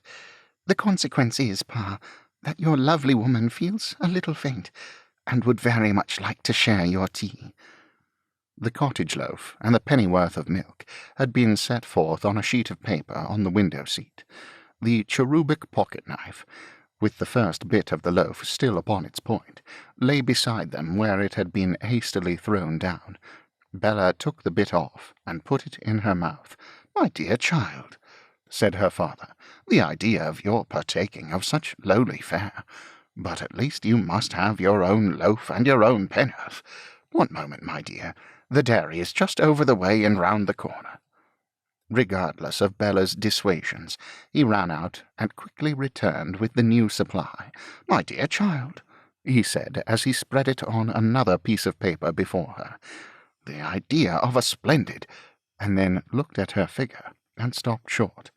"What's the matter, Pa?" "Of a splendid female?" he resumed more slowly, "putting up with such accommodations at the present. Is that a new dress you have on, my dear?" "No, Pa, an old one. Don't you remember it?" "Why, I thought I remembered it, my dear." "You should, for you bought it, Pa." "Yes, I thought I bought it, my dear," said the cherub, giving himself a little shake, as if to rouse his faculties. "And have you grown so fickle that you don't like your own taste, Pa, dear?" "Well, my love," he returned, swallowing a bit of the cottage loaf with considerable effort, for it seemed to stick by the way, "I should have thought it was hardly sufficiently splendid for existing circumstances." "And so, Pa," said Bella, moving coaxingly to his side instead of remaining opposite, "you sometimes have a quiet tea here, all alone. I am not in the tea's way if I draw my arm over your shoulder, like this, Pa." "Yes, my dear, and no, my dear. Yes to the first question, and certainly not to the second. Respecting the quiet tea, my dear, why, you see the occupations of the day are sometimes a little wearing, and if there's nothing interposed between the day and your mother, why, she is sometimes a little wearing too." "I know, Pa." "Yes, my dear, so sometimes I put a quiet tea at the window here, with a little quiet contemplation of the lane, which comes soothing between the day and domestic—" "Bliss," suggested Bella sorrowfully. "And domestic bliss," said her father, quite contented to accept the phrase. Bella kissed him. "And it is in this dark, dingy place of captivity, poor dear, that you pass all the hours of your life when you are not at home?" "Not at home, or not on the road there, or on the road here, my love. Yes. You see that little desk in the corner?" "In the dark corner, furthest both from the light and from the fireplace? The shabbiest desk of all the desks?" "Now, does it really strike you in that point of view, my dear?" said her father, surveying it artistically with his head on one side. "That's mine. That's called Rumty's perch." "Whose perch?" asked Bella with great indignation. "Rumty's. You see, being rather high and up 2 steps, they call it a perch, and they call me Rumty." "How dare they?" exclaimed Bella. "They're playful, Bella, my dear. They're playful. They're more or less younger than I am, and they're playful. What does it matter? I might be surly or sulky or 50 disagreeable things that I really shouldn't like to be considered. But Rumty, Lord, why not Rumty?" To inflict a heavy disappointment on this sweet nature, which had been, through all her caprices, the object of her recognition, love, and admiration from infancy, Bella felt to be the hardest task of her hard day. "I should have done better," she thought, "to tell him at first. I should have done better to tell him just now, when he had some slight misgiving. He is quite happy again, and I shall make him wretched." He was falling back on his loaf and milk, with the pleasant composure, and Bella stealing her arm a little closer about him, and at the same time sticking up his hair with an irresistible propensity to play with him, founded on the habit of her whole life, had prepared herself to say, "Pa, dear, don't be cast down, but I must tell you something disagreeable," when he interrupted her in an unlooked-for manner. "My gracious me!" he exclaimed, invoking the mincing lane echoes as before.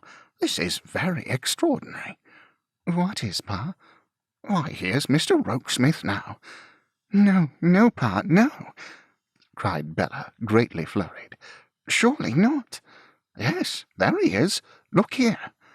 Sooth to say, Mr. Rokesmith not only passed the window, but came into the counting-house, and not only came into the counting-house, but finding himself there alone with Bella and her father, rushed at Bella and caught her in his arms, with the rapturous words, "My dear, dear girl, my gallant, generous, disinterested, courageous, noble girl." And not only that even, which one might have thought astonishment enough for one dose, but Bella, after hanging her head for a moment, lifted it up and laid it on his breast, as if that were her head's chosen and lasting resting-place. "I knew you would come to him, and I followed you," said Rokesmith. "My love, my life, you are mine?" To which Bella responded, "Yes, I am yours if you think me worth taking," and after that seemed to shrink to next to nothing in the clasp of his arms, partly because it was such a strong one on his part, and partly because there was such a yielding to it on hers. The cherub, whose hair would have done for itself under the influence of this amazing spectacle, what Bella had just done now for it, staggered back into the window-seat from which he had risen, and surveyed the pair with eyes dilated to their utmost. "But we must think of dear Pa," said Bella. "I haven't told dear Pa. Let us speak to Pa." Upon which they turned to do so. "I wish first, my dear," remarked the cherub faintly, "that you'd have the kindness to sprinkle me with a little milk, for I feel as if I was going." In fact, the good little fellow had become alarmingly limp, and his senses seemed to be rapidly escaping from the knees upward. Bella sprinkled him with kisses instead of milk, but gave him a little of that article to drink, and he gradually revived under her caressing care. "We'll break it to you gently, dearest Pa," said Bella. "My dear," returned the cherub, looking at them both, "you broke so much in the first gush, if I may so express myself, that I think I am equal to a good large breakage now." "Mr. Wilfer," said John Rokesmith, excitedly and joyfully, "Bella takes me, though I have no fortune, even no present occupation, nothing but what I can get in the life before us. Bella takes me." "Yes, I should rather have inferred, my dear sir," returned the cherub feebly, "that Bella took you, from what I have within these few minutes remarked." "You don't know, Pa," said Bella, "how ill I have used him." "You don't know, sir," said Rokesmith, "what a heart she has." "You don't know, Pa," said Bella, "what a shocking creature I was growing when he saved me from myself." "You don't know, sir," said Rokesmith, "what a sacrifice she has made for me." "My dear Bella," replied the cherub, still pathetically scared, "and my dear John Rokesmith, if you will allow me so to call you." "Yes, do, Pa, do," urged Bella. "I allow you, and my will is his law. Isn't it, dear John Rokesmith?" There was an engaging shyness in Bella, coupled with an engaging tenderness of love and confidence and pride, in thus first calling him by name, which made it quite excusable in John Rokesmith to do what he did. What he did was, once more to give her the appearance of vanishing as aforesaid. "I think, my dears," observed the cherub, "that if you could make it convenient to sit one on one side of me and the other on the other, we should get on rather more consecutively, and make things rather plainer. John Rokesmith mentioned a while ago that he had no present occupation." "None," said Rokesmith. "No, Pa, none," said Bella. "From which I argue," proceeded the cherub, "that he has left Mr. Boffin?" "Yes, Pa, and so—" "Stop a bit, my dear. I wish to lead up to it by degrees. And that Mr. Boffin has not treated him well?" "Has treated him most shamefully, dear Pa," cried Bella with a flashing face. "Of which," pursued the cherub, enjoining patience with his hand, "a certain mercenary young person distantly related to myself could not approve. Am I leading up to it right?" "Could not approve, sweet Pa," said Bella with a tearful laugh and a joyful kiss. "Upon which," pursued the cherub, "the certain mercenary young person distantly related to myself, having previously observed and mentioned to myself that prosperity was spoiling Mr. Boffin, felt that she must not sell her sense of what was right and what was wrong, and what was true and what was false, and what was just and what was unjust, for any price that could be paid to her by any one alive. Am I leading up to it right?" Another tearful laugh. Bella joyfully kissed him again. And therefore, the cherub went on in a glowing voice, as Bella's hand stole gradually up his waistcoat to his neck, "this mercenary young person distantly related to myself refused the price, took off the splendid fashions that were part of it, put on the comparatively poor dress that I had last given her, and, trusting to my supporting her in what was right, came straight to me. Have I led up to it?" Bella's hand was round his neck by this time, and her face was on it. "The mercenary young person distantly related to myself," said her good father, "did well. The mercenary young person distantly related to myself did not trust to me in vain. I admire this mercenary young person, distantly related to myself, more in this dress than if she had come to me in China silks, cashmere shawls, and Golconda diamonds. I love this young person dearly. I say to the man of this young person's heart, out of my heart, and with all of it, my blessing on this engagement betwixt you, and she brings you a good fortune, when she brings you the poverty she has accepted for your sake, and the honest truths." The staunch little man's voice failed him as he gave John Rokesmith his hand, and he was silent, bending his face low over his daughter. But not for long. He looked up, saying in a sprightly tone, "And now, my dear child, if you think you can entertain John Rokesmith for a minute and a half, I'll run over to the dairy and fetch him a cottage loaf and a drink of milk, that we may all have tea together." It was, as Bella gaily said, like the supper provided for the 3 nursery hobgoblins at their house in the forest, without their thunderous low growlings of the alarming discovery, "Somebody's been drinking my milk." It was a delicious repast, by far the most delicious that Bella, or John Rokesmith, or even R.W. Wilfer had ever made. The uncongenial oddity of its surroundings, with the two brass knobs of the iron safe of Chicksey, Veneering, and Stobbles staring from a corner, like the eyes of some dull dragon, only made it the more delightful. "To think," said the cherub, looking round the office with unspeakable enjoyment, "that anything of a tender nature should come off here, is what tickles me. To think that ever I should have seen my Bella folded in the arms of her future husband, here, you know." It was not until the cottage loaves and the milk had for some time disappeared, and the foreshadowings of night were creeping over Mincing Lane, that the cherub by degrees became a little nervous, and said to Bella, as he cleared his throat, "Have you thought at all about your mother, my dear?" "Yes, Pa." "And your sister Lavvy, for instance, my dear?" "Yes, Pa. I think we had better not enter into particulars at home. I think it will be quite enough to say that I had a difference with Mr. Boffin, and have left for good." "John Rokesmith being acquainted with your ma, my love," said her father, after some slight hesitation, "I need have no delicacy in hinting before him that you may perhaps find your ma a little wearing." "A little patient, Pa?" said Bella with a tuneful laugh, the tune fuller for being so loving in its tone. "Well, we'll say, strictly in confidence among ourselves, wearing. We won't qualify it," the cherub stoutly admitted, "and your sister's temper is wearing." "I don't mind, Pa."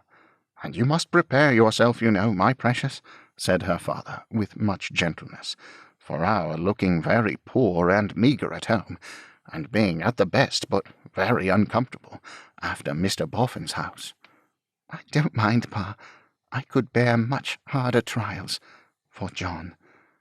The closing words were not so softly and blushingly said, but that John heard them, and showed that he heard them again, by assisting Bella to another of those mysterious disappearances. "Well," said the cherub gaily, and not expressing disapproval, when you come back from retirement, my love, and reappear on the surface, I think it will be time to lock up and go." If the counting-house of Chicksey, Veneering, and Stobbles had ever been shut up by 3 happier people, glad as most people were to shut it up, they must have been superlatively happy indeed. But first Bella mounted upon Rumpty's perch and said, "Show me what you do here all day long, dear Pa. Do you write like this?" laying her round cheek upon her plump left arm, and losing sight of her pen in waves of hair, in a highly unbusinesslike manner, though John Rokesmith seemed to like it. So the three hobgoblins, having effaced all traces of their feast, and swept up the crumbs, came out of Mincing Lane to walk to Holloway. And if two of the hobgoblins didn't wish the distance twice as long as it was, the third goblin was much mistaken. Indeed, that modest spirit deemed himself so much in the way of their deep enjoyment of the journey, that he apologetically remarked, "I think, my dears, I'll take the lead on the other side of the road, and seem not to belong to you," which he did, cherubically strewing the path with smiles in the absence of flowers. It was almost 10 o'clock when they stopped within view of Wilfer Castle, and then, the spot being quiet and deserted, Bella began a series of disappearances which threatened to last all night. "I think, John," the cherub hinted at last, "that if you can spare me the young person distantly related to myself, I'll take her in." "I can't spare her," answered John, "but I must lend her to you, my darling." A word of magic, which caused Bella instantly to disappear again. "Now, dearest Pa," said Bella, when she became visible, "put your hand in mine, and we'll run home as fast as ever we can run, and get it over. Now, Pa, once—" "My dear," the cherub faltered, with something of a craven air, "I was going to observe that if your mother—" "You mustn't hang back, sir, to gain time," cried Bella, putting on her right foot. "Do you see that, sir? That's the mark. Come up to the mark, sir, once, twice, 3 times, and away, Pa."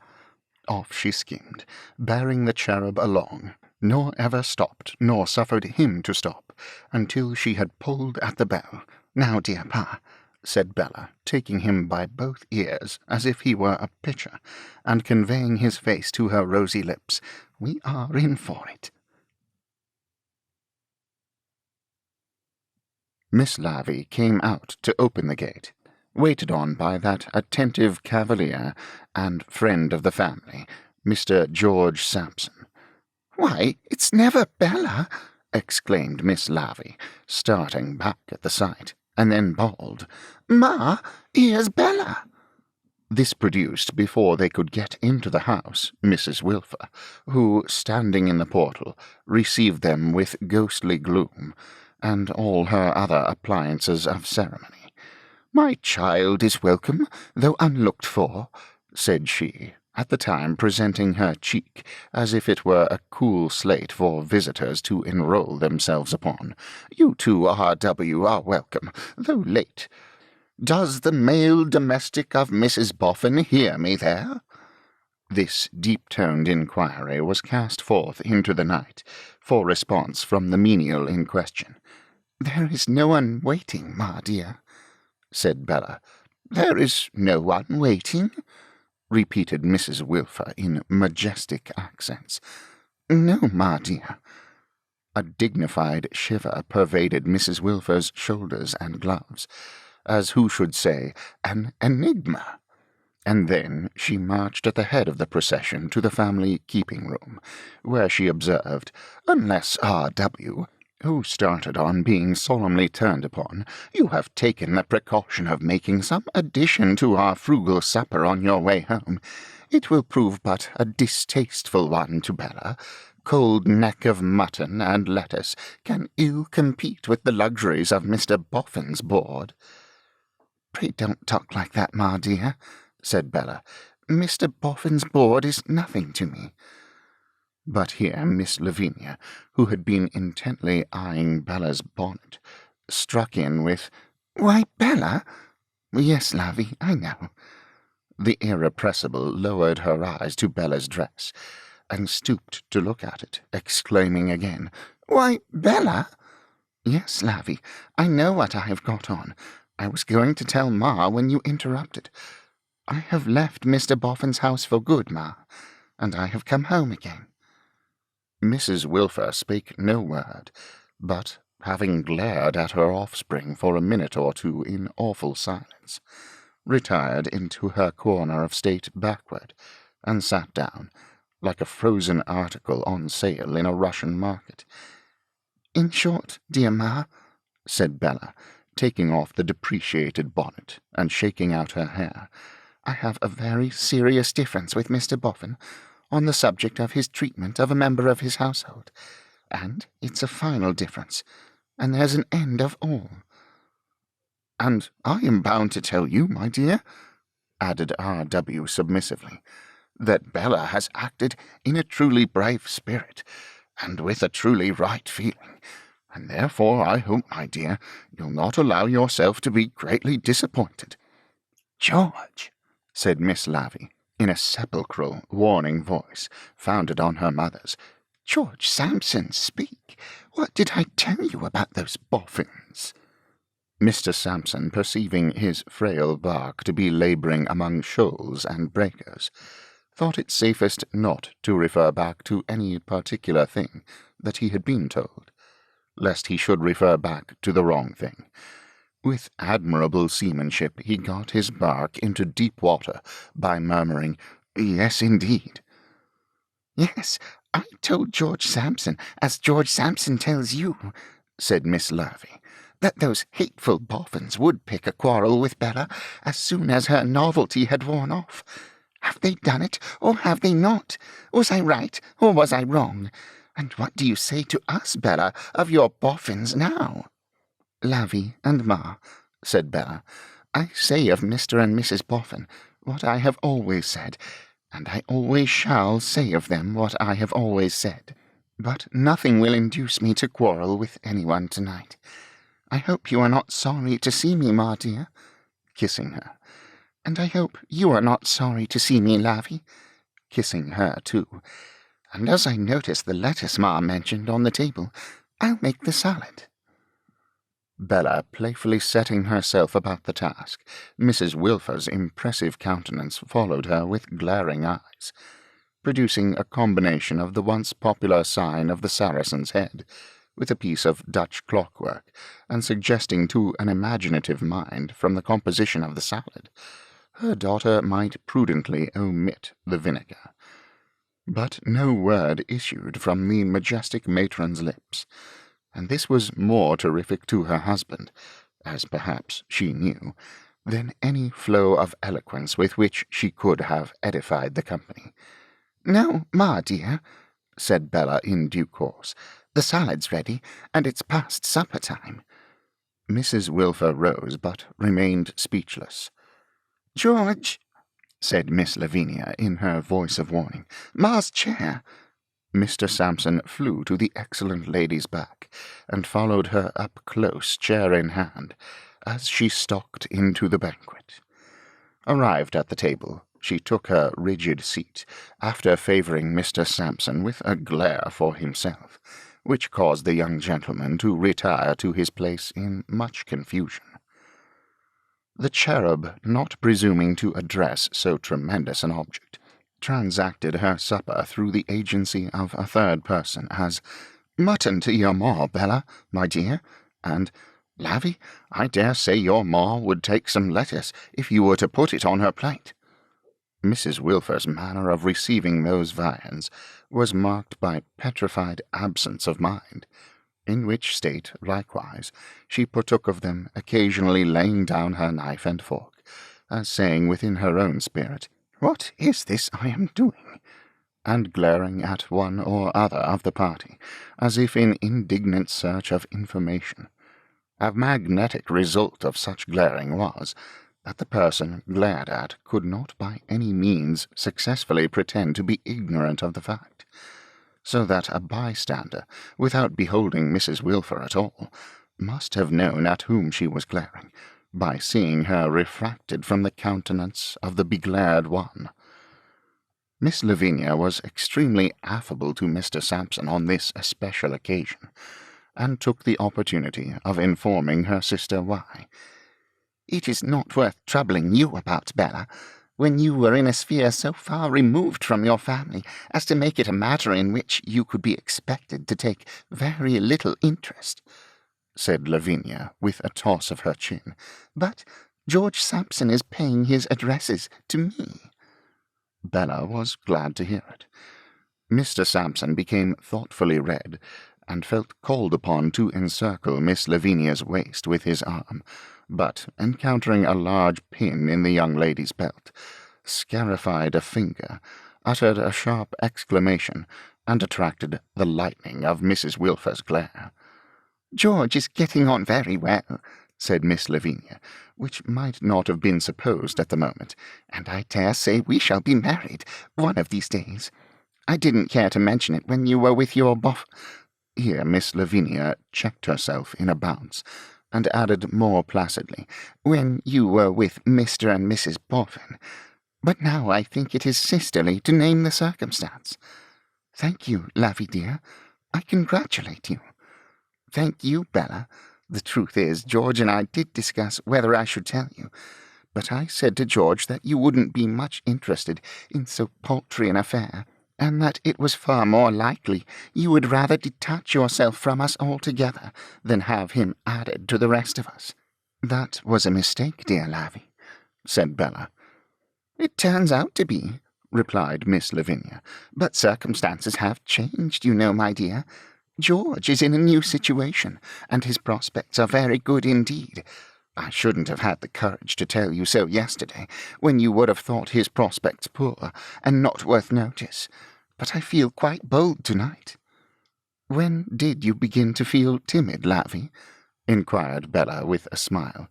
"I didn't say that I ever felt timid, Bella," replied the irrepressible, "but perhaps I might have said, if I had not been restrained by delicacy toward a sister's feelings, that I have for some time felt independent, too independent, my dear, to subject myself to have my intended match— you'll prick yourself again, George— looked down upon.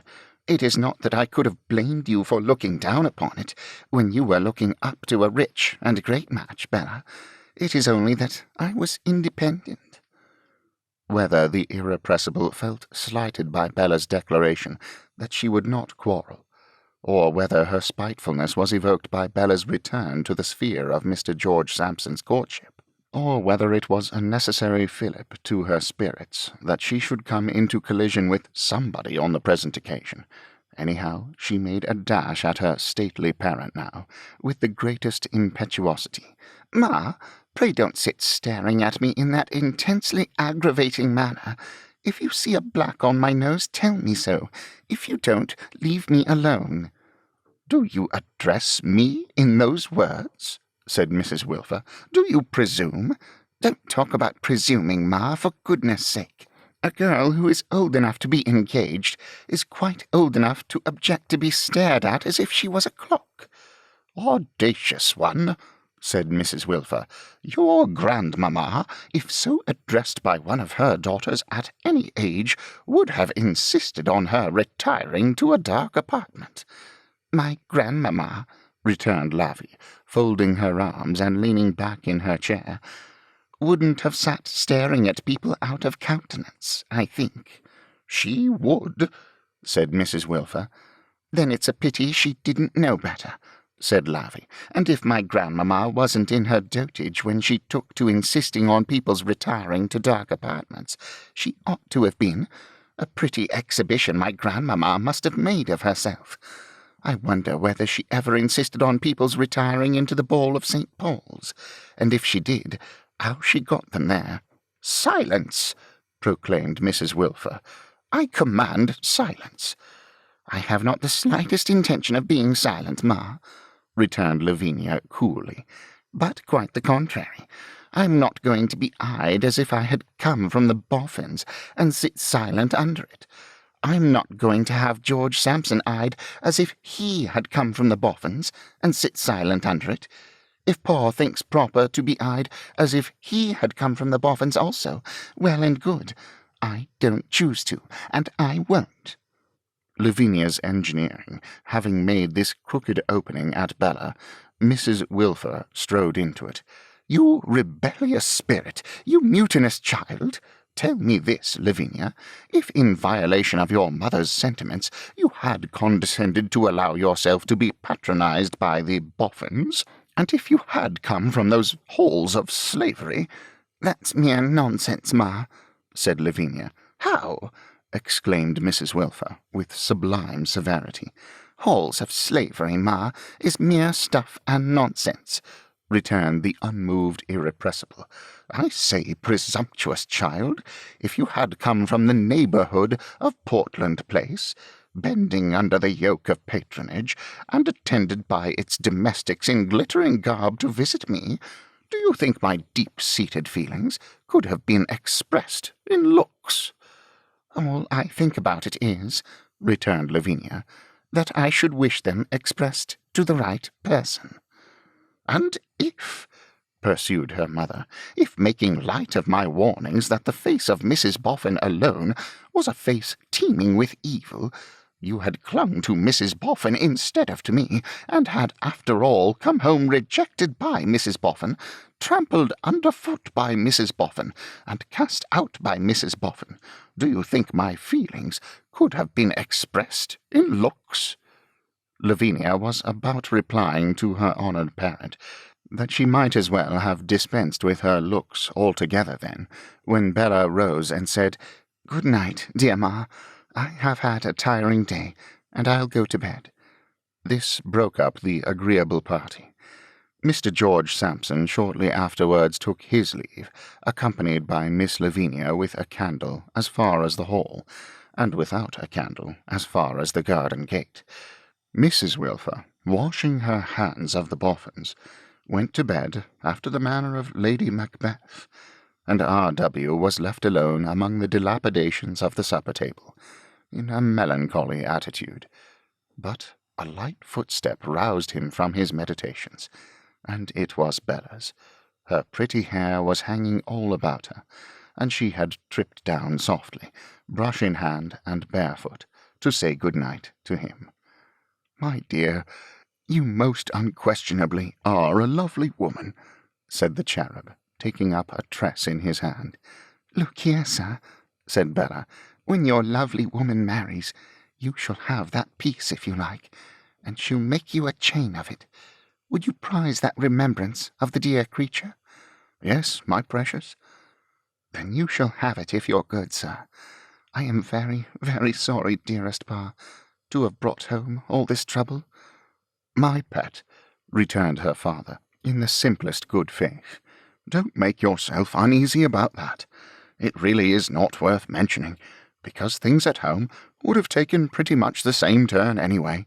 If your mother and sister don't find one subject to get at times a little wearing on, they find another.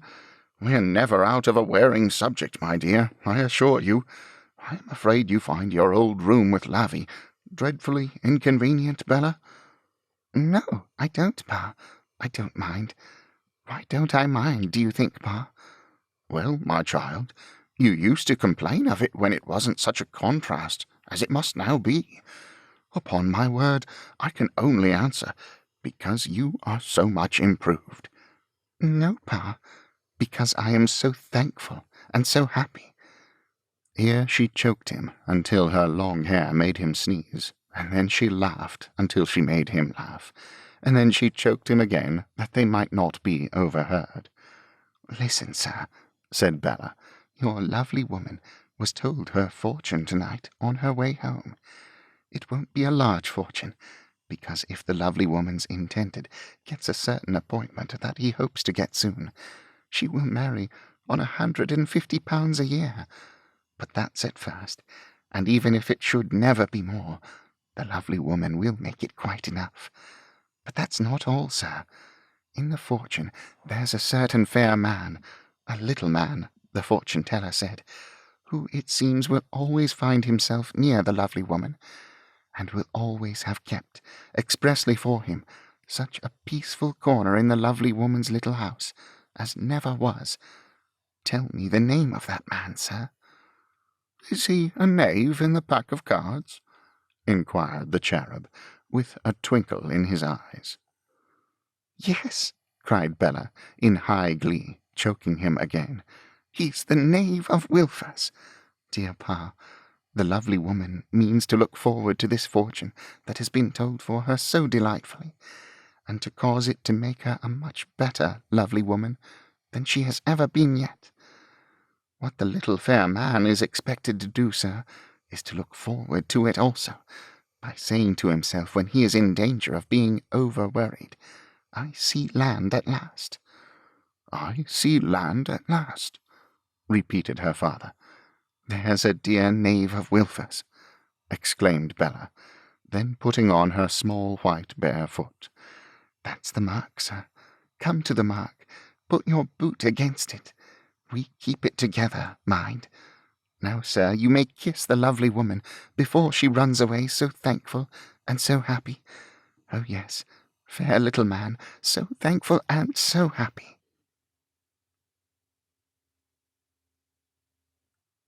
Chapter 17. A Social Chorus. Amazement sits enthroned upon the countenances of Mr. and Mrs. Alfred Lammel's circle of acquaintance, when the disposal of their first-class furniture and effects, including a billiard table in capital letters, by auction under a bill of sale, is publicly announced on a waving hearth-rug in Sackville Street. But nobody is half so much amazed as Hamilton Veneering, Esquire, M.P., for pocket breeches, who instantly begins to find out that the Lammels are the only people ever entered on his soul's register who are not the oldest and dearest friends he has in the world.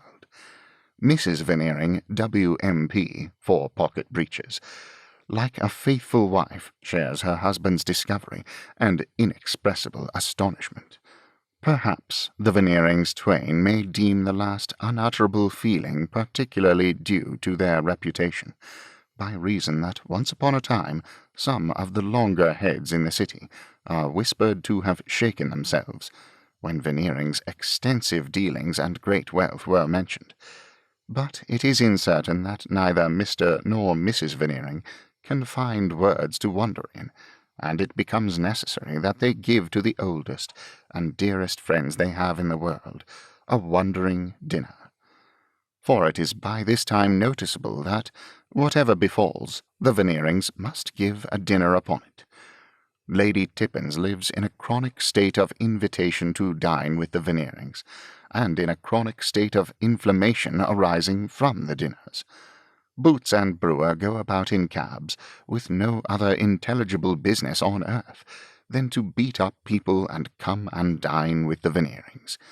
Veneering pervades the legislative lobbies, intent upon entrapping his fellow legislators to dinner. Mrs. Veneering dined with 25 brand-new faces overnight, calls upon them all today, sends them every one a dinner card tomorrow, for the week after next.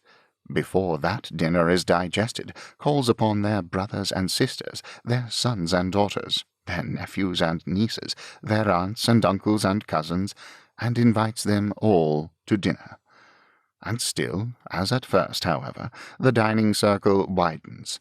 It is to be observed that all the diners are consistent in appearing to go to the Veneerings, not to dine with Mr. and Mrs. Veneering, which would seem to be the last thing in their minds, but to dine with one another.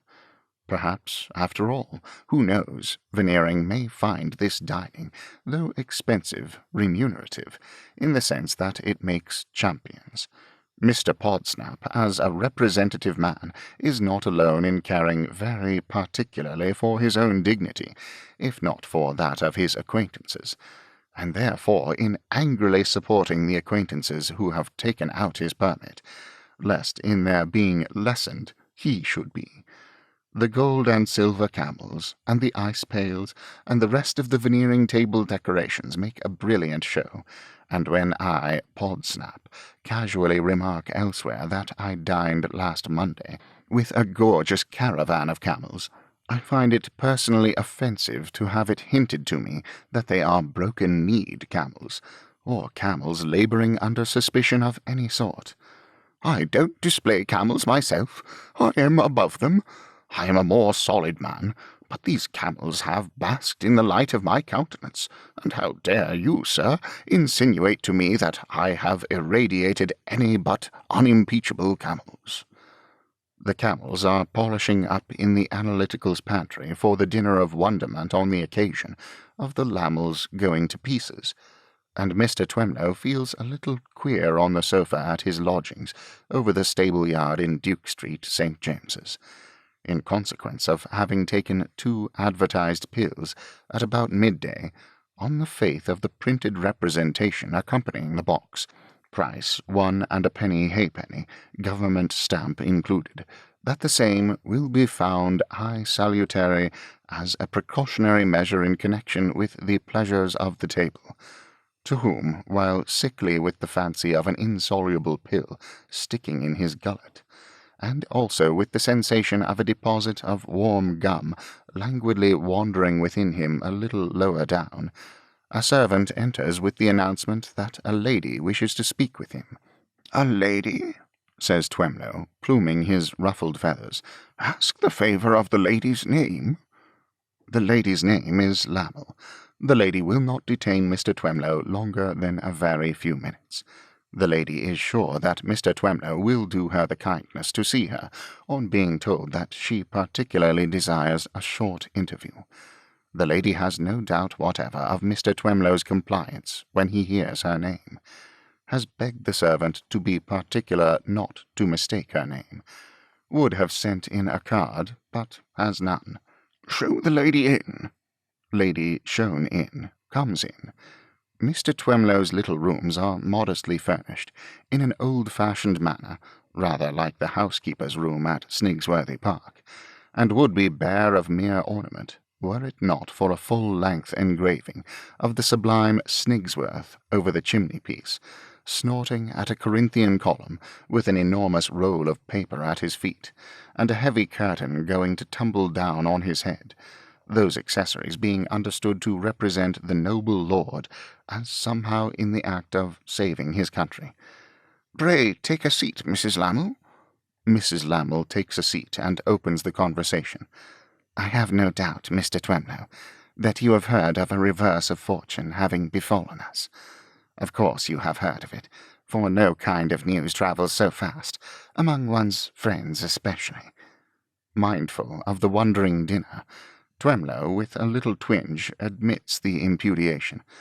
"Probably it will not," said Mrs. Lammle, with a certain hardened manner upon her that makes Twemlow shrink, "have surprised you so much as some others, after what passed between us at the house which is now turned out at windows.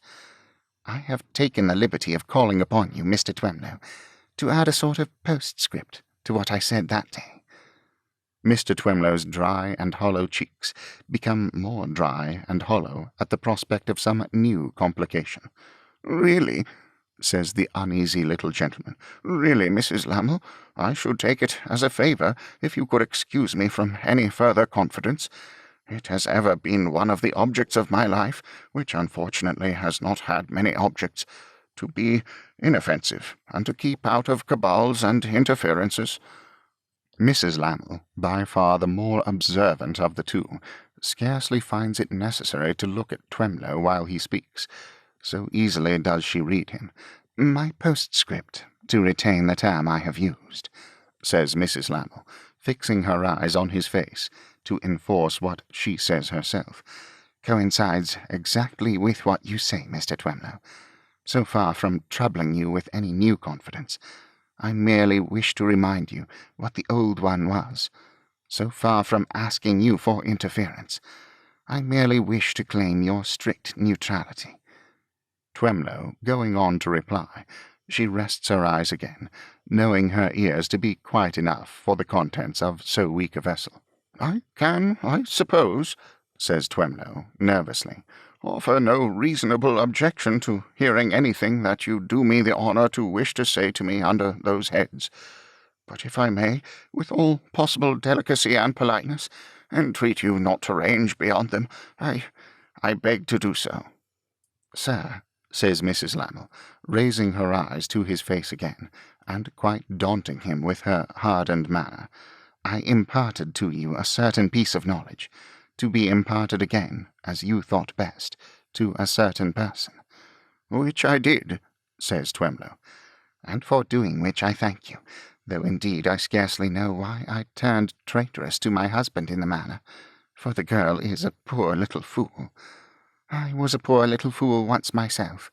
I can find no better reason." Seeing the effect she produces on him by her indifferent laugh and cold look, she keeps her eyes upon him as she proceeds. "Mr. Twemlow, if you should chance to see my husband, or to see me, or to see both of us, in the favour or confidence of anyone else, whether of our common acquaintance or not, is of no consequence.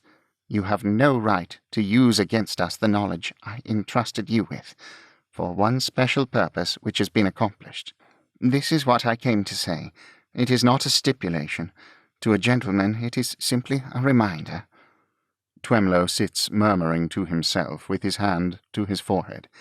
"It is so plain a case," Mrs. Lamel goes on, "as between me, from the first relying on your honour, sir, and you, that I will not waste another word upon it."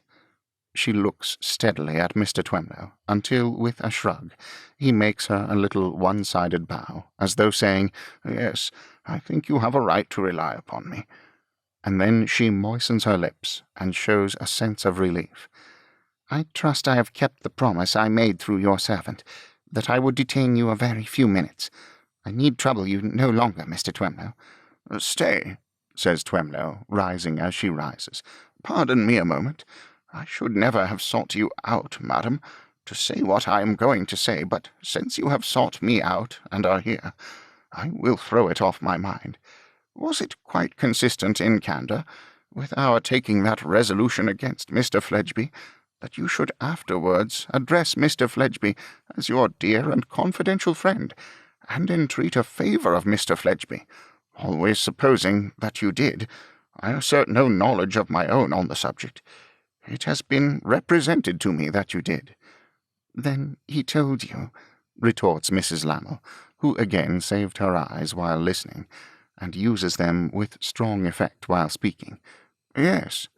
"It is strange that he should have told you the truth," said Mrs. Lamel, seriously pondering. "Pray, where did a circumstance so very extraordinary happen?" Twemlow hesitates. He is shorter than the lady as well as weaker, and as she stands above him with her hardened manner and her well-used eyes, he finds himself at such a disadvantage that he would like to be of the opposite sex. "May I ask where it happened, Mr. Twemlow, in strict confidence?" "I must confess," says the mild little gentleman, coming to his answer by degrees, "that I felt some compunctions when Mr. Fledgeby mentioned it. I must admit that I could not regard myself in an agreeable light, more particularly as Mr. Fledgeby did with great civility, which I could not feel that I deserved from him, render me the same service that you had entreated him to render you." It is a part of the true nobility of the poor gentleman's soul to say this last sentence. "Otherwise," he has reflected, "I shall assume the superior position of having no difficulties of my own, while I know of hers, which would be mean, very mean." "Was Mr. Fledgeby's advocacy as effectual in your case as in ours?" Mrs. Lamel demands. "As ineffectual." "Can you make up your mind to tell me where you saw Mr. Fledgeby, Mr. Twemlow?" "I beg your pardon. I fully intended to have done so. The reservation was not intentional. I encountered Mr. Fledgeby quite by accident, on the spot. By the expression 'on the spot,' I mean at Mr. Ryer's in St. Mary's Axe." "Have you the misfortune to be in Mr. Ryer's hands, then?" "Unfortunately, madam," returns Twemlow. "The one money obligation to which I stand committed, the one debt of my life, but it is a just debt, pray observe that I don't dispute it, has fallen into Mr. Ryer's hands." "Mr. Twemlow," says Mrs. Lamel, fixing his eyes with hers, which he would prevent her doing if he could, but he can't. "It has fallen into Mr. Fledgeby's hands. Mr. Ryer is his mask. It has fallen into Mr. Fledgeby's hands. Let me tell you that for your guidance. The information may be of use to you, if only to prevent your credulity, in judging another man's truthfulness by your own, from being imposed upon." "Impossible!" cries Twemlow, standing aghast.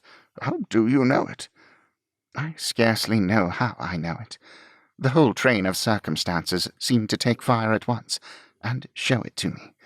Oh, then you have no proof. It is very strange, says Mrs. Lammle, coldly and boldly, and with some disdain, how like men are to one another in some things, though their characters are as different as can be. No two men can have less affinity between them, one would say, than Mr. Twemlow and my husband. Yet my husband replies to me, "You have no proof," and Mr. Twemlow replies to me with the very same words. But why, madam? Twemlow ventures gently to argue. Consider why the very same words. Because they state the fact. Because you have no proof. Men are very wise in their way, quoth Mrs. Lammle, glancing haughtily at the Snigsworth portrait, and shaking out her dress before departing. But they have wisdom to learn. My husband, who is not over-confiding, ingenuous, or inexperienced, sees this plain thing no more than Mr. Twemlow does, because there is no proof. Yet I believe 5 women out of 6 in my place would see it as clearly as I do. However, I will never rest, if only in remembrance of Mr. Fledgeby's having kissed my hand, until my husband does see it. And you will do well for yourself to see it from this time forth, Mr. Twemlow, though I can give you no proof. As she moves towards the door, Mr. Twemlow, attending on her, expresses his soothing hope that the condition of Mr. Lammle's affairs is not irretrievable. I don't know, Mrs. Lammle answers, stopping, and sketching out the pattern of the paper on the wall with the point of her parasol. It depends. There may be an opening for him dawning now, or there may be none. We shall soon find out. If none, we are bankrupt here, and must go abroad, I suppose. Mr. Twemlow, in his good-natured desire to make the best of it, remarks that there are pleasant lives abroad. Yes, returns Mrs. Lammle, still sketching on the wall, but I doubt whether billiard-playing, card-playing, and so forth, for the means to live under suspicion at a dirty table d'hôte, is one of them. It is much for Mr. Lammle, Twemlow politely intimates, though greatly shocked, to have one always beside him who is attached to him in all his fortunes, and whose restraining influence will prevent him from courses that would be discreditable and ruinous. As he says it, Mrs. Lammle leaves off sketching and looks at him. Restraining influence, Mr. Twemlow? We must eat and drink and dress, and have a roof over our heads, always beside him and attached in all his fortunes. Not much to boast of in that. What can a woman at my age do? My husband and I deceived one another when we married. We must bear the consequences of the deception. That is to say, bear one another, and bear the burden of scheming together for today's dinner and tomorrow's breakfast, till death divorces us. With those words, she walks out into Duke Street, St. James's. Mr. Twemlow, returning to his sofa, lays down his aching head on its slippery little horsehair bolster, with a strong internal conviction that a painful interview is not the kind of thing to be taken after the dinner pills which are so highly salutary, in connection with the pleasures of the table. But 6 o'clock in the evening finds the worthy little gentleman getting better, and also getting himself into his obsolete little silk stockings and pumps, for the wondering dinner at the Veneerings, and 7 o'clock in the evening finds him trotting out into Duke Street, to trot to the corner and save a 6pence in coach hire. Tippins the divine has dined herself into such a condition by this time that a morbid mind might desire her, for a blessed change, to sup at last, and turn into bed. Such a mind has Mr. Eugene Wrayburn, who Twemlow finds contemplating Tippins with the moodiest of visages, while that playful creature rallies him on being so long overdue at the woolsack. Skittish is Tippins with Mortimer Lightwood too, and has raps to give him with her fan for having been best man at the nuptials of these deceiving what's-their-names who have gone to pieces. though indeed the fan is generally lively, and taps away at the men in all directions, with something of a grisly sound suggestive of the clattering of Lady Tippins's bones. A new race of intimate friends has sprung up at Veneering's since he went into Parliament for the public good, to whom Mrs. Veneering is very attentive. These friends, like astronomical distances, are only to be spoken of in the very largest figures. Boots says that one of them is a contractor who, it has been calculated, gives employment directly and indirectly to 500,000 men. Brewer says that another of them is a chairman, in such request at so many boards, so far apart that he never travels less by railway than 3,000 miles a week. Buffer says that another of them hadn't a sixpence 18 months ago, and through the brilliancy of his genius in getting those shares issued at 85, and buying them all up with no money, and selling them at par for cash, has now £375,000, Buffer particularly insisting on the odd 75, and declining to take a farthing less. With Buffer, Boots, and Brewer, Lady Tippins is eminently facetious on the subject of these fathers of Scripchurch, surveying them through her eyeglass, and inquiring whether Boots and Brewer and Buffer think they will make her fortune if she makes love to them.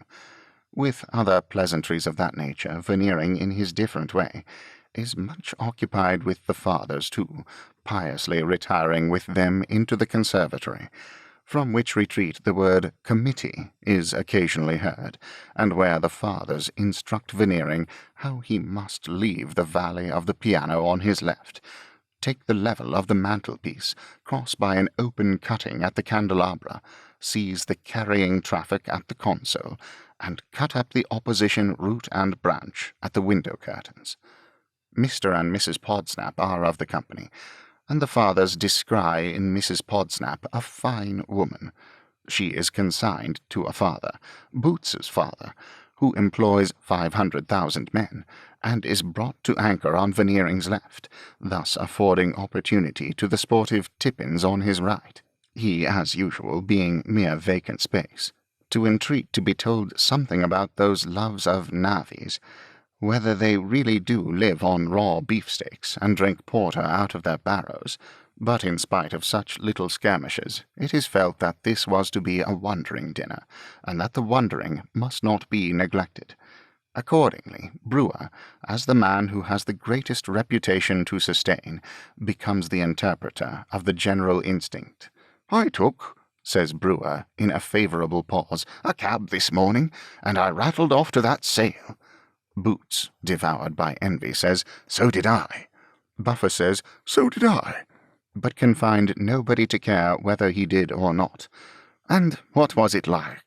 inquires Veneering. "I assure you," replies Brewer, looking about for anybody else to address his answer to, and giving the preference to Lightwood, "I assure you, the things were going for a song. Handsome things enough, but fetching nothing." "So I heard this afternoon," says Lightwood. Brewer begs to know, would it be fair to ask a professional man how on earth these people ever did come to such a total smash, Brewer's divisions being for emphasis. Lightwood replies that he was consulted certainly, but could give no opinion which would pay off the bill of sale, and therefore violates no confidence in supposing that it came of their living beyond their means. "But how," says Veneering, "can people do that?" Ha! That is felt on all hands to be a shot in the bull's-eye. How can people do that? The analytical chemist is going round with the champagne, looks very much as if he could give them a pretty good idea how people did that, if he had a mind. "How?" says Mrs. Veneering, laying down her fork to press her aquiline hands together at the tips of the fingers, and addressing the father, who travels the 3,000 miles per week. "How a mother can look at her baby, and know that she lives beyond her husband's means, I cannot imagine." Eugene suggests that Mrs. Lammle, not being a mother, had no baby to look at. True, says Mrs. Veneering, but the principle is the same. Boots is clear that the principle is the same. So is Buffer. It is the unfortunate destiny of Buffer to damage a cause by espousing it.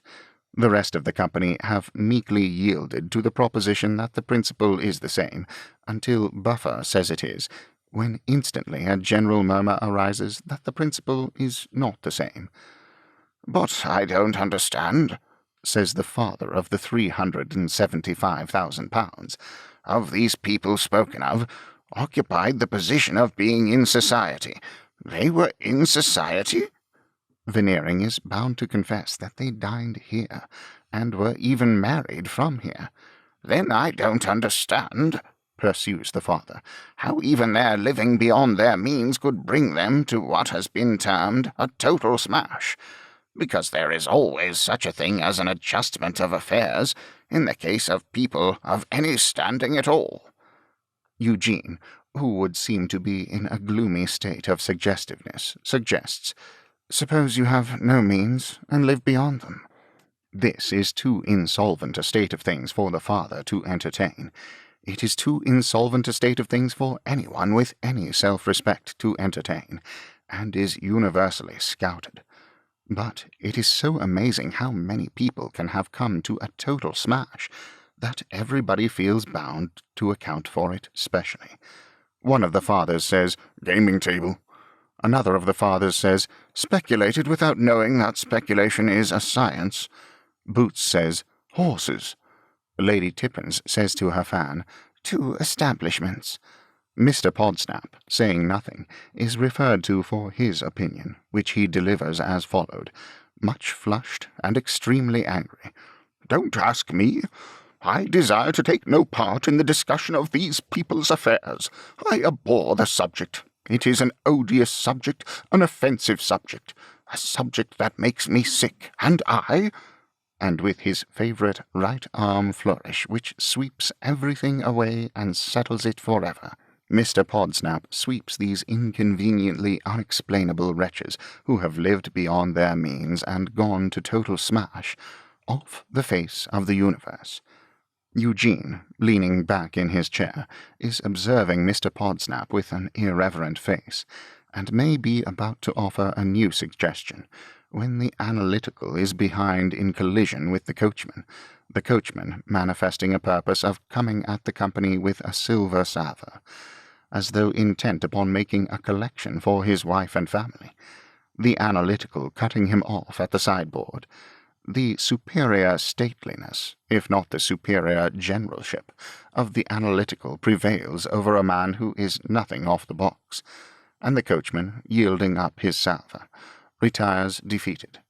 Then the analytical, perusing a scrap of paper lying on the salver, with the air of a literary censor, adjusts it, takes his time about going to the table with it, and presents it to Mr. Eugene Wrayburn, whereupon the pleasant Tippins says aloud, "The Lord Chancellor has resigned," with distracting coolness and slowness, for he knows the curiosity of the charmer to be always devouring.